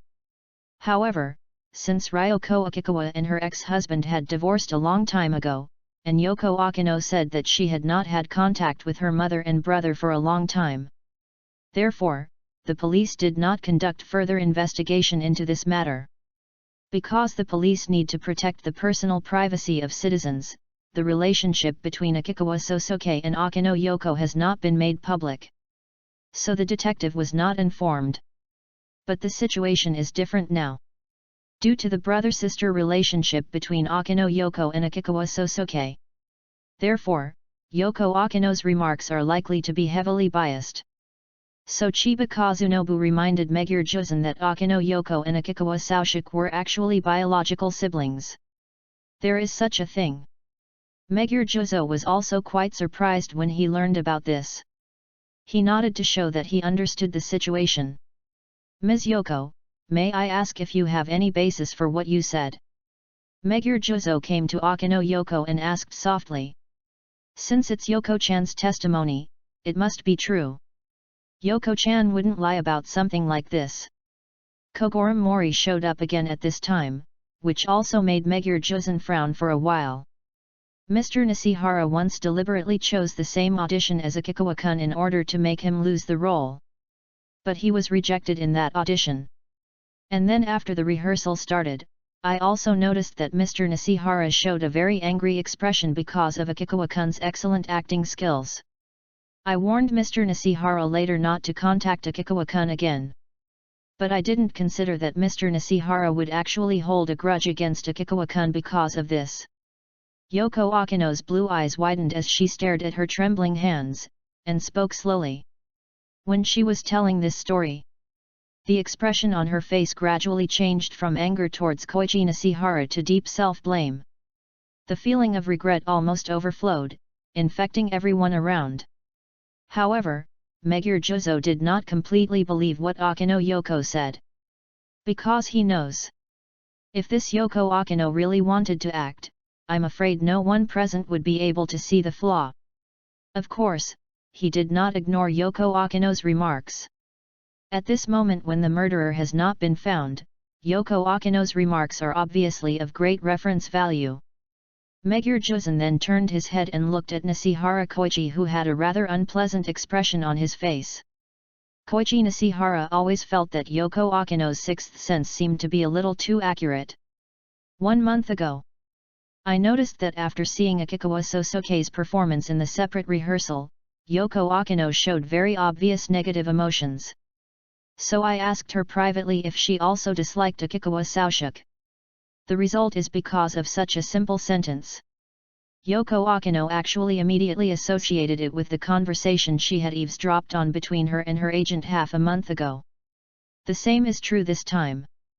Hirokazu Nishihara was 100% sure that Yoko Akino could not possibly know the truth of the matter. But she once again accurately guessed that she was the murderer. Koichi Nishihara felt a little angry.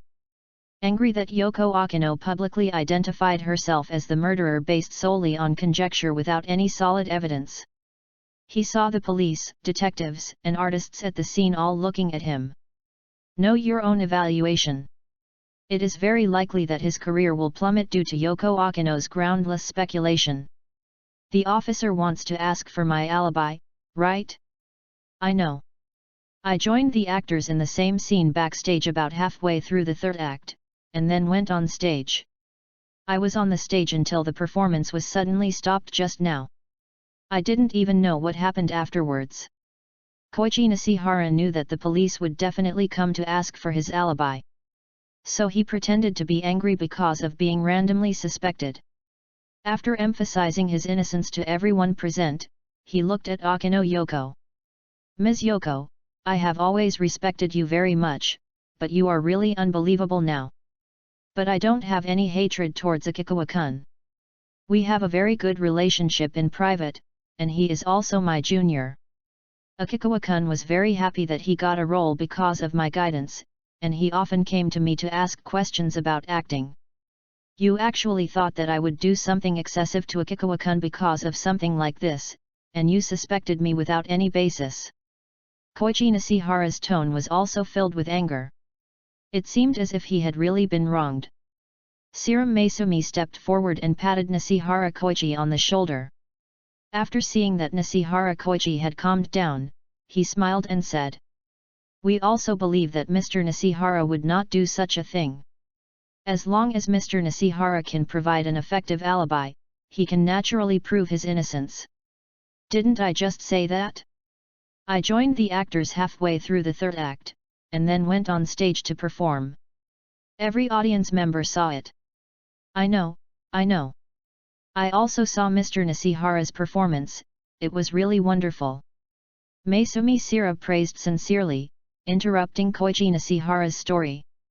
But what I want to ask is not what Mr. Nishihara was doing halfway through the third act, but what was Mr. Nishihara doing at the beginning of the second act? The second act begins. Koichi Nishihara cried out in surprise. What were you doing at that time? Of course, he knocked out the lighting technician named Yusuji and was waiting for Akikawa Sorasuke to come to the laundry room. But he killed Yusuji after knocking out Akikawa Sosuke. Why is the detective in front of me asking about his alibi at the beginning of the second act?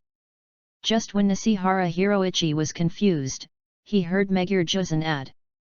In short, we have determined that the deceased was killed before the start of the second act, so please show us your alibi at the start of the second act, Mr. Nishihara.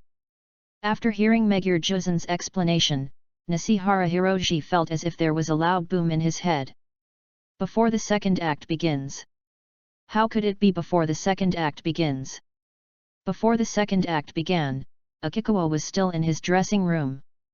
How could the deceased have been killed at that time?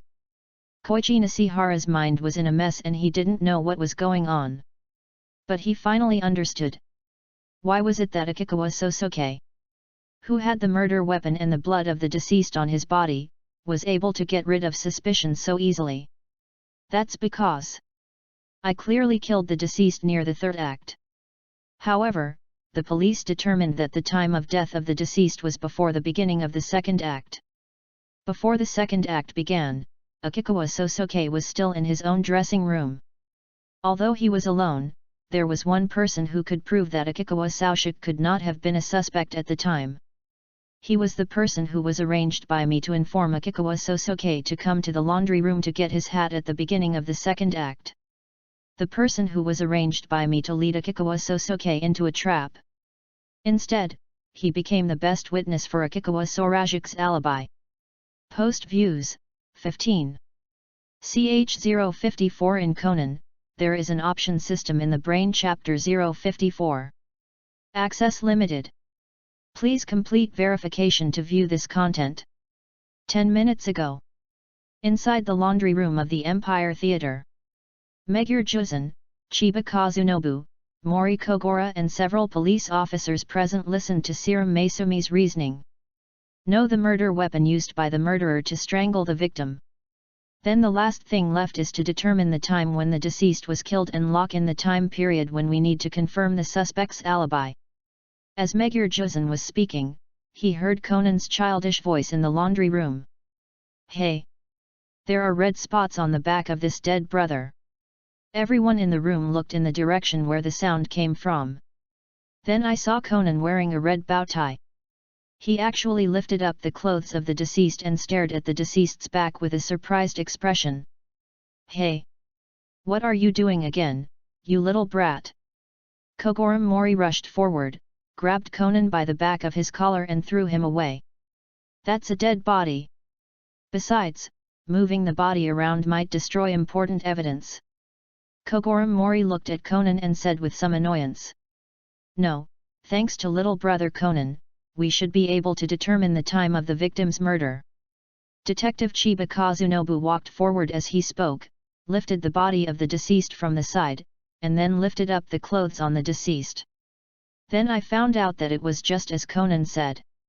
Many reddish and lavender patches appeared on the deceased's back. This is livor mortis, which usually appears within half an hour to 2 hours after a person dies, depending on the ambient temperature. Maisumi Sira walked over to the body and squatted down. After observing the corpse spots on the back of the deceased, he explained.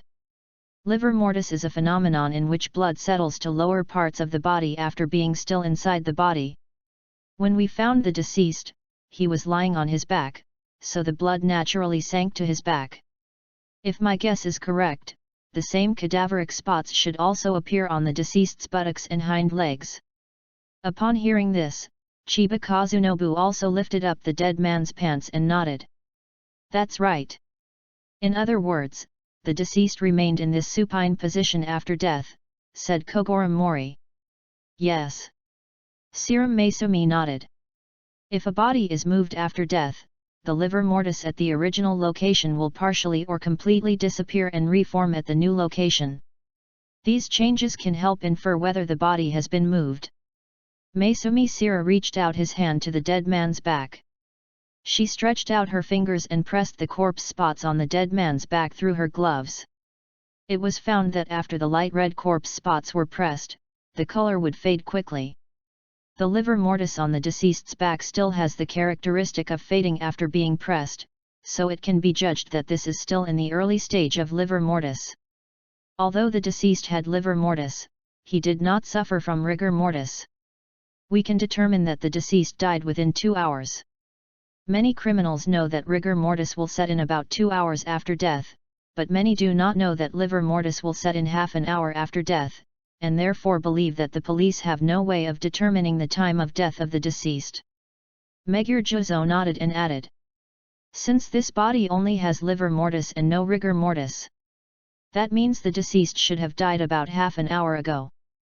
Kogoro Mori analyzed, stroking his chin with his hand. No. Conan once again denied Kogoro Mori's judgment. Sister Shira just said that depending on the ambient temperature, the appearance of corpse spots will also change. Uncle, don't you think that the temperature in this room is much colder than in other rooms? Indeed. It seems so. When the police heard Conan's words, they all nodded. Serum Maisumi also continued to explain. There was no air conditioning in the laundry room, and the indoor temperature was undoubtedly lower than the normal ambient temperature of 20 degrees Celsius, so this was considered a low-temperature environment. At this temperature, the appearance of livor mortis will be greatly delayed.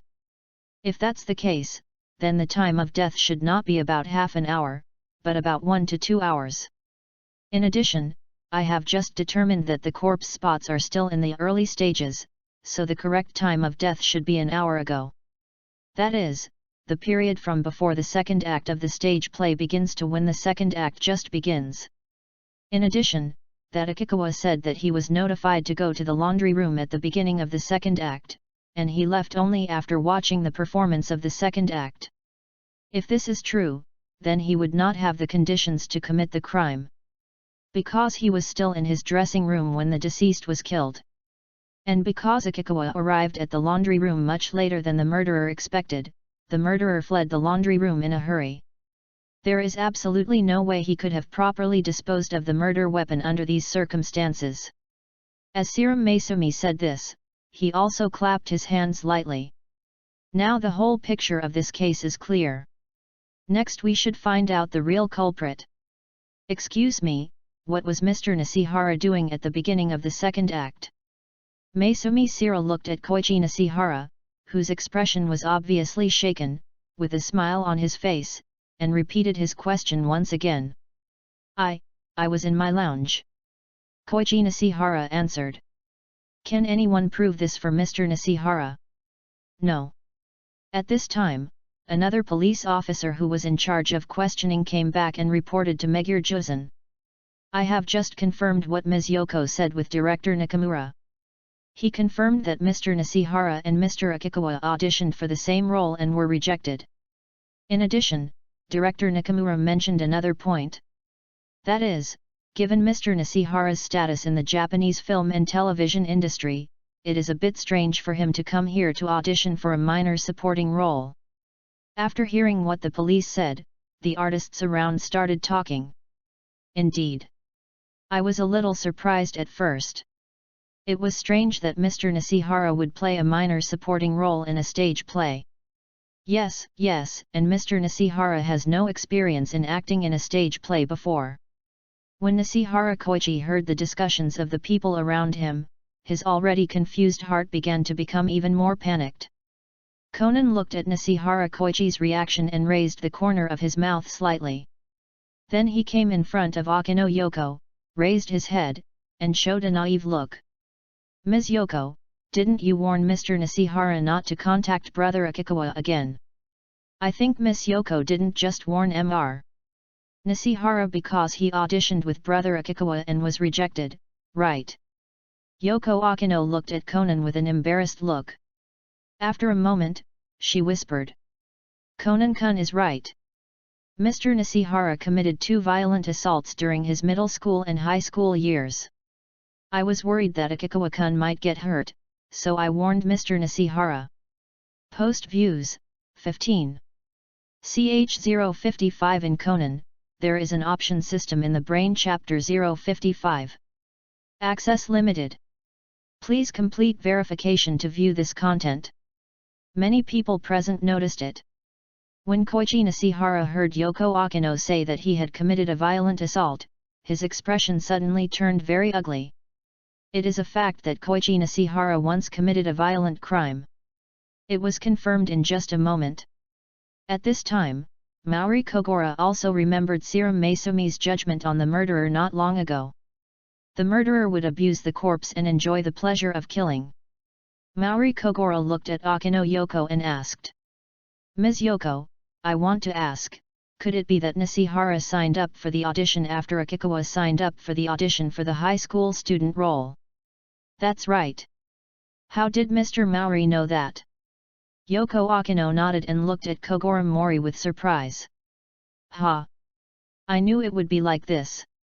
Maori Kogora shouted. Then he walked up to Nishihara Koichi with an angry look on his face and said in a deep voice. After listening to what Yoko-chan said, I am now certain that the murderer must be you. Yoko-chan is well known for taking care of the younger generation in the company. You must have seen that Yoko-chan cares about Akikawa, so you deliberately chose the same audition as him to beat him. In the end, you failed the audition, so you hold a grudge against Akikawa. For others, perhaps this little friction might not be enough to make them kill. But you are different. You have a history of violent assaults when you were a student. Plus, Miss Yoko knows your situation, and in order to protect Akikawa, she warned you not to contact Akikawa again. You became even more jealous of Kaiuchuan because of this, so you wanted to kill him. When Koichi Nishihara heard Kogoro Mori's reasoning, his face turned pale. He really didn't expect that Kogoro Mori's reasoning ability was as powerful as the rumors said. In addition to the fact that he originally just wanted to frame Akikawa Sorasuke. Basically guessed the situation correctly. You misunderstood, Mr. Mori. I never intended to kill that Akikawa. If that's the case, then show us your alibi. I've already said that I was alone at the time, how can I have an alibi? As Koichi Nishihara said this, he pointed directly at the other artists present. Besides, I don't believe I was the only one without an alibi at that time. Investigating a case requires evidence. You can't assume that I hate Akikawa-kun just because he and I auditioned for the same role. At this moment, Nishihara Koichi's heart was beating bang bang. But he still remained calm, and while thinking quickly, he refuted the somewhat aggressive Kogoro Mori in front of him. What on earth happened that made the police determine that Yusuji died much earlier than the correct time? But I can't correct their real time of death. But even if that's the case, just because I don't have an alibi and have that insignificant motive towards Akikawa, there's no way to convict me as the criminal. Because the rope used as the murder weapon was in Akikawa's hand, not in mine. As for the chair used to attack Akikawa and Yusuji, it is a chair that can be found everywhere in the theater. I have already wiped off the blood and put it back in place. They can't possibly get evidence. The greatest confidence in Koichi Nishihara's heart is that the real murder weapon has nothing to do with him. It's a little strange to say. There are 2 victims in this case, but the police don't seem to care about the murderer's motive for the victims. Instead, they are investigating the murderer's motive for Akikawa.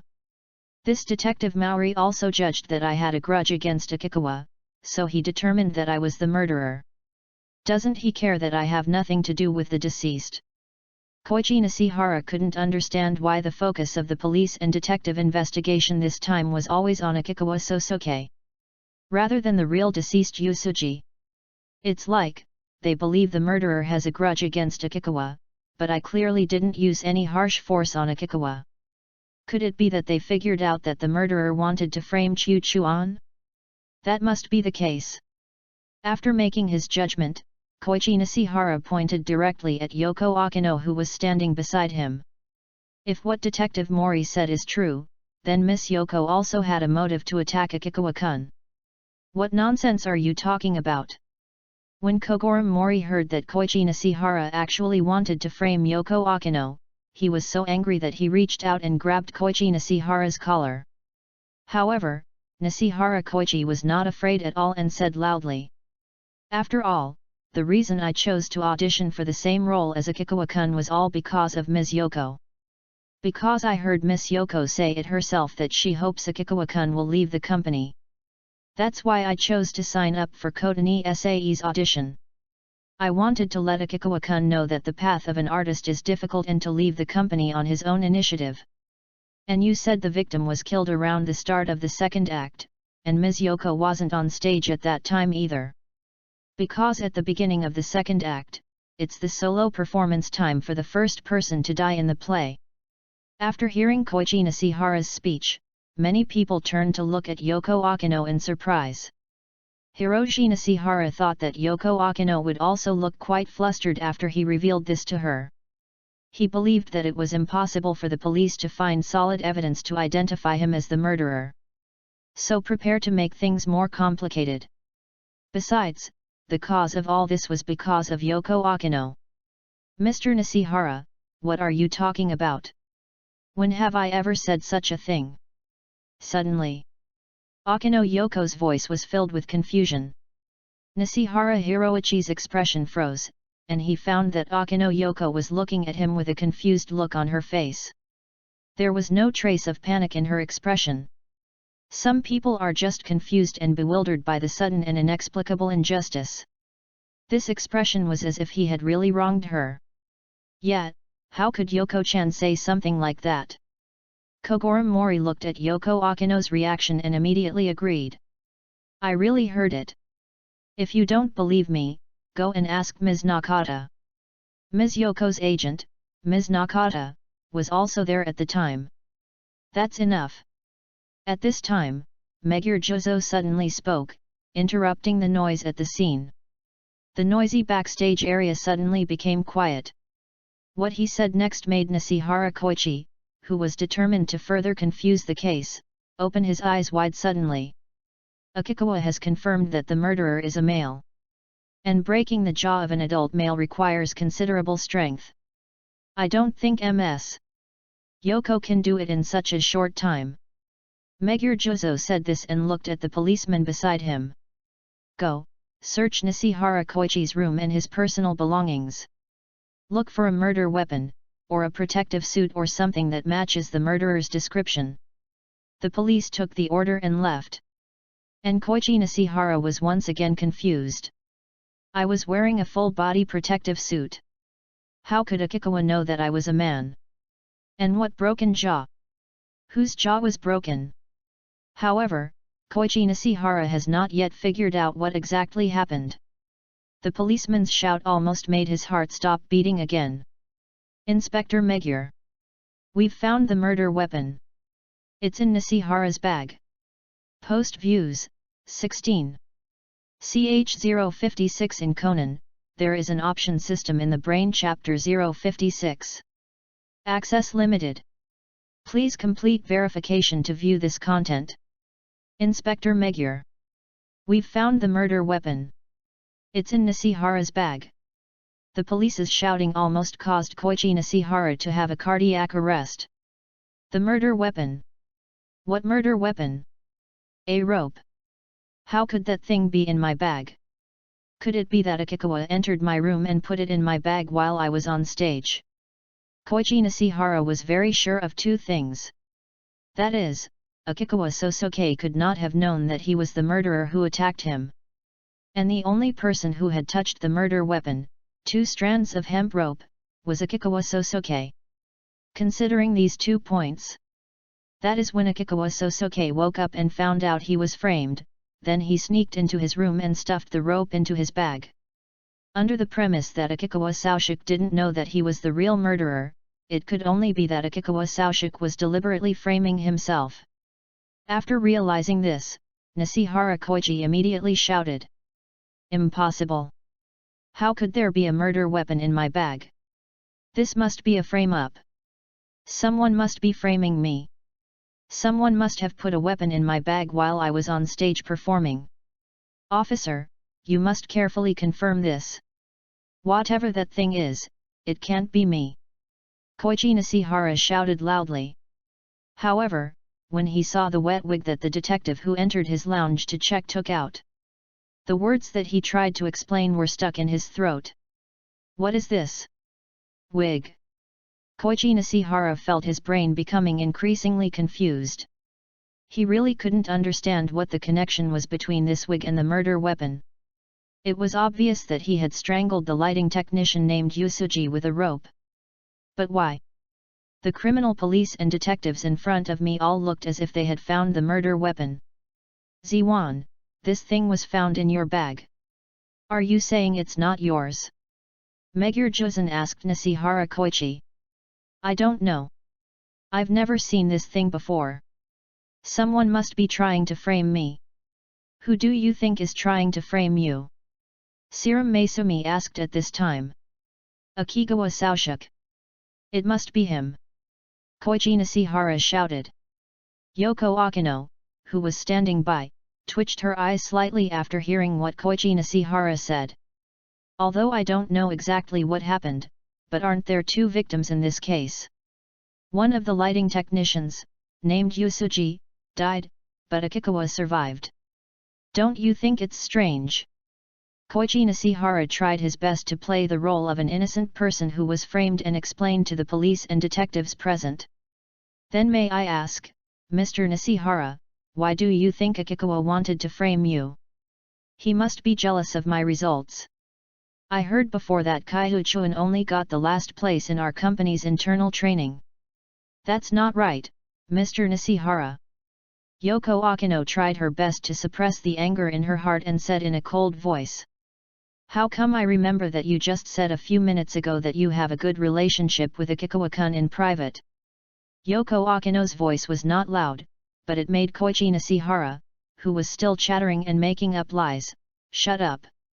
Yes, I remember that Mr. Nishihara just said that Akikawa-san was very happy because you, Mr. Nishihara, helped him get the role. He often came to Mr. Nishihara to ask about acting. Conan added in his innocent voice. It's you, Mr. Nishihara, who seems to be unhappy because Akikawa and I took your role away from you. This is... Nishihara Hiroichi was speechless for a moment. He really didn't expect it. I recently made a statement to prove that I had no motivation to attack Akikawa Sorasuke. Instead, he denied the possibility that Akikawa Sosuke had framed him. Maisumi Sira looked at Koichi Nishihara, who was sweating profusely. A beautiful smile appeared on her pretty face again. Let me guess what this is about. Mr. Nishihara deliberately chose to audition for the same role as Akikawa in order to pursue Miss Yoko, whom he admired. After failing the audition, Mr. Nishihara felt humiliated and began to hate Akikawa. Due to Akikawa's personal experience, he could not hear Mr. Nishihara's sarcasm. Instead, he regarded Mr. Nishihara's words as guidance and thought that Mr. Nishihara was a very good person. So Akikawa did what Mr. Nishihara said, and continued to ask Mr. Nishihara for advice during rehearsals. But Akikawa didn't realize that his behavior was simply humiliating in the eyes of Mr. Nishihara. Ms. Yoko knew about Mr. Nishihara's past. In order to prevent him from doing anything excessive to Mr. Akikawa, she warned him not to contact Akikawa again. But this incident further ignited the jealousy in Mr. Ziwan's heart, and ultimately led to this incident. Because judging from the force with which you attacked Akikawa, Mr. Nishihara, it was obvious that you attacked with the intention of killing him. As Nishihara Koichi listened to Serum Maisumi's reasoning, he became more and more shocked. He really didn't expect that Serum Maisumi could achieve this in such a short time with just a few words between him and Akino Yoko. I was able to guess the whole picture of the matter almost accurately. But when he heard Serum Maisumi's last words, it was as if he had been hit on the head with a hammer. My brain suddenly started to feel dizzy. You are lying with your eyes open. Koichi Nishihara yelled at Serum Maisumi. Okay, assuming I'm the murderer, why didn't I just kill Akikawa Sosuke instead of going through the trouble of sparing his life? Isn't it because Mr. Nishihara was about to go on stage, and he acted hastily, without having time to confirm whether Mr. Akikawa was really dead, and ran away? Serum Maisumi asked back. Ha! Countless question marks popped up in Koichi Nishihara's head in an instant. Obviously, when he attacked, he was afraid that Akikawa Sosuke would be too badly injured to wake up, so he was controlling his strength. Now, in Serum Maisumi's mouth, it became that he acted in a hurry and didn't have time to confirm whether Akikawa Sosuke was dead or not. It's obvious that I'm the one who framed him. Why does it feel like this detective in front of me, who is more handsome than the idol in my company, is even better at confusing right and wrong than I am? No, how badly was Kyuchun injured? Do you think the murderer intended to kill him? Nishihara Koichi couldn't help but asked loudly. Several contusions and lacerations on the forehead, hematoma under the scalp, possible skull fracture and concussion symptoms. The force of the blow to Akikawa's head was so strong that the skull pressed on the blood vessels under the conjunctiva, causing them to rupture and resulting in subconjunctival hemorrhage. The smile on Serum Maisumi's pretty face disappeared. And a cold light flashed in her unique deep green eyes. So, Mr. Nishihara, do you think that this level of injury is not enough to determine that the murderer intended to kill Akikawa? However, after saying this, the coldness on Serum Maisumi's face disappeared in an instant. Became cheerful and sunny again. However, the words she said immediately afterwards made Nishihara Hirokazu feel as if he had fallen into an ice cellar. But it's true. For Mr. Nishihara, who likes to kill people, this level of damage is really nothing. Post views, 19. CH057 in Conan, there is an option system in the Brain-Chapter 057. Access limited. Please complete verification to view this content. Lacerations, skull fractures, concussions, ruptured subconjunctival blood vessels. What the hell is this person talking about? Koichi Nishihara's heart began to be filled with increasingly intense panic and confusion. He found that the whole thing has gone more than just the way I expected. But the truth judged by detectives and police is completely different from what they have done. Could it be that the police and detectives colluded and distorted the facts? Nishihara Koichi's back was already soaked with cold sweat. But in order to get rid of suspicion, his brain was working at high speed and he dared not stop for even a moment. Suddenly, he realized that there was another possibility. If the truth judged by the police and detectives is the truth they see, then it can only be that someone has secondarily processed the crime scene. As for who did this, there is no need to think about it. There couldn't be anyone else except Akikawa Sosuke. Koichi Nishihara discovered. As long as you consider what the police and detectives say is true, it seems that all the previous doubts can be explained. Why did the police focus their investigation on Akikawa Sorasuke rather than the real deceased Yusuji? Because Akikawa Sosuke also had injuries on his body that were enough to reveal the murderer's murderous intent. Why did the detectives and police judge that Yusuji was killed before the beginning of the second act even though he was clearly killed in the third act? Because Akikawa Sosuke wanted to destroy his alibi, he used some means to make the police and detectives misjudge the time of death of the deceased.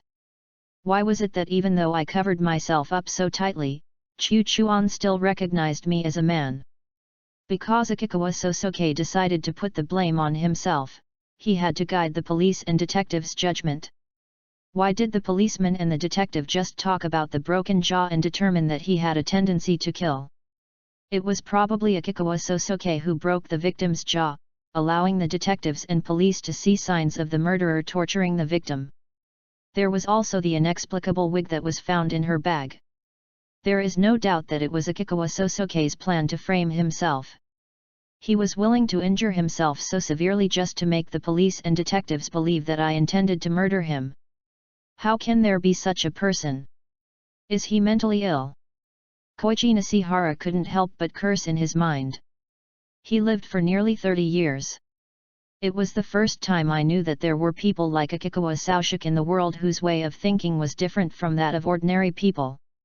But even at this moment, Koichi Nishihara has figured out the whole story.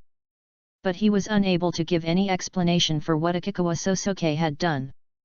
Because I can figure it all out. It's simply because I'm the real murderer.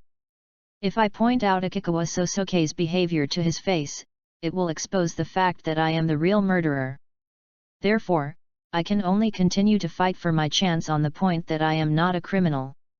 I just don't believe that he could do it perfectly in such a short time.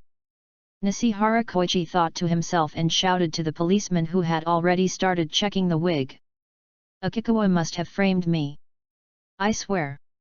I've never seen this wig before. Go check the door of my room and the zipper pull of my key. There must be someone else's fingerprints. Megure Juzan was a little annoyed by Nishihara Koichi's shouting. So he turned to look at the detective from the forensic department nearby. The detective from the forensic department understood and took out the fingerprint detection tools and chemicals and came to Nishihara Koichi's lounge. I started checking the fingerprints on the inside and outside door handles. After confirming it, he performed the same test on the zipper pull of Koichi Nishihara's bag. Just when Koichi Nishihara was thinking that Akikawa Sosuke would definitely leave a loophole here. But I heard the detective from the forensic department say. It has been confirmed that there is only Mr. Nishihara's fingerprint on the zipper pull, and there is no trace of fingerprints being wiped off. On the door handles inside and outside Mr. Nishihara's room, there are only Mr. Nishihara's fingerprints. Koichi Nishihara felt like he was struck by lightning when he heard the voice of the forensic police officer.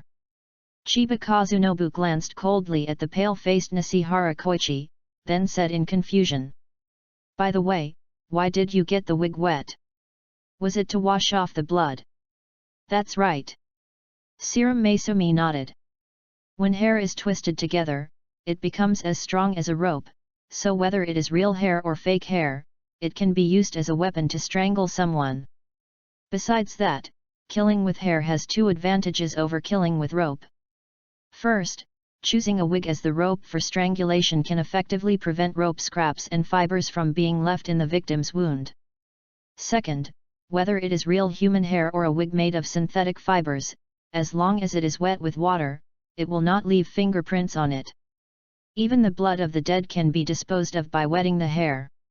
If you have enough time, you can remove all traces of the wig by just rinsing it with clean water. As Serum Masumi said this, she picked up the wet wig with her hands and examined it carefully. Mr. Nishihara obviously knew this, so he chose a wig that was easily found in the warehouse as the murder weapon. It's a pity that Chu Chuan showed up at such a time that he had to leave in a hurry. This means that he probably didn't have enough time to clean the wig, which could have left a flaw. As Serum Masumi said this, he looked at the forensic police officer standing beside him. Could you please ask the officer to use luminol reagent to perform another bloodstain test? Good. The police nodded, took out the luminol reagent, and re-examined the wig in a dark environment. And after he sprayed the wig with luminol reagent, it can be clearly seen that a blue and white light appeared on part of the wig. Confirmed, there was blood on the wig. Okay, now we just need to do a DNA test. Once we confirm that the blood came from the deceased Yusuji, we can prove that the wig was the murder weapon that killed Yusuji. Masumi Sira calmly gave instructions to the detective from the Forensic Science Division. However, her voice did not reach Nishihara Koichi's ears at all. There is no need to wait for the results of DNA testing to determine whether the blood stains on the wig came from the deceased. At this moment, Ziwan Hao looked as if he was dead. His mind, which had become dazed due to the continuous shocks, was constantly thinking about Akikawa Sorasuke. Normal people find themselves framed. Shouldn't the first reaction be to scream, then run away, and then tell the police and detectives the facts? How can someone think after being framed? You're risking being identified as the murderer and putting the blame back on the murderer. Why would he do this? What good will this do for him? Koichi Nishihara found that he could not understand Akikawa Sosuke's thinking at all. He tried to put himself in Akikawa Sosuke's shoes. This is a technique often used by actors to understand the role they need to play. Koichi Nishihara imagined himself as a victim who had been framed and attacked. He closed his eyes and put it in. Suddenly, a chill ran down his spine to the top of his head. Because he discovered. After I put myself in the shoes of that madman who was willing to hurt himself in order to help the police and detectives identify the real murderer's motive. The first reaction when realizing that you are being framed. It's not confusion, it's not fear, it's not the desire to prove one's innocence. Instead, he wanted to retaliate in the same way. And in a worse way. Post Views, 18. CH058 in Conan, there is an option system in the Brain-Chapter-1-60. Access limited. Please complete verification to view this content. There is no doubt that this case was a premeditated murder. Nishihara, you have a strong desire to kill Akikawa, and you also like to kill people cruelly. Not only did you break Yusuji's tongue while he was still alive, you also broke his jaw after he died. The weapon you used to strangle Yusuji was a wig you found in the warehouse next door, and you even tried to destroy the evidence after killing him. You committed the crime before the second act of the stage play began and just as the second act began. We have confirmed that you, Nishihara, had a motive to kill Akikawa, and we also found the murder weapon used for strangulation in your bag. You also have no alibi for this period of time. Excuse me, do you have anything else to say? Or do you want to wait until the DNA test results on the wig come out before you confess? Megure Juzan looked at Nishihara Koichi, whose hands had been handcuffed by Chiba Kazushin, and asked in a deep voice. I told you it wasn't me. You got the wrong person from the beginning to the end. Nishihara Hiroji shouted at Megure-juzan with a livid face, and was so angry that he almost died.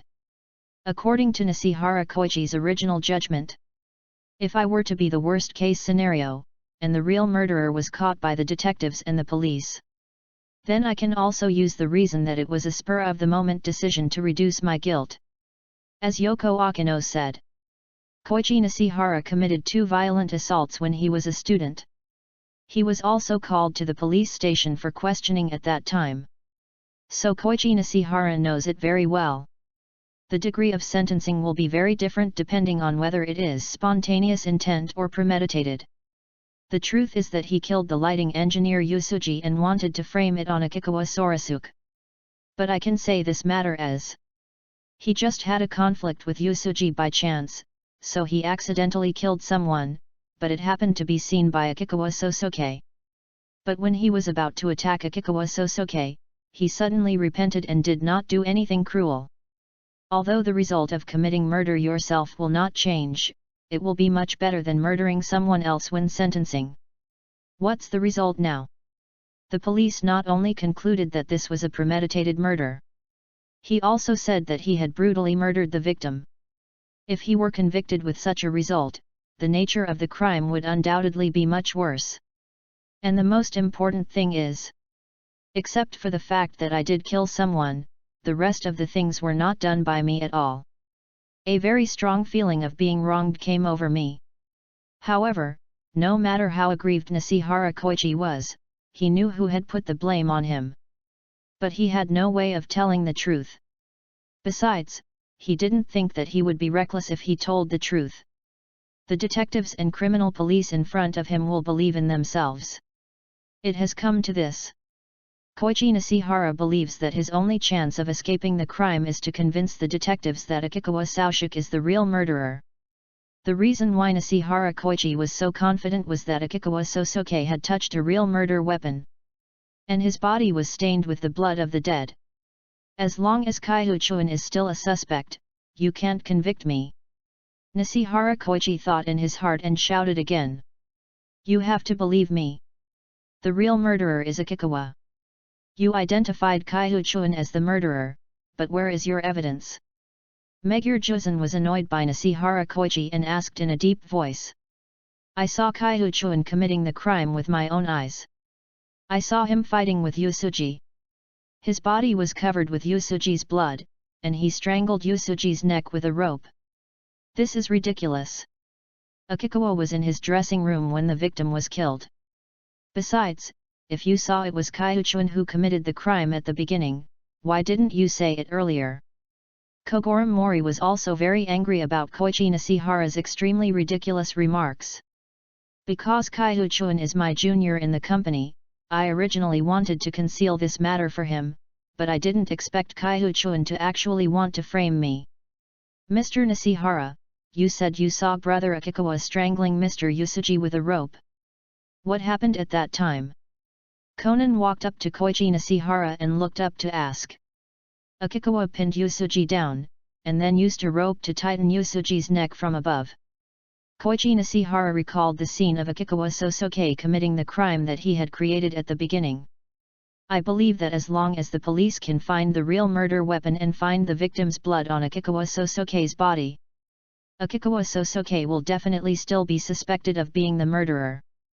By that time, Akikawa Sosuke's attempt to frame himself would backfire and increase his suspicion. Just when Koichi Nishihara was desperately trying to grasp the last ray of hope, suddenly, I saw the elementary school student standing in front of me and gently adjusted his shining glasses. I'm sorry, Mr. Nishihara is indeed the murderer. Ah! Nishihara Hirokazu was stunned, then became furious. What do you know, little brat? I'll tell you why. Maisumi Sira was also beginning to lose her patience because of Koichi Nishihara. She spoke with a cold expression. Mr. Nishihara, the lies you made up are full of loopholes. Not to mention that Akikawa had a perfect alibi when the victim was murdered. Secondly, no rope fragments or fibers as mentioned by Mr. Nishihara were found on the deceased's neck or fingertips. Unless someone deliberately did it, How could it be possible that strangling with a rope would not leave any traces? Finally, the strangulation marks on the victim's neck were located higher up on the neck, and the angle of the strangulation marks was vertical. This means that the deceased was strangled from behind while standing or sitting, and not what you said, Mr. Nishihara, that Akikawa pressed him down and strangled him from above. Since you said that, it can only prove one thing. That means you didn't see any murder at all, and you're still trying to put the blame on Kaiuchuan. Maesumi Sira's voice exploded in Koichi Nishihara's mind again like a thunderclap. In his buzzing brain, only this last thought remained. It's over. Serum Maesumi walked up to Nishihara Koichi with a gloomy look and said softly. Your ability to frame others is extremely poor, Mr. Nishihara. Serum Maesumi's words made Nishihara Hiroichi's eyes go dark and he collapsed instantly. Megure Juzan looked at Nishihara Koichi, who fainted due to excessive excitement. I know that this case has also come to a conclusion. He ordered the police to take Nishihara Hirokazu away. And at the same time asked the police to thoroughly search the Imperial Theatre. Look for the chair that was used as the murder weapon, as well as the protective clothing and motorcycle helmet described by Akikawa Sosuke. After giving all these instructions, he ignored Kogoro Mori, who was standing beside him, and came to Maesumi Sira. A smile appeared on his slightly fat face. I have to thank Miss Shiliang for your help this time. It's okay. Finding the murderer is what a detective should do. Maesumi Sira glanced coldly at Koichi Nishihara, who was being carried away like a corpse, and then smiled at Jozo Megure. Post Views, 15. CH059 in Conan, there is an option system in the Brain-Chapter 059. Access limited. Please complete verification to view this content. In the ambulance, Itakura Misaki rested her forehead against her clasped hands, praying in her heart that Akikawa Saoshik would be safe. Ms. Itakura, do you have any water? Suddenly, a familiar voice sounded. Itakura Misaki suddenly raised her head. He saw that Akikawa Sosuke, who had been lying on the stretcher with his eyes closed, had opened his eyes at some point and was looking at him. Itakura Misaki's tense heart suddenly relaxed. However, after she saw Akikawa Sosuke's left eye, which seemed to be covered in blood and turned red, I felt a suffocating feeling again. Misaki Itakura resisted the urge to cry, took out some water from her bag, and looked at the emergency personnel from the fire department standing beside her. After seeing the other party nod, she unscrewed the cap of the water bottle and handed it to Akikawa Sosuke. Maybe it was because he was lying down, or maybe it was because Akikawa Sosuke was injured too badly and he was a little unconscious. Itakura Misaki saw Akikawa Sosuke take the water bottle and just took 2 sips before he accidentally knocked over the bottle. The water bottle fell over, and the water inside spilled onto Akikawa Sosuke's school uniform. Ah! Itakura Misaki screamed and quickly picked up the overturned water bottle. However, the British school uniform on Akikawa Sosuke was still soaked by the water in the mineral water bottle. Cough, cough. Akikawa Sosuke coughed as if he was choked by water. The policeman sent by Megure Juzan was quick-witted and quickly helped Akikawa Sosuke up. An emergency paramedic asked Akikawa Sosuke to lean forward. At the same time, he used his other hand to support Akikawa Sosuke's chest. This posture can help patients who choke on water to clear the water that has entered their airways through coughing. After a while, Akikawa Sosuke finally stopped coughing and lay down again. Itakura Misaki looked at Akikawa Sosuke, who couldn't even hold the water bottle steadily, and couldn't help but say, Mr. Akikawa, let me feed you. Thank you, Ms. Itakura, but that's okay. Akikawa Sosuke thanked him softly and then closed his eyes again. After Akikawa Sosuke lay down again, the emergency personnel in the ambulance helped take off Akikawa Sosuke's shirt. An electrode was connected to Akikawa Sosuke's chest. Then he wrapped the blood pressure cuff around Akikawa Sosuke's upper arm. This is used to monitor Akikawa Sosuke's heart rate, blood pressure, and respiratory rate in real time. This way, there is a very reasonable explanation for my clothes getting wet. Akikawa Sorasuke thought to himself as he lay on the stretcher with his eyes closed, allowing the emergency personnel to examine him. It was no accident that he knocked over the water bottle just now. That's because Akikawa Sosuke noticed that besides the emergency personnel and his agent Itakura Misaki, there was also a criminal police officer who followed him into the ambulance. To prevent the detective from noticing that his clothes were wet and becoming suspicious of him, so Akikawa Sosuke knocked over the bottle while drinking water and got his clothes wet. Although I don't think the police would associate my clothes with cleaning blood stains just because they see them wet, it's always better to be on the safe side. Akikawa Sosuke thought in his heart. Bite. I don't know how much time passed. Suddenly, a crisp mechanical sound rang in Akikawa Sorasuke's mind. Then the system prompt appeared in front of Akikawa Sosuke. Select 3, complete. Rewards, Physical Fitness +5, Recovery Card X1. It seems that the gift I gave back to Mr. Nishihara was received well by him. Akikawa Sosuke was thinking in his heart, and at the same time, he felt that his weak body would be strengthened by these 5 points of physical fitness. The feeling of weakness that had enveloped my entire body was rapidly fading away. The body also burst out with vitality that had never been felt before. My physical condition should be close to that of a normal person now. I'm no longer as weak and staminaless as before. Akikawa Sosuke thought in his heart. Akikawa Sosuke was quite satisfied with the improvement in his physical fitness. As for the recovery card, Akikawa Sosuke had no intention of using it. Firstly, recovering too quickly would easily arouse suspicion. Secondly, the injury he suffered this time, in Akikawa Sorasuke's opinion, was actually not very serious. With my current physical condition, as long as I receive normal treatment, I should be able to recover soon. Akikawa Sosuke closed his eyes and recalled what happened today in his mind. Koichi Nishihara tried to put the blame on himself. And corresponding cover-ups were made regarding motive, murder weapon, and alibi. Koichi Nishihara chose to target someone who had nothing to do with the matter in order to cover up his motive of framing himself.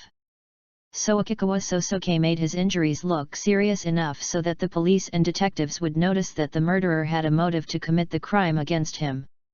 Koichi Nishihara stuffed the rope that served as the murder weapon into his own hands in order to make this ironclad evidence the most powerful proof that he was the murderer. Therefore, Akikawa Sosuke created a completely different murder weapon by changing the evidence at the scene and stuffed it into Koichi Nishihara. Koichi Nishihara deliberately chose to kill the victim after knocking him unconscious. In addition to allowing the audience at the scene to prove his alibi, it was also to prevent himself from providing an alibi when the murderer was killed. In this case, Akikawa Sosuke led the detectives to misjudge the time of the victim's murder by changing the temperature of the room. When Akikawa Sosuke woke up in the room, he found that he had been unconscious for 22 minutes. Under the ambient temperature at that time, it would only take half an hour for livor mortis to appear on the corpse. So Akikawa Sosuke turned off the central air conditioning in the room. This will cool the room down quickly. The purpose of this step is not to slow down the formation of livor mortis and rigor mortis. Rather, it is to prevent detectives and police from misjudging the actual time of death of the deceased due to changes in ambient temperature. If the room temperature had been maintained at the same level at that time, the detectives would have concluded that the deceased was murdered in the third act after the appearance of corpse spots on the body. In this case, I would have no alibi. So I turned off the central air conditioning to lower the temperature in the room. This will also cause livor mortis. The ambient temperature at that time would take an hour or even longer. Detectives will naturally judge from the corpse spots that the deceased has been dead for a long time. As for his act of breaking the deceased's jaw, it was simply because he didn't want Koichi Nishihara to reduce his guilt by saying that it was a sudden impulse. Akikawa Sosuke wasn't worried at all that the detective would suspect him. Because with my physical fitness, how could I break the jaw of a normal adult male so cleanly? Kyosuke Akikawa understands Japanese criminal law. In Japan, murder is a crime of quite a wide range. The sentencing ranges from 2 years suspended imprisonment to the death penalty. The most important criteria for determining the severity of sentencing are whether the criminal has the intention to kill and the criminal's attitude towards admitting guilt. If convicted of murder, the sentence is at least 5 years in prison. And he let the police and detectives see Koichi Nishihara's crimes. It is much more serious than simple murder. Murder, attempted murder, cruel treatment of a deceased person and mutilation of a corpse. Taking all the crimes into consideration, there is no doubt that Koichi Nishihara will be convicted of an extreme crime. In this case, the offender will basically be sentenced to life imprisonment or above, with no chance of parole. Whether he will be sentenced to death will depend on his attitude towards confession.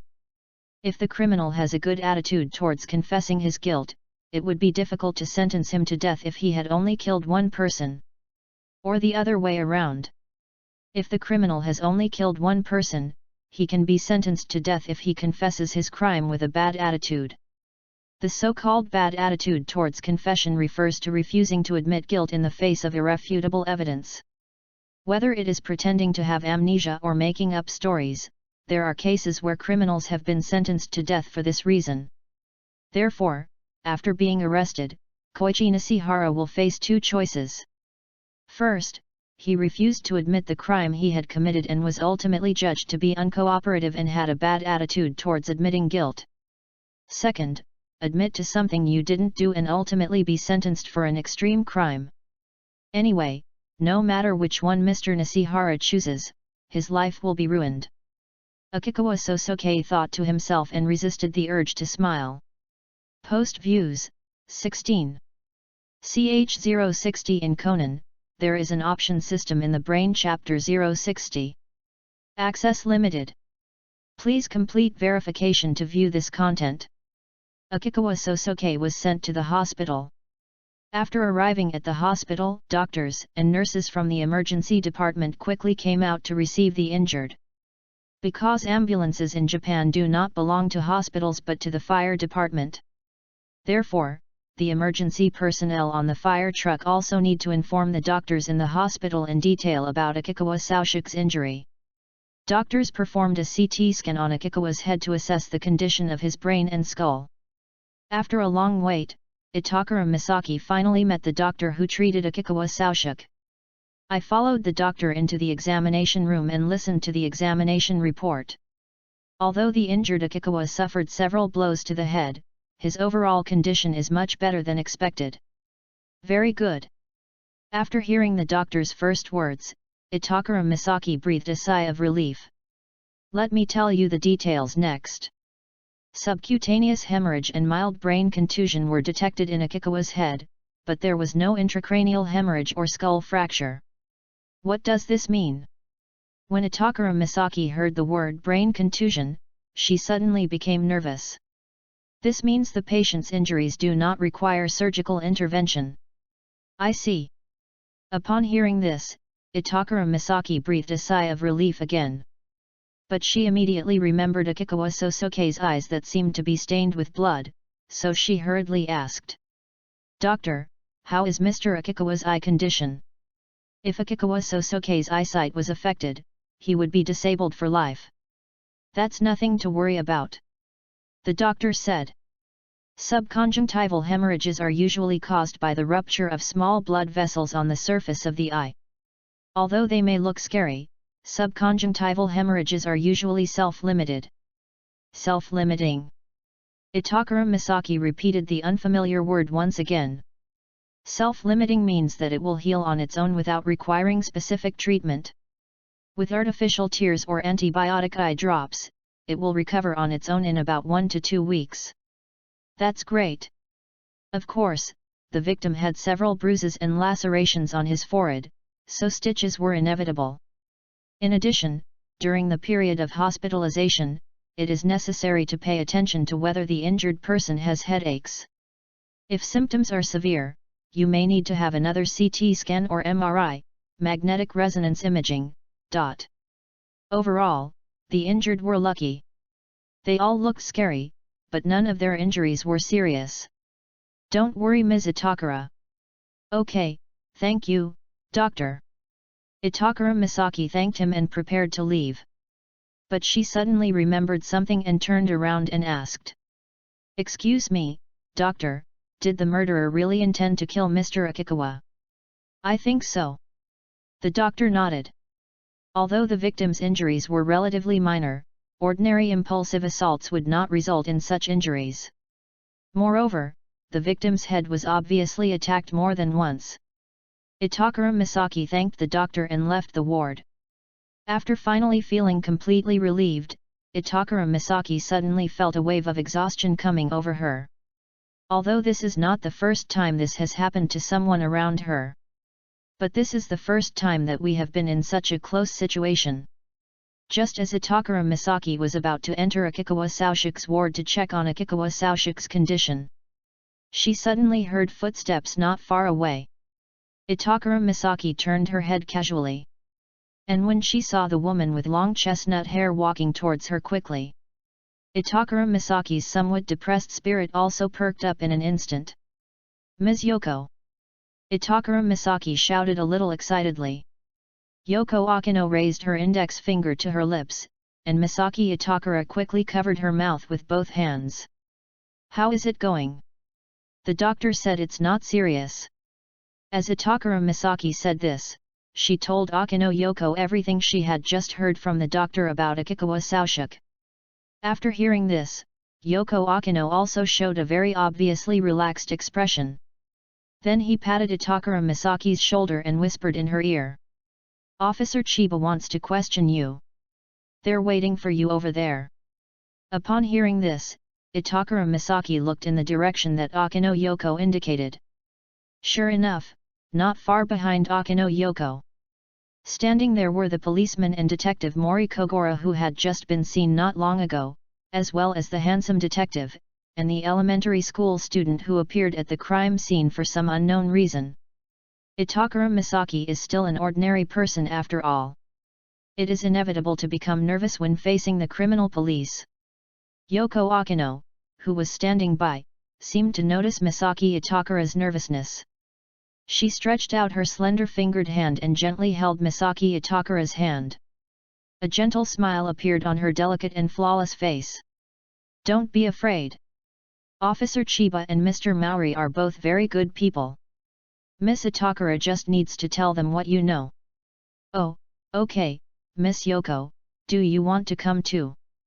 Looking at Akino Yoko's smile, Itakura Misaki's somewhat nervous heart was filled with courage in an instant.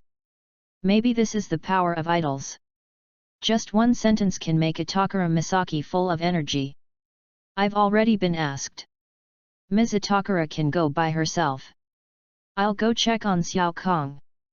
Good. Itakura Misaki nodded heavily. Ms. Yoko is such a nice person. She went through so much today, but she still came to the hospital to visit Chiu. Before Itakura Misaki could finish sighing in her mind, the way Akino Yoko addressed Akikawa Sosuke just now suddenly caught Itakura Misaki's attention. Just now, did Miss Yoko call Mr. Akikawa Xiao Kong? Come to think of it, back when we were at the Imperial Theatre, Ms. Yoko seemed to have called Mr. Akikawa Xiao Kong. Realizing something was wrong, Itakura Misaki quickly turned around and looked at Akino Yoko. Then, Yoko Akino gently pushed the door and walked into Akikawa Sosuke's ward. And at this time, Yoko Akino, the warm smile that could touch people's hearts at that time no longer appeared on her face. Misaki Itakura clearly saw a strong look of loneliness on Akino Yoko's face, which was so pretty that it made people not feel jealous. Come to think of it, the few times I saw Ms. Yoko showing emotional fluctuations, it seemed that Mr. Akikawa was always present. Moreover, Mr. Akikawa is obviously very familiar with Ms. Yoko, but he pretends not to be familiar with her. Thinking back to what I noticed today, Yoko Akino seems to care about Akikawa Sosuke more than anyone else. A bold idea emerged uncontrollably from Misaki Itakura's mind. Oh my god, these two are not dating secretly. Itakura Misaki covered her open mouth, shocked beyond words by her own discovery. because it was too shocking. As a result, Itakura Misaki was a little absent-minded when answering Chiba Kazunobu's questions. She poured out all her dissatisfaction with what Koichi Nishihara had done in recent times to Chiba Kazunobu and the detectives. Then he hurried back to Akikawa Sosoke's ward. The hospital corridors were quiet and peaceful. However, at this moment, Itakura Misaki's mind seemed to be filled with noisy voices, as if a debate was taking place. No. Impossible? Miss Yoko likes this type. Well, I'm not saying that Mr. Akikawa is a bad person, but Mr. Akikawa has a bad personality, and he doesn't seem like a normal person. No wonder Miss Yoko was so shocked to see Mr. Akikawa on the day after the training. It seems that Miss Yoko didn't know that Mr. Akikawa would come to her company as an artist. With her mind full of random thoughts, Itakura Misaki returned to the door of Akikawa Saoshik's ward.